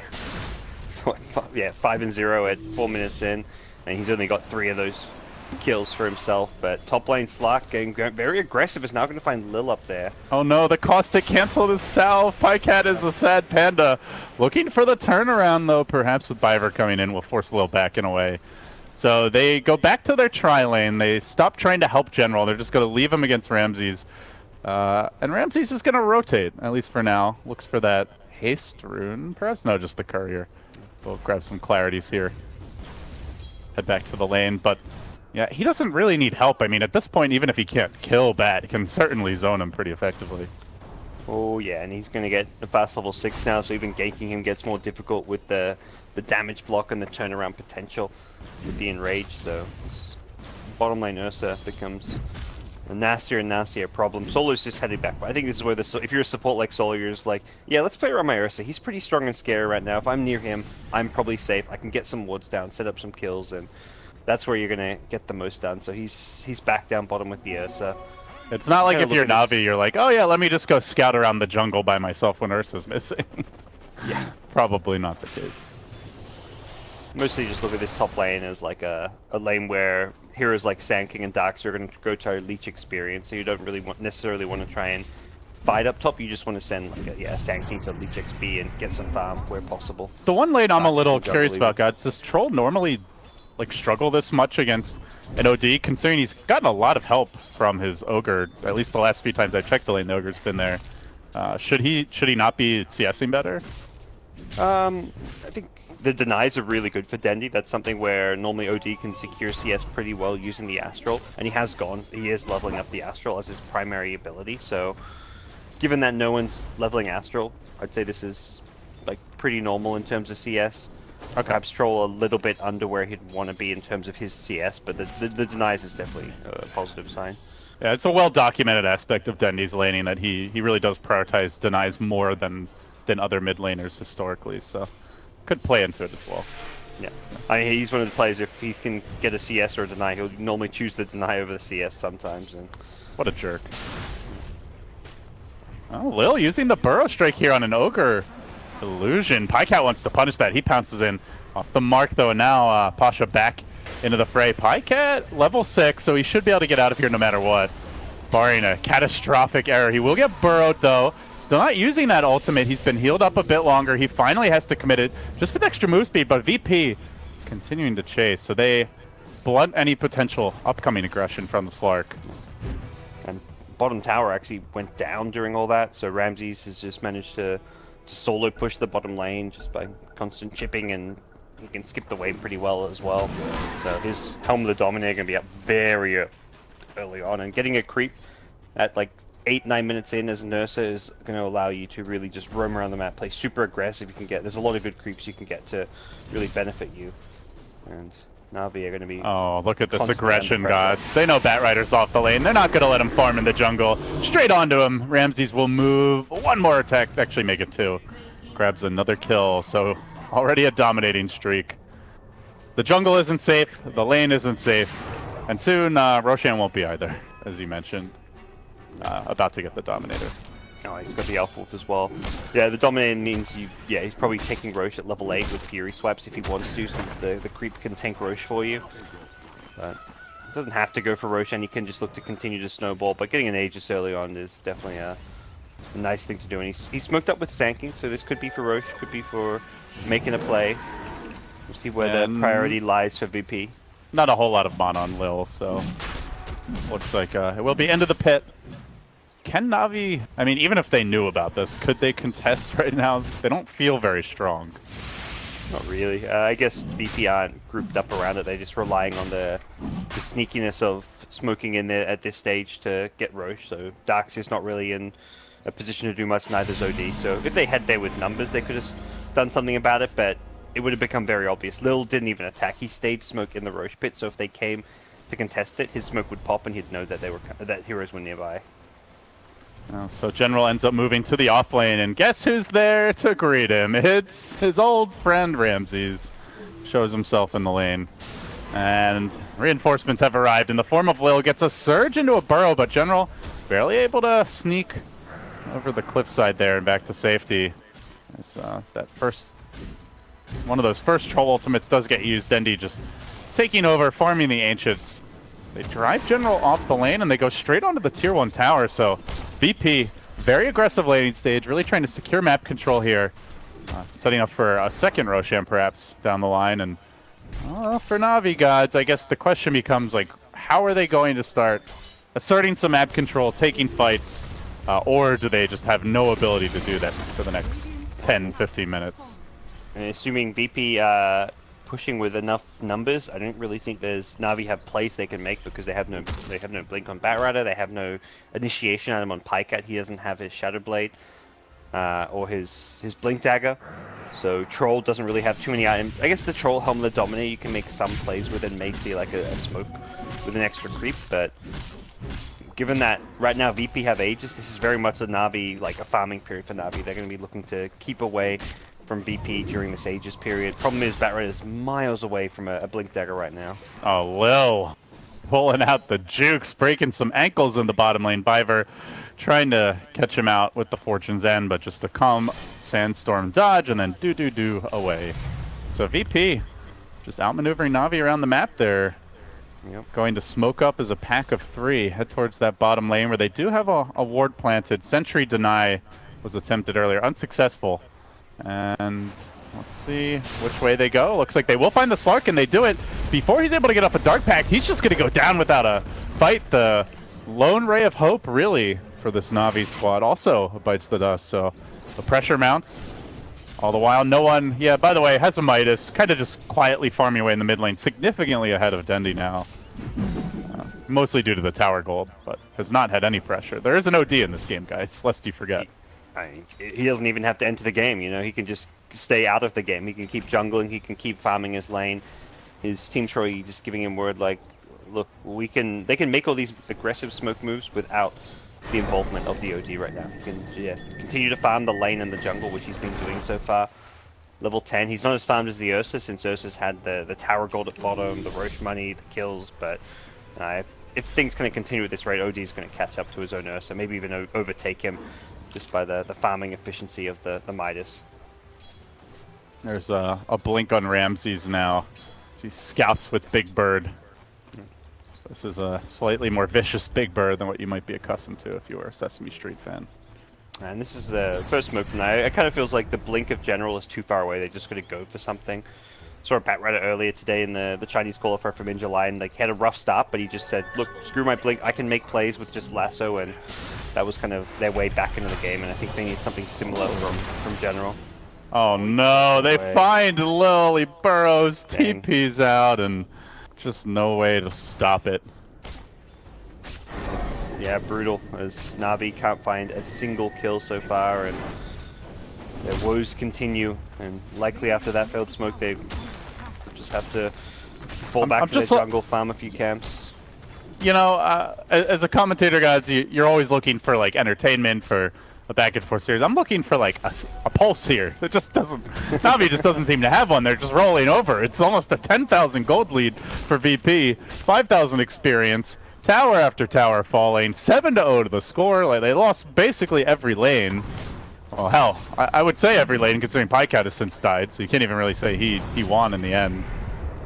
Well, when's it going to happen? It just doesn't seem like it. Solo moves in. He struts up onto the Ogre, and they will quickly bring him down, even managing to steal the level 3 Bloodlust. So guess what? It's so Ursa needed more attack speed, more move speed. He's got it now. That may actually be the best spell you could steal on the entire Navi side right now. Perhaps the Battle Trance is better. I take the Bloodlust over the Battle Trance just because it's 100% uptime. Oh, and the move speed is ridiculous. Yeah, so. It's better. It's better than the Battle Trance, really. So I don't really feel like there's a better spell to have for the constant firing. Like, yeah, there's some, like, a False Promise could be good, but you're not really ever in danger of dying. You're so far ahead. You're so strong. This just enables your cores to do more and more damage, to get more and more out of control. So we'll see how this works. I think item-wise, like, I mean, to talk about what VP can look to do, if they want to keep getting further ahead and control and close out this game, getting items like Desolator on Ursa could be really good this game. They do kind of lack building hitters, but that's where we've seen Ursa's kind of adjust their build, start getting the Deso, and just playing and probably pushing around like this Darkseer mech timing. They're not going to be able to get any kind of a high ground put. I mean, the Aegis has expired, so the second Roche is probably what they're eyeing off. And perhaps a second Roche that they're going to give to the OD rather than the Ursa, but we'll see if that's the case. But as it stands, they're very, very far ahead. Well, you can see the Navi game plan. They're somewhat cowering in the darkness, just eking out little scraps of farm wherever they can. Guerrilla warfare tactics, deep beneath enemy lines, hiding in the trees. As well, VP are ready for that. They scan, they find General, and they massacre him again. So another death for the Batrider. I think at this point, you know, maybe you just start building your drums, because getting a blink just seems like an ambitious task. General's worst games I've probably seen all qualifiers from him, and is this the fuck General strat? Jeez, it seems that way, you know. But the old Navi, like when they were kind of had their moments where they were good. The plan was always like, if you want to beat Navi, you shut down General. He's the playmaker. He's the guy you want to beat and shut down. Dendi's always going to get the help and support in mid lane. That's like typically been like their support playstyle, is to give Dendi the edge in mid. But if you shut down the playmaker General, even if Dendi farms and does well mid, it doesn't seem like Navi have that scary presence come mid game. And that's exactly where they stand right now. No blink still. No blink in sight, like he's halfway there as a bat rider at 15 minutes. And that should be said, I guess, as far as Navi's prospects go, they do have great late game. They have Battle Trance, they have a Slark, they have Bloodlust, they have a pretty good scaling support in the Oracle who doesn't need a whole lot of farm. So, like, I guess that's the silver lining is, as horrendous of a game as this is, they don't really need to have an explosive start to take it late, but at the same time, you know, VP are no slouches come late game either. OD scales quite well. You've got the Darkseer teamfight potential. Lots of AoE to work with, and it's not like Navi are going to have BKB for Dendi anytime particularly soon. So I'm trying to find the silver lining and talk it up, but truth be told, it's going to take some big mistakes. BKBs and until they get BKBs, they're not fighting into the OD and all the AoE, the Sand the Darkseer and all that. And if they rush the BKBs, well, they're not able to keep up in terms of farm. BKBs are going to slow down their rate of farm. It's an item that kind of you typically want to buy to fight now, and I don't think Navi really want to fight, but at the same time, if they don't get the BKBs, they're also going to just continue to feed, so they're kind of in this tough, awkward position where there's no real ideal way to play this, but yeah, it looks like Pycat and Dendi are both queuing up those BKBs, saying, we're going to at least get these and try and take a fight even though we're miles behind. You can try and take a fight with a 10, 15k gold deficit if you get good value out of those 10-second BKBs. Of course, the downside is if you lose those fights, then your economy is an absolute shambles. Yeah, so I mean, yeah, that's where like you really start talking about, is it just game over for Navi if that first fight or two with 10-second BKBs just completely fails. But they also have to get there. As it stands, VP continuing to control the map, push out all the lanes. They'll likely secure this. They'll at least go for that second Roche. And Navi are not going to have BKBs up before that second Roche respawn, so they want to contest it. They're going to have to do so just with the newly picked up Blink. So finally items have come out. General gets a Blink, Pycat gets a Shadow Blade. They've actually got their core items that they were supposed to have maybe 3 or 4 minutes ago, but they've got them nonetheless, and they can at least try and use these now. It opens up plays where they can use smokes and actually find kills. Well, good call on the Desolator for Ursa, by the way, and Ramses basically has it now. Oh, good. So yeah, that is. I saw him. Oh, sorry, go ahead. I saw him queue up a Basher earlier and was like, oh, he's going to go for the Basher, but yeah, I think the Deso is way better this game. Oh, Rubik, hello, solo in the mid lane. It looks like the general debut of the Blink. Use the lasso. Yeah, it's a support, but support kills are pretty big at this point when VP's had so much map control all game long. He's fairly high level, level 9. And a much needed kill for them, so Navi will be very happy with that. I mean, you'd love a core, but these cores are extremely difficult to kill. And you just, general, I think team morale goes up when you don't have 0 kills at 18 minutes into the game, so it shows that with these items they can actually achieve something, and if they can turn that one support kill into another couple of support kills or a core kill maybe next time, suddenly this game, they're in a position where this game gets a whole lot more winnable and they kind of start to claw their way back in. So it looks like Navi might be trying to force this tower, which could draw VP to side between Roshan or the tower. They're expecting Roche will be up very soon if he's not already. Probably thinking VP or Roshan this very second, given it's been about 11 minutes. In fact, he has not respawned just yet, and Navi are a little nervous. Come VP, this Ursa's gonna completely claw his way through here in no time at all with the Desolator. They like have to completely chain stun him or he is it's gonna kill them all. And the problem is he has a lot of crowd control backing him up. So you're not reliably able to just jump the Ursa and expect no consequences. Now a Blink secured for Pasha, so that big vacuum into Burrow Strike and hell maybe an Epicenter is a real possibility as Navi dance around on their own side of the map, quite unsure of where they want to go. CVP scanning. And they do want to fight this. They don't have the BKB on Dendi. Pycat neither. they're walking into trouble, and VP seem to be in a great position to take this fight. Pasha's there with the back to start off. The follow-up burrow comes through onto 2 almost immediately, but the lasso is there, keeping the Ursa away as Arman. He's like, guys, the Roche is low. Let's kill it off. Pycat gets the last hit. General grabs the Aegis. Navi have found the Roche, but can they win the fight? That's the real question. This Ursa is big. He's bad, and he is quite mad. They brought down 4. They're going to look for Biver as well. It's likely to be 5 with the Astral. He'll fall too. And scrambling for the hills is the lone survivor. It's General. It's 6 dead for Navi. They steal the Roche, they steal the Aegis, and they get their asses beat horribly for it. That Ursa wasn't happy. He's like, that's my Aegis. Go happen. I'm going to claw you all down. That's not happening on my watch. And, well, VP very handily won fight. I mean, that the sheer net worth advantage just becomes kind of insurmountable in a fight like that. Navi didn't have BKBs. And you talk about how they look to fight into stuff like the Sanking, the Darkseer, I mean, let alone the Ursa. I think the only way you can beat the Ursa is if you're not getting disabled, and if you can ignore the Sanking Burrow Strike and ignore the Vacuum, then yeah, you can perhaps handle the Ursa, but you can't do that without those BKBs, and, well, even without an Aegis, it looks like VP are perhaps considering going for some kind of a play around this top lane, at least maintaining map presence so they can keep Navi in their base. They've got 4k gold on OD. Another 2k gold on Ursa, everyone getting very, very farmed on the VP side.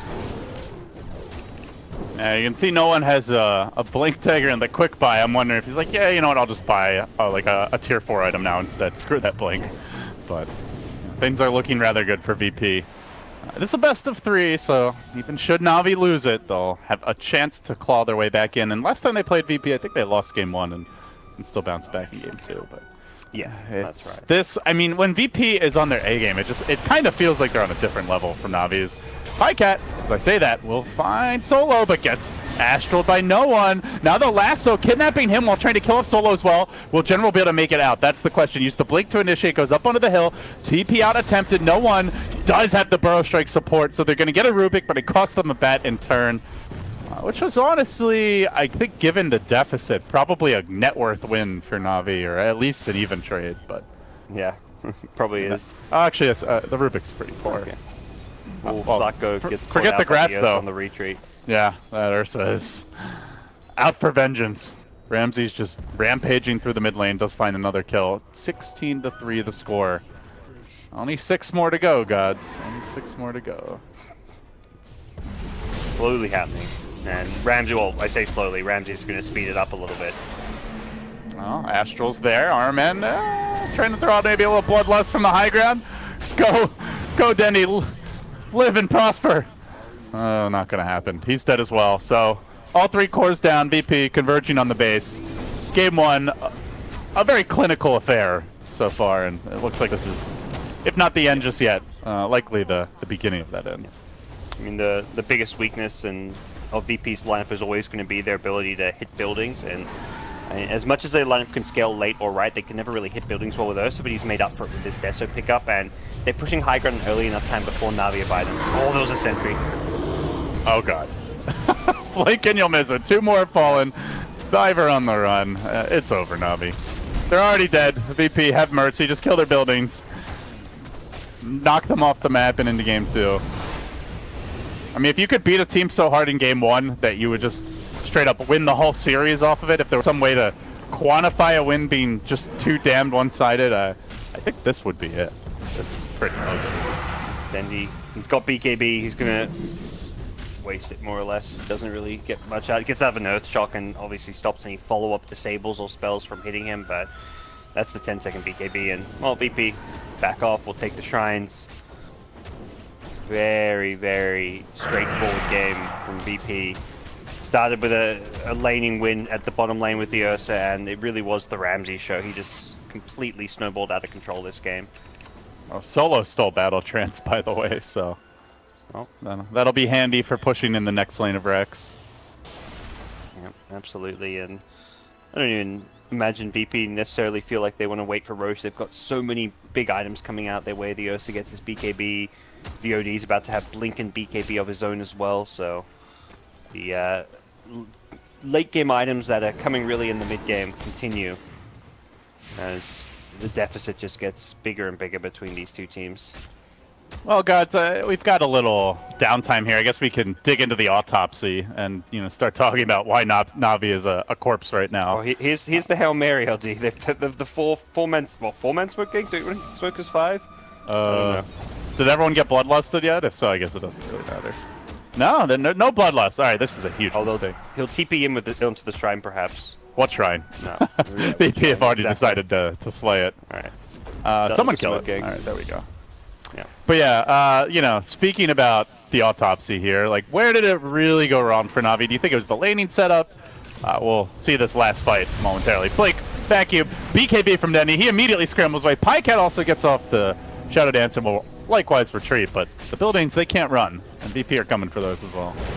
Yeah, I think draft-wise, it was always going to be a tough game. They picked the Slark very early, like they third-picked it because we're seeing it get banned out from some of the teams against Navi. It has been one of Pycat's preferred heroes, but the hero has some weaknesses that BP exploited. Like, they pressured it in, well, they forced a kind of rough laning stage by forcing Navi to rotate these lanes a lot. Ramsey's getting to work with the BKBs. They pound on Navi, almost finish off Denny with the big hammer drop. Not quite, but Ramsey's, he's like, I expected I could kill him in one less auto attack, turning around prematurely a few times now. So that's 2 lanes of rack. Any moment now, Navi will accept their fate. They'll tap out while they still have any dignity left. There you go. Yeah, I think it was always 3-22. I think they wanted the meme gods. They were like, you know what? We're playing against solo. We got completely spanked. It looks so bad, it's almost like we threw the game. Let's just make it 3-2-2 and then we'll tap out. They did it for the fans. They're truly the people.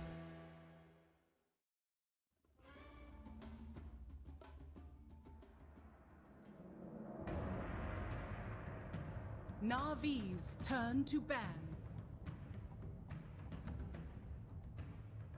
Navi's turn to ban.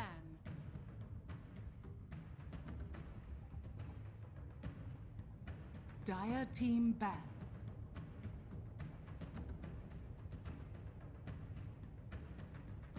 Slada. Dire team pick. War Chief. Dire team pick.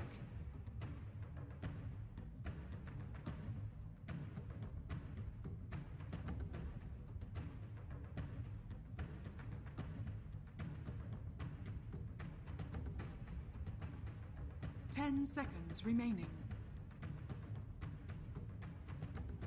5 seconds remaining. Reserve time.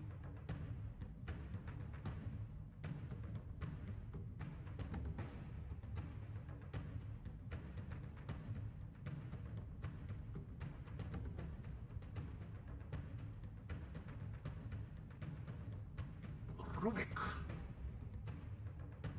Navi's turn to pick.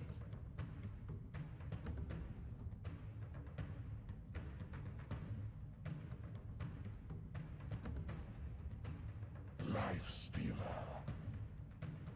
Dire team ban.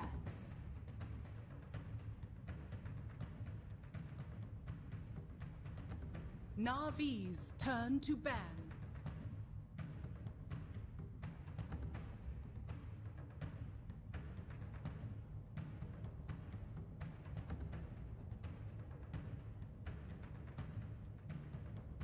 Ten seconds remaining.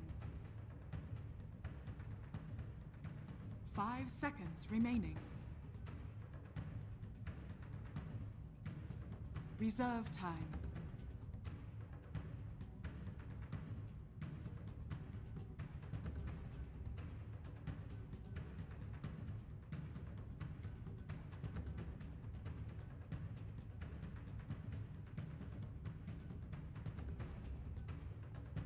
Dire team ban.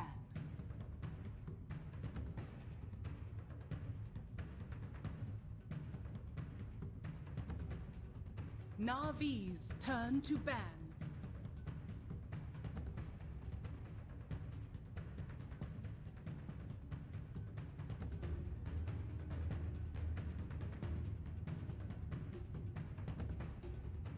Ten seconds remaining. 5 seconds remaining. Reserve time.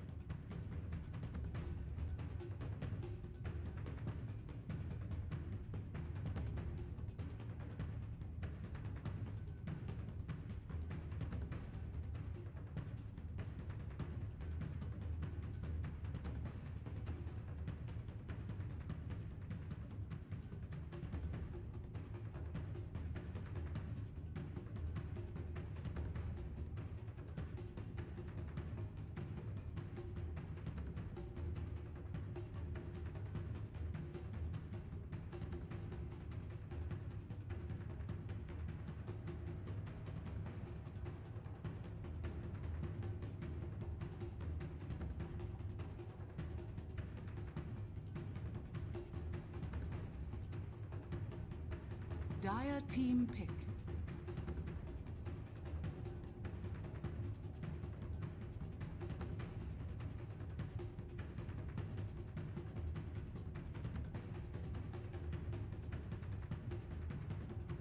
Ten seconds remaining. 5 seconds remaining. Reserve time. Sound warlord. Navi's turn to pick.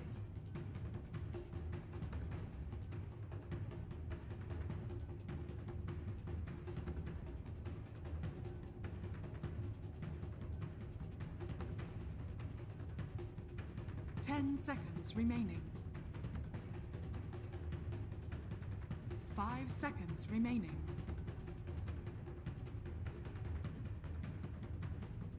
Reserve time.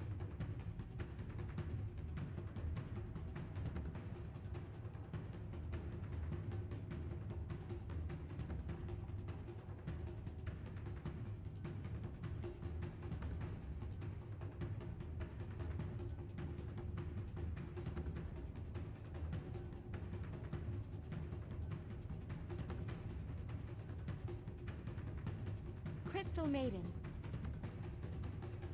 Dire team pick.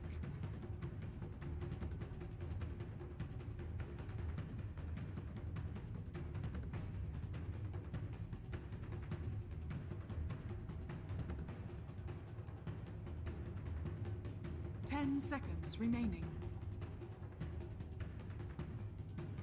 5 seconds remaining. Reserve time.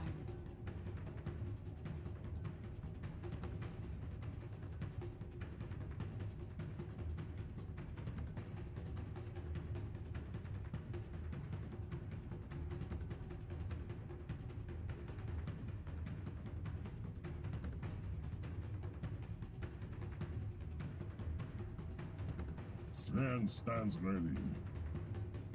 Navi's turn to pick.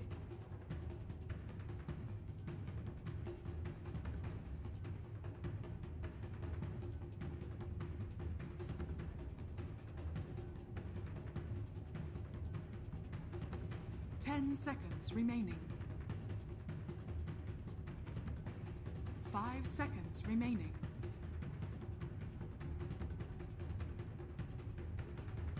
Reserve time. Enigma. Dire team ban.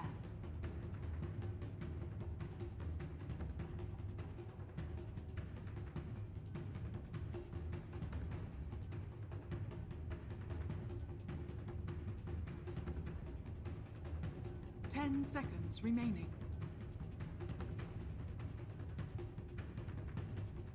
Navi's turn to ban.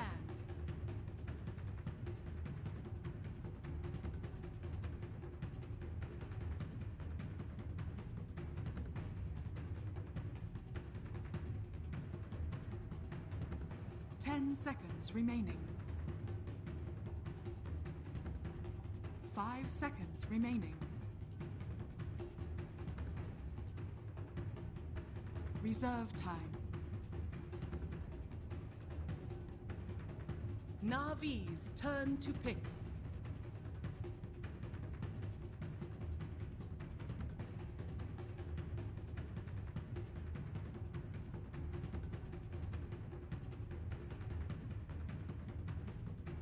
10 seconds remaining.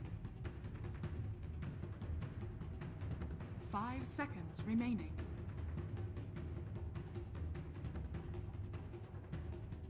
Reserve time.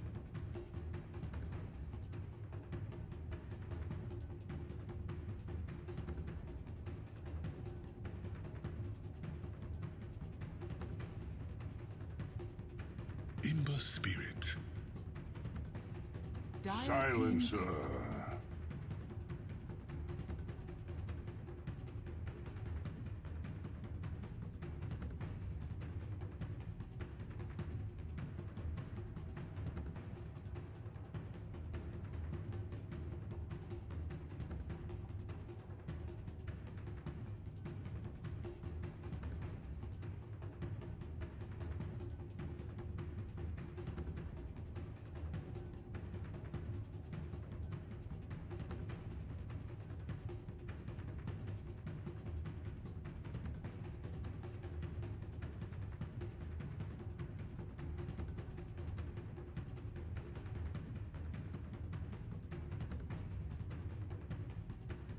Ten seconds remaining. 5 seconds remaining.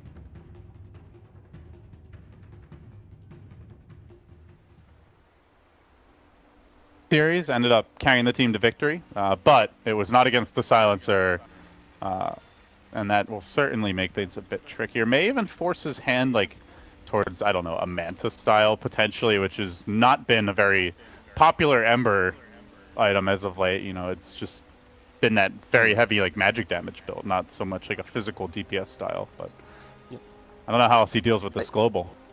I think there's enough of a threat, like Sada Lifesteal. Like I think we're like you're looking at the Ember and you see like, okay, there's silence, it's going to be a tough game, but then you think how a fight's going to begin, and like in my mind it's like, well, Sada Lifestealer, Infest Bomb, if they catch the Silencer or catch a core hero, even if Dendi gets caught in a silence, like you say, you can go for a Manta, you can go for an item like a BKB to get out of it, and still manage to do okay. I actually quite like this Navi draft. I think it's easy to look at it like in terms of counter picks and be like, oh, they have Ember into Silencer, they have Enigma into Rubik and Silencer as well. How are they going to team fight if they can't get Black Holes off or if Ember's silenced? But I think they have a fairly easy approach to fights with the cheap pick-off capabilities of Slaughter Lifestealer. Their lanes are solid, the Ember benefits a lot from the CM aura, same for the Enigma. They can play greedy too, like Enigma's just going to likely just try and farm up the fast mech, maybe even go for something like a -2. Pycat does get scouted out here. He will immediately skill rage and run the hell away. Dodging a bullet, just barely out of range of that initial lift. May have been able to skill rage and get it off in time anyway after the lift, but it would have been a close call and a dangerous chase. So VP going for the early smoke invasion. Instantly you can see Navi, the reply is for General to think about stealing the enemy bounty rune. As they still manage to catch one, RMN actually gets caught by the lift and gives up a very avoidable first blood. Ward got planted around the trees. I don't think he realized VP had vision there, but that was definitely sloppy. Yeah, shouldn't be giving that one. You should just expect them to stick around to secure that bounty rune and not even go near it. But VP get a freebie, and that is an early +2 for No One Silencer. It is going to be the mid-core silencer. We kind of talked about the possibilities with Troll going mid and Sven in the carry role. It will be Lil on the support 4 position Sven, and the core silencer for the mid lane. A tough matchup for Dendi to deal with. So yeah, they're going to try and dual lane here, but Silencer with the glaives just laying into Biver, forcing him back immediately. Dendi does have the stout shield, but already you can see that harassment adding up, and Ember not going to be happy, gods, with this 1v1. He'd much rather be laning against a troll, I would say, than a Silencer. He's probably making the call, like, help me out ASAP. RMN and the CM is probably going to hit a fast level 2 in the jungle, then smoke up.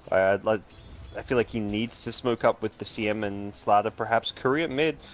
Lil was fishing around, but not easy as a Sven to get that one. Yeah, he does have the wind lace, but still quite a dive to pick it off. So they'll see Ramsey's bottom. It is going to be an off-lane troll. The lanes have definitely been mixed up a bit. So you got the Centaur in the safe lane, and not really much of a kill lane versus a Lifestealer, but still should be good farm for the Centaur. Early on, it appears to be good farm for Ramses as well, already 4-2. And obviously, mid lane going great. So with the first blood, 3 lanes going well. It's VP off to the races again, nice and early.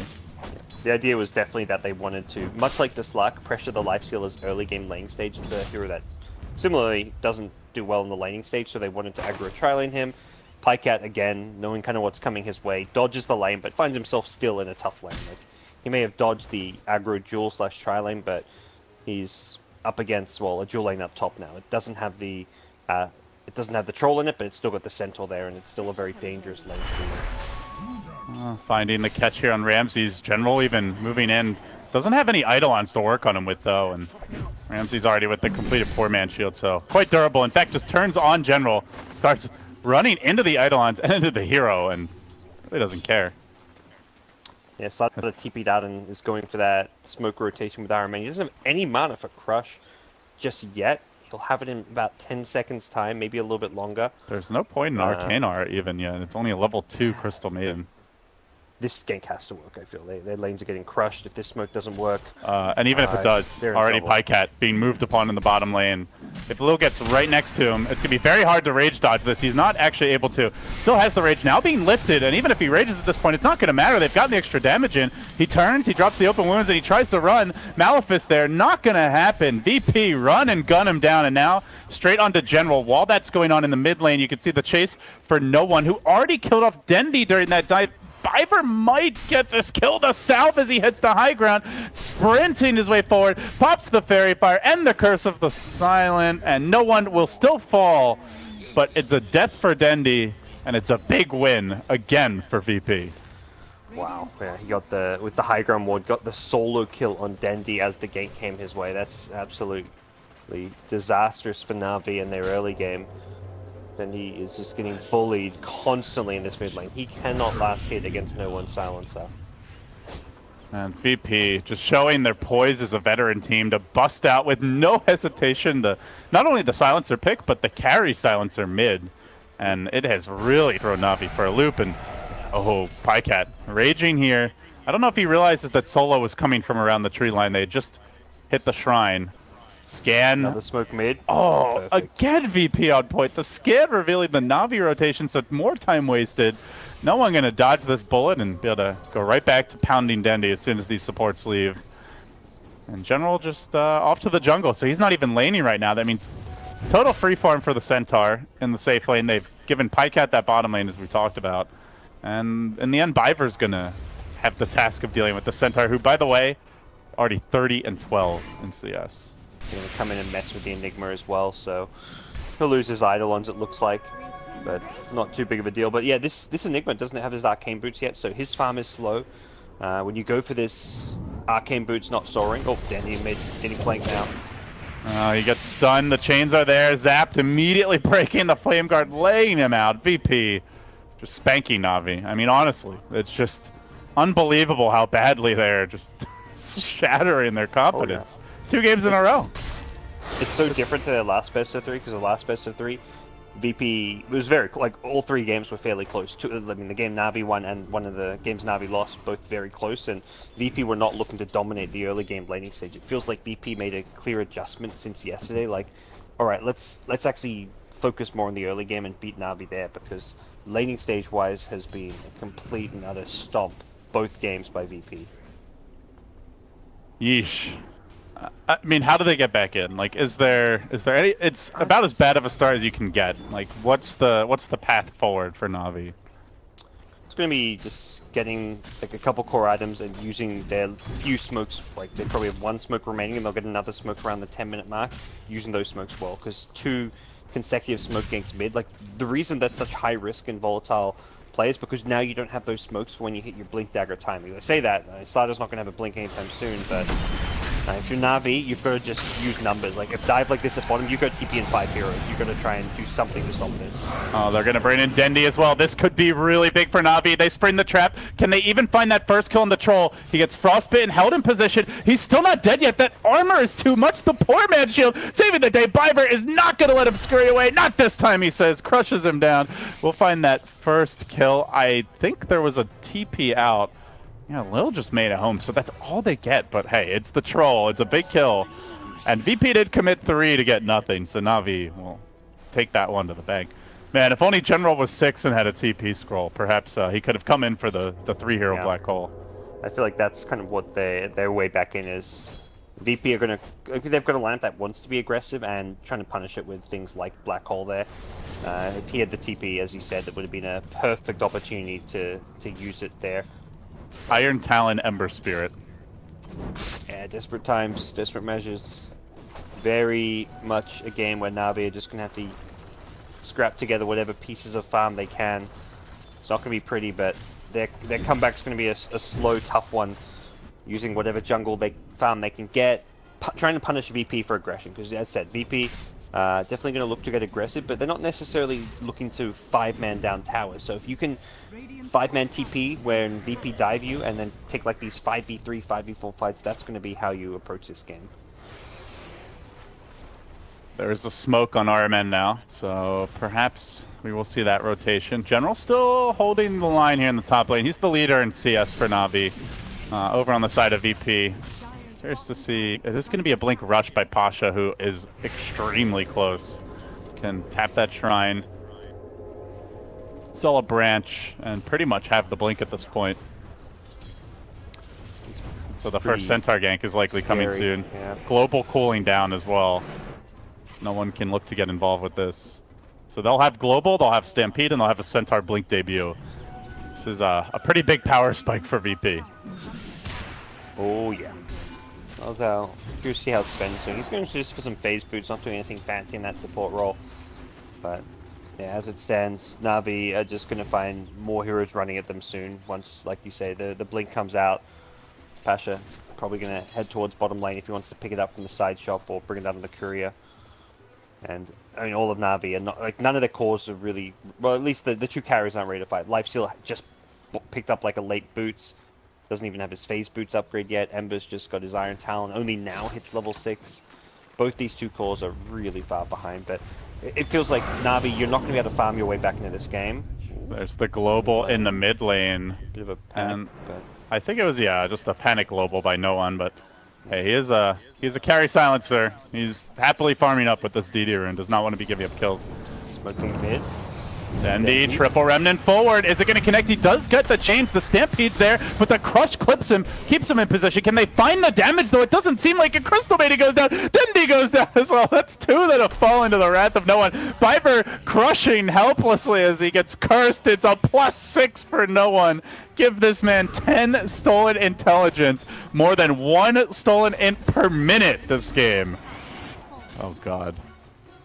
Yeah, I was thinking about, like, what do Navi do? They're getting crushed. Like, how do they initiate and find kills? Like, I don't think they farm their way back in this game. It's the right approach to go for these kills, but the hero, the play perhaps there was to actually bring light. I think the infest into Ember would have been better off. The play is to die here, guys. Yeah, it's changed. Blink Centaur, Stomp comes, 2-9.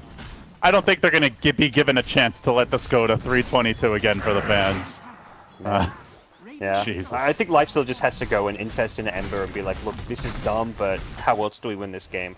Like, let's just bring all our five-man unit, a phase boots Lifesteal, infest into an Ember and hope for the best. And they're going to try. He's hoping for the best up top. Something like that. Viver swinging in from the side. They move on to Solo, who steals the open wounds. Not the most useful spell. So Solo likely down, but they're chasing for more. Dendi finds the chains. It does connect to Ramses. Will the follow-up be there? They didn't get the crust that they needed, but they find the Malefice on Lil. Chasing him out. Pops the Warcry. Continues retreat. It seems like VP going to scramble away with Ramses.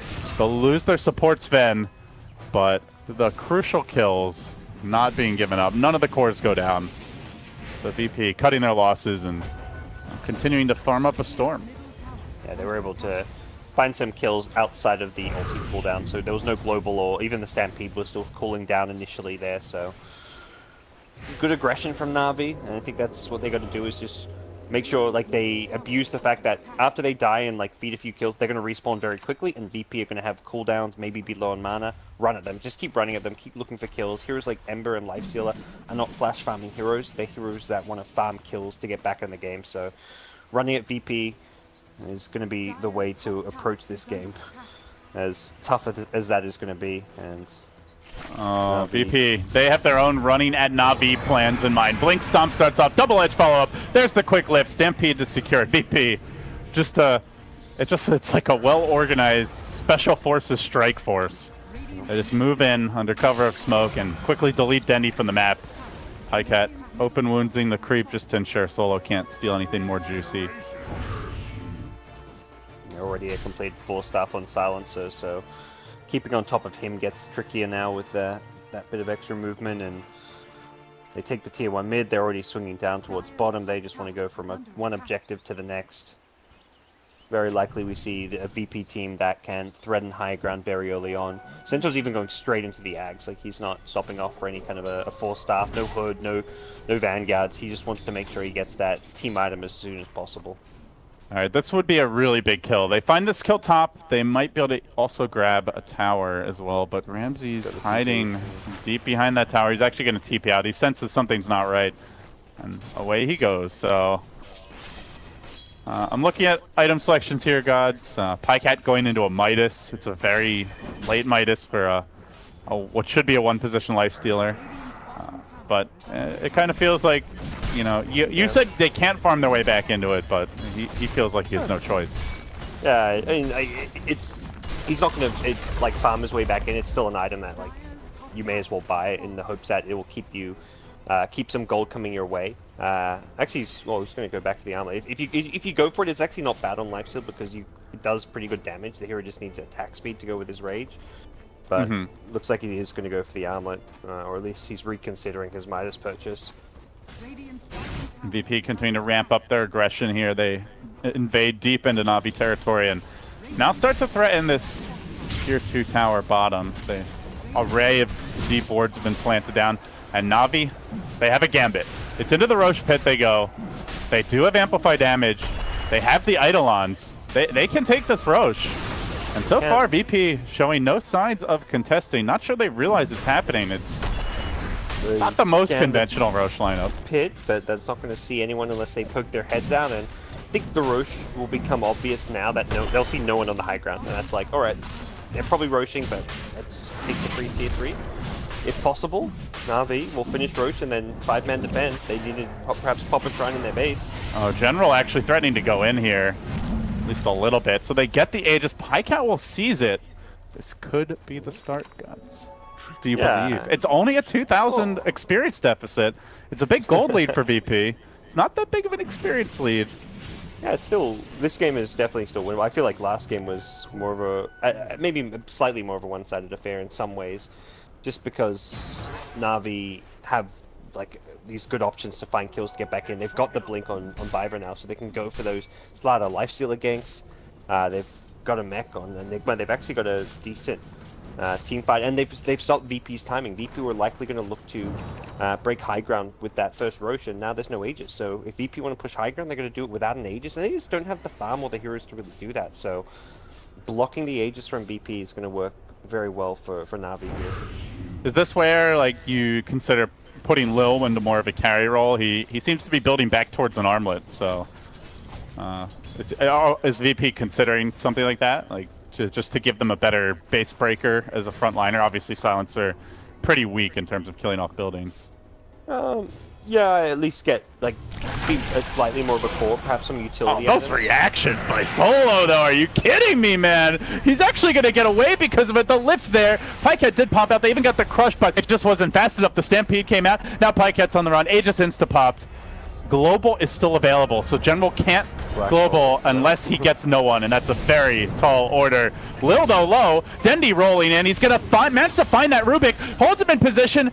He doesn't have access to no one, though. He was really searching for the hole. The open wounds is there to keep Ramses at bay. They're still fishing around like they want to go back in. But Dendy down, and I think without their main chaser available, they'll have to disengage. It could have been worse for Navi. Definitely could have. They would have. It's actually a gold. It's a gold win. So. Yeah, lose 2 heroes, win on gold. Well, I guess one of them was an Aegis, so yeah, they lose an Aegis and an Ember and get the 1 kill. But yeah, not killing that Rubik at the start really hurts them. But ultimately, you kind of look around like the VP side, and it doesn't really feel like the game should be ending anytime soon. Heroes are still very low level, like level 7 supports and stuff. Like there's a lot of time left for Navi to try and recover and make plays around this Blink Dagger that they've just got. Enigma now has agreed, so we can get out of the global silence. which is definitely nice, although for the most part Silencer is holding the ultimate, waiting for that black hole to come out. And that's something which he'll have problems dealing with until he has a Blink Dagger, which may allow him to get on top of Silencer to stop that global silence from happening. VP marches down the mid lane, completed Hurricane Pike, now up a no one, up to 14 stolen int, so no longer that impressive 1 per minute, but one good fight can change that real quick. We'll roll onto the tower here. Ramsey's getting to work, and meanwhile, to the north, Solo able to scurry away. The power of the Stampede works its magic again, and now they chase on to Pycat. We've still yet to see a black hole. In general, just not going to be able to execute one until this global gets used, but no one sees no need to use it. So Dendi split pushing, has grabbed the Veil. Very patient play from no one, just not... Earlier on in the game, it was always these aggressive, very early global silences, but since the kind of 5v5 oriented team fights have started, he's not using global silence. His duty is to cancel black hole. We're gonna see an infest attempt here. Dendi at bottom's being chased. Uh-oh. Caught out by Pasha. And still no global. They're just finding these pickoffs off the blink stop initiation, and simultaneously they make that move on the top lane. Looking for Lil, but again, it's support for core, the trade for Navi. And it's just adding up here, the number of times they're unable to find clean kills on core heroes. They do complete Greaves on general now, so he's got a way to remove the global. Yep, definitely will help him out a bit. May find a follow-up pickoff. Oh, no blink crush on the Ramses. Didn't even have the follow-up damage really. Lifestealer wasn't with him. But Pycat at least, armlet close to an Echo Saber. His ability to burst heroes with the Slardar starting to amp up a little bit more. Game definitely slowing down, and I think Navi probably happy with that overall. You look at VP, like not that many flash farmers really aside from the Sven, and it's a support Sven at that. So perhaps this slow and sedate pace is their way back into the game. It's definitely more suitable to them. It allows them to be the ones looking for openings, playing around the infest cooldown, trying to find pickoffs using that Slardar. And it's constantly Navi are the ones being the aggressors now. I think they recognize that they can just keep going for these ganks with Slardar Lifestealer. Even if they're getting 1-for-1 trades, it's still a gold advantage for them, and it's space for Dendi to just keep farming. Dendi is still very far behind, so anything they can do to help give him room to get more items is going to go a long way. Iron Man dropping a ward here, and TP's out. Ramses sees him. No, doesn't get the first hit bash. I was going to say RMN has not had the most fortuitous game, but that would truly be some awful luck. As they scan the side shop, they find Biver and Pycat. Oh, Navi. Are they going to get cold feet here in time? They could infest Blink out and get out of here real quickly, but they're not going to have a whole lot of time to react as VP converge. Hey guys, how you doing? Lift there to start. Stormbolt to follow. Connects on 2. Global over the top. That's when you commit it. 2 very crucial kills, and again to VP. Up to 22 stolen int, so no one continuing the onslaught.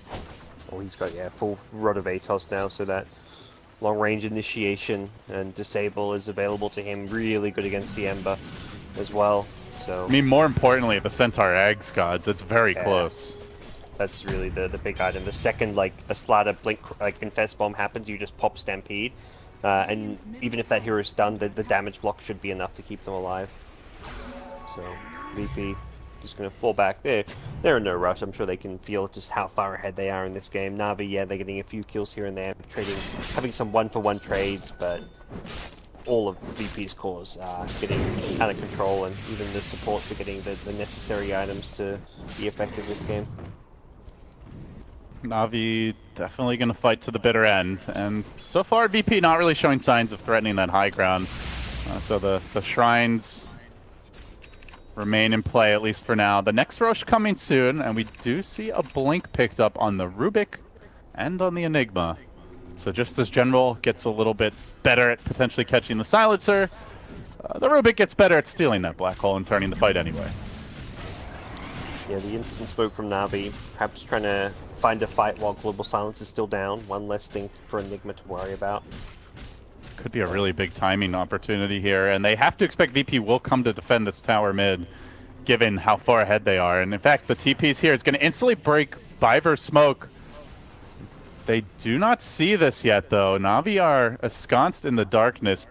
Radiant scan connects. They will know heroes are in the neighborhood. They break the smoke. Blink crush the start. General there to follow. Goes for the black hole. It's an air ball. And Solo's gonna steal it for himself. This is how you black hole, he says. Jumps right back in. The remnants come through, but Dendi lifted, denied. 3 dead. Hole blown.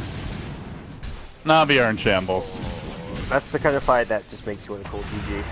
Even though it's like the game 3 decided you're probably not going to, but that is that's a tough one to bounce back from. I think at that point, like emotionally, you're just beat. You whiff the black hole that gets stolen, Rubik gets the bigger black hole off himself, and they went all in on that troll and couldn't even kill him.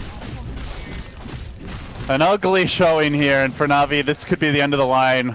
Looking at the first CIS major for a chance to represent the homeland. It doesn't seem like that's happening. It seems VP are the new kings of CIS, as of yet. Yeah, not much life left in this Navi corpse. And they're just a very disciplined team, and VP have been the first consistent CIS team in such a long time. They've been at the top of the CIS Dota for a good, basically since TI at this point.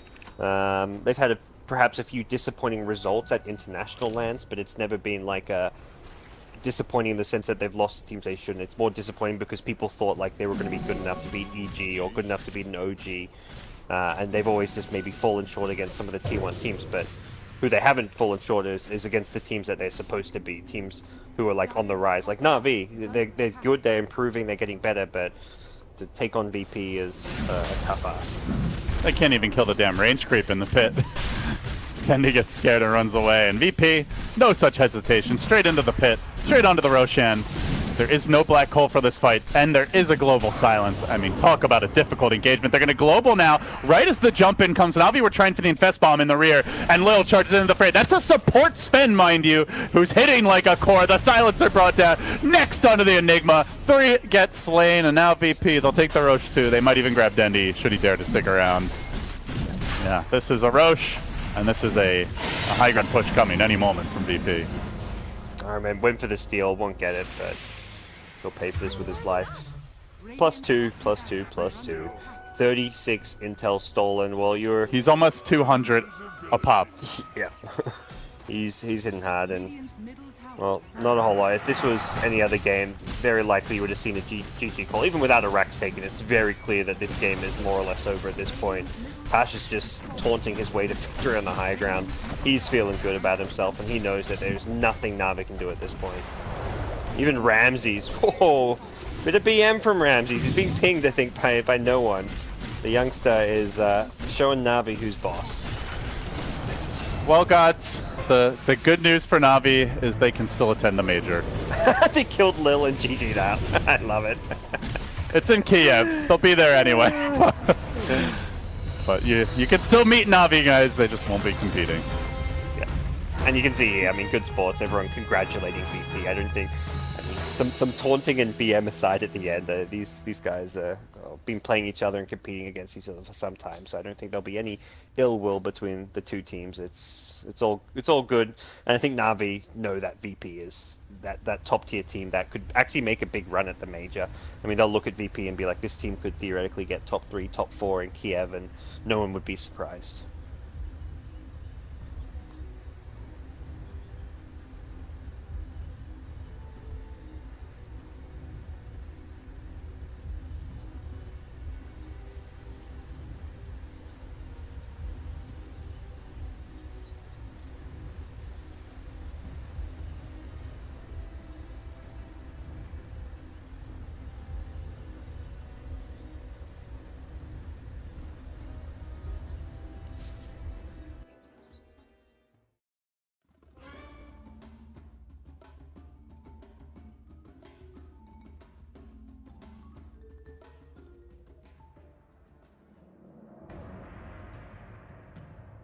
Radiant team ban.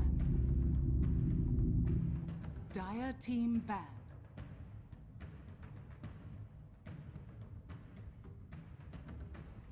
Dire team ban.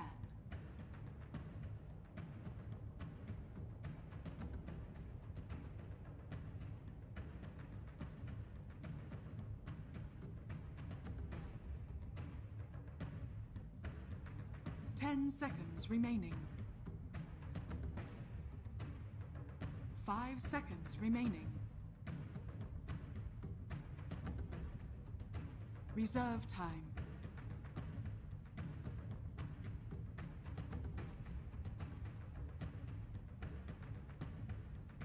Dazzle. Dire team pick. Warlock. Radiant team pick.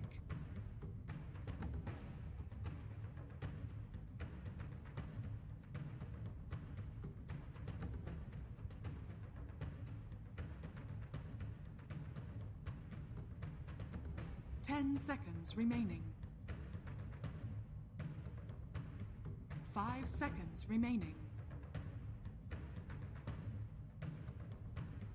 Reserve time. Reserve time. Dire team ban.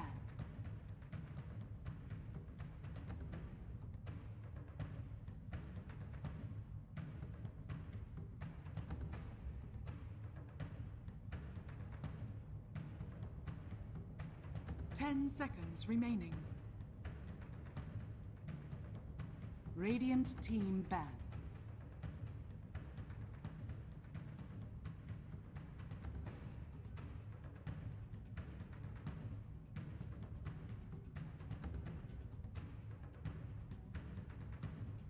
Ten seconds remaining. 5 seconds remaining.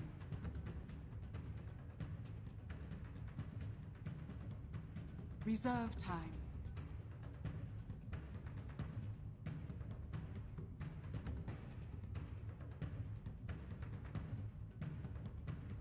Dire team ban.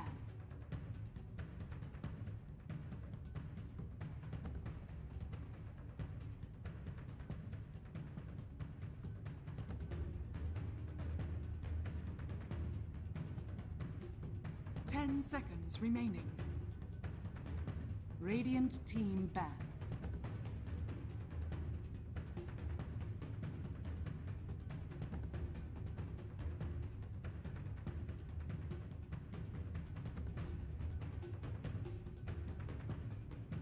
Ten seconds remaining. 5 seconds remaining.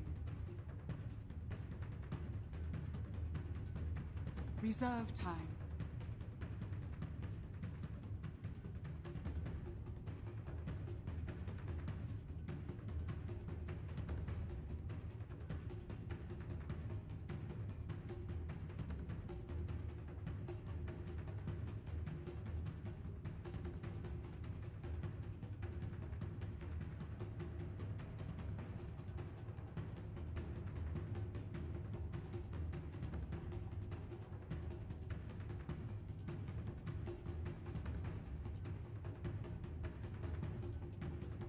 Dire team pick.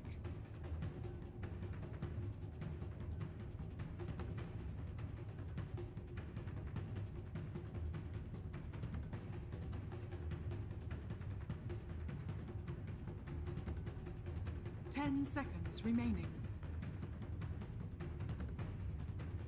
5 seconds remaining. Reserve time.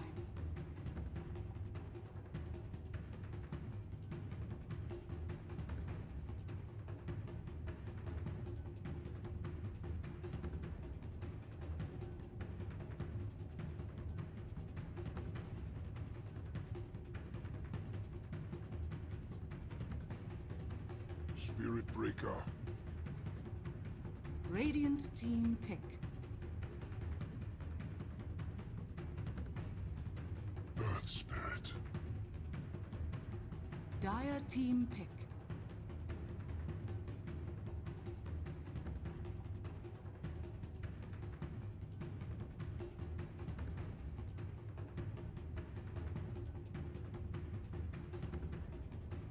Ten seconds remaining. 5 seconds remaining.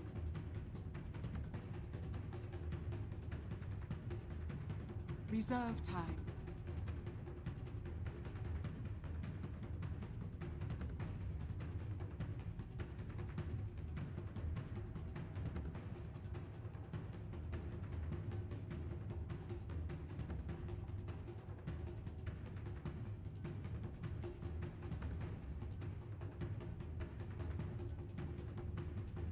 Juggernaut. Radiant team pick.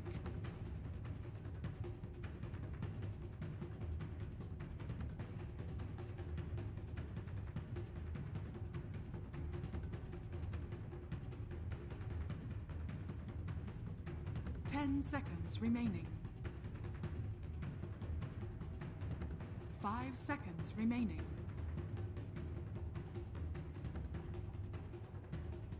Reserve time. Ursa Warrior. Dire team ban.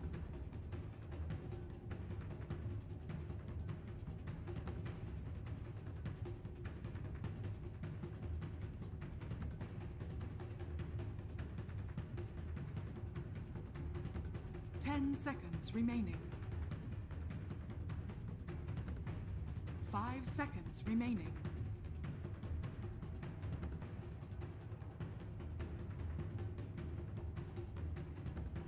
Radiant team ban.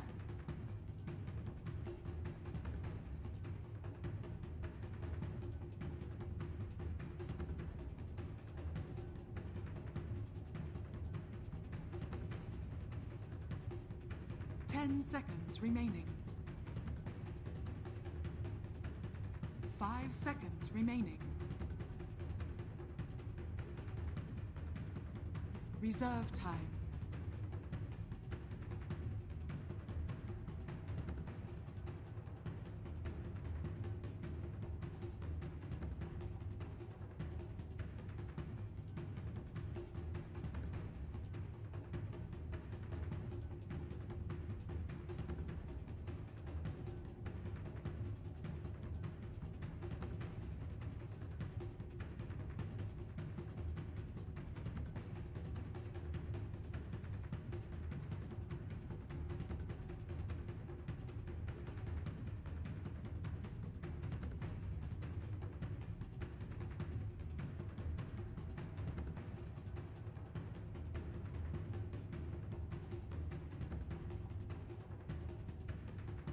Templar Assassin.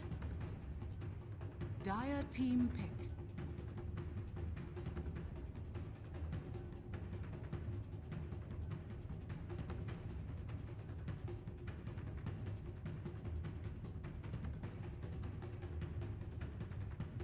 Ten seconds remaining. 5 seconds remaining. Reserve time.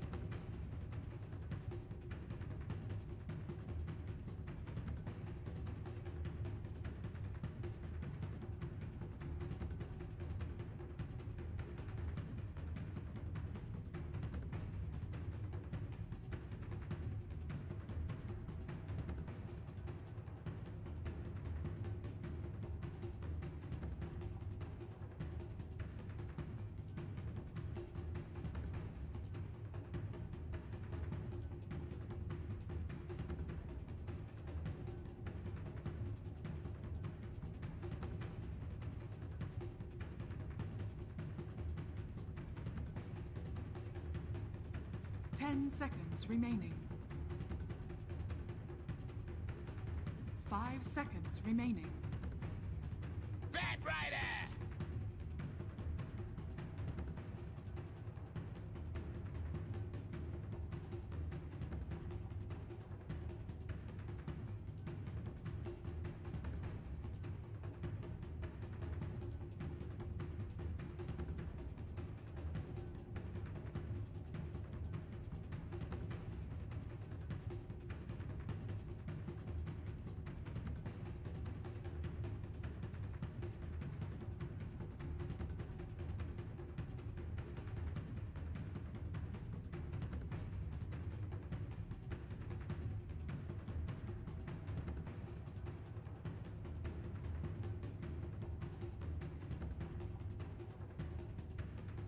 10 seconds remaining.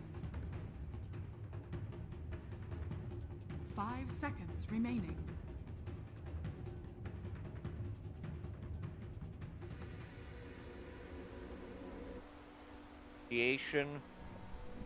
All right, looks like we're going to be getting into it here. Gotta start off with a brief pause here as we do get into it. Freedom versus Team Onyx in the lower brackets. So that means after this best of 3, one team will be done, and one team moves on to face Team NP in the lower bracket final. We witnessed yesterday at the conclusion of the American region, it was actually Complexity who bested Team NP in that winter bracket final and earned their grand final spot.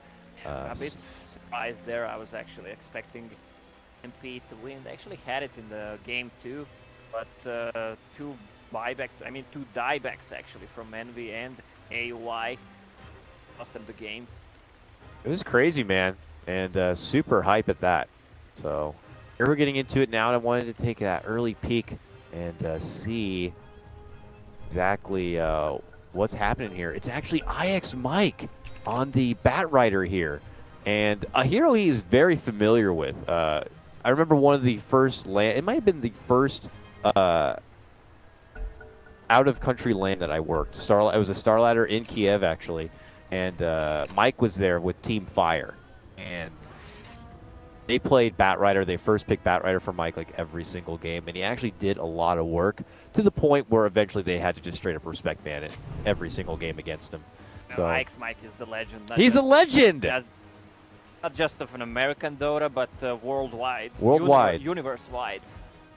It can't call him the M God, though. That's been taken by, I believe, Merlini, so he will be Mustache God instead. Yeah, alright. S God. Can he be an S God? We'll take an S God. S-Stash God. All right, so Mike is flirting around that bottom lane here, which means that Tomato is going to be sporting the Abaddon here in what looks like more of a core position in the safe lane. And shouts to Boris, the coach, apparently. Yeah, I would just wanted to mention that. Tomato, I guess he doesn't know that he needs the second word needs to be starting with the letter B. Like Boris the Blade, Boris the Brave, Boris the whatever. Boris the couch. That's not just right. We'll see. It probably will affect his performance, but we'll be the judges of that. Dual lane potential setup here as Eagle, in the meantime, has joined Mike by his side for that bottom lane, leaving what looks like BSJ to be in the mid lane. He has 2 shared tangos, a poor man's shield, and it looks like he'll be the one to be matching up against Abed and his TA. Yeah, well, Jack does fine in the early levels. Poor man's shield. I guess he's gonna get to a critical strike on level 1. If he wants to play more safe, he's gonna get to Blade Fury for Earth Spirit, but Earth Spirit and TA level 1 can't really damage him. Jubei actually looking to roam in early. You don't suspect that from your Warlock. Early Fatal Bonds right into a Blade Fury. It does a little bit of poking damage onto Abed. It's super cute, but forces the immediate push of the wave here. I guess he's hoping that that will, in turn, bounce back the other direction, and he'll have the wave advantage. Yeah, exactly. On the bottom lane, there's a solo Ursa right now. Since Jimmy is on top, well, they need to help Ursa against the Bat Rider. Bat Rider has Windlace, Fairy Fire, and gonna rush towards Tranquil Boots. So he's gonna be super deadly and super high. Yeah, Bat Rider will love any one-on-one kind of a match. Certainly one against a melee core like this. So he is going to be feeling pretty good. And Eagle will be continuing to wait on those sidelines just in case an opening does present itself. Well, as you mentioned, Demon is hanging by the side of Bulba up here, just kind of poking out some heals where we're given. Demon needs to rotate to the bottom lane right now. I get a TP probably and just TP there. Yeah, Dubu's here for now, but he can't really offer a whole lot of extra assistance to the Ursa besides pulling the wave. But, we already talked about Dubu should be kind of moving around trying to make some plays, make some openings happen. So this is not really the job or position he wants to probably be in at this point in the game, but I guess something they're just going to have to settle for. Now it's a camping for the 2-minute bounty room, it looks like.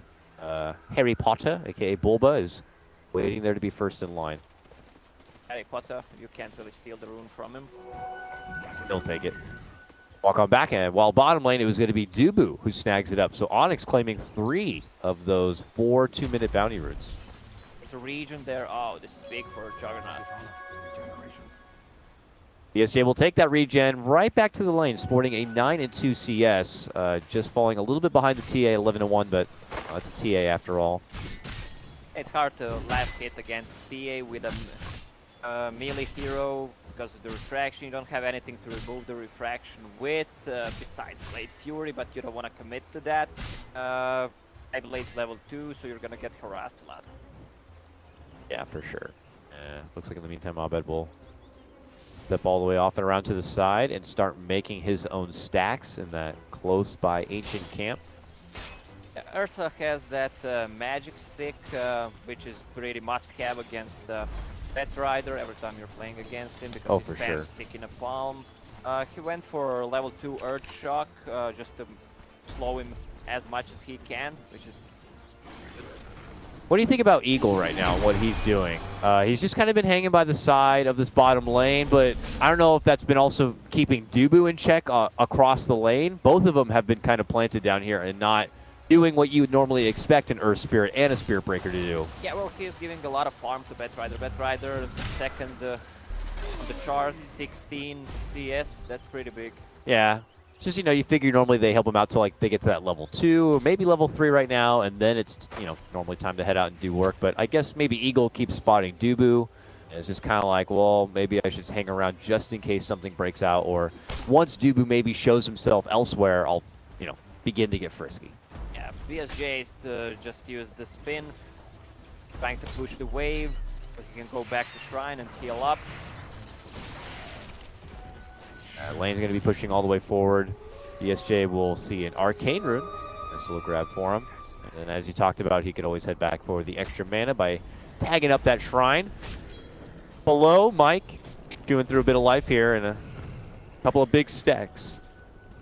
Mike's level 4 has 1k gold. 29 and 1 CS for him. He's big. They want to use the Shrine. Well, they're going to go back to the lane pretty soon. ESJ spinning on mid again. That Arcane Rune. Cool down, 13 seconds left. All good. I'm surprised that Jimmy is still on top. And he has a TP level 2, he's TPing right now. Yeah, TPing a mid, actually, with that. Demon has been kind of able to poke at the Warlock, Jubei's Warlock, in that top lane, kind of drawing his attention away from Bulba. So his whole purpose, I guess, in the top lane is kind of, hoping that Bulba get as much space as possible to solo farm up, but down and below, Abed caught away from his mid lane, charged in from Eagle. Dubu shows up, is able to connect with the rolling boulder and some boulder smash stun, and now he'll be the focus. He's going to hit him with plenty of sticky damage, and they're going to burn right through him. Mike will end up losing his own life, though, to Abed, and this could turn into a 2-for-1 turnaround, but it looks like Eagle will be able to get off charge and a little bit of space between him and the TA. Both Jug and the TA skipped the bottle. They went for Aquila, Power Treads, and the Jug went for also Aquila. Huh. Is that just the circumstance of the lane matchup? Yeah, exactly. Because they're playing against each other, they don't need that much sustain. No one's gonna dive. I mean, TA can still get the bottle after Lightstone, so it's all good. Jug will probably skip bottle. It's not good anymore. Let's check up here now. Tomato has been creeping up in the CS a bit himself. Sits at second only to the TA. Oh, Omni Slash from BSJ knocks down Dubu. BSJ has been on these runes every time. And this time he gets a kill with it. Oh, he actually bought a bottle, right? He could have gone for Helm of the Dominator build instead and have that extra stats and region to sustain on the lane. Kinda late to go for a bottle on. Well, it's a shame Dubu had stepped away from that mid lane after the return of Abed there. Got some decent damage. One rolling boulder could have easily set something up, but now he's walking into trouble. A 3-man hit squad from Freedom, and they just blast on in for Demon, looking to burst him down before a Grave can get off, but Demon is going to be able to get off the solo Grave. Jubei, in the meantime, getting that finish with the Fatal Bonds onto Dubu. Here's Freedom on the up and up, leading with a 4-1 start. Yeah, double kill from Warlock. I mean, Warlock was not that super level, so Batrider went to Forest to actually give some space, so Spirit Breaker and Warlock can get some easy levels. Ube is gonna get level 6 pretty soon. And I would imagine they would love to be able to put that chaotic offering right to work here. They have that more high-tempo lineup, especially with this core Abaddon now. And I'm curious to see how he's looking to build up. It looks like the early Vlads. We could suspect some 5-man to evolve from it here. Pops that borrowed time after the stun comes out from Bulba. And these two horsemen will continue to trade. One's a horseman and one is a man riding a horse. Horseman of the Apocalypse. Abaddon's ulti on cooldown. Well, one is actually the Horseman of the Apocalypse. Oh, Dubu is there. He just scouted him. Wait, so did the creep though. Creep sees Dubu and they'll have to go back to the lane here. It looks like a push is coming though. We see Mason, aka Nash Gold Jr., showing up to play. Meanwhile, on the bottom, BSJ just taking that tower. Hasn't enough gold for phase boot. He is pretty far. Insane amount of pings coming out from Jubei towards this top lane. He's saying, I got a level 6. Let's party. But I think Onyx don't like that. They quickly hustle back. In fact, they have that deep ward behind the tier 1. They probably saw Jubei rolling. They probably saw he was level 6. And they're like, you know what? We're good. And they'll leave. We need to go back. Bye-bye. This Dazzle, I mean, they didn't see much of the Dazzle. I'm surprised that he wasn't at bottom lane with Poison Touch, level 2, Earth Shock, Ursa, and Earth Spirit. They could have gotten 6 kills. Radiant's top tower is under attack. Having the favor, I guess, for Bulba and his off lane. Maybe they weren't able to read the lanes well, not really kind of forecasting what was happening with the Abaddon. Maybe they also felt it was going to be a mid lane Batrider. Whatever the case may be, it does lead to a bit of an unfortunate start for Onyx here. We'll take a very early peek at the net worth graph, and it's only about 2,500. This game's certainly not out of reach for Onyx for any reason at all, but we'll have to see what it is they need to pick up to kind of be able to shift the momentum a bit. I'd look to Bulba to see if maybe a Blink Dagger's in the horizon. He's got 1,000 gold. And all right, they just kind of look at each other funny. Well, they took tier 1 top and tier 1 bottom, so the map is pretty open for them right now. Yeah, they're definitely taking the most of this map is freedom. And they're not really feeling threatened. DSJ's confidently happy to farm on through that mid lane. Uh-oh, Mike's found someone. Lassoed up, Abed pulls him right back towards the Omni Slash with the stun. Might not be enough. Grave comes out. Chaotic offering going to be committed here. Abed looking to run. BSJ looking to chase here. They'll be able to catch up and they'll be able to get the finish. Dubu rolls away from the remaining trouble. Freedom will only get Abed, but that's all they came in to get. Meanwhile, Tomato rolling in from the top lane, spots out Demon, hits him up with some early curse damage. Demon's done for, just like that. Oh, the fight lasts so long. Omni Slash, Warlock ulti was committed there to get a kill on a TA. Plus there was a Centaur ult, plus Grave. It just takes so long to actually kill one hero. Freedom is looking strong right now. Oh yeah, that's another tower going their way. And I was going to say, they're not going back for the Roche.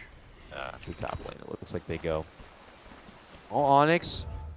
What are we hoping for them to pick up from here? I mean, Mason's going for what looks like a Vlad's. Abed straight to the Deso, I guess, could help in the damage department, but is it Bulba's Blink Dagger we really need at this time? Yeah, they need a Blink Dagger on that Centaur, which is going to come pretty late considering the lane he was at. Abaddon, on the other hand, has ads offering. Spirit Breaker is level 6. It's going to be hard to actually fight into all those stuff.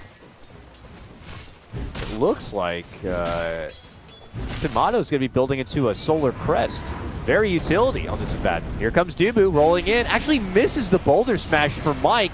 Gets the silence. They'll be able to get the burst with Abed. But now they roll in, looking to go for Eagle. Here comes Tomato. Tries to help him out with the shield, but this man's surrounded by 4. Is this becoming a Freedom one-on-one feat here? Tomato is going to be a much tougher target to take down. Almost a mini-boss in his own right. They're going to be forcing out the borrowed time, and now Bulba becomes rolling in. It's a 5-on-1, And I think they've accepted the fact that Tomato is done for. They are already split pushing the bottom lane, BSJ's Jug. And with Jubei not looking to get involved. Freedom hand over 3 kills back to back. Yeah, 3 kills plus the tower, and they're defending the bottom tower. This is actually what Team Onyx needed. Ursa's gonna have a Vlad's right now. TA, yeah, she just finished the Desolator. 12 minute, not bad at all. Probably was spotted there.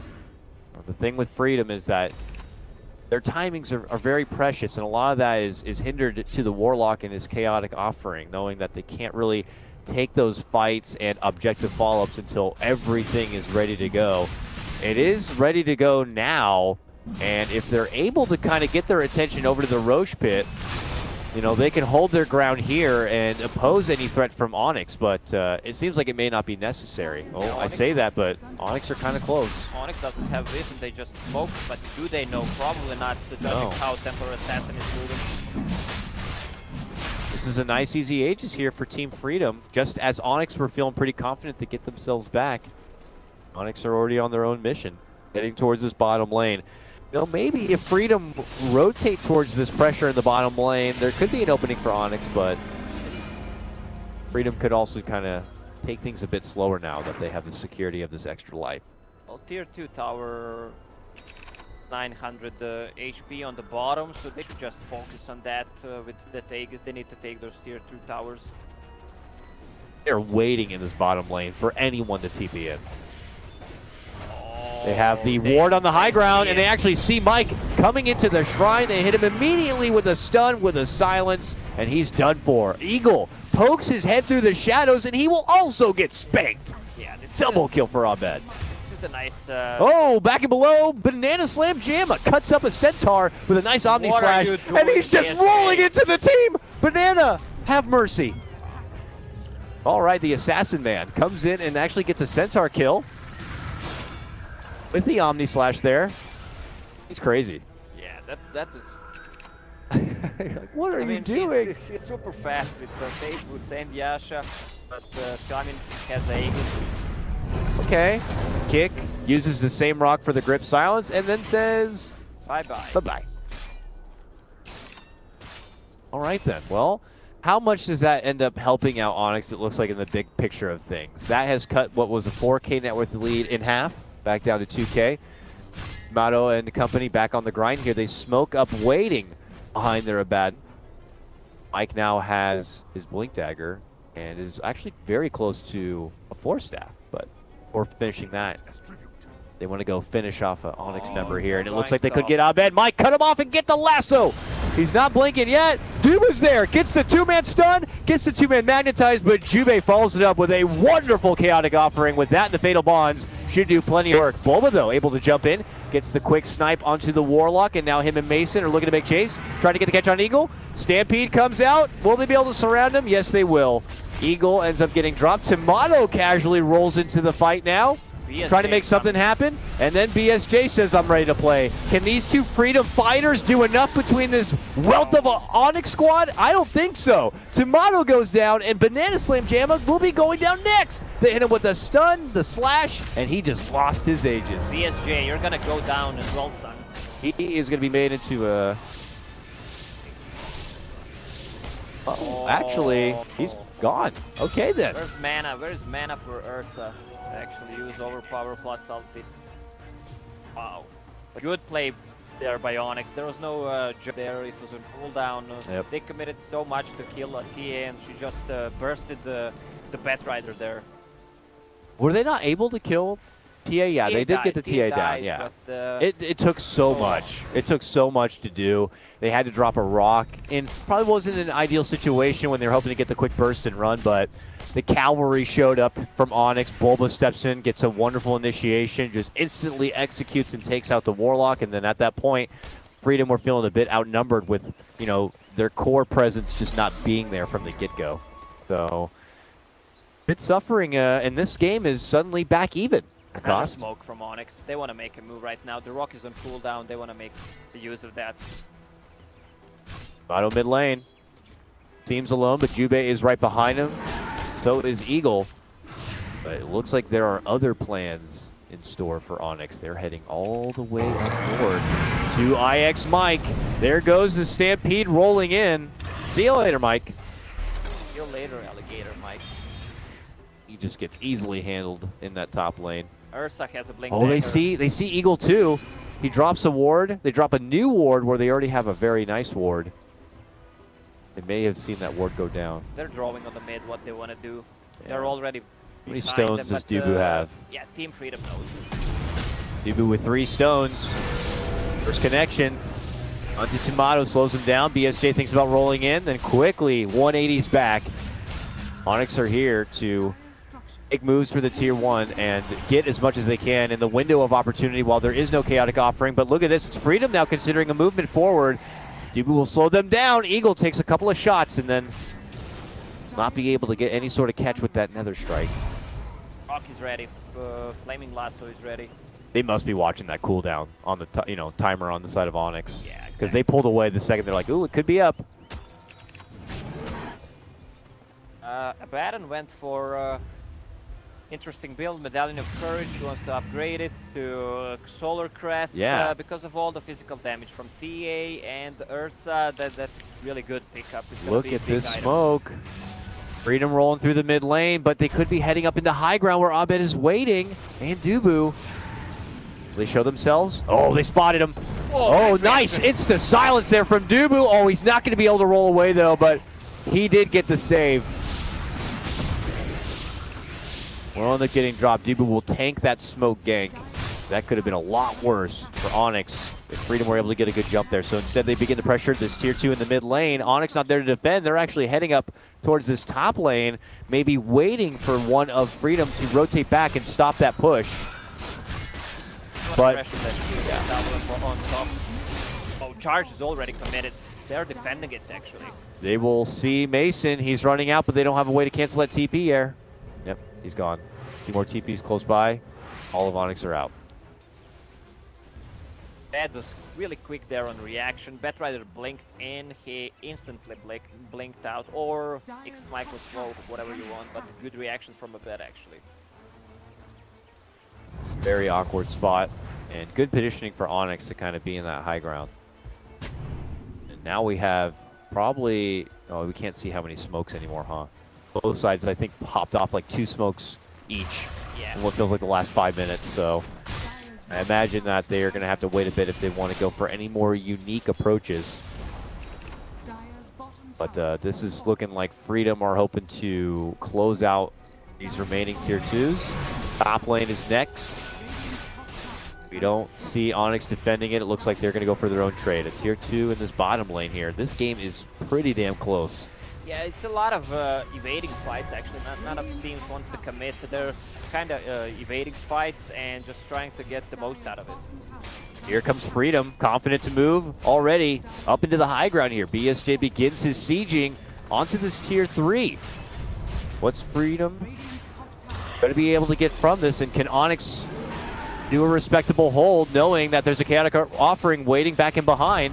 BSJ goes to the Blade Fury instantly and rolls on back. Mike makes his move, gets Abed with the lasso, pulls him right back into the team. There goes the Omni, there goes the Rock. They're going to be able to burst him down. He is out 50 seconds, does have a buyback, and actually may need to use it here. BSJ looking to go for the finish on the tier 3, can't quite get it done. Jumping from Bulba, does get the BSJ hit, but he Blade Furies again right back out of there. Eagle moves it for Mason, hits him with a Nether Strike, bumps him out from the base, but they're not going to be able to get good connection yet. A lot of softening up, but the buyback has been forced. Yeah, Freedom might actually continue there. There was no grave from Dazzle on that TA. Abed back into action here, but Freedom get their tier 3, and it looks like that's really all they wanted. And I can't really blame them. Good push, tier 3 down, forcing out a buyback after taking down Abed. That's got to feel pretty good. Yeah, plus they got a lot of gold for that. That Solar Crest on Abaddon, plus Vladmir's offering just boosting the armor for his team. It's 25 mischance. That's the biggest thing against TA and Ursa, who are really not natural MKB carriers, especially Ursa. It takes him so long to farm it. Now he's Lincoln Spear. And TA, well, she can buy an MKB, but that's gonna kick in a lot later. Yeah. And, or a Bloodthorn, but that's a lot of gold. She already has plans for what looks like a Hurricane Pike. Might not fall through with it, but those are all items that are going to take her away from any sort of defensive capabilities, which will, you know, mean that Mike could continue to lasso her if he finds those openings. Yeah. Does mean for Freedom that all that damage is pretty much on BSJ. Yeah, but the Centaur just bought Aghanim. Oh, this yeah. is big. That's huge. That Ursa is going to be so hard to kill between the Ag Centaur ulti and his ulti. Yeah. Like you're healing him, you're not dealing any Yeah. damage. Like you do critical strike 500 damage, you're actually healing for 200. Now all tension, all eyes on this Roche Pit. Onyx wanted, they're already making their move inside. Mason's going to work, someone has to stop him from Freedom if they want it. Tomato casually rolling into this one, a bit of a miss on the stun there. Now they're going to be dropping out the Fatal Bonds, the Roche goes down and it gets picked up from Tomato here. Freedom able to move in and snipe it, able to just slash right through Onyx on this one and they take down 3. Oh, they're so late with that kick from Earth Spirit from the Boulder Smash. I mean, what you can do in this kind of situation when you have Desolator and Ursa hitting Roche, and Roche has Fury Swipes, I'd say 20 charges, and you can just sacrifice one hero. Just go with Earth Spirit and secure the Roche for yourself. Now this is looking really bad for Team Onyx. This is super bad. Abed's dead, he has no buyback. Mason just had to use his and he's but one man. Between him and Dazzle and Earth Spirit, I don't think there's anything they can do. This is looking like 2 sets of racks for sure. Tier 3 done for. Freedom feeling themselves in game 1. And they're continuing. Plus, it's Aegis on Abaddon. Like, well, what are you gonna do? The hero can just tank so much damage. There's a tier 2 on bottom still, so they need to switch to that and continue to the basics. After they do what they need, they roll out Freedom on an absolute high horse from there. This game was neck and neck, and now it is about 8K of an advantage for Freedom, and it's only going to continue to get better for them as they step back and go for their shrines. Eyes on Onyx to see how they can turn this one around. Very unfortunate Onyx, road skirmish for you him. can't really kill anyone. They're up right now. Just check the items on Freedom. Abaddon has Aegis, Vlad's, Polar Crest plus casual plate mail on top of that. At first, he looked like he was going to be going for the Ags, and then he changed it over to a Lotus Orb. So more armor. Plus, Juggernaut has AC finished, and Batrider has a casual plate mail as well. Warlock has Ghost Scepter. I mean, you can't just go in with a TA. She can't do anything in the fight. Here comes Freedom, looking to go for the final ball. Bulba sitting a bit neutral there. Manages to blink away just in time and hit the Stampede. Very unfortunate for Onyx, though, as they had to use that ulti just to escape trouble. But it looks like it will work out for Freedom as they will take the Shrine. I don't know, maybe Onyx were hoping to be in a different position in that area to catch Freedom moving in for the Shrine, but Freedom get another one. It's not that good of a cooldown. 50 seconds left. To bottom lane they go, and Onyx now doing the, I don't know, would you already consider this a do or die kind of a play? Yeah, this is the last hope for Onyx. Dazzle just used the ulti, they want to go in. Here you go, it's a pretty nice position. They're flanking them from the north, but they're going to need to hit the right target. Warlock or Batrider. Warlock and take him out fast. Can they do it? Boo. They drop the ward. They cross paths. Eagle goes right through him. They're making the immediate jump, looking to go for Jubei, and they get him. He was able to get the Chaotic Offering down. Not the best shot by him, but Freedom are going to try to work with the position they've been put in. Mike gets off and grabs Mason, pulls him back. Demon connects with the Shallow Grave to attempt to keep him alive, but everyone is swarming onto him and will be able to get the finish. Abed back on the other side, only barely able to live. He was been bullied back by Eagle. The rest of Freedom looks to swarm around Demon. This looks to be the beginning of the end for Onyx on this game 1. There is still Aegis. I mean, you can't kill a Baron in a team fight, and he deals a lot of damage. Plus, he heals a lot and saves with his aquatic shield. You can't focus any hero on Team Freedom right now. You know why? Because the game is over. They were just a bit too big, a bit too fat. I mean, the game was even. I mean, would you honestly go back and say that that little Roche fight was the decider? Or do you think there's a bit more to it? It was just a matter of time. With those two physical damages, Temper Ascent and Ursa with all that armor on the side of Team Freedom plus all that.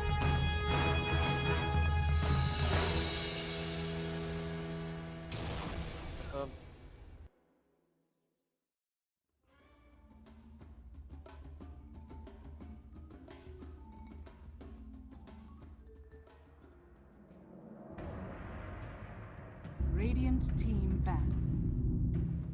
Dire team ban.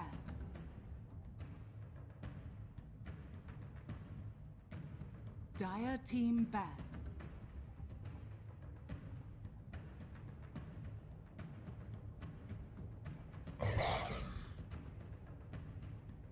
Dire team pick.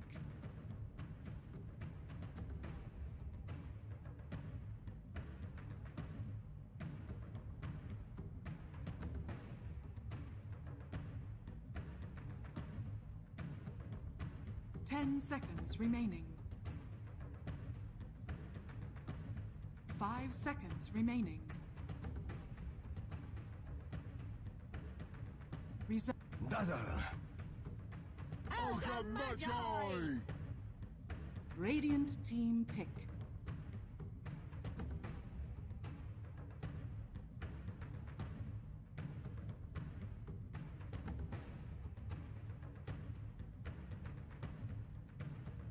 Warlock. Dire team ban.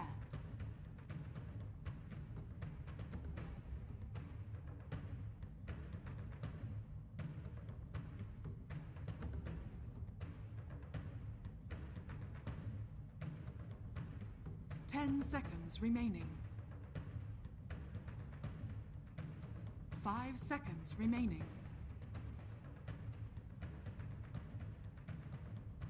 Reserve time.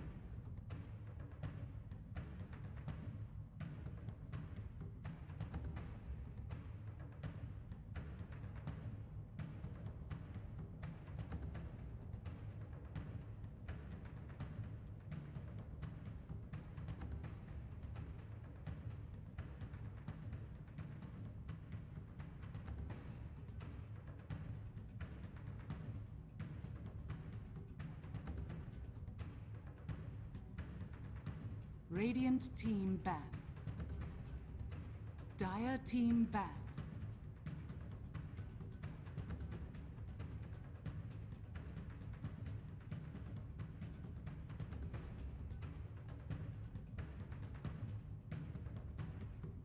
Radiant team ban.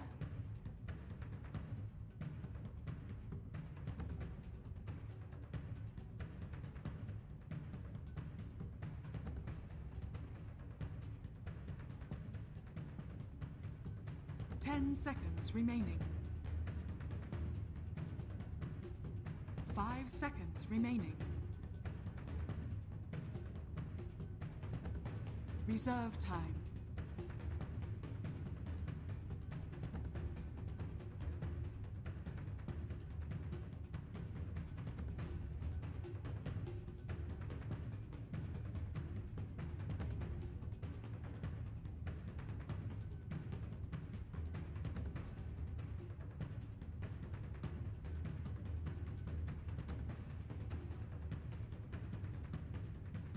Dire team pick.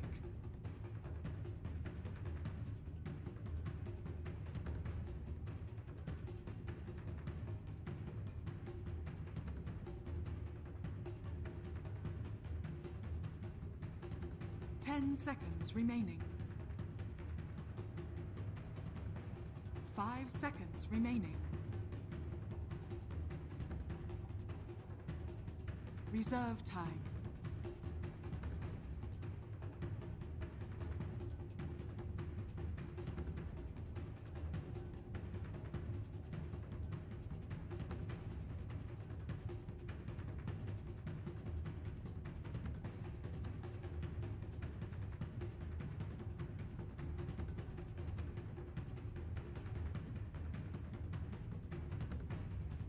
Sand King. Radiant team pick.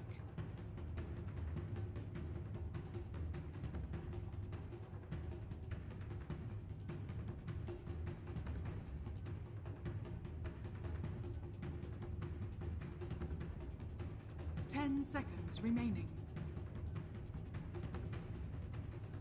5 seconds remaining. Slada. Dire team pick.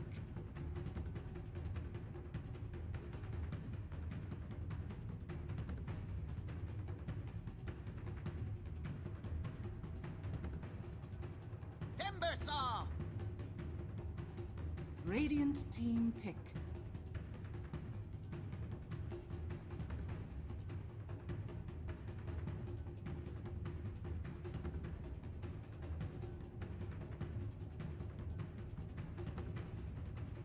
Ten seconds remaining.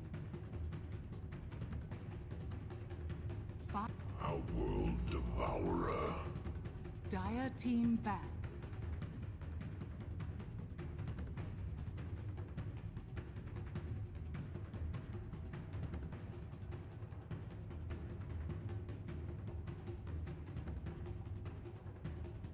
Ten seconds remaining. 5 seconds remaining.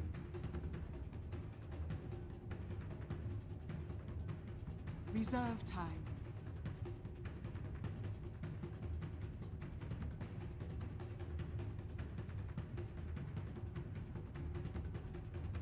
Radiant team ban.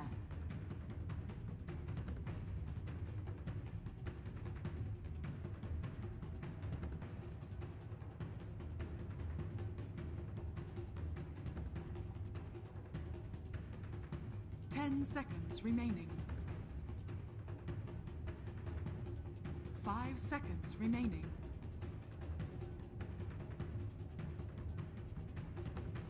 Reserve time.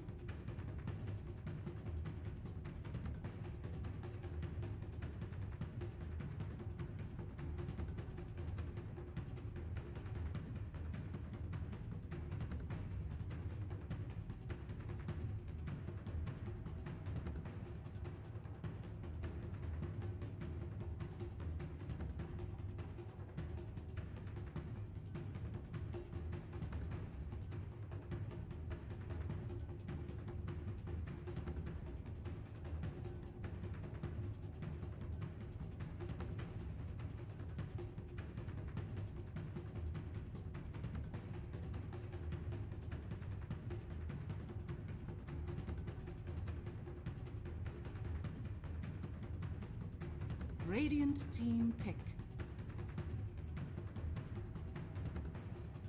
Life Stealer. Dire team pick.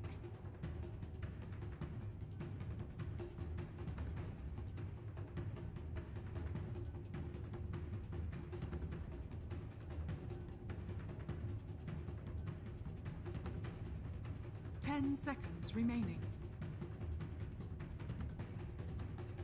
5 seconds remaining. Reserve time.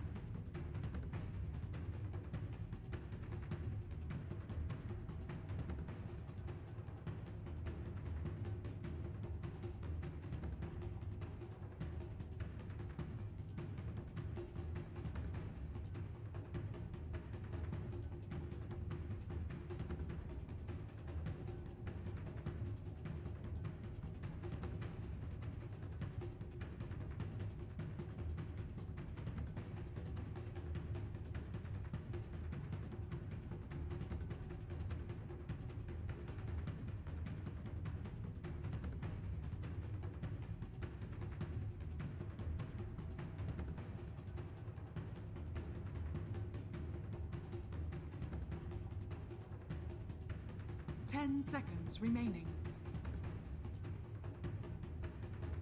5 seconds remaining. Terror Blade.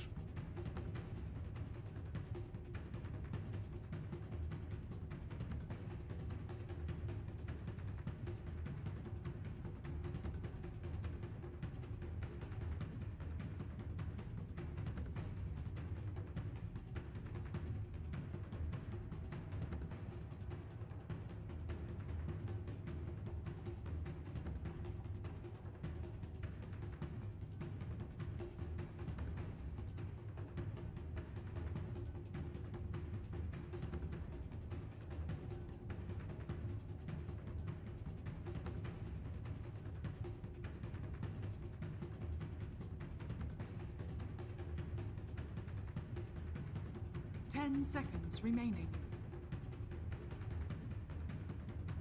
5 seconds remaining.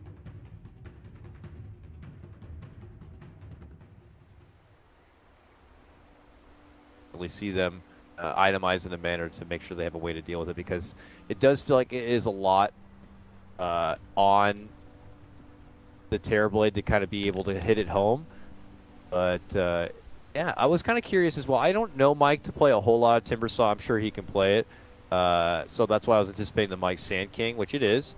Timado Timbersaw, though, will be neat to see, man. Timado, I'm sure, is earning a lot of new fans in this qualifier run. I've only seen him occasionally time to time from other cups, other qualifiers, other tier 2, tier 3 tournaments. But I feel like this has been his best showing in Dota. Like, it's really impressive, man. Yeah, I haven't seen much of him before, but the guy does what he needs to do for his team. And he's playing, you know, with that little bit of a disadvantage. He's their Peruvian import player. I hope it is Peru, but you know, he's their South American import player, and he's not at the house. He's the one member missing from their boot camp.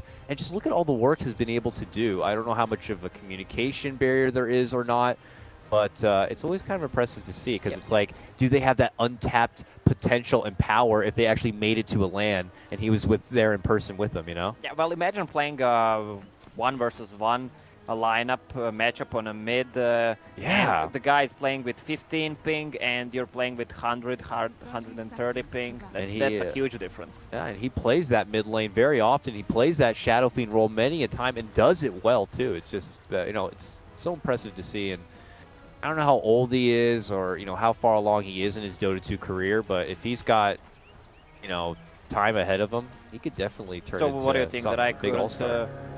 Because I'm 30, I couldn't. You're done. I'm done. You know, well, that's you true. and I'm me, done. you know, we're I'm done. like arthritis Dota. Yeah. You got to go to pugna.com and make guides. That's where it's left for you. I need to go to pugna.com and just check Jenkins Dota guide. Jenkins Dota. Dota Pudge guide. Yeah. Here we get underway here, just a mild trade from both sides. Eagle already looking to invade deep on his Ogre. Was not going to be hanging around long enough to be able to spot out that courier if that's what he's hoping to do. He's here to be a pain in the ass. Hey, how's it going on, Ben? No. Oh, he sees the courier and he still manages to get it. Oh, no. Early takedown. Very unfortunate for Onyx. That is a bummer. Yeah, you need to be careful with that courier. I mean, Ogre can do that smoked between tier 1 and tier 2 tower. All on top. Yeah, this action's happening everywhere here. It looked like bottom lane there's a bit of a trade, but yeah, back at top, he's going to just chase him down, gets him with 2 of the crushes, and it looks like they'll do it. Demon. Jimmy, man. Yeah, this might be actually a good game for Jimmy. We've seen him struggling on that slaughter before to get the blink dagger on the right timing. He's on 400 gold right now. This might be actually it. Oh, Terrorblade, this poor man's shield and Bloodlust. Yeah, he just used his Metamorphosis and got Bloodlusted too. He was huge. Yeah, plus Quelling Blades just came, so it's gonna be easy for him to actually last hit. We need to watch the bottom lane. There's gonna be a lot of action, I think. With the Dazzle Sanking, that's a really good goal lane. Yeah. Sanking, almost level 3 with Quelling Blade and poor man's shield. He does a lot of damage. Top lane. It looked like they may have been trying to surround Bulba a bit, but not going to be the case here. Really got to say, Freedom are really kind of coming together and helping each other out in a way we didn't see them able to do a lot before. Oh no, top lane. Eagle going a bit too far forward. Demon manages to sneak in from behind, gets the crush, and looks like he should be able to get the finish here unless Eagle's able to sidestep him, jukes around the corner and says, see you later, nerd. Heads off towards the tower. Demon, though, thinks about chasing, but doesn't. Oh, that was a bit awkward. Good use of the tree line there by Eagle. Yeah, sadly, Jimmy was only level 1 there, so there was no sprint. It's a big difference if you're level 1 or level 2 with Slaughter. He has boots, Ogre, pretty much the same movement speed when he's Bloodlusted, plus Windlace. Okay, and actually I didn't even really put everything together until I was talking about Demon in that top lane, but they totally shifted the role position here. Dubu on the Warlock. Yeah, so they just took him off the 4 and put him totally on the 5 for this game. Well, he got. I don't want to say he got demoted. benched. Yeah. You know, from being a 4, but you know, you got to make these kind of adjustments. It looks like, and it's actually working out pretty nicely for them so far. Demon wasn't able to come up in that kill in the top lane, but he's been able to make so much pressure across the map already. You know what I feel? I feel like Dubu right now. But me and Jimmy were playing in a few teams together, and we were playing actually in 6-man teams. So one of us was actually being benched because we were playing the same role. One of us was a water boy. Usually it was Jimmy though. Oh, okay. Still rooting for him. Demon, so annoying right now. Look at that. They're like, you want to chase me? You want to chase me? You want to leave your lane and chase me? Yeah, no, you don't. He's just such a nuisance. But you know, it's fun, and it's a lot of giggles. But eventually, you do have to buckle down and get some farm because he is that one vehicle for the Lifestealer. Who else is going to be able to get him into the fight? Yeah, that's the only one. So he needs to, at some point, get farm, get levels. You know, if you're not finding kills or openings, you know, every minute or so, it's, you know, gotta make sure you spend a little bit of me time. We had pretty even matchup, 17 to 19. Using it first. He got it. He got it. Manages to snag it up and force Abed to go into the prison to try to steal it for himself here. Harry Potter on a top lane, level 5, almost level 6. So we're seeing some questionable item builds on Harry Potter. Going for Radiance. It takes a lot of time to kick in. It might work well, but it didn't work for him. So he might actually consider that this game, especially against Terrorblade Reflection. So. Yeah, we've been seeing plenty of Bulba Abaddon through this qualifier. One of those games not long ago, Bulba was actually able to do very similar to this. He manages to work his way through the laning phase with top CS, nearly top net worth of the game. Oh, hold that thought here, as mid lane BSJ in quite a bit of trouble. Trying to rush on back, the right clicks are chasing. Demon making his move, but Jubei has been able to rotate in. He actually doesn't have a level of Shallow Grave, but he has plenty of heals to offer. And that will force him off. What does OD have? He's going for some of the Dominator build. OD? Yeah. Oh, you're right. It's good for some heal, some stats. Very interesting. Oh, he actually might change. Well, I don't know. If he gets some gold, he might actually change to Hand of Midas if needed. It's really a lot of ways to build OD. Depends how the game goes. How is our boy Mason doing here at the bottom? Currently sitting third, about a CS 30 and 5. Hold to that early Blightstone with a pair of phase boots. Dubu has been his babysitter. Quickly gets the ward deny. He's like, yeah, I may be the ward bitch this game, but I'm going to do a damn good job of it. Nice little deny, nice free gold for him. But trouble's coming. Eagle and BSJ rotating down here. BSJ now has a Sunder. And it looks like he wants to put some use to it. Yeah, BSJ, do something, do Oh, something. how about a Bloodlust Metamorphosis? Yeah, what level is that Bloodlust? Only least. 1? Do something funny? Entertain me. I dare you, I double dare you, BSJ, do something. Pressure's coming from both fronts, though, as they are pushing that bottom lane tier 1. Onyx are pushing the mid lane tier 1 of their own. Mason also way deep into their territory, cutting the creeps, it looks like, preventing them from being able to easily push that tier 1. Yeah, both teams have to go back. Oh, but Mason, if he hangs around there too long... Time to TP out of there. Yeah, he might need to find somewhere to TP. Okay. Oh, maybe he's got to get a creep. Okay. Alright, they just, they'll just let that happen. Yeah, the Jimmy on top is getting a lot of XP, and on the bottom Dubu, so they're giving XP to position 4 and 5 heroes. Meanwhile, OD is trying to jungle until his lane comes back to the middle. BSJ is still on the bottom. I don't think they can commit to taking the tower before Metamorphosis is up.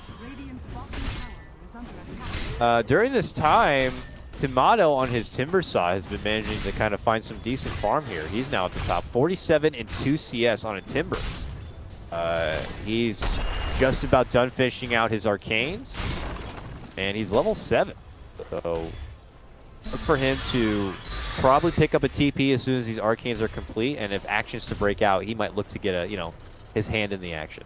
Yeah, that is correct. He just got his arcanes up. Will have enough gold for a TP, so he can help other lanes. Jimmy got the arcane room, level something's 5. going down in the bottom lane, I feel, here in a moment. There's a lot of Freedom members down here. Meanwhile, mid lane, it's only Jubei, but he's been hit with a prison. They're thinking about diving for him. He has the grave, but doesn't need to use it yet. End up cutting back behind the tower. They're looking to go for the finish, but rotations are coming in. Mike's here now, still only level 5, so close to 6, but doesn't have the epi yet if that's what he's hoping to use. They're surrounded around the tower, and Eagle's going to end up going down in the meantime, but there's going to be the tower finished. Set up the prison to make it a bit easier as Tomato does rotate in, but BSJ's also here to play. Oh, quick hit. They try to shield off the stun. Demon's going to be able to make it away. Nice save there from Bulba. Mike eats some damage and has to step back. Does have that level 6 and that epicenter, but he's very low. Oh, judging how the team fights are going right now, this is what I was afraid of if I were Team Onyx. This lineup, Team Freedom, sorry, Team Onyx's lineup is really doing a good job, especially with that the Baron, and you have Shield, you have Astral, so you can save a lot of people with that. Buy so much time for you. And the Ogre. Eagle in trouble. Fatal Bonds on the wave, and that's when the open wounds come out. Mason charges onto him, and then quickly infests into the creep to head himself on back because Mike's rotated in. And I don't think they have the extra firepower to take Mason down, but... Nah, they don't. Warlock is also behind him with level 3 Shadow Word. More than enough. Eagle's still taking that Fatal Bond damage, man. It's ridiculous how long those last, but...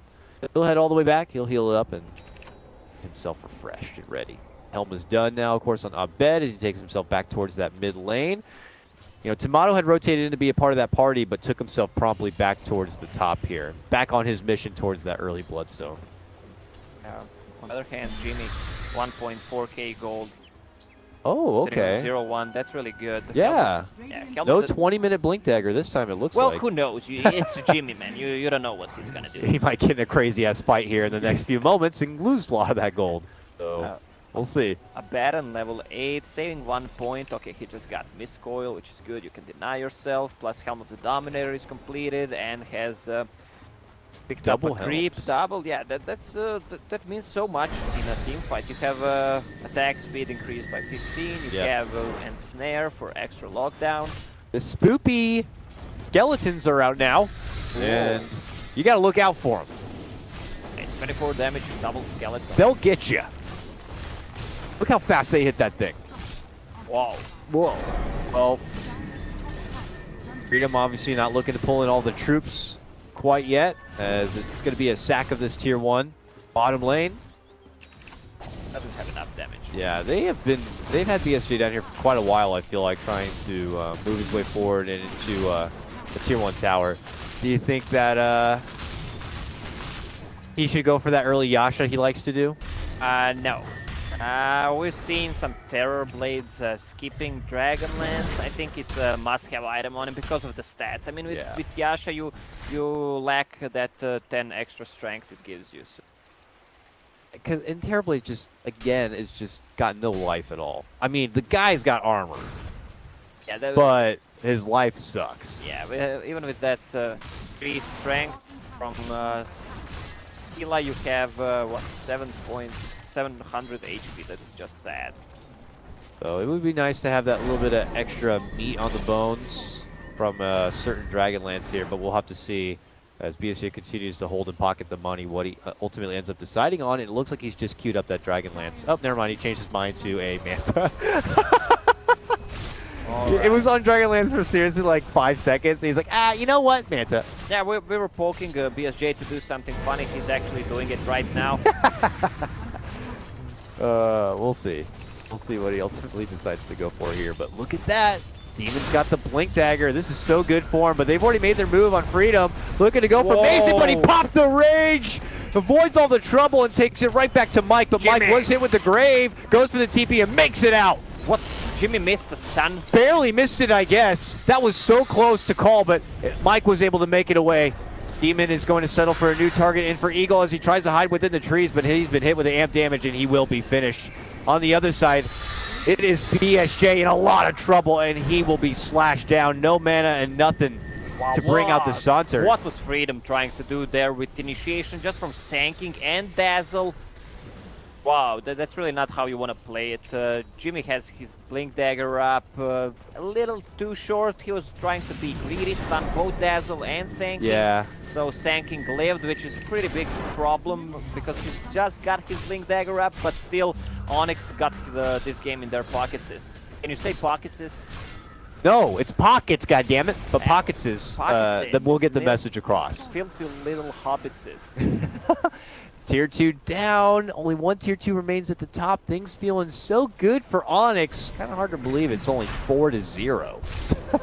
Yeah, but the game is pretty intense. But 7,500 net worth lead for Onyx off only those 4 kills. This is big. Oh, a Baron, man, please don't go Radiance. Just get some items and finish the game. Ghost is down. They just smoke. They want to go again. Tomato mid lane, this poor Timbersaw really hasn't been able to kind of make a name for himself at all here. The peaking window for a lot of these Freedom heroes is just a little too far forward, and Onyx are just bringing it to them, and they're just not ready. They're not ready with their heroes. You have Ogre who's level 5, you have Dazzle level 7. Oh, there's got to be a tome or something for this poor Ogre. Level 5 still? You have a 700 HP Terror Blade still. You die from Crush. TP's to bottom. Not looking to give a tower away easily. We'll be able to take it down without a deny, but Demon's here. He actually has the pocket bomb. Tomato jumps in. That's when the bomb gets popped in. Tomato's going to get crushed down. And then next will be Mike. Onyx continue to go up and up. Looking to absolutely shake off game number 1, going unscratched still in game 2, 6-0. The chase is on for the man made of bananas, but Demon's there, catches both of them. Go Demon. And lets him go. Slow down. Alt is the creep. I mean, Alt is the courier. I mean, you see team Onyx is approaching your base. They took all tier 2 towers, and you still decide to go for Yasha, and you have 800 HP. That's terrible. Yeah. That's what you want to have, actually. Paper blade at this point. You have high armor, and that's it. Ike's finished. Is it? Yeah, it's Echo Saber. Yeah. Double the pleasure, double the fun of each attack. Yeah. 2 creeps again from 2 Helm of the Dominators. One extra Swiftness Aura plus Pack Leader's Aura. For some extra damage. They're going in right now. The rock is ready. They got everything is so much of an advantage. There is no reason to pump the brakes if you're Onyx. So here they come. Bottom lane. Going right into the high ground here. Bulba happy to be the tank, the siege engine here. Tim and Mason will begin their work. Mike lines up a double stun. Tomato looking to dish out the chakra damage. Can they get some burst? No, nice prison from Abed. Big rock. Rock from the back lines will help get the finish. Mike's going to be going down, so is the tier 3. Right to the racks they go. No fussing around here if you're Onyx. Good crush from Demon, just slowing down and forcing Freedom back. There's the buyback from Mike. Re-engages on the Bulba, which is going to force out the borrowed time. Eagle's eating a lot of damage. There goes the Sandy's Eclipse. Takes out the Dazzle, and Abed will scoot on in to go for the finish of Banana. Meanwhile, Mike tries his best with an epicenter. They'll finally earn themselves at least 1 kill onto Bulba, but this is looking like a shutout for Onyx as they claim 11-1 game number 2. Yes. We're going to a game number 3, boys. Yeah. Woo! This is what I was talking about. We want to see some good Oda. It adds more hype if it's the 3rd game. And, well, I want to just say about Bulba's build. He had Helm of the Dominator, and he was sitting on...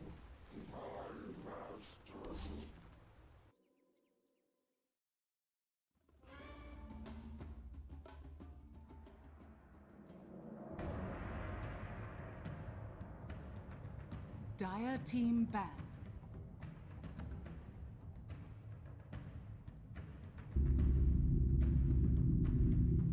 Dire team ban.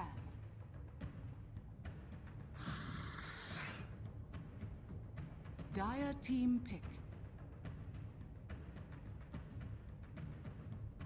Behold the horn of Magnus. Radiant team pick.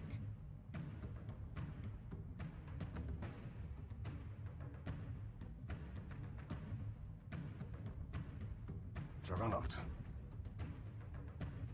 Radiant team. Warlock. Dire team pick.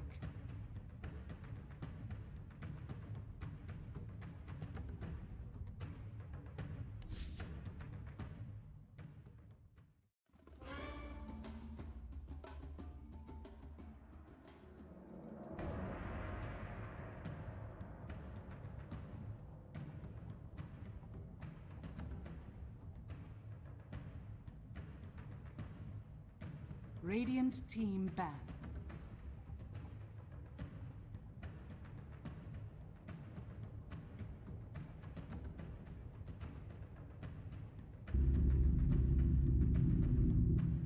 Alliances turn to pick. War Chief. Radiant team pick.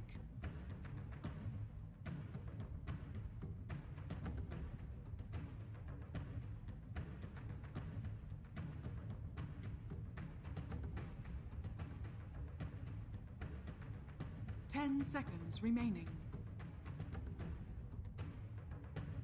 5 seconds remaining.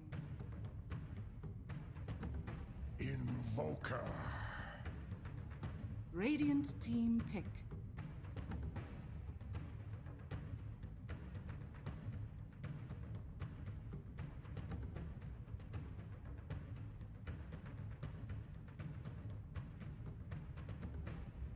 Ten seconds remaining. 5 seconds remaining. Reserve time.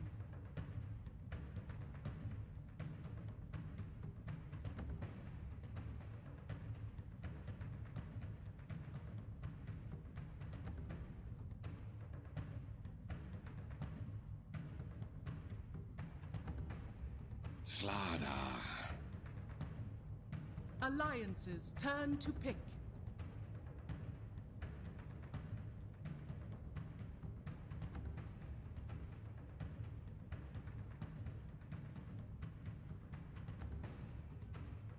Elder Titan. Radiant team ban.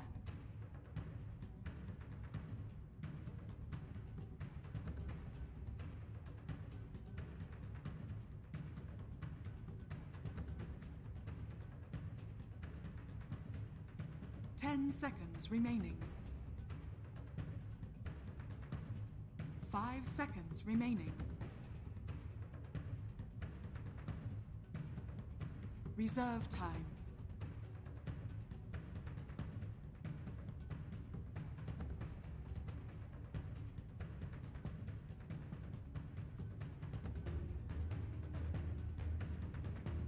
Alliances turn to ban.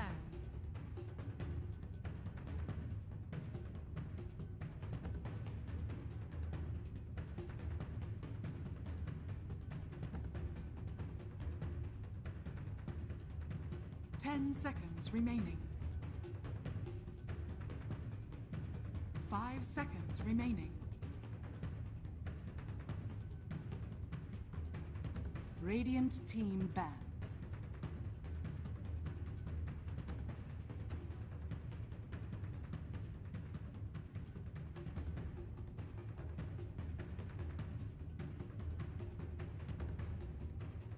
Ten seconds remaining.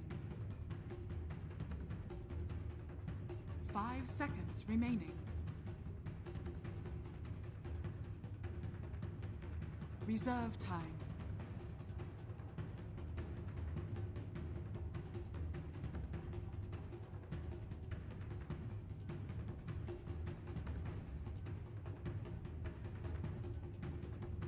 Alliances turn to ban.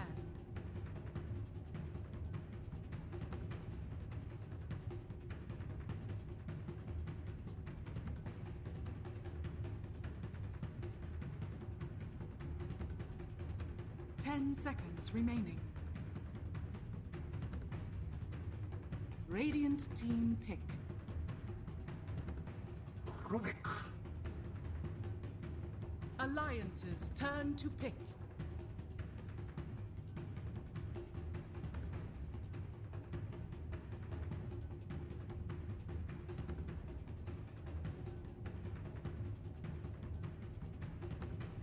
Ten seconds remaining. 5 seconds remaining. Reserve time.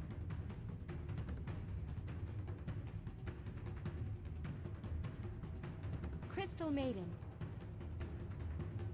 Radiant team pick.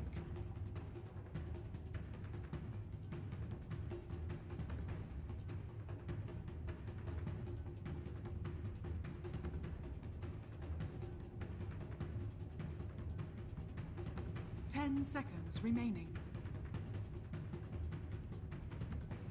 5 seconds remaining. Reserve time.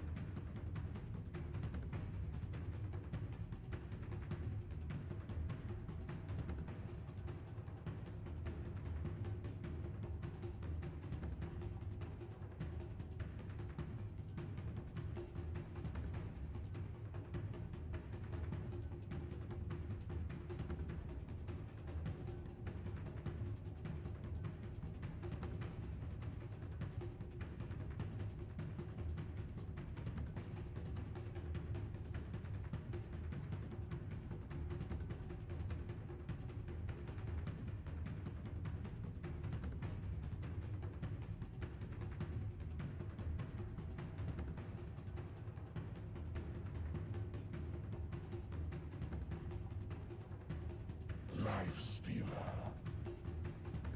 Alliances turn to pick.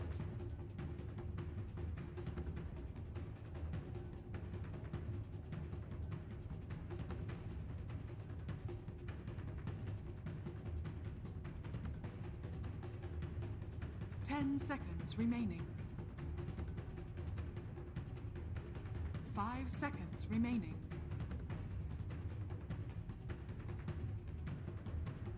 Reserve time.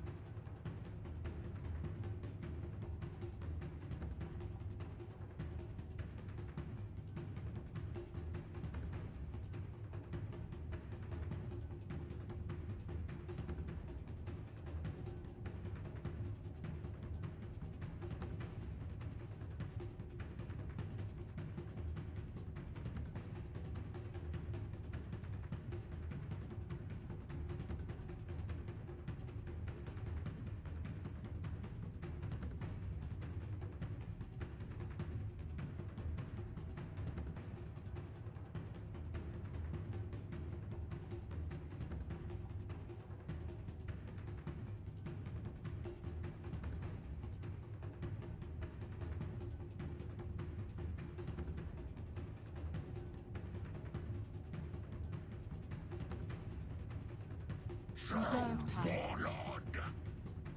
Radiant team ban.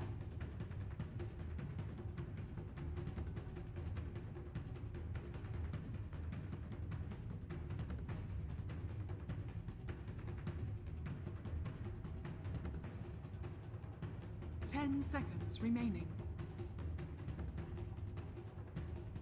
5 seconds remaining.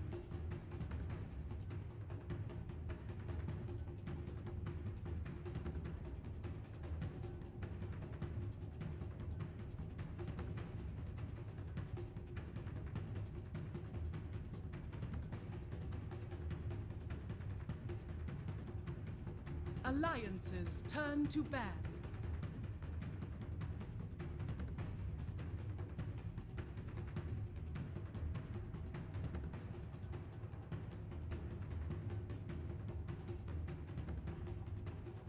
Ten seconds remaining. 5 seconds remaining.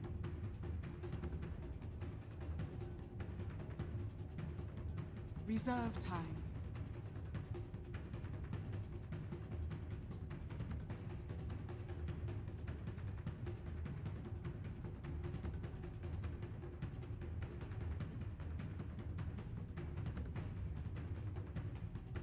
Alliance's turn to pick.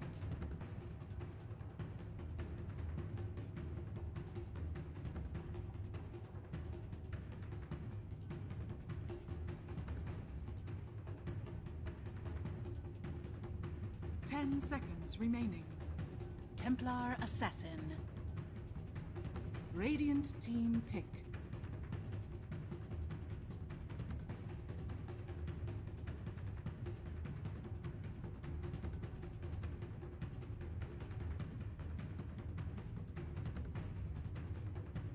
Ten seconds remaining.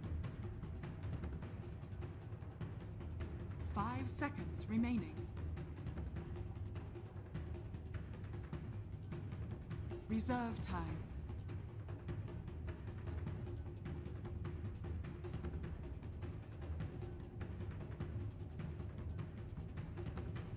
Ten seconds remaining. 5 seconds remaining. Bat Rider!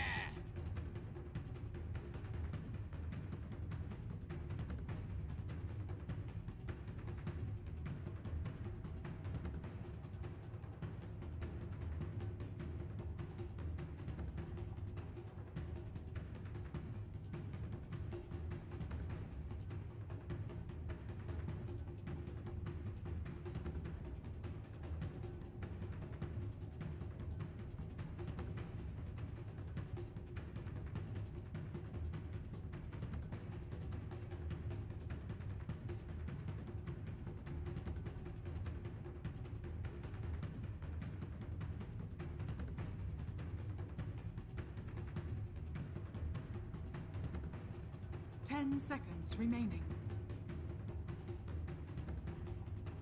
5 seconds remaining.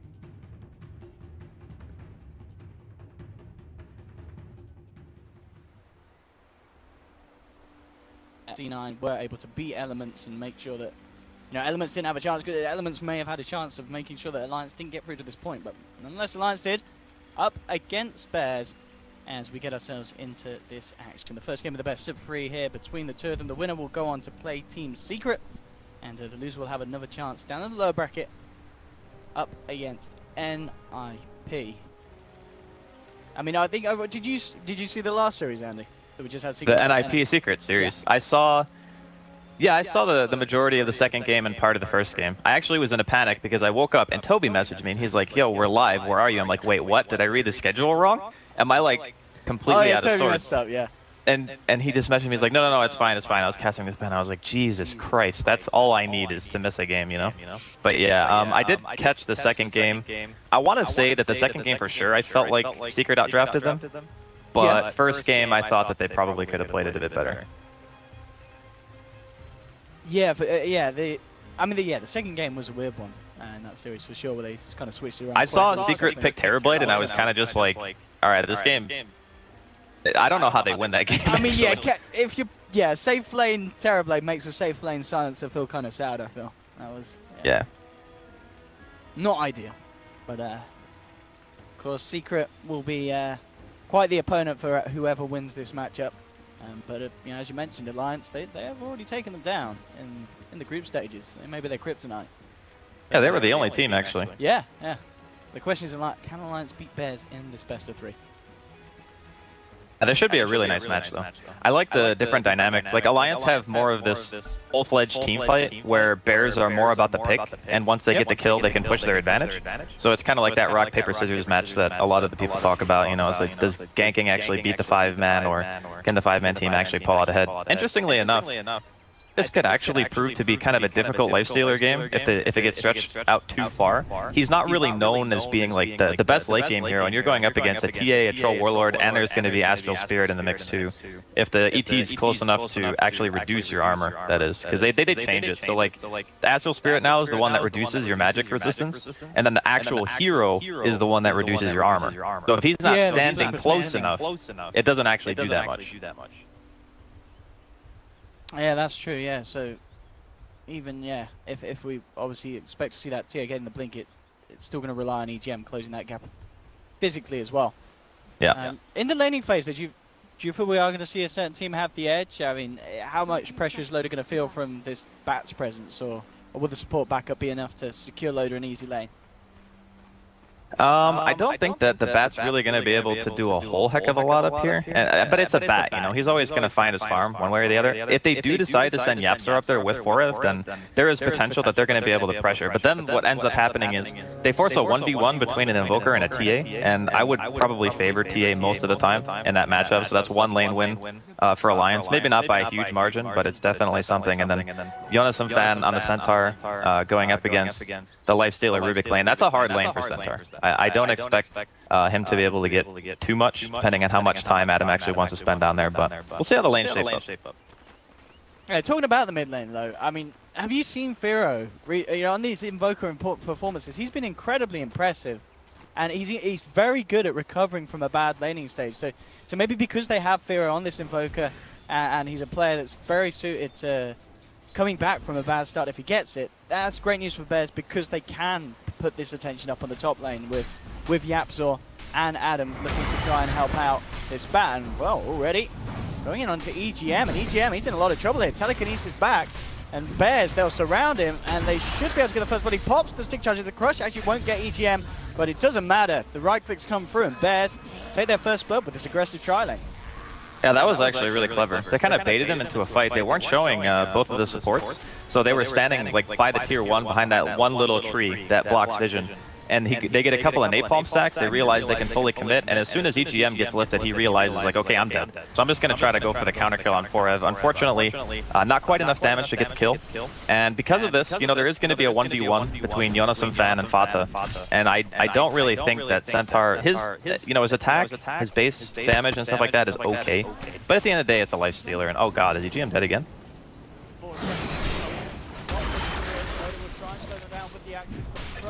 Comes through before the frostbite hands can hold him back. Kill this top lane. Can you hear me, Owen? I certainly can. Can you still hear me? Andy? Hello. Is that a yes? I think I can hear you now. What happened? I can still. I think we're fixing stuff. I think you sound a little bit better. Oh, okay. Someone hit a button and you disappeared, and I got scared. But Andy, as I said, this top lane, I mean, Alliance, they've got the work cut out here. The Bears are going fully in on the safe lane. Yeah, you gotta be really careful about getting too many napalm stacks on you. Like, the one thing about Troll, you know, we mentioned his laning phase isn't quite as strong as it used to be. He just doesn't really have the damage output to deal with, you know, the all-in that Bears keep throwing at them.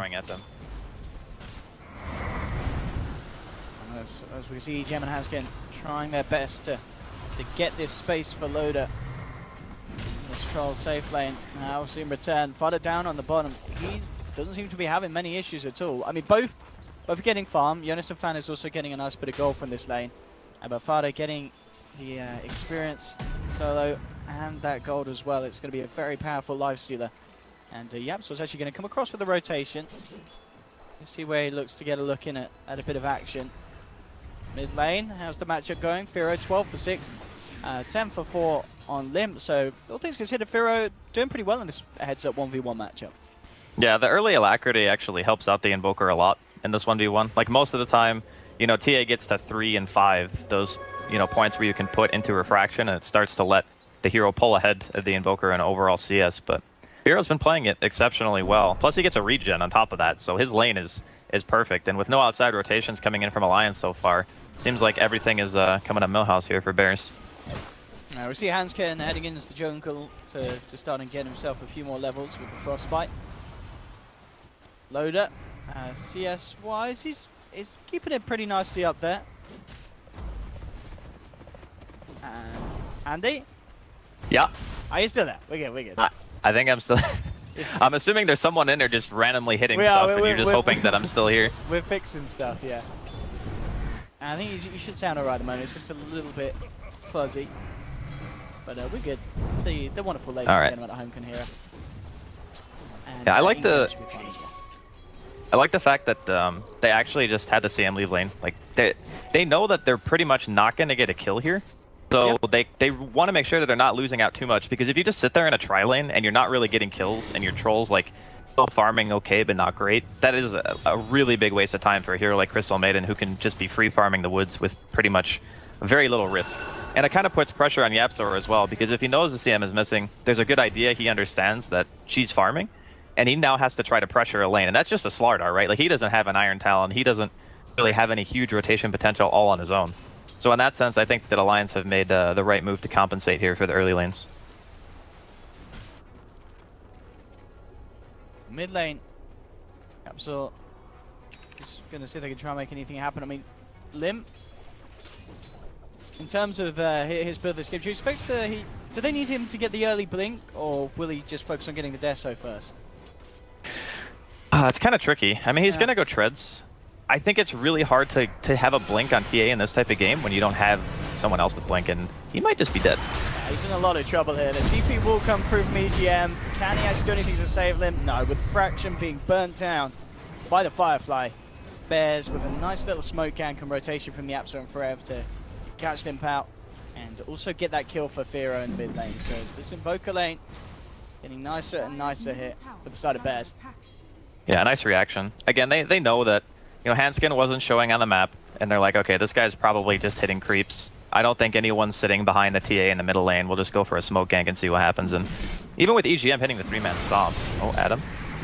We'll go in. They do have backup on the side of Bears. Crush onto Loader. Frev coming across as well with the Firefly. Adam falling low. Will go down. Alliance get the kill, but Fada with the rotation. Turning up to the top lane. Takes down EGM. Handskin will TP out, but Loader got focused down by Yapsa and Forev as well. And again, Bears just reacting very nicely to Alliance and making sure that this safe lane is not very safe at all. Yeah, that's probably one of the last quick rotations they're going to be able to get in before there's going to be a reaction from Alliance, though, because now Jonas and Fan, he does have Stampede. That's going to be a huge tool in allowing them to either disengage or go for a kill themselves. And this is kind of what the strength of Bears have drafted. They're so good at early game fighting. Like Slardar, Bat Rider, you get a couple of Napalm stacks. You can pretty much chase Alliance down. No one has an escape mechanism. Pretty much 100% reliant on being able to get a Disable or a Stampede to get them out. And that's where EGM has to be in the right position, and Jonas and Fan has to be getting that Blink Dagger in a timely fashion. Mid lane, there's some eyes on Limp again.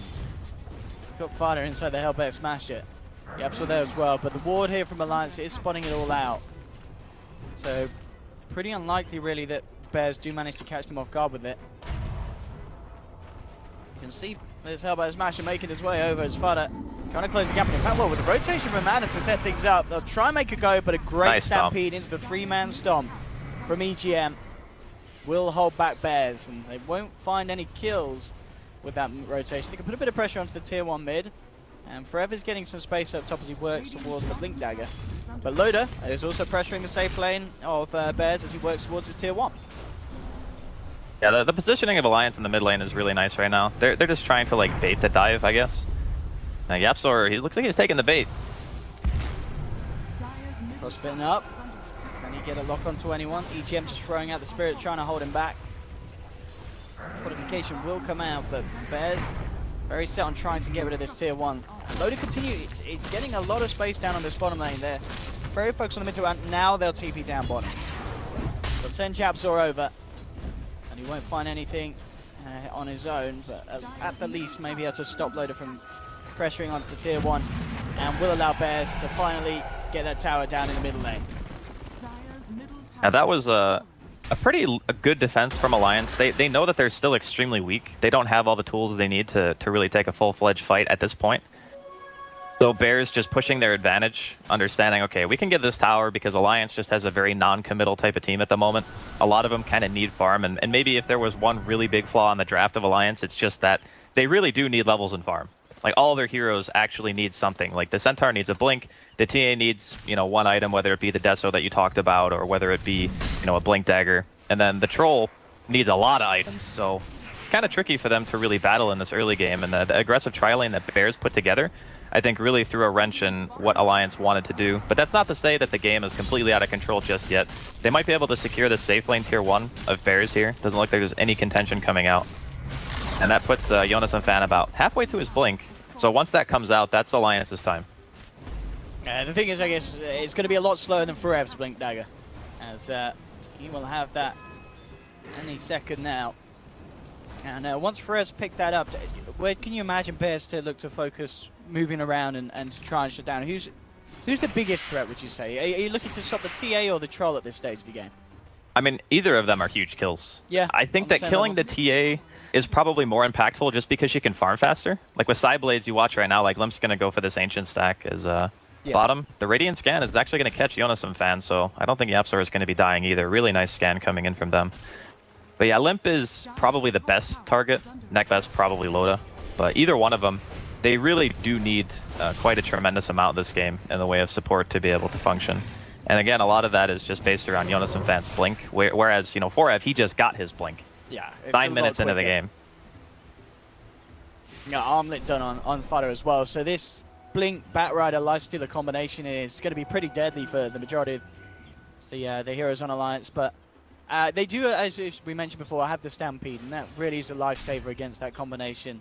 As long as you can get away from the lasso, as they will look to jump in. As there we have it, gearing up for Rev with Fodder deep inside him. Yeah, they want the tower more than anything. Like they probably aren't expecting anything here, but they want to keep Fearos safe. And as long as they're showing one person on the map and YapzOr can soak or whatever, drag the creep wave away, probably not in this case, but whatever delay they can put out while they take this tower is fine with them. And they're just going to make the rotation down here. And Alliance are getting a lot of pressure done as tier 2 falls down to half health. Bears, can they actually find the fight? Limp has an Invis rune though, and this is giving some valuable information for Alliance. They know exactly what's up. Adam will still go for the lead in, onto Hans Ken. Amplifies on him as well for Rev. Looking to close the gap. They still have Stampede if they want to save the CM. They aren't going to be able to save him now. Immediate jump in with the lasso. Vada, he just has to watch from inside. Doesn't even need to pop out of the bat. So they get the CM. They could have maybe used the Stampede a little earlier to save her, but I guess maybe they just wanted to see her die. I think it's I don't know, it depends, because if he had his Blink Dagger, I would kind of understand holding the Stampede, because then it's like saying, okay, well, we're not going to use it now because we're just going to go for a fight as soon as the CM's alive, and it's still like a 90-second cooldown. It's fairly long, but if you don't have your Blink and you don't want to fight, then I don't see any reason to not use it there. Maybe they just figured it's safer to have it if a core is in trouble rather than just using it for a support, I guess is the mentality. Yeah, it certainly could be the case. Overall, Limp still top of the net worth at the moment. And having very, very good time. Hasn't really had too many issues. We saw in the mid lane that one smoke gank come in and be able to shut him down. But he's picked himself back up, clearing up the camps, has a DD rune now. So maybe be able to find a bit of action with that Blink Dagger. And talking about Blinks, we have just seen YapzOr, I believe. He's just finished it off and keeping it in the base at the moment. So we'll almost certainly want to head back and try and use that reveal to catch the members of Alliance off guard, because with Blinks on 2 of Bear's cores, it is pretty scary for Alliance if they get the jump. Oh god, yeah. I mean, AGM's positioning is going to be even more important now. Like, he's the one who really kind of halts the momentum. You saw when middle lane, you know, he landed a 3-man stomp to... Yeah. Like, Limp still died, but he got it, and then he got another 3-man stomp when they were trying to dive behind the tier 1.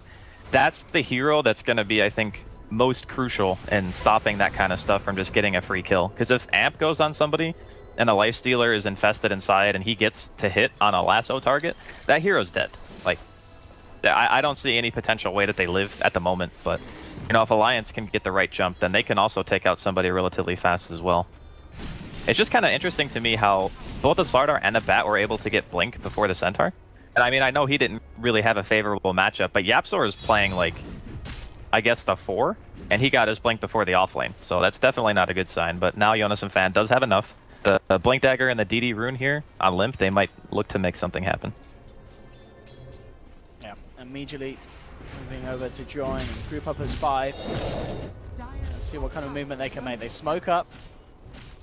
Who will they find? 3 heroes at the moment pushing up top. Only Fodder and Firo revealing themselves. YapzOr keeping himself hidden in the tree line. And Alliance get a successful job. Good position from 4F though to dispel the smoke, and immediately they know what's up. They know that Alliance is coming in and they all back off. Bears, they regroup. They don't want to take a fight from a bad position. And yeah, that stand there from Forev, just keeping guard and making sure that Alliance can't get the jump that they want. Middle lane. YapzOr playing around with that. Actually jumps forward on Forev as they grab the TA into the Crusher. A freezing field, immediate reaction from Hansken, the ult from EGM as well, as Alliance will take down YapzOr, punish him for trying to follow through on that bad initiation, which just a little bit hasty there from Bears, and it does end up hurting them. I think he went in because the Centaur went on the Rubik mid. Like, he blinked in with a Stomp double edge, so they're like, okay, Centaur's blink has been used, let's try to kill the core. And to be honest, I think if Limp didn't have a haste turn, he probably would have just burned out to the Firefly, but he was able to just haste out and not die to the damage over time effect. So that was a nice little trade there from Alliance. Sure, it's just a position for Slardar, but a kill is a kill at this point, and that's more space being made for Loda to try to get more items. Loda halfway through the S&Y.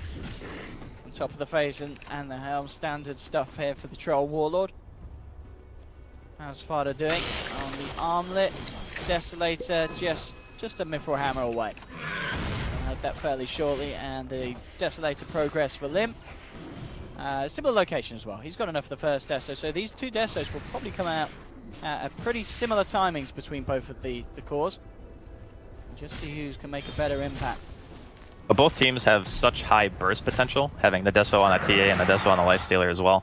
I just think it's a bit easier for Bears to start the fight, because they have kind of like this two-pronged initiation, where it's either the Bat Rider or the Slardar, and you have to worry about both of them, and it's really difficult for Alliance to fight without vision, and that's part of the reason why, as well, Bears didn't want to fight in the jungle. They broke a smoke, and they realized, okay, we have no wards down, so we should probably just not do this, because we have no idea what we're getting ourselves into, and it was just a nice move overall for them to play it a little bit more patient, maybe wait for, you know, that Deso, like you were mentioning, being finished here. But YapzOr is on his own. He's looking for a kill. He's got the Lifestealer inside of him at the moment. See what he can find. Yeah, they'll spot out the Centaur here under the wards, and he starts to make a beeline for Jonas and Fan. It's a big old target, and a tricky target as well. He'll almost certainly get the chance to stampede before they bring him down. So, yeah, YapzOr's going to hold back from that jump. Look elsewhere. Good scan from Alliance up top, though. Finds Firo in the tree line. They know he's still hanging around. He'll go for the TP out in the Ghost Walk. It's not quick enough. The damage is all too much from Limp. They'll bring down a big kill. YapzOr, he's headed up here. Maybe see if he can get something in return. Hansken has been left behind. But the blink out from Limp will keep himself safe, and they're not going to search for the Hansken CM. Realize it's likely that he's gone. He does have TPs on him as well. So, Alliance getting a big kill, and Bears, even though they try their best to head up there and find something in return, get nothing. It's also something to keep in mind how much time Fata actually spent infested.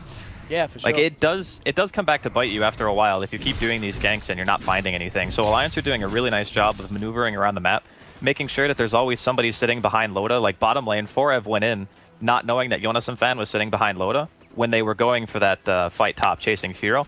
So they kind of have this idea of, okay, we need to be getting these picks. Because in the late game stage, Bears still have the opportunity to get picks, but the team fight of Alliance becomes ridiculously strong. Like when BKB on the TA and the Troll Warlord eventually come out, and they're carrying a couple of damage items, if you make one slip in that team fight, you are going to explode to how much damage Alliance can do to you. So I think Bears are starting to kind of feel the pressure a bit. You know, maybe they want to secure Roshan, they got the Slardar with the amplified damage, but again, at the same time, if they mess it up, there's a TA with a Deso on the other team and another double damage, and Alliance are going to smoke up with it. This could really catch. They actually, I think they were under the wall, weren't they? They were close. I don't actually know. Oh yeah, they were under the ward. So Bears, yeah, they shouldn't be caught out by this. They know what's up. Fada's actually leading in with an inventory, but immediately the dust. Fada with quick rage turns towards Jonas and Van. He pots the Stampede. YapzOr's in with the crush, but they'll burst down the Slardar incredibly quickly. Rev jumps forward, but he doesn't find a lasso target. Bears, they've got to think very carefully about how they stick around for this one, and already they're on the retreat, trying to get themselves the hell out of there. As Alliance just absolutely melted YapzOr there. He tried to jump in and commit, but he was gone before the team could even think about following up and helping out the Slardar.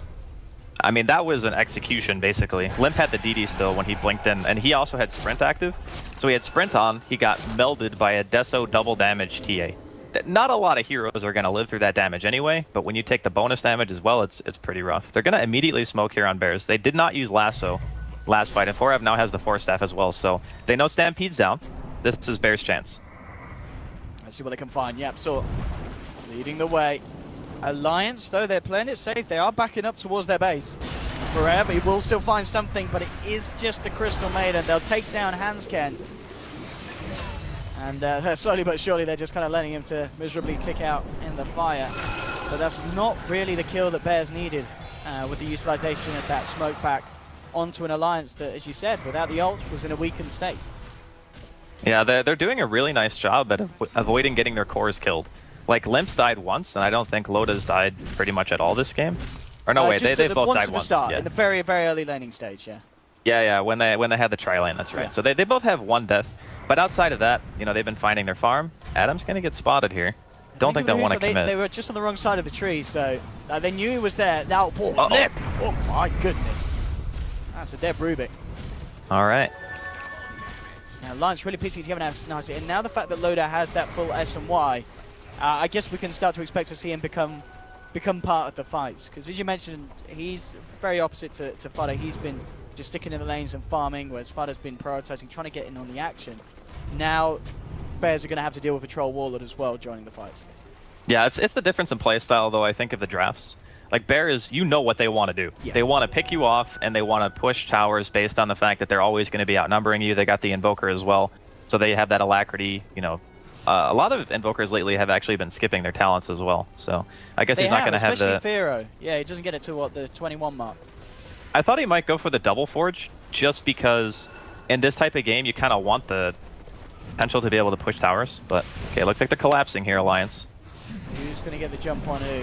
Bears trying their best to guard the Roshan pit. Stampede will be popped, in fact, just to try and get themselves away from Farev. Now they'll turn back towards Fada. Farev getting bursted down low from EGM's ultimate. And in fact, on the side of it, Yunus tried to jump in, gets ripped to pieces though by Fada. So there is Centaur Warren down on Alliance. Gotta be careful now. Yapsel maybe has to get a follow-up crush. He's got his eyes on a handscape, but oh no! The blink was cancelled by EGM's Spirit as he sends it out, and that will save the Crystal Maiden's life. At the end of the day, Bears take down the Centaur, and they do maintain control of this area of the map. They're not thinking about heading into Roshan as of yet. You know, it's just 20 seconds and that Centaur's gone. But it's a valuable kill. They get a core at least this time, and not just the Crystal Maiden like before. Yeah, it's a really nice kill. They know that Stampede's going to be down at least for a little bit, even when he revives. They kill Roshan extremely fast, so Alliance are going to have to react to this, or they're just going to say, okay, we can see that you're going to get this Aegis, and it looks like the latter is going to be true here. They're still scared. EGM's doing enough, just the Spirit, to kind of keep him at wit's end, but I still think they should be able to claim this. Yeah, it looks like Alliance, just as a team, don't have any interest in fighting or contesting that area. I mean, if they wanted to fight, Jonas Fan should have TP'd to the Shrine, because he's got TP up. He went to tier 2, yeah. So Bears will get away with that one. Alliance not contesting at all. And Fada has now got the Aegis in his hands. Working straight towards the Assault Caress as well, after the Armlet Desolator. I like sure this. They do have that physical damage, and yeah, just to help the team really against the physical burst that this Templar Assassin has. Yeah, it's a lot of Lifestealers never want to pass up on the Echo Saber, but in this type of game, when you're playing against an Elder Titan, when you're playing against the mass minus armor, and you know you're always going to be on the front line, kind of need to be tankier. It's not really so much about hitting the creeps, whereas, you know, most Lifestealers will get Echo because it's such an efficient farming item, in addition to being able to help you in the fights, but in this game, Fata needs to be in the middle of a bunch of heroes, potentially with a ridiculous amount of minus armor on him, and if he doesn't have an AC, he's just going to go splat. So he's kind of itemizing to build around the troll, around the TA, etc. So a very nice choice. I think Alliance are going to be not too happy with giving away that Roshan. I think maybe they were assuming it would be faster, but after throwing the Spirit in the pit, I think people kind of forgot how good Elder Titan is just at delaying, even if he's all on his own. Just because of how scary it can be to get, you know, 3-man stomped into an Earth Splitter or something like that. But still, Bears hold the advantage for the time being. Alliance is certainly going to have a bit of a scary power peak when they get the 2 BKBs done on their cores. Yeah. You know, the matchup between themselves and Bears lineup. At that point, you're just kind of worried about the Lifestealer getting the physical DPS out, but as long as you can disable them and kite him around post-rage, the rest of the heroes of Bears have to be very scared of trolls running at them and TAs blinking on them. Oh god, yeah, it's going to be... When BKBs come out on Alliance, that's the point where Bears don't want to really be playing their game anymore. They just want to only go for picks. Full-out team fights are going to be so difficult for them. They do have the gem, though, on Foreb. We can see the dewarding here. He's pretty much made the rounds through his own jungle, so they've removed basically 90% of the vision that Alliance had on the map. The only ward they have left is one that was freshly placed by the top bounty rune spot. And that's not really going to help them at the moment. I think this is a really nice timing kind of push coming out from Bears, recognizing, okay, we have the Aegis on Fata. We're just going to buy a gem right now. We're going to get the biggest possible advantage we can without really committing full out to a team fight. That tower down on the bottom lane, top lane. Alliance forcing in. They get a trade. In fact, look at that grab. Oh, God. Rev goes straight up into the high ground, finds EGN, takes him down and out. He'll be down. I mean, he's going to be 10. up in. Yeah, he's going to be up in 10 seconds. What's his respawn time? It's minus 20 seconds. It's double 10. It's very nice for these kind of defenses. Alliance now moving in, looking for Fada, but he gets into the siege creep.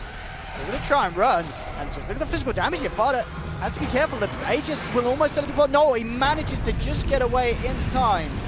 Then they will find the Rubik as the Stampede from Jonas and Fan allows him to get a position. Limp once again has a double damage rune somehow.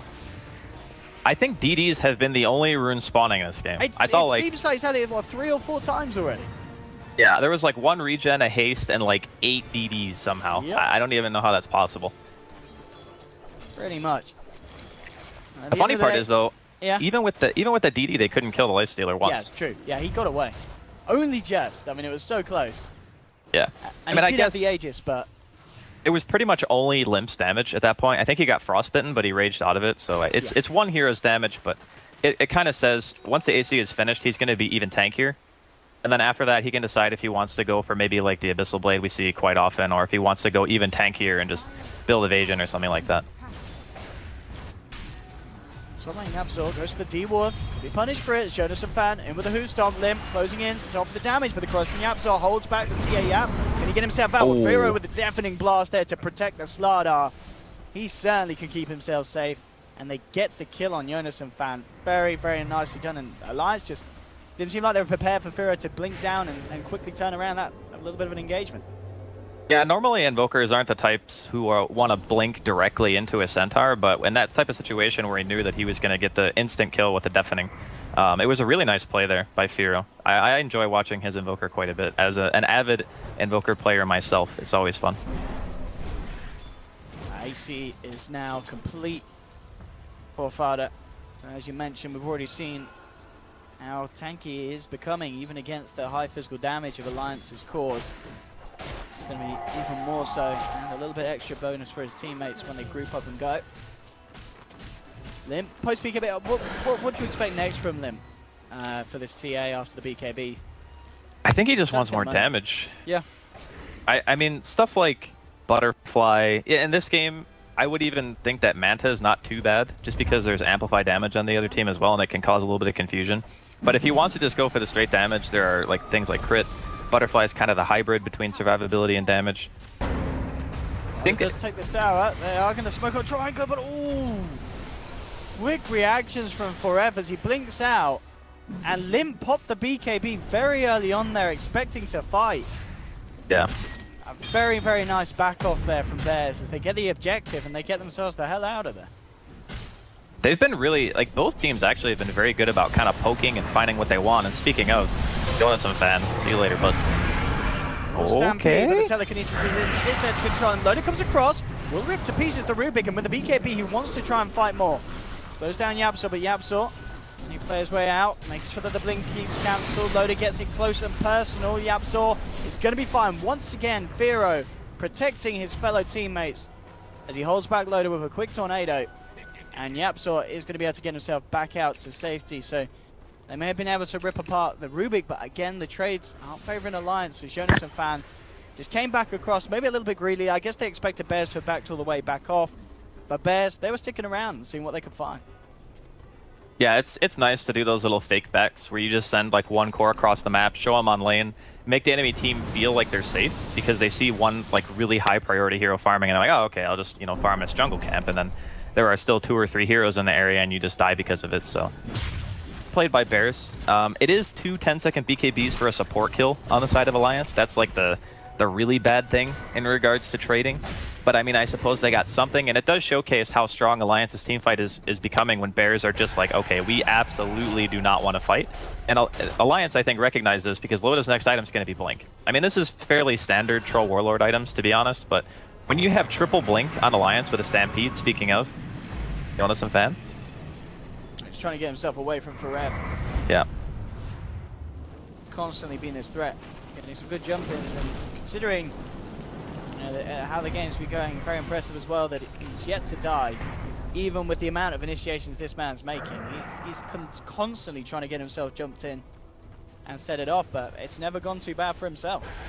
But to be fair, I think he's fairly low on the kill list for Alliance. I mean, if they find him randomly, sure. They try and fight around but him, yeah. they want to kill the Lifestealer and Firo first and foremost. Even killing Yapzor is really nice, because a Slardar can be extremely frustrating in a fight if he's allowed to disengage and go back in. You know, he gets like 2 or 3 crushes off, and that can just be the end of your team fight, because he got to live too long. So once the lasso's used, which EGM.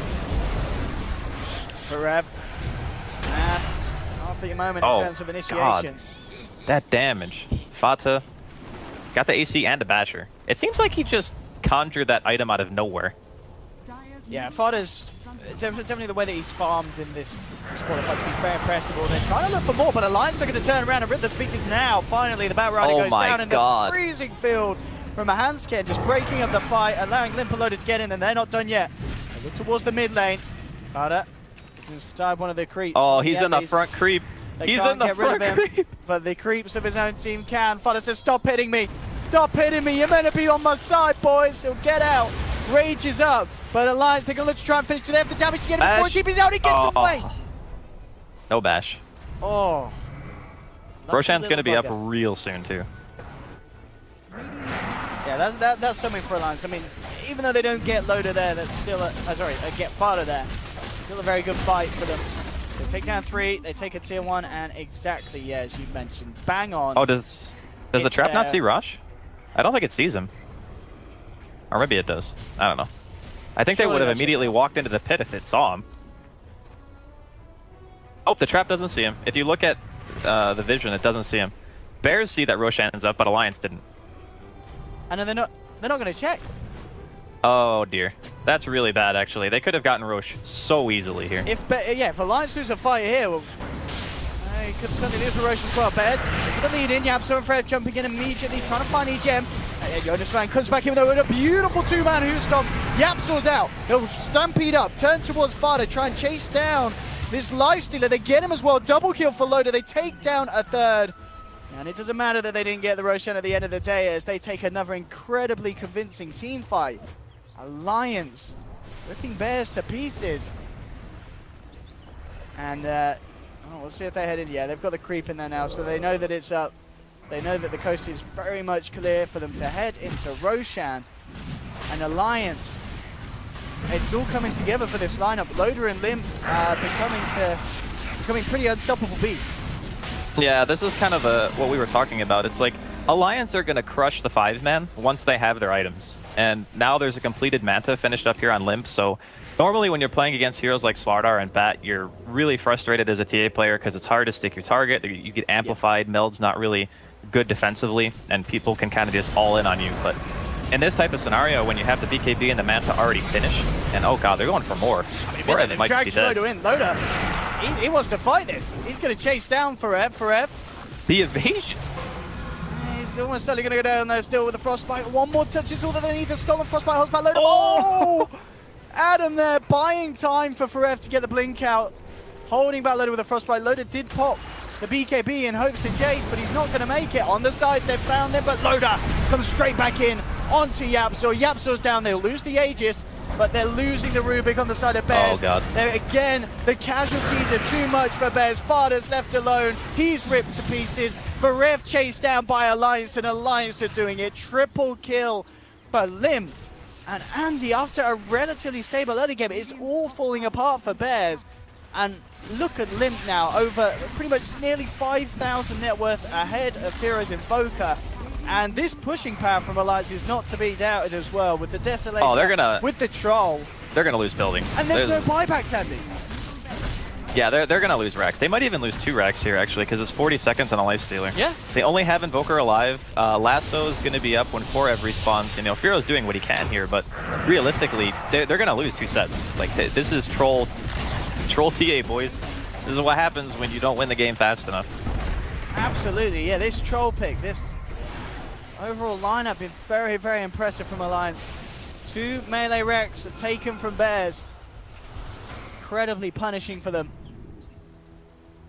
And how do Bears even turn up to a man fight? It just seems like this Lifestealer, it just gets ripped to pieces by this combination of the TA and the troll. And with Limp closing in on a completed butterfly, just a few hundred more for that talisman.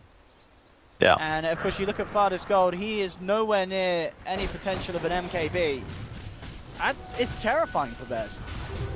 Well, I mean, this is the limitation of their lineup. This is how their lineup was meant to function is, okay, we get a lot of pickoffs. You know, we win the game by pressuring the map a ton, because we have Slardar with Lifestealer and we have Batrider with Lifestealer. They got their blinks super early. They got a lot of pickoffs, but realistically, the pickoffs that they got just weren't that important. Like, they weren't killing Limp, they weren't killing Loda. They were just getting, like, Handskin. I think they got Jonas and Fan a few times as well. I mean, Yapstar is looking for something here with his Invis rune, but I don't really think that they can necessarily fight into this. The only way they win a fight now is if they pull somebody out of position and just blow them up. And it has to be a core at this point. It has to be Jonas and Fan, Loda, or Limp. If they don't get one of those heroes, it's not going to matter.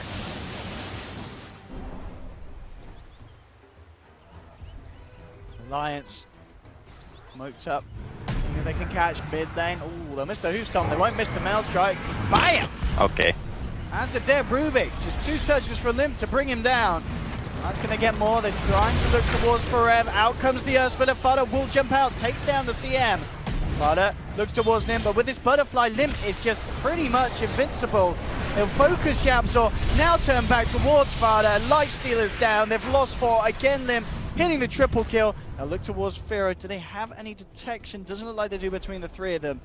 They don't need the Invoker. They could just turn and focus on the objectives. Once again, Bears 4-man down and none of them with buyback available. I think this might just be GG, honestly. I mean, there is a tier 2 top. They're going to clean up the range racks here and just hit the tier 4s, I think. They got the Centaur. Yeah, they're going to kill this base unbelievably fast. There's no fortification. Yeah, it's this over. is it. This is it for Bears here in game 1 for sure. As Alliance onto the base. Firo trying his best to hold them off, but there's nothing he can do to stop the power of the TA and Troll pushes. Game 1 goes to Alliance, and it really feels kind of from the mid-game onwards, very convincingly as well. Bears were making mistakes. Lost you. Okay, you're back. But that game, at the end of the day, what was going on with Bears?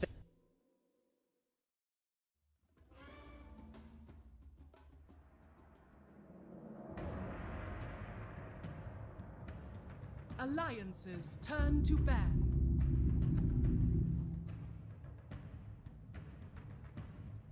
Alliances turn to pick.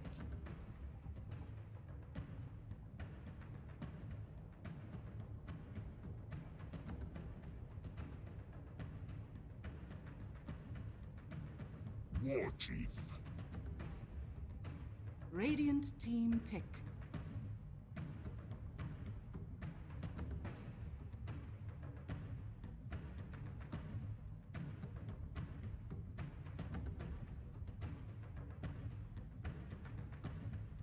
Ten seconds remaining.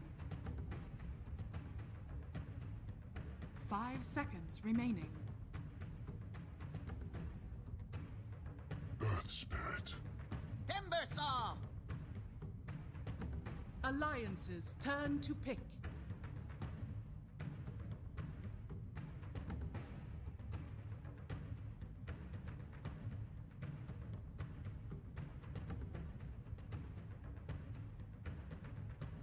Ten seconds remaining.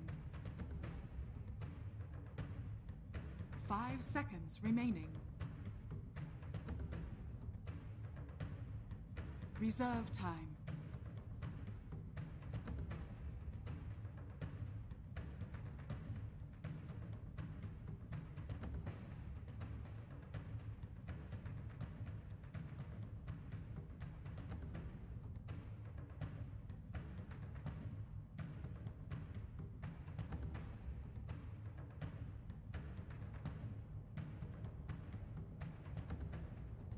Skywrath Mage.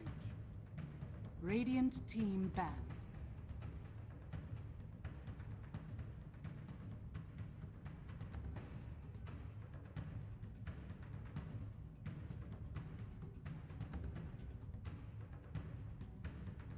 10 seconds remaining.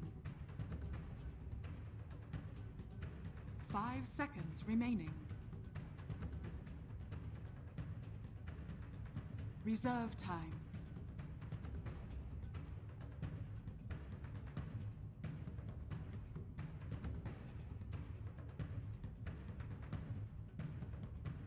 Alliances turn to ban.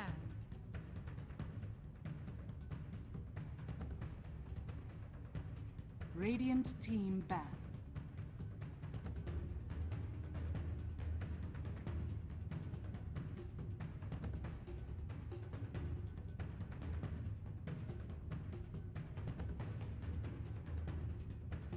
Alliances turn to ban.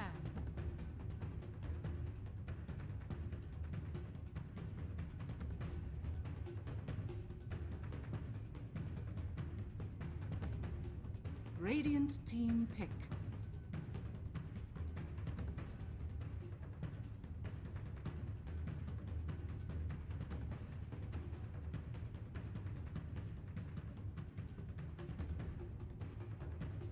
Ten seconds remaining.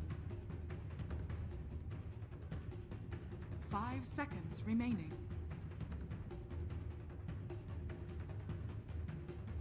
Reserve time.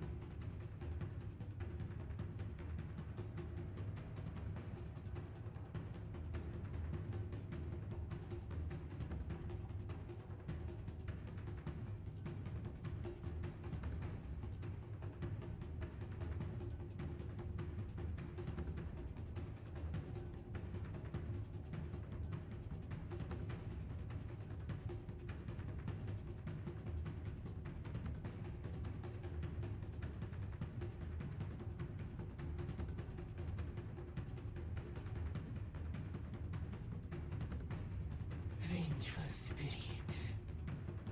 Alliances turn to pick.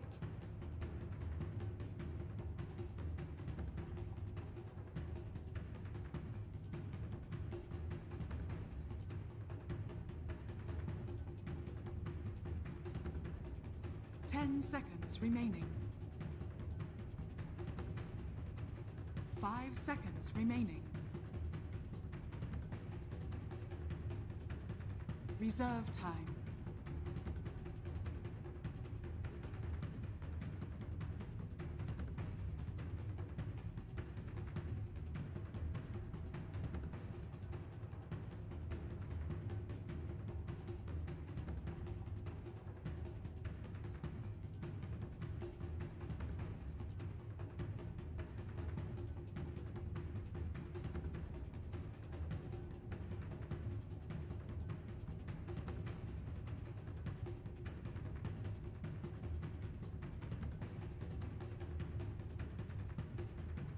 Rubik.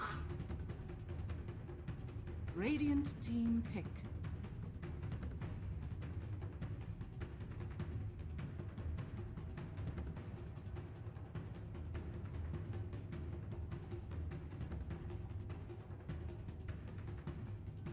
Ten seconds remaining. 5 seconds remaining. Reserve time.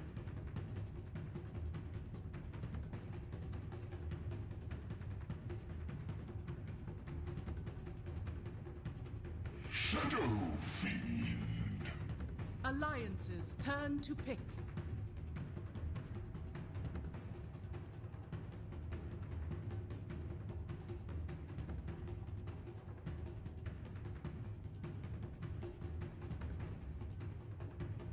Ten seconds remaining.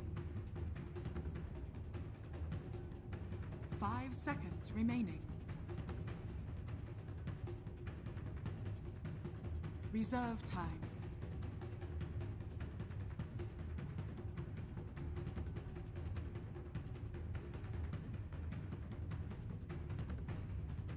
Luna. Radiant team ban.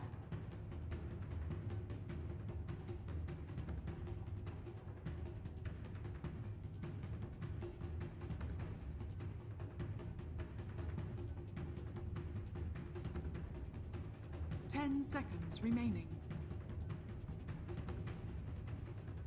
5 seconds remaining.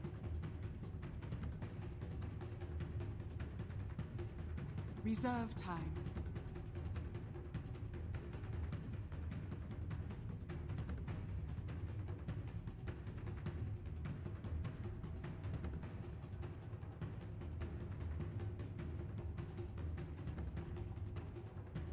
Alliances turn to ban.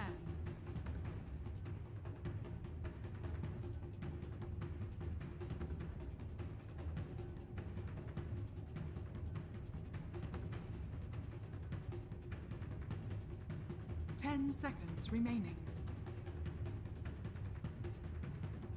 5 seconds remaining. Reserve time.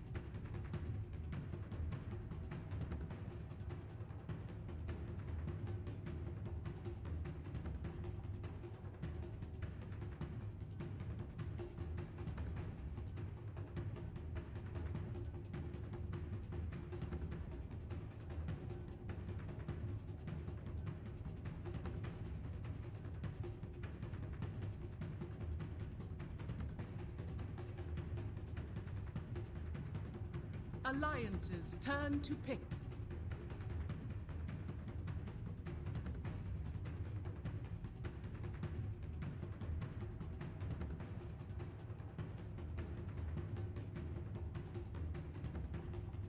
Ten seconds remaining. 5 seconds remaining. Reserve time.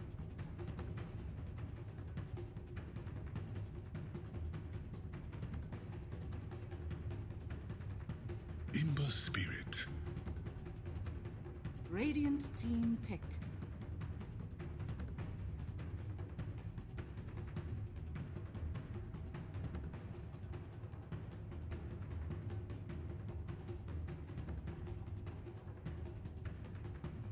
Ten seconds remaining. 5 seconds remaining.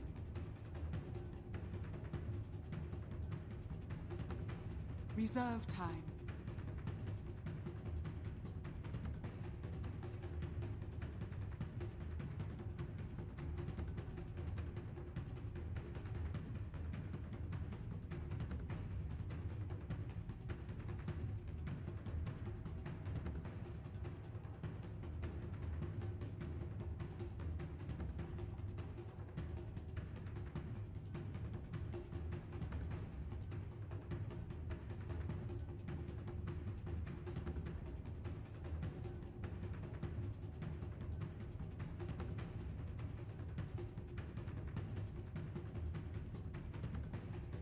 Ten seconds remaining.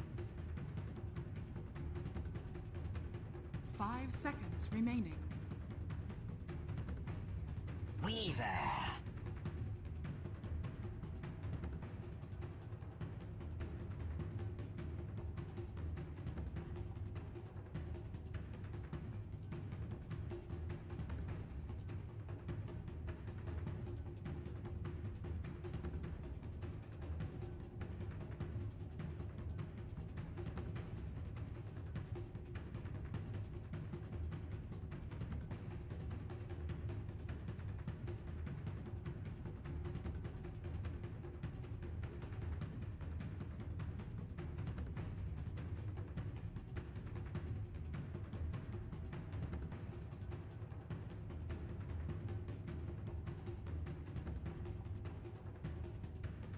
Ten seconds remaining. 5 seconds remaining.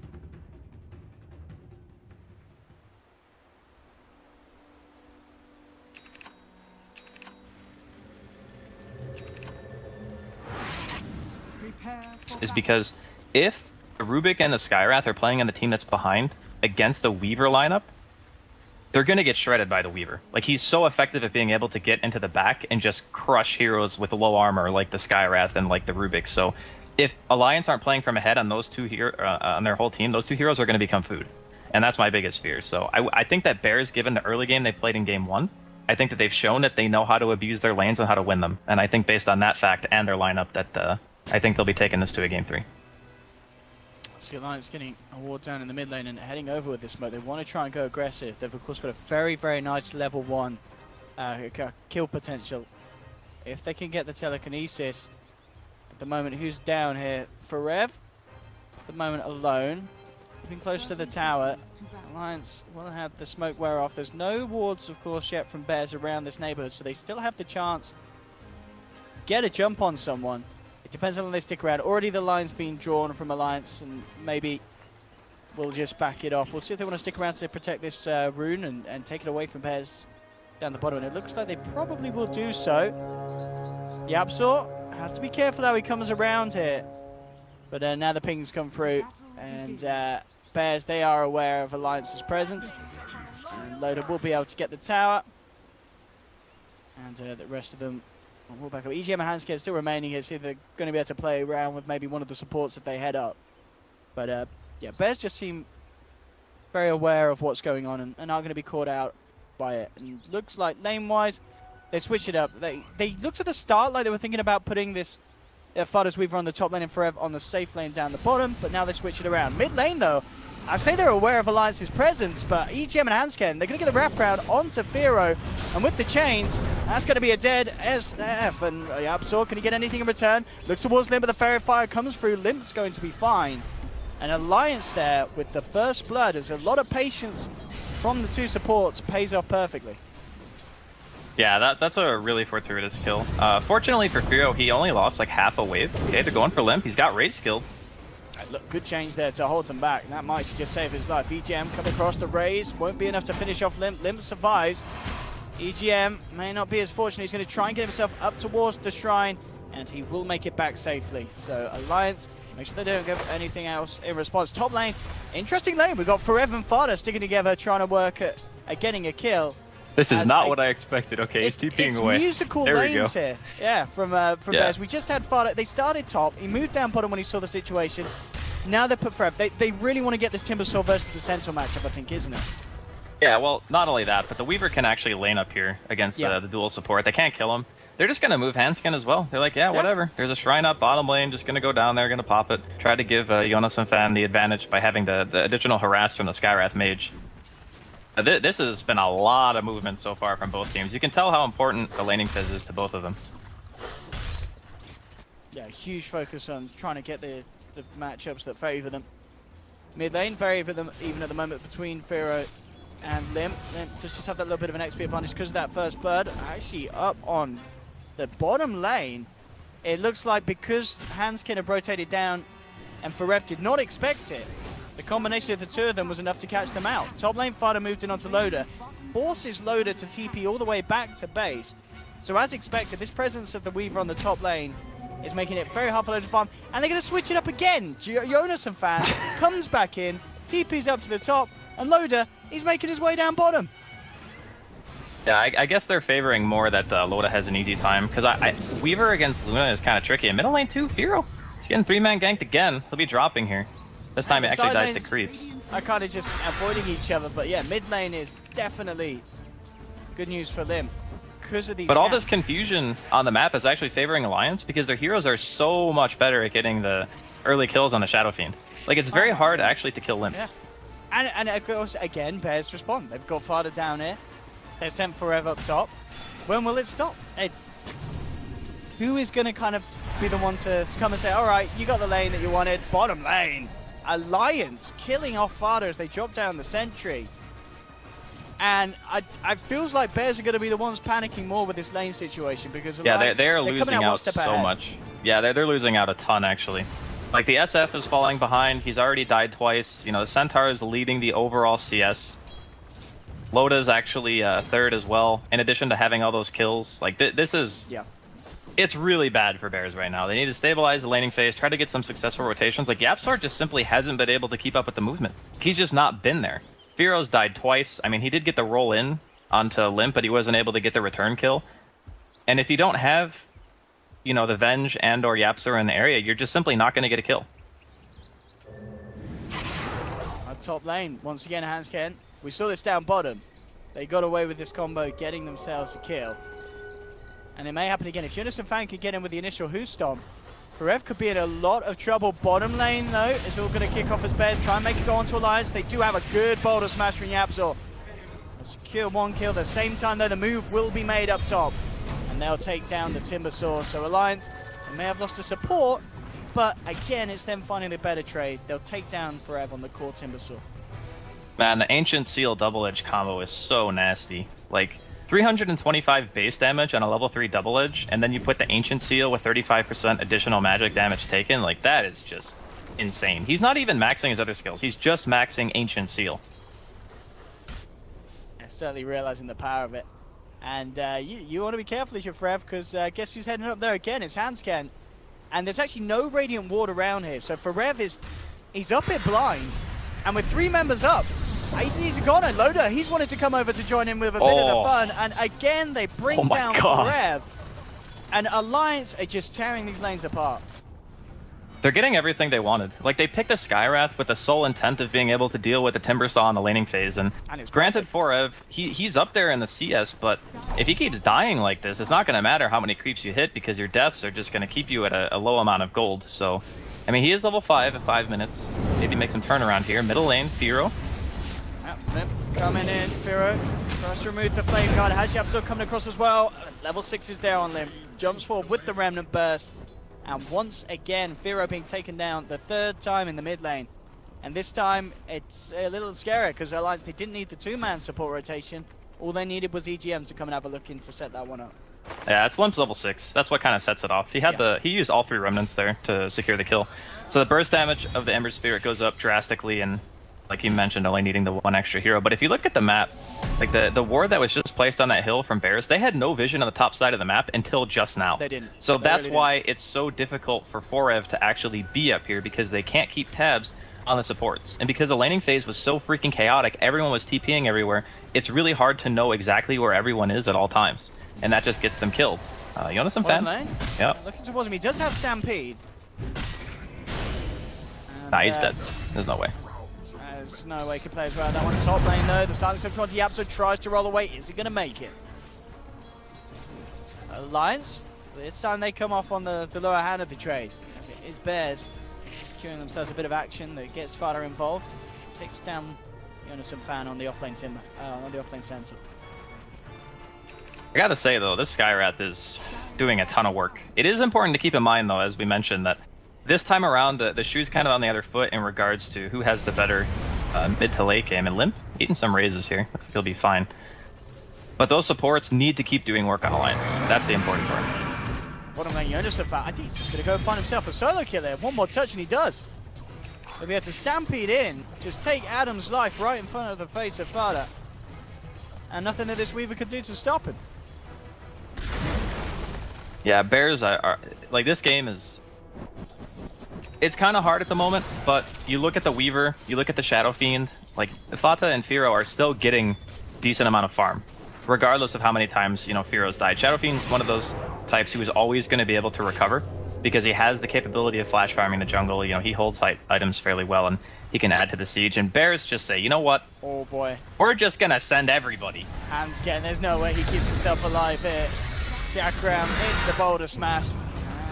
Try and duke it out and make them work for it, but no way he survives. Hanscan taken down by the smoke. Fada trying to move forward, seeing if they can get more, but they don't have Adam close enough to get a magic missile off, so Loda will be safe as he keeps himself away from the smoke gang. So they get a kill. They will try and transition it by the looks of it into a tier 1 push, but it is just a support falling for Alliance. And in fact, Alliance immediately coming back in, smoking up. They want to fight. Yeah, they got the courier as well, Bears, but yeah, they have Eclipse, so they want to try to make something happen here. Fada will come forward, and well, immediately he's dead. Going to be the Ancient Seal into the Eclipse. Fada, no chance to get his way out of that. They'll find one. They want to chase down more Limp. Jumps forward with the Remnant, has the chains onto Adam. Good boulder smash from Yapzor. Will hold back the rest, but there's the double Remnant once more forward again, and Limp with the Flame Guard and the right clicks claims a second life of Bears. Again, Alliance initially losing that one support, come back with a smoke, and instantly buy back on 2 and getting that value kill as well, bringing down Fata on the Weaver. As he went for a very ballsy move, Shikuchiing into the Skywrath. I mean, surely he knew it instantly Hanskin was going to react after he came out Shikuchi with the Ancient Seal. But I think Aloda was still smoked for a decent amount of time before he came out. Maybe he didn't notice until he threw the auto attack on a Hanskin. And then he's like, oh god, there's a Lune here, I'm just dead. I think that's probably how it went down, because originally, I think he just wanted to break the smoke and then run away. But then he saw one sky and didn't notice the Lune yet, because it was night vision, right? Like, Loda was standing really far back to a point where he might not have even seen him at all. I'm just guessing that the smoke broke a little bit late and maybe he didn't notice fast enough, but yeah. As soon as that happens, Ancient Seal into Eclipse, Dead Weaver, just an unfortunate circumstance for him. What am I Unison fan? Wrapping around. Forev has to be a little bit careful. As Hanskin is now in the neighborhood as well. Level 6 at the ready, of course. If they can stampede in and close the gap on someone, these two have got an awful amount of burst damage. Awful in the good sense, of course. Yeah, awful as in you're dead if you get caught. And here we're going to have a demonstration. Yamso comes up. He's got the shrine if he wants to use it to try and save himself. Doesn't matter. And it's not going to work. And it's not going to work whatsoever. That combo is actually disgusting. It's so much damage. Yeah, Scar Centaur, yeah. You could see why Alliance... I mean, it was their opening 2 picks, wasn't it? Yeah, well, they saw the Timber, I think. Yeah, the Timber was the first or second pick, but they had... Yeah, Bears had second pick, so they picked the Earth Spirit and the Timber together. Bears have to be careful how they hold this, because there's Eclipse in 10 seconds. Adam will swap back for Reb. I don't obviously have Stampede still on cooldown. Yeah, loaded with Eclipse. Alliance, I'm going to feel confident taking a fight if it comes around. Bears on the mid lane are trying to finish off this tier 1. It's very low. They should be able to. Well, actually, they're backing off. They're very scared, and that's going to mean Alliance should be able to get the deny in this tower. So a little bit of gold taken away there from the side of Bears. Top lane, Fada playing around with Jonas and Fan. Isn't going to have quite enough damage to bring down this boy. He has the completed hood. Jonas and Fan is pretty big at the moment. It's really important to keep in mind, though, like, even though there's a 9 kill advantage for Alliance, if you look at the golden XP, it's not really that impressive. Like, no towers have been taken from the side of Alliance. They haven't been able to get any of the map control, whereas Bears, they've taken mid, they've taken the safe lane tier 1, and it's 11 minutes in, and that's with them being 9 kills behind. So when I was saying, like, kind of the shoe on the other foot, it's Alliance need to kind of keep up this consistent pressure and try to snowball that into towers and map control. That's how they're going to win the game. If they let the Weaver and the Shadow Fiend just continue to farm, there's going to come a point where it's really tough to fight. And Foreb, I'm not really sure what the game plan was with that TP. Kind of just TP'd into death. Yeah, he was hanging around there, and I mean, Loda, he literally, with the Helm of the Dot, he just waltzed the Centaur up to the Timber. And then, of course, the Lucent Beam just allowed the Hoostomp to connect, and once again, just the Ancient Seal burst that allows Alliance to succeed means that this Timber, it's a bit of a sad Timber, died 4 times so far this game. He's well and truly been dealt with in terms of draft and in terms of the way that Alliance are playing. Yeah. Did he actually TP in, by the way, or was he just standing there? Yeah, I think he was hanging around. He was already there. Okay. Yeah, okay. I thought he TP'd because I saw Adam and Yapso TP to the tier 2, and I just figured they were going to try to defend the tier 1. But... Yeah, his TP's not on cooldown. Yeah, he was just sitting down on that bottom lane. Okay. Alright, so yeah, just getting caught out. That should be a tower, I think. Let's see. Yeah, does for sure, this tier 1's so low. Sphero want to TP? Well, the thing is, they expended Eclipse. So even if they take the tower, Bears might still want to try to do something, but Fata doesn't have a TP. So the Shadow Fiend has a TP. They saw the Centaur showing on top a second ago because he just killed the creep wave and there's a ward there. So they might try to do something. Yeah, so it could be hard for them to get the catch on. Yep, so indeed they are absolutely going to try it. Bang on. Can they get the catch? They'll look towards the Sky. Bottom Smash gets this Rubik, but there's your Stampede, and it's a good spell. Yeah, not bad. Pretty nice at saving your teammates' backsides when you're on the other side of the map, farming a Blink Dagger. Yeah, the roll, if it hit, I think they probably would have gotten the kill regardless. Oh no, Adam, you are not a, oh my god, the damage. Rest in peace. Ancient Seal, boys. Even the Fade Bolt, like Ancient Seal Fade Bolt is still 320 base damage, right? Like that's just nuts. He's got, especially with the magic missile, Ancient Seal magic. Pharaoh, does he want to demonstrate how quickly you can die? Do this magic power? Is he going to survive it? It looks like they have to follow a burst. Hanskin's actually out of mana. That's what will do it here and allow Pharaoh to live. He does end up losing a couple of infused raindrop charges, but he survives. And I want to say that infused raindrop very close to pretty much saving him there. And yeah, just actually, that Hanskin didn't have mana for the ult, because that would have ripped him to pieces. Yeah, he had 2 charges used there, so he would have been quite a bit lower.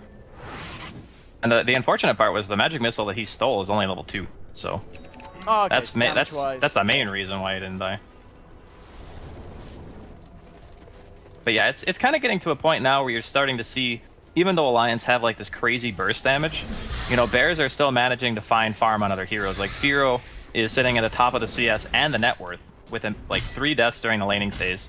And then Fata is pretty much neck and neck with the Weaver, and the Timber is just a little bit behind on the net worth scale. But, you know, Forev on that with the Hood now purchased, he'll be a lot tankier to the magical burst damage that they have. And that's one of the other reasons, too, why I was mentioning, as we see the smoke up here from Alliance, that their lineup is very heavily predicated around that one thing. So when your magic damage stops working because Pipe and BKBs come out, your team starts to feel a lot more difficult to execute in these fights. So they need to keep up the pressure, which they're trying right now. With this warder, they spot Fear out. Are you ready to see some Bale, Ancient Seal action? Here we go. My Goodbye, God. Sir. Goodbye, sir. I mean, if Alliance have the vision and can move around like that, there's just no hope for the Shadow Fiend in terms of playing around it. These smokes are going to get a kill every time that they move into the jungle. In top lane, you see Alliance using this Stampede to try and disengage, get away from Forever and Yapzor, and they'll be able to do exactly that. Pretty key for Jonas and Fan as well. Very close to the Blink Dagger, less than 100 gold, so absolutely crucial that he didn't go down there. And he will get that Blink Dagger very shortly. Yeah, he even bought the Hood beforehand, so he's feeling pretty confident. Yep. When you're having a good start, you typically want to make the Hood first on the Centaur, because it's kind of a flash farm item. Sounds really weird to say, but you want to spam Double Edge as much as humanly possible. So having the regen and the magic resistance allows you to just, you know, farm the woods, push the lanes faster, and you're not sitting at like 20% health because you're not taking so much damage from your own abilities. So it's kind of like the greedier choice, but in this case, given the fact that he'll probably eventually make it into a pipe, I think it's definitely worth it, because you kind of want it against the Earth Spirit and the Shadow Fiend Requiem anyway. So it's a really nice build for him this game. Jonas and Fan, getting up towards the top. TP out from Forev. Yapzor remaining in the tree line. So, Alliance, how's Loader doing in terms of farm? Well, how much of the BKB has he got done at the moment? It's oh no, Dragonlance. Yeah, it's not BKB. Dragonlance first. I would actually like to see Alliance put on a little bit more pressure right now. I mean, I know it's difficult because they just got de-warded deep in the jungle, so they only really have one ward at the moment.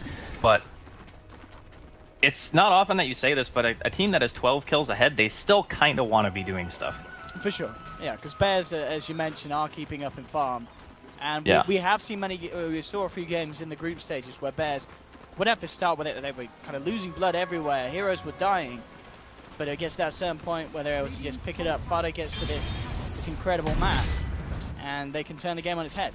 There's absolutely every chance that could happen this time round. And they've certainly got the farm built up that's going to leave them the chance to do that. Man, Limp is walking the fine line here. They might go for a swap play. Nicely done. Instantly executing the Ember Spirit. At the same time, Alliance will just look to try and get something in return.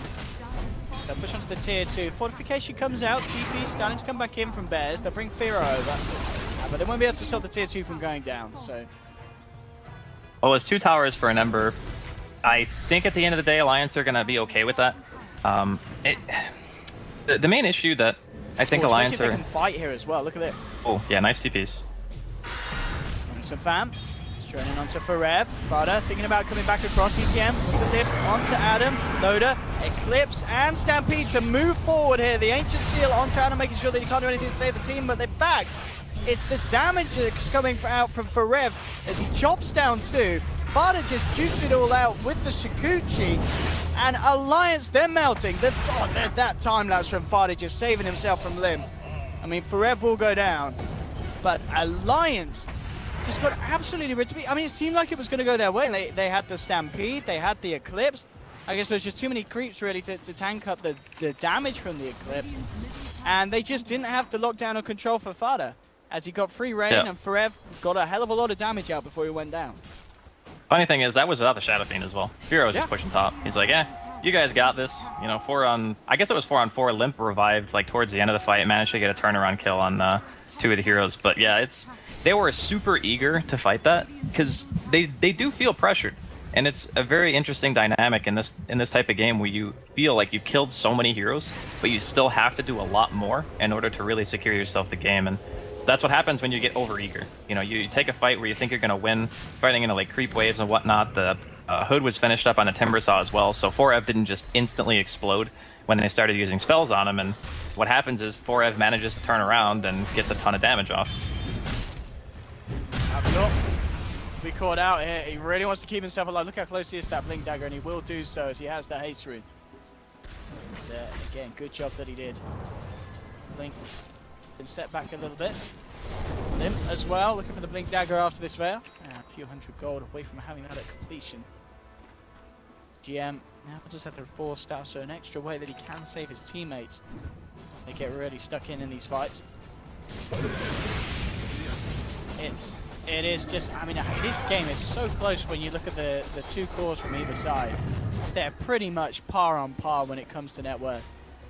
Yeah, but Bears actually, in the experience department at least, pulled ahead after that fight, and the gold difference is basically nothing. So, given all the stuff that Alliance have done this game, and like the crazy laning phase where everyone was TPing around, getting all those kills, it's still not enough. Like, they need to get like a core item up on the Luna. Maybe he goes for the Manta and finishes that. Maybe he goes for the BKB, whatever the choice. They need something big that's going to tip the scales in their favor so they can start actually pushing down lanes. Because that Weaver, he's got a Deso finish now. He's going. You know, he's going to be able to pick off just like a hand scan on the back lines if they don't get the jump on him. Yeah, it's getting to that point where the supports are going to start to become food. Like if he can't steal Shikuchi, like EGM, he's going to die to Fata like every fight.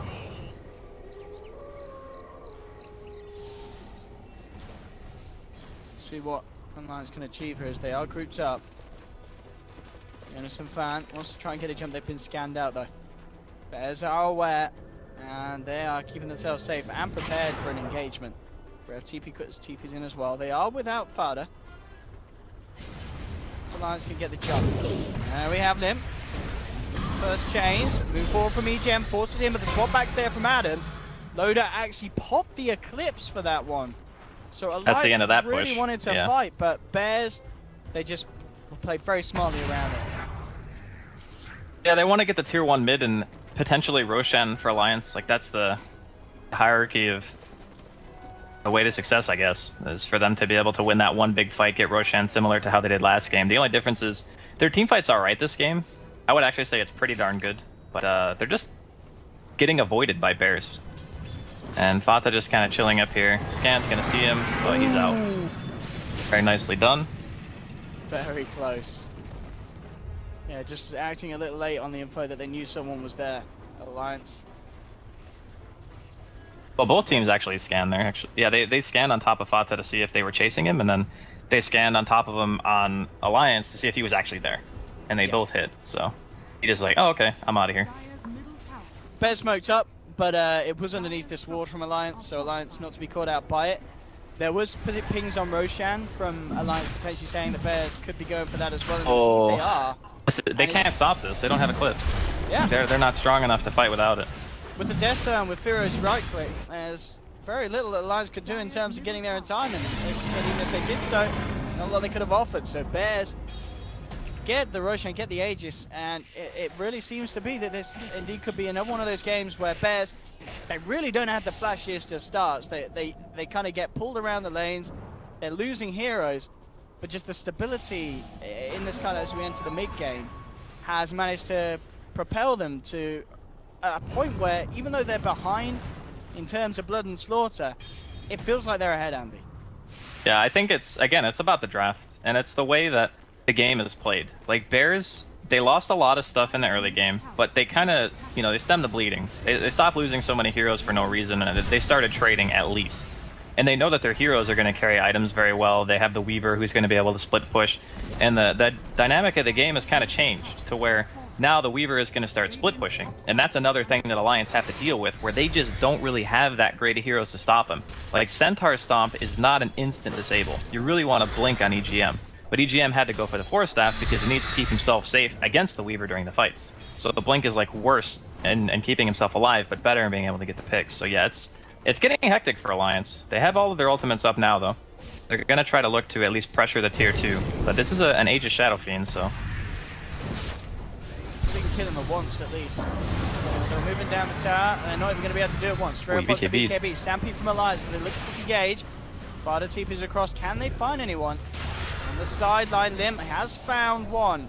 Spirit falling low, but Breb with the pipe keeps him alive. The damage over from Fada as they focus towards EGM, but EGM does get the Shikuchi still. Looks like he should be able to juke this one out. Lim jumping back to safety as well.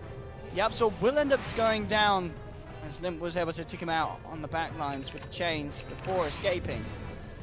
So Alliance do get themselves one kill and don't end up losing anything themselves there, as Firo does use that first BKB charge. Yeah, ended up working out. I was kind of skeptical at first when I saw him BKB because I just assumed that Bears were going to back him up. You know, they're going to fight that, save the BKB for the full life, etc., get the Requiem off. But popping it and not losing the Aegis ended up being the better play because now he's going to have BKB and Aegis again. And instead of having just the BKB and no Aegis, it'll be a stronger fight from the side of Bears the next time Alliance want to try to walk in. EGM. So with that Shikuchi could be nice for setting something up. It's a spell that he needs. He like actually, if he steals anything else, he's gonna die to the Weaver. And they will find the Vengeful Spirit. They'll be pretty bursted down as well. In fact, on the same time, they find the chase down onto Poreb. They'll stampede, control and bring him down. But with the root, they certainly can. They'll pick up a second Alliance. Nice little movement, nice little setup there next to the Shikuchi Rubik. But again, Bears making sure that they continue to find something elsewhere on the map. Fada and Firo, 12k net worth, both ahead of the Ember Spirit and just slightly behind Lotus Luna. The crazy part to me about this whole game is the fact that the tier 1 mid on Bears is still alive. Like, how is that tower actually alive? Felt like they could have just immediately walked down mid after they got those 2 picks and just taken that tower. That thing is so important, especially for Roshan. Just how much map control it gives Bears, being able to quick react from 2 different angles, get to your side of the map that much faster. Like, that tower has massive implications, but you can see how scared Alliance are playing. They get 2 kills and don't pressure a tier 1. Like, that's... They are feeling it. They want this tier 2 bottom. They keep coming down here, but you're right. It's a little peculiar that they're just ignoring the mid lane for now. And at the same time, Bears are finding the trades, and they're getting it quicker. Yeah, well, they have the better tower hitters at this point. Like in the beginning of the game, I'd say the Luna team probably has the advantage in pushing just because Lunar Blessing is just so strong if all your heroes are around. But, you know, you get the Deso on Fata, Firos finishes his Butterfly soon. The amount of physical damage of those 2 heroes alone is more than enough to compensate for your 38 bonus damage on a couple of heroes. So yeah, it's going to get to a stage where Alliance are having to fight on multiple fronts, whereas Bears, you know, they can sit back, they can just keep getting items. Because Aluna is not going to be able to deal with a Weaver during the late game. Might even have a hard enough time dealing with Shadow Fiend. So that's where the Skywrath and the Rubik supports kind of become a liability. Because those heroes are very, very limited in what they can do when BKBs are out on the field. They kind of just have to sit in the back and wait for the BKBs to wear off before they can even show their face. Otherwise, they're just food. Bears now getting confidence to come up to the high ground will force Alliance to back up and hold the defense here on this top lane. Innocent Fan will be looking for having that Aghanims complete, but he's still away from that. So that will certainly help in these fights. Again, it's kind of especially they can time it around the Requiem, the Magnetize, the big committals of the ults from Bears.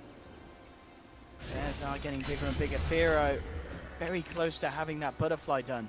And when you look over towards the side of Alliance, you're not going to have an MKB anytime soon on Loader. So the evasion will be pretty huge indeed. Butterfly and BKB. When he's got that, he's going to be perfect for kind of putting on the front lines alongside that Weaver and taking down towers and breaking high ground. Yeah, that's another one of the shortcomings of Luna, is when you're getting sieged, it's really difficult for her because she can't really get that close. And oh, here we go. Straight in onto Hansken, and as expected, just the physical damage from Fada takes him apart. You can get anything more. Trying to move the Centaur forward, see if they can get a Who Stomp, but Alliance quickly out of there. Again, one man down, and nothing that Alliance can really do to react to those sort of plays from Bears. If Bears get their hands on Hansken, on EGM, they'll just easily be able to take them down before anything can be done in terms of hopes of getting kills in return. Yeah, at this point, it's a mobility problem that Alliance are suffering from the most. Like, their heroes, except for the Ember, just are very limited in how much they can move around the map. And I mean, they do have a decent amount of wave clear, obviously the Luna with the glaives, etc. But the issue is kind of that they feel extremely unsafe. Like, they're having to stick together with their cores. They're not really effectively farming a ton of the map. Whereas Fata and Firo are both just like, yep, we got BKBs. You literally cannot kill us. They have to burst the hero before the BKB is popped, or they're not getting the kill. Yep. And as you said that, we saw them try and do that as they jumped in with a Who Stomp, but of course Firo had the ample time to get the BKB off. And he doesn't lose a single slice of health. And they're getting ratted at the same time, so. Yeah, they're going to lose for it, but as you said, this is all part of the plan for Bears. They're like, right, you keep the busy down bottom. We do not want to lose this tier 3. I don't think they've got any option. Boulder Smash onto Limb, into the silence. They'll pop the Fortification Alliance. They'll lose this tier 3 there. I'm going to go for the race down bottom, though. Loader and Jonas and Fan up to the high ground. And now the TP start to come back. So Alliance, even though they did lose the tier 3 top, they managed to find the one in return bottom. So they will get the trade. And Pat, okay. Fan want to try and fight this EGM. Oh my goodness, Rubik's out. They do get Venge in return, but this damage from Fada is just too much. Triple kill for this Weaver. And as we're saying, I don't know how Alliance can deal with this. With that BKB, with the Deso and the Diffusal, he just rips heroes apart. And there is nothing that they can do apart from hope to stampede and run the hell out of there. But it's a Weaver. He's going to Shikuchi, he'll chase you down and he'll take you down. The thing too is he's actually itemizing, expecting that the supports are going to buy Ghost Scepters because he already has a Diffusal Blade. So he's already made the conscious decision to say, okay, I'm not going to go for like the necessarily super hard carry build. I'm going to go for the build that lets me do my job, which is two-shot the supports. And every time that happens in a team fight, Alliance, you can't fight 3v5. It doesn't matter how farmed your Luna is, it doesn't matter how farmed your Ember is, you just simply cannot stick around if Hansken and EGM are just getting blown up at the start of the fight. You need the extra damage and the control from those two heroes. So this is kind of the biggest concern that I had for picking the Rubik Skywrath together, is that even though it seemed so strong in the beginning of the game, because of how many kills they were getting, there comes a point when push comes to shove that you have to be able to get enough map control to make that matter. And unfortunately for Alliance, they might be losing Hansken again. Boulder's gonna miss. He's gonna go for TP out, but the damage is too much. Fada picks up another. And with the Aegis, Butterfly BKB on Firo, they're ready to go. And I think Alliance, they've got to be considering what options they have in terms of defense, but it's going to be hard for them to find any. It's a Fan. So onto Firo, immediately yaps up with the response. Boulder Smash. Firo turns towards the center, tries to bring him down. Not quite enough damage. He'll be swapped back in. But still, he's going to be fine. That Rubik a little less so. Spada rips through to the back lines, takes down the Rubik. Aegis will be popped. There'll be a buyback from EGM, but Bears, they'll pop the BKB on Shadow Fiend. No messing as they take down the top full set of racks and get themselves out. They get what they came for. Right. Oh, Rubik actually got Requiem. That's something at least. They can find the setup to use it. I mean, if he doesn't die in 2 hits, yeah, he might be able to get it off. That's the main problem, yeah. Yeah, this is a classic, what we would call all-in strategy from Alliance. Like, they're all in on this super crazy early game, high magic damage burst, just get these kills, you know, keep killing, keep killing, keep killing. And then you look at the mid tower that's still alive at 32 minutes on Bears and you go, okay, so you got like a ton of kills, but you didn't actually kill the mid tier 1 tower. Nope. So when you have heroes that are going to buy BKB, and they deal physical damage, and it's very hard to itemize against them because just the nature of your heroes having no escapes, you just don't scale. Like, your heroes do not scale as well as bears. And, I mean, Forev died a ton, Firo died a ton, Fata even died a few times. Doesn't matter. Gotta kill all the towers, gotta get Roshan, gotta win the game.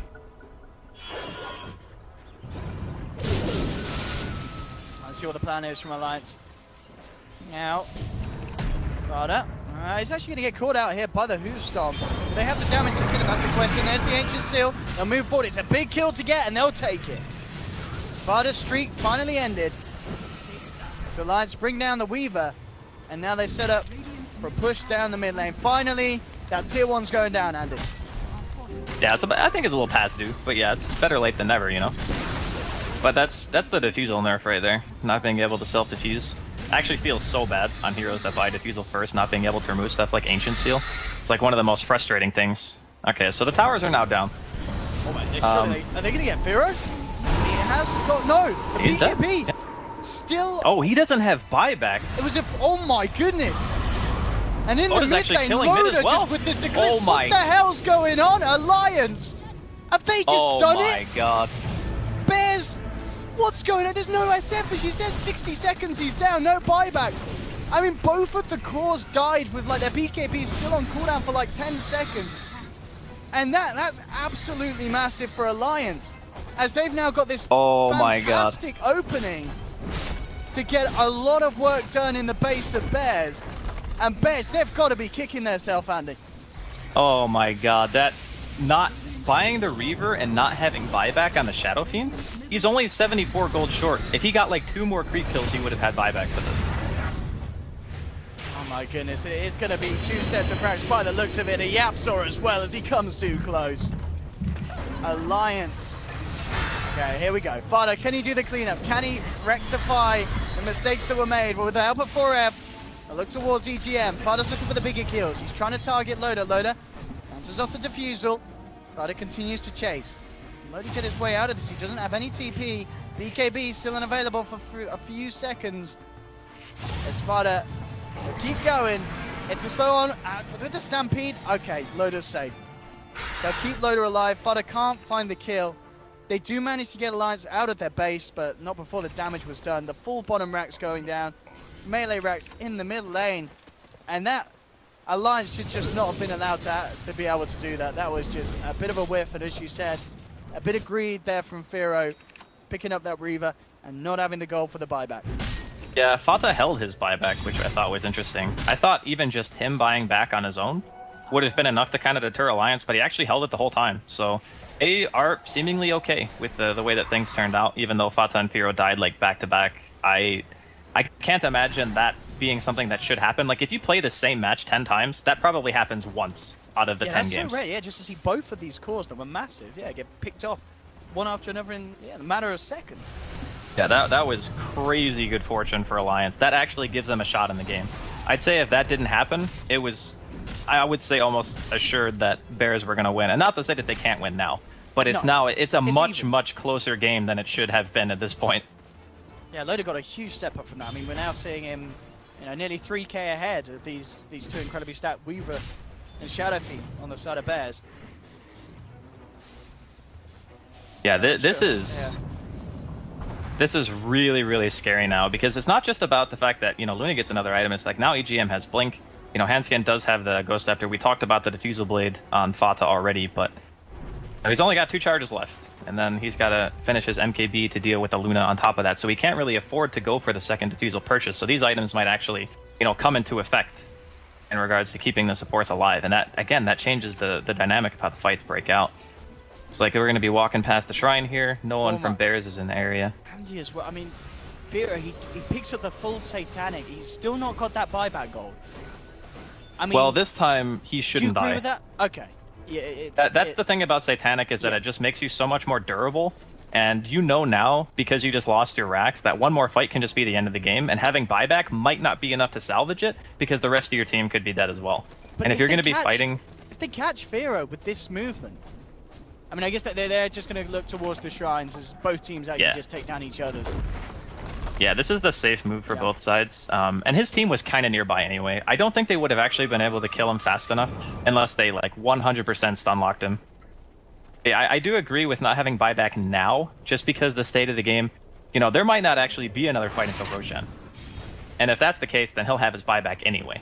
And if they were going to be fighting, if they were going to be fighting at Roshan and he didn't have buyback, then it still makes sense because that's the all-in. That's the where you have to win the fight, and having the item makes you win the fight. Dire's bottom tower is under attack. I'll see what the plan is next. Bottom lane, yep, so give a bit of pressure around there. The rest of Bears backing up, grouping together. MKB is complete, of course, on Fada. Very nice to have, with Loda having that butterfly in hand.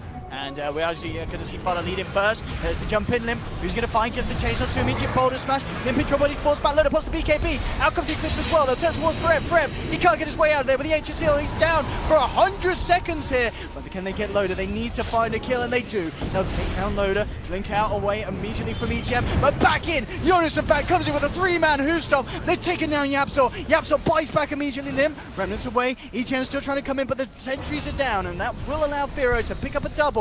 Now turns his attention towards Hansken. Hansken trying to get himself back out. Limp looking to poke back in it again. Jonas and Fan comes in with the stomp, catches out both. He's taken down the Vengeful Spirit. The change is there from Limp. He's still playing around with the idea of going back in, but Limp's so low on mana and health.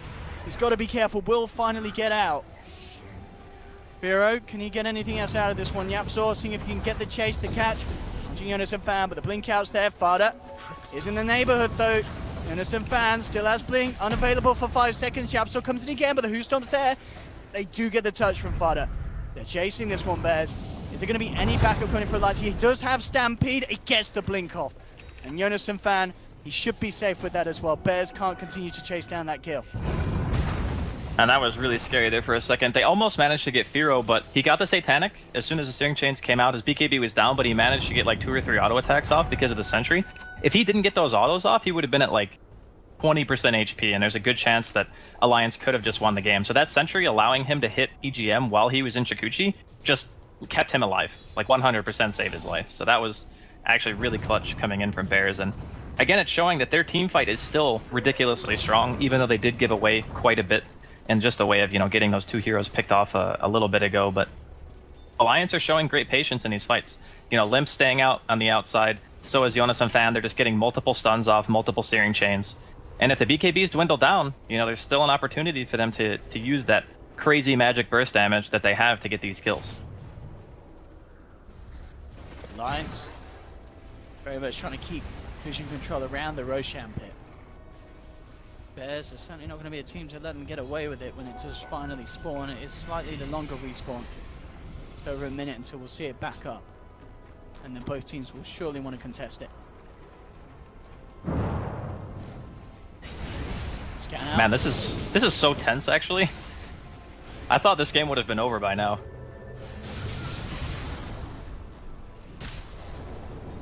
Kind of shout out to Bears really for giving it the chance to be a bit more even.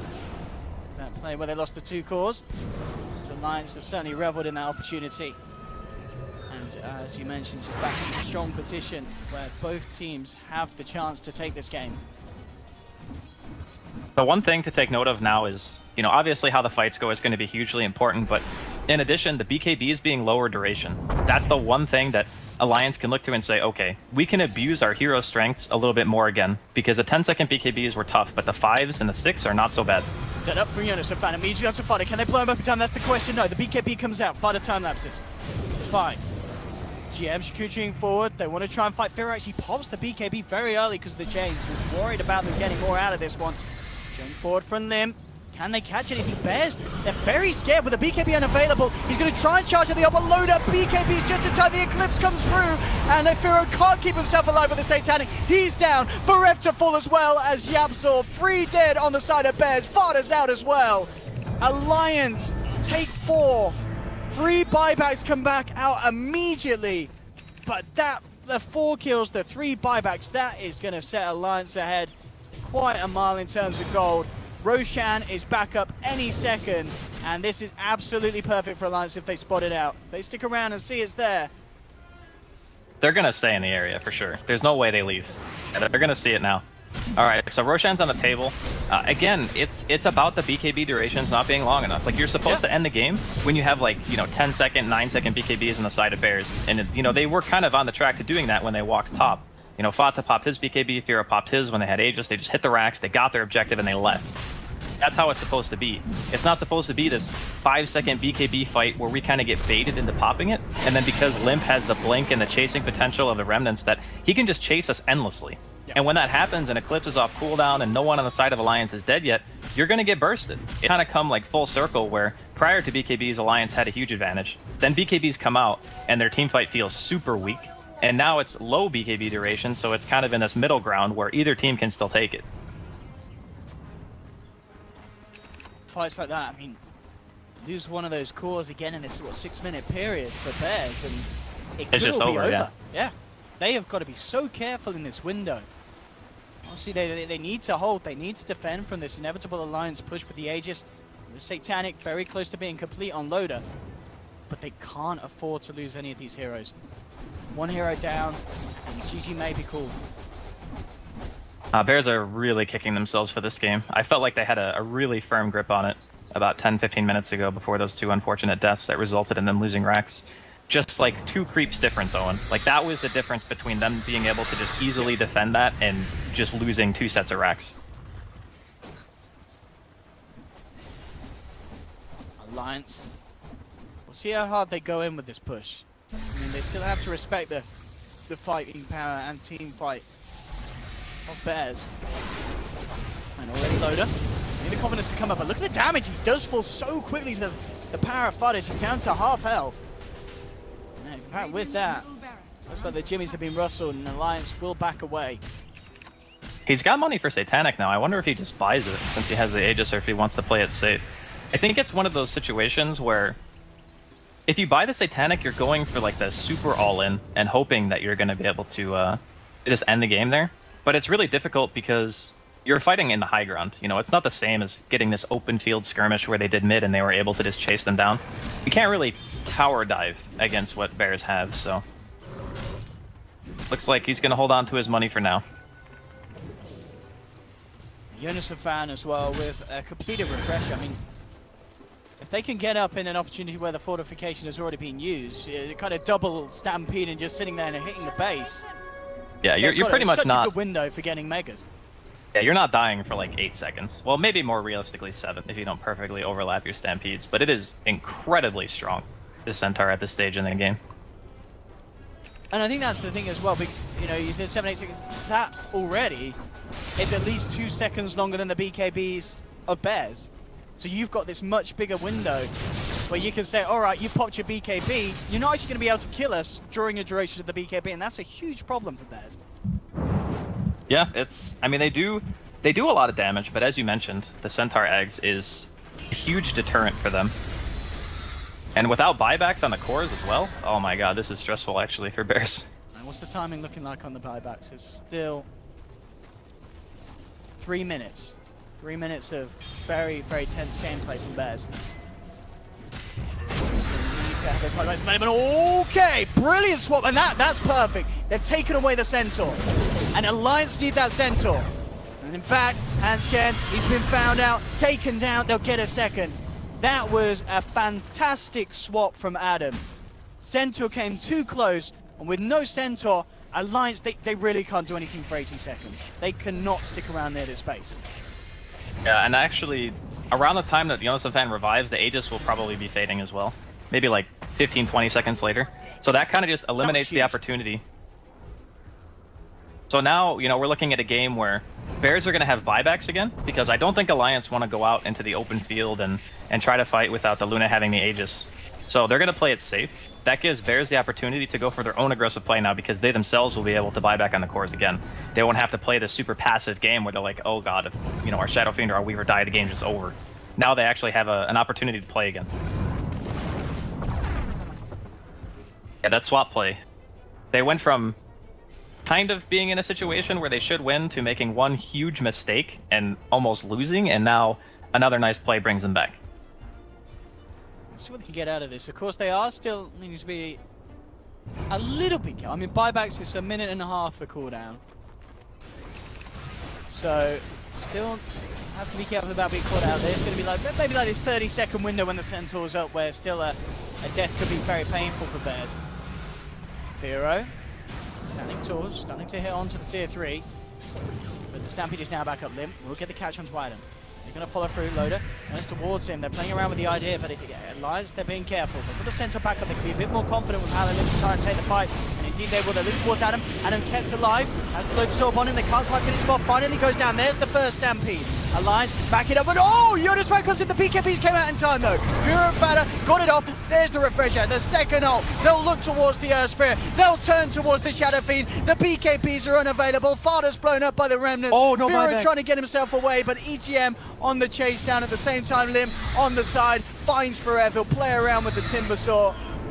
Can he actually finish it off? I mean, he's making him work for it, Forever, with this pipe. Loads doesn't search, but EGM jumps in. They'll secure the kill, and Alliance now with this opportunity was the buyback. The buybacks are coming back soon. It's just under 30 seconds, but Alliance, they're almost certainly still going to have the time to do a lot of damage. There's no creeps, but hey, who cares about backdoor regen when you've got the amount of damage that Loader has? Buyback from Yapzor. I think Bears will still have another chance to hold, but it's getting harder and harder for them. This game is slipping through their fingers. I mean, the only saving grace, like you mentioned, is the fact that they just don't have creeps in the base. It's taking a long time. Spira like this, straight in, and the swamp will be there from Adam. Jonas Van jumps forward. There's the buyback from Fada. Can Bears hold? Stampede comes out from Jonas Van, gets himself out of the base. EGM's left behind. Firo pops the Requiem. They've taken down the Rubik, and they will hold on to the racks. Got everyone apart from the Timbersaw back up. Timbersaw, Forever holding on to that buyback. But of course, as we saw again, another bit of the game where Weaver had to use that buyback. 6.5 minutes where he cannot afford to go down. They do still have that buyback available on Firo. But it's getting scary. They went for that push and fight in the mid lane, and we're just seeing the power of the double Stampede. It allows them to get in on the fight, and it outdoes the duration and effectiveness of the BKBs of Bet. Yeah, that's the biggest issue. Again, like their timing, or power spike if you want to call it that, whatever, is 10 and 9 second BKBs, not 5. Like, the Ember is very elusive in the fights, and Limp is doing a fantastic job of kind of keeping them in the area, hitting multiple searing chains on the supports, forcing the cores to stick around, because you just don't want to sacrifice your heroes, right? Like, sometimes you have to, but if you can help it, you want to sit around and fight and help. But the biggest issue that they're running into is the fights are going on so long that Alliance are able to come full circle with their draft and just abuse the just sheer amount of magical damage they have to be able to secure these late game kills. And as you already mentioned, the double Stampede, keeping people alive and healthy during the fights, it never should have gotten to this point for Bears, but now they've kind of, they've put themselves in this position kind of on their own merits, and it's them kind of struggling to end it here.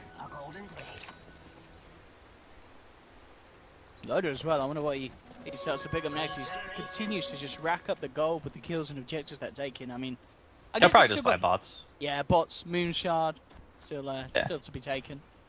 I don't think he really replaces anything. Maybe he gets maybe he gets rid of Pike for like MKB, but I don't even know if he needs that, honestly. It's not about him really hitting heroes at this stage. I think it's more about just being able to kill the base. It's MKB now done for Firo, so they do have that extra bit of a chance to bring down Loader. But again, as we keep saying, I just don't see how they have the time or control, unless they do what they did before and get rid of Jonas and Fan. That's really what they need to do. Yeah, they can do that. Jonas and Fan does have buyback, so you may kill him, but if you realize the team's in danger, he'll just buy back and Stampede, and you just can't kill them unless they get a good jump. Alliance moving forward. With the blink, the slide out is almost certainly still there. No, is he going to survive? Yeah, with the Stampede, the damage reduction. Fada's trying to chase him and will get the kill, but in return, Fada puts himself in a bad place. Timelapse is back. Firo Requiems, but there's no one really too close to the side of Alliance. Loader moving forward with the BKB, and now the Eclipse. They'll take down Adam. They'll surround Firo. Firo's down. He has no buyback available. As Alliance, they'll move forward for more. They continue to chase. Buyback say, it's not that he doesn't even have it on cooldown. Firo actually, what did he bring? He went full in on the MKB, so he doesn't have the gold for buyback yet again, Andy. I think it's not as big of a deal this time, just because they're kind of, they've already made their bets, I think, by the mistakes that they made during the mid game. But Fata getting super low here, super long searing chains. Is he actually dead? Oh my god, he is. He's actually dead to that. That's it. Game. I mean, that absolutely is. There's no way the Bears can come back for something like that. Alliance have done it here in this series, 2-0. I mean, The game, it felt like a close game, but it also felt like a game where the mistakes of Bears were punished so hard by Alliance. And my goodness indeed, Alliance there, as I said, they had a fantastic day on day 1, day 2, a little iffy, day 3 here.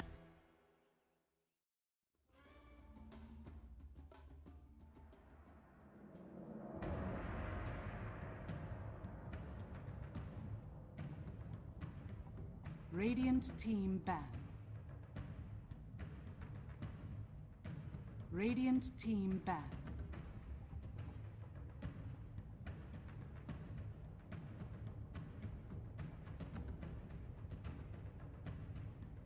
Navi's turn to ban.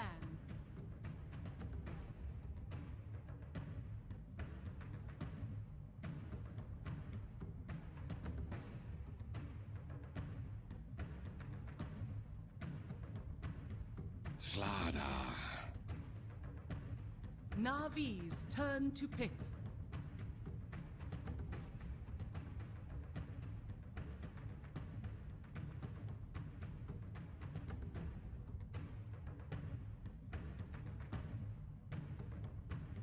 Ten seconds remaining.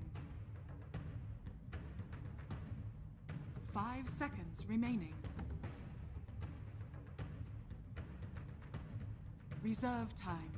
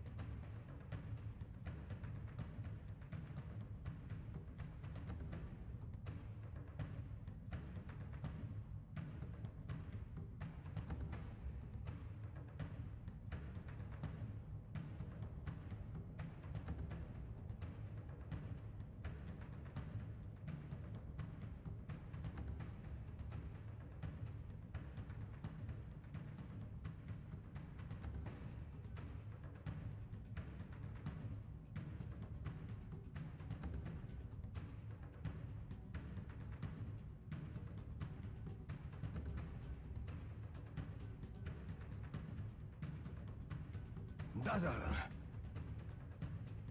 Navi's turn to pick.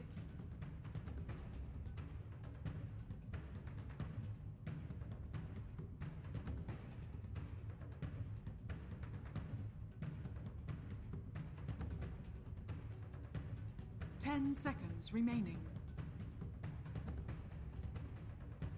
5 seconds remaining. Sand King.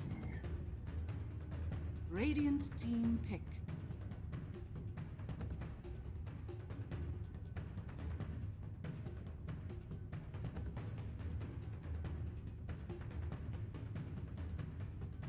Dark Seer. Navi's turn to ban.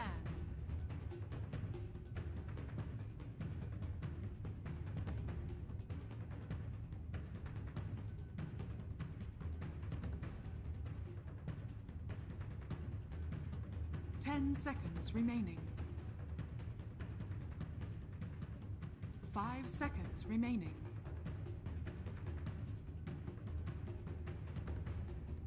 Reserve time.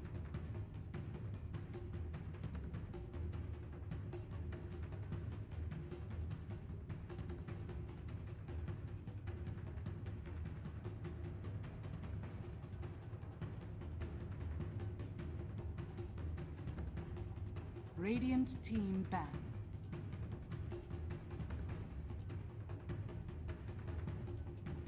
Navi's turn to ban.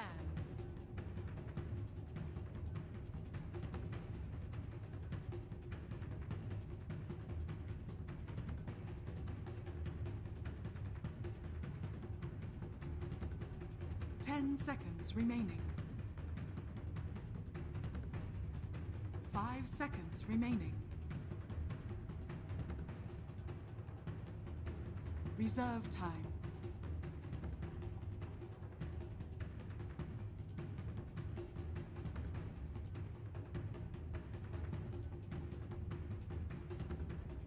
Radiant team ban.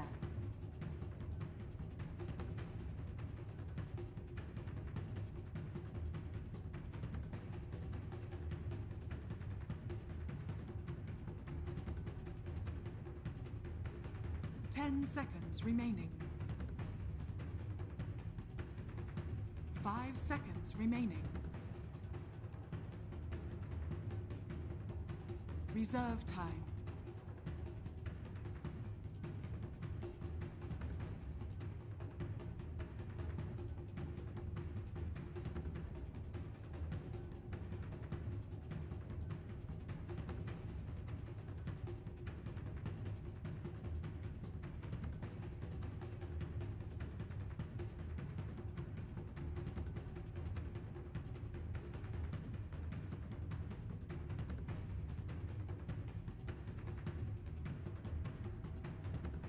Navi's turn to pick.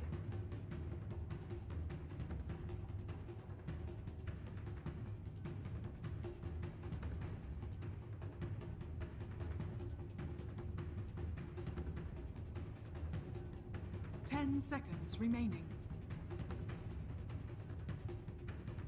5 seconds remaining. Reserve time.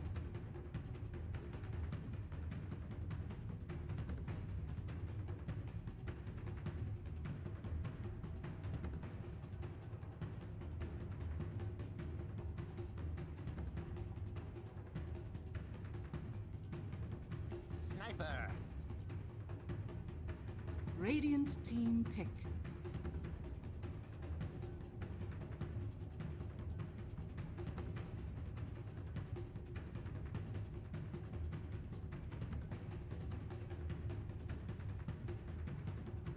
Ten seconds remaining.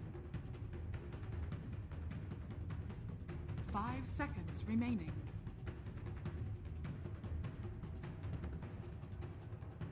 Reserve time.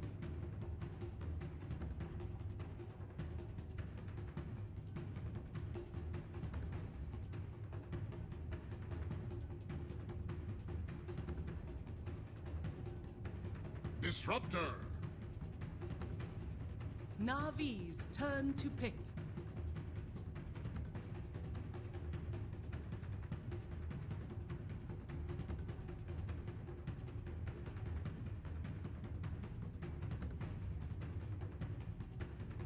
Ten seconds remaining. 5 seconds remaining. Reserve time. 10 seconds remaining. Luna. Radiant team pick.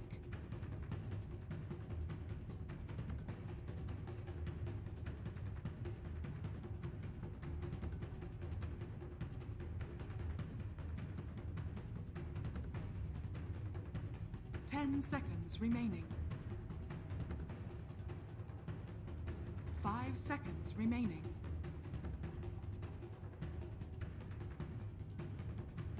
Reserve time.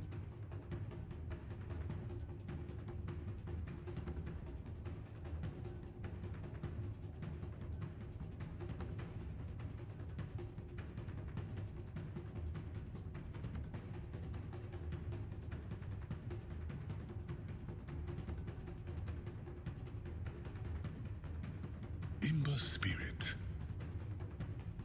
Navi's turn to ban.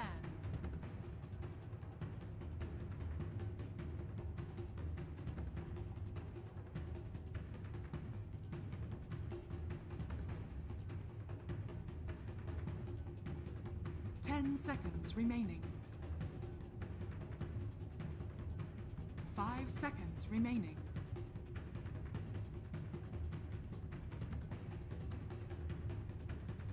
Radiant team ban.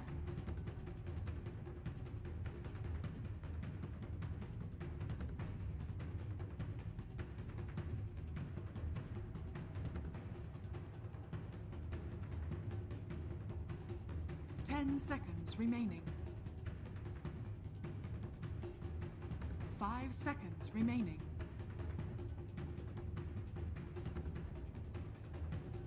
Reserve time.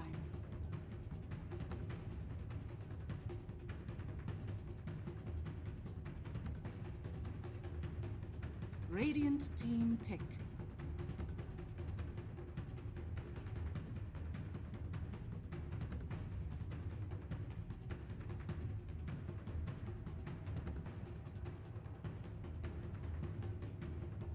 Ten seconds remaining. 5 seconds remaining. Reserve time.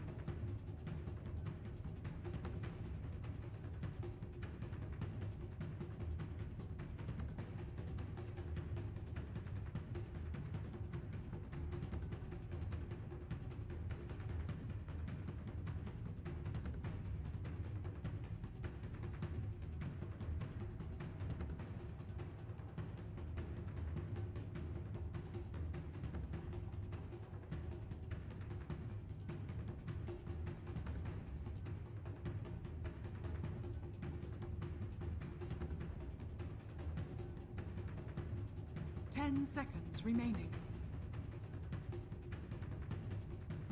5 seconds remaining. Gyrocopter! Navi's turn to pick.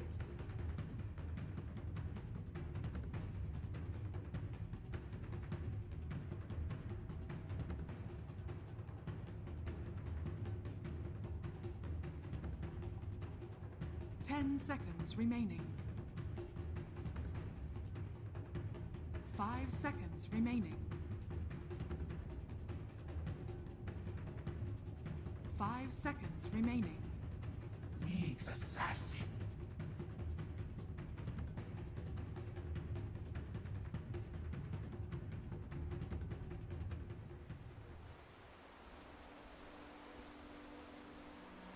Fights, and that's where the next pick comes to play. Alright, VP immediately smoking, TPing out. Solo to the mid lane, looks like he'll be planting down a ward near the tower. And as for Armen on the Sand King, he will also be dropping an off-lane ward of his own. So they're going to start him on that side of the map. Has the boots picked up early? Looks like we might see a bit of roaming from Armen and potentially a tri-lane. It could be fine with the Luna. I mean, that's one of the benefits of having Luna picked up as your carry is it does open you up to go for these aggressive tri-lane lanes, and Dazzle great for it as well. You've got the sustain for 3 heroes and aggro tri-lanes with a shrine right next to your lane. Pretty fantastic as well. You win your lane, you spam your spells, you back up, shrine up, and go again. So Gyrocopter traditionally was one of the better carries to have in tri-lane versus tri-lane scenarios, but his Rocket Barrage has been nerfed so much over time that until you get it like level 3, level 4, it's pretty lackluster in lane and doesn't really help you out enough against a tri-lane. So even if it's not a full-on aggro tri, I imagine Iron Man will start bottom and then roam towards mid once the lane's been won. There's a lot of potential for Navi to do well in the laning stage.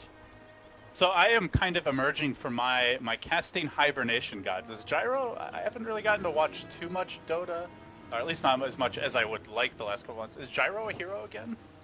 As of the last 2 to 3 days, yes. He's actually I was picked. like, I don't think I've seen him at any of. I've seen some of the recent lands. I didn't see him in the Gyro thing.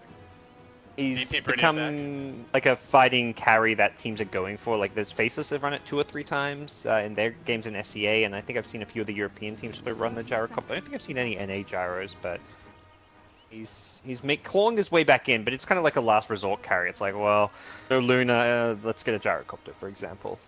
Like Gotcha, it's always the last resort carry option. Yeah, it's like it's the poor man's team fight carry, so to speak.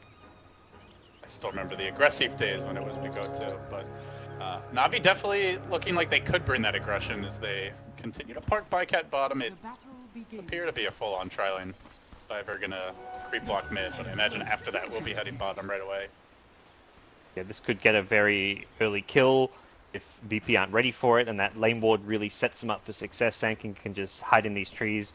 Is Slider in the bottom lane? So I think Lil recognizes this aggressive tri-lane threat.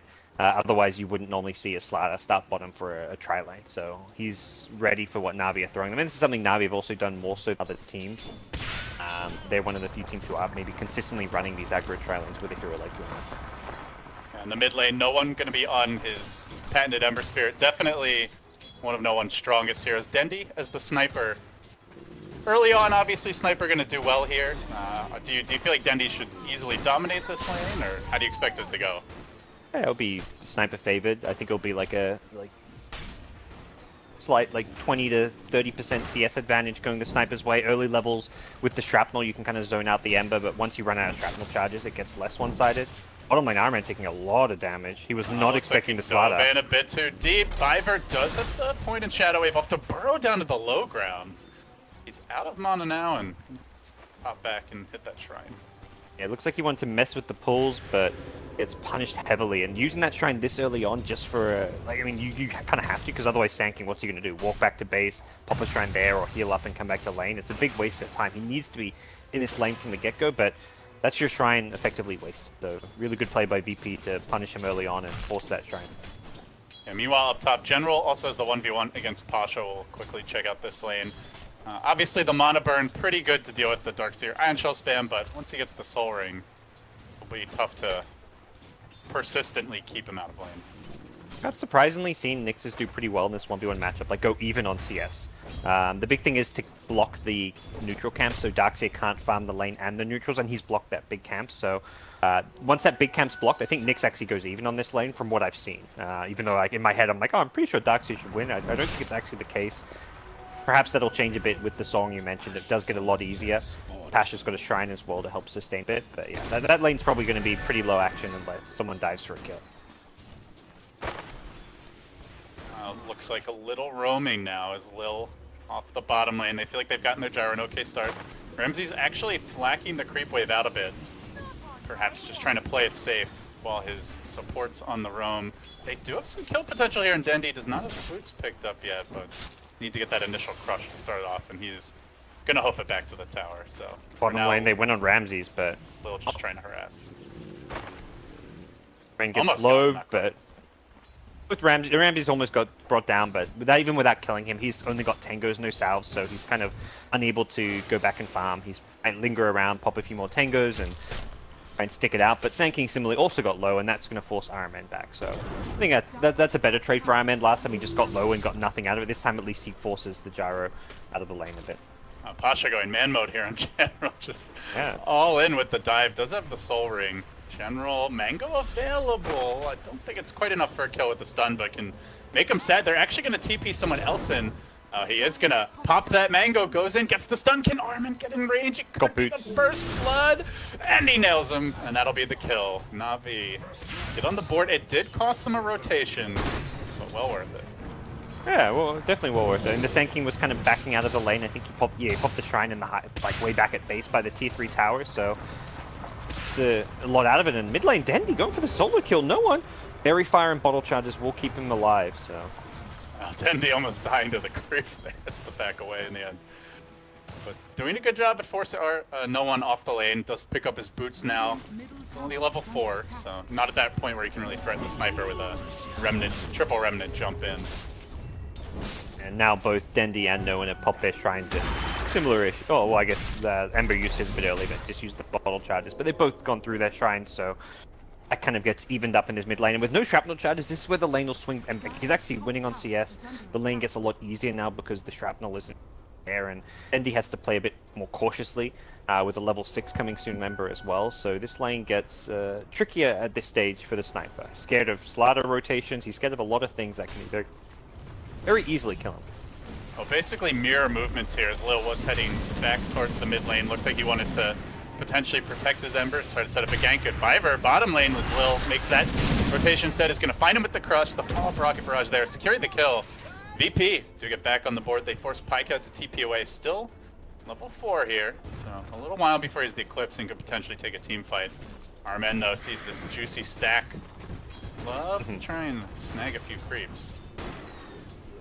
Dewatered the lane as well. They got that just at the end of their sentry duration, so they deny some of that needed VP vision down here if they want to maintain this 3v3 lane. It's pretty hard to do so without that ward, and he's just trying to secure the stack you mentioned. Iron Man leeches a little bit of experience here and there, but that's going to be about it.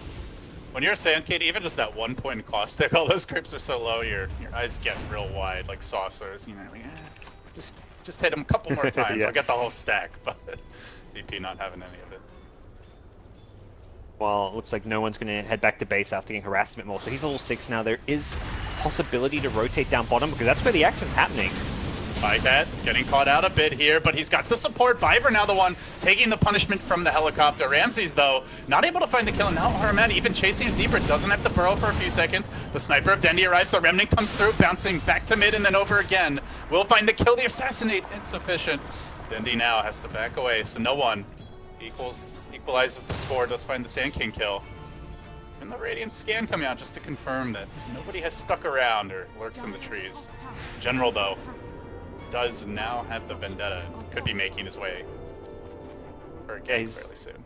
Has the mana for the Arcane Boot too. It becomes very obvious quickly if Nyx leaves the top lane. I mean, it's obvious right now. He's left the lane, and he's going to be making that call from the get-go. Like, okay, Nyx is gone. You check the scoreboard, see he's level 6. You're telling your team there's a level 6 Nyx missing off the map, and Asher will just push out this top lane with Iron Shell. And as soon as no one's defending top lane, you know that it's a dead giveaway. Nyx is ganking. The question is, where is he ganking? You can't play defensively, passively all over the map on your cores, so there will still be some temptation to farm out mid, to farm bottom, and that's where, for now, Ember's farming. He feels a bit safer, but Ramses, knowing that there's no teammates nearby, is going to be hugging the tree line at bottom.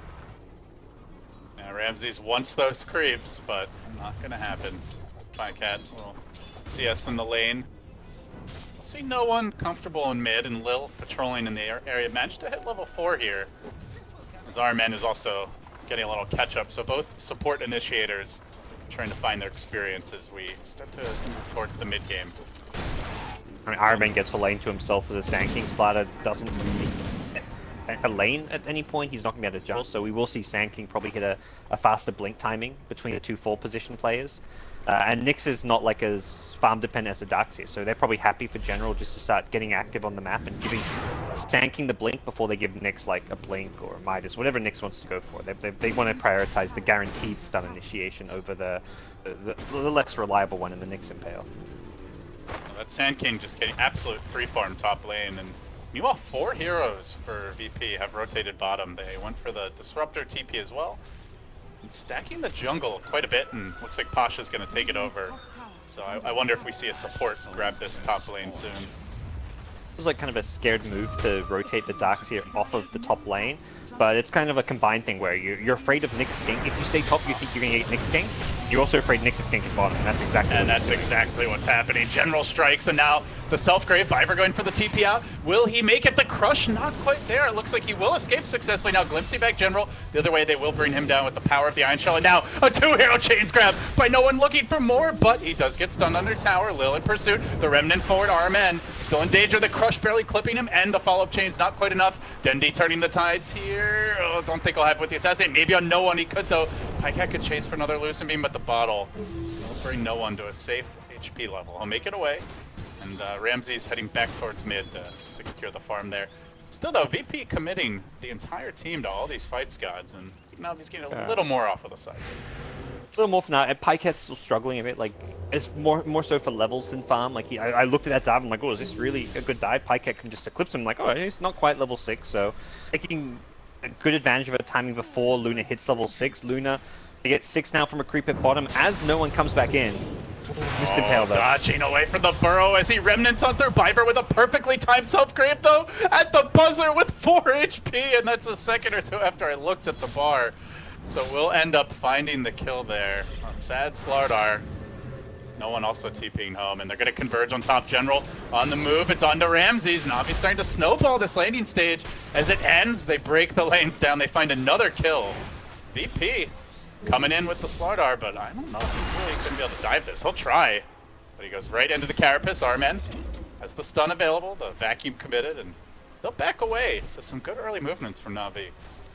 Yeah, the beauty of this last pick Nyx is that it forces VP to 5-man a lot earlier than you'd like, and Navi are getting more out of the map in terms of resources. They just left, like they had the Sand King solo farming top lane, and you can't send a hero to farm up there like a Darkseer to push the lane out because he gets ganked by Nyx. Anytime Nyx is missing off the map, VP are kind of scared. They have to 5-man, they have to be worried about when and where Nyx is going to show up, and what we're seeing is that VP just force a 5-man issue because Nyx is missing. Now Nyx is showing up top, so perhaps they feel a bit safer that they can split farm, and they really need a split farm. Like, Lil needs a Blink Dagger on his Slaughter, but anytime Nyx is missing from the map, he's probably not going to feel all too safe to do so. So I love how Navi have played the last like 3 to 4 minutes. As soon as General got his Arcane Boots, he just TP'd off the lane, went around Vendetta. He's back now farming a lane, but I think, again, soon, just give the Sanking the top lane and send Nyx around the map ganking is going to be a better, like, it's how Navi have played it and has worked very well for them. I mean, it really is the story of the game has been the fact, like you said, that there is a Nyx in the game at all. Like, whether or not the ganks succeed, it's forcing the Gyro to hide, then when he comes out, he gets caught and picked off, and it really does give Armin a lot more space to work with, and meanwhile Lil, only level 5 on the Slardar, falling quite a bit behind his counterpart, and VP starting to feel antsy, like they have to find a pick-off. They'll smoke as a pack of 3 head into the Dire Woods, maybe at least get some wards down here. Do they have any? Actually, Dendi's no position Obs wards. Suggesting Navi know fully well Dendi was tucked away in the trees with the Dazzle there even, and then even heads towards bottom. I think he's expecting that rotation from the north. He just runs to the safe spot towards his shrine, takes the high ground, and EP coming in. It looks like they do want to try and defend this one.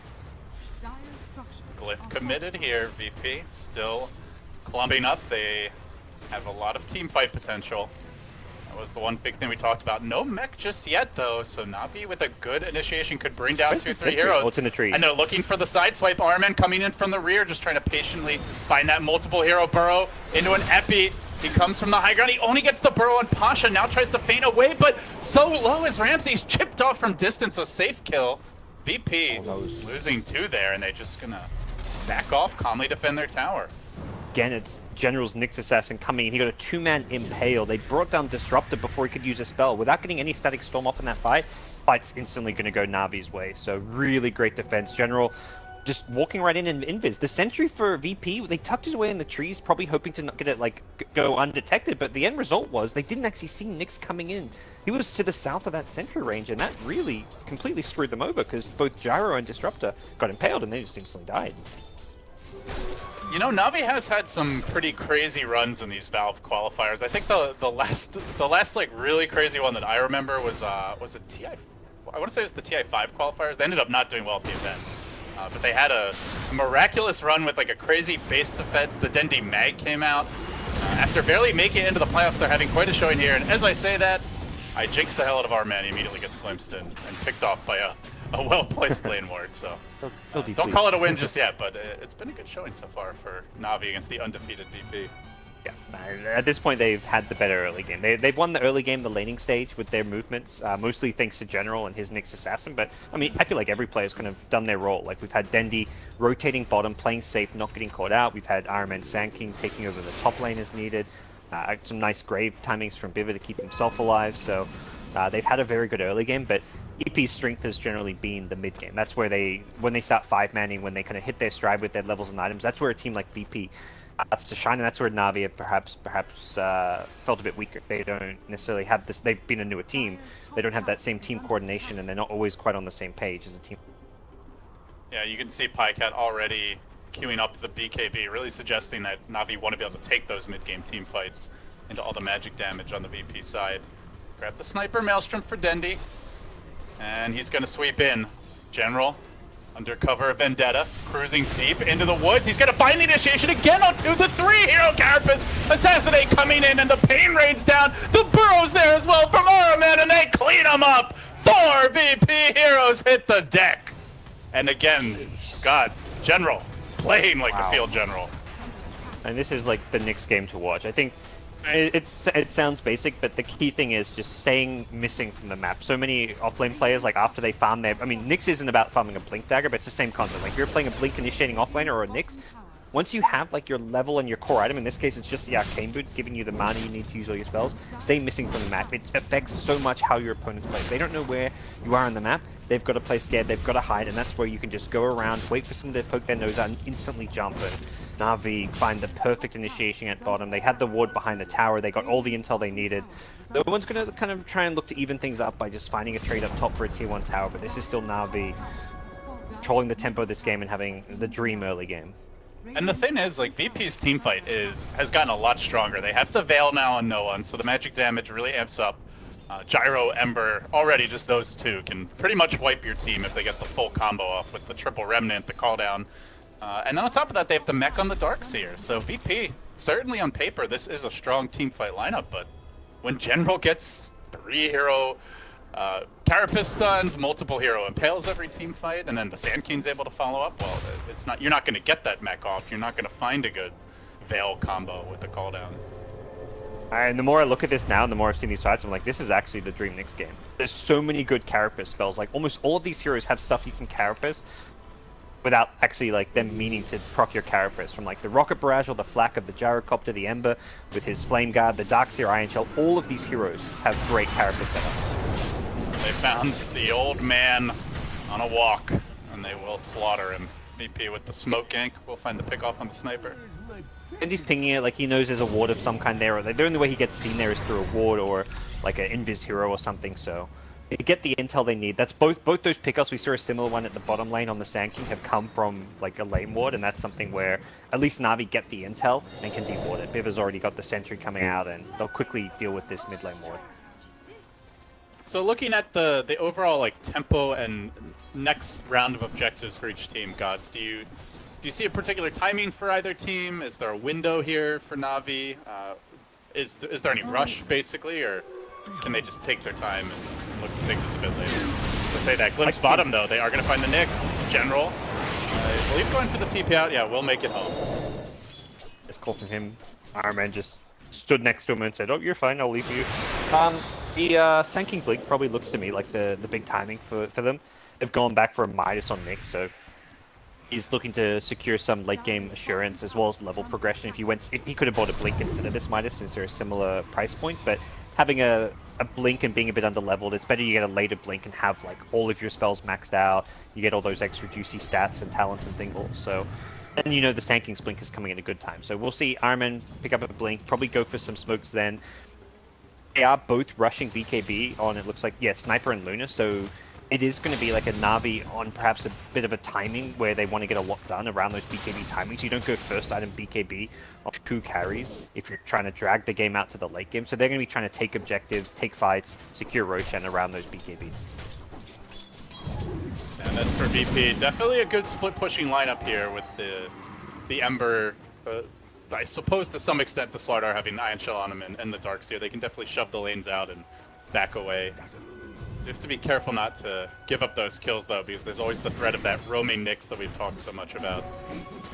Yeah, Ember's job is going to be very much, split push at this stage of the game. Split push out a lane, and then join up with the team for like a fight, but priority number 1 is split push, without getting caught, of course. Maybe easier said than done though. The game has slowed down, and much to VP's liking, I would say. Navi trying to change that. General on the hunt. We'll find that Ember top, can start things off with a Carapace, so already zippity doo-dah, and away he goes though, no one. He's grabbed the Blink, so gotten even more mobile and elusive. He will back away, and he creates a lot of space as Ramsey just shoves in bottom, well on his way to a Yasha. This is much more the pace of the game that VP is hoping for. Yeah, VP likes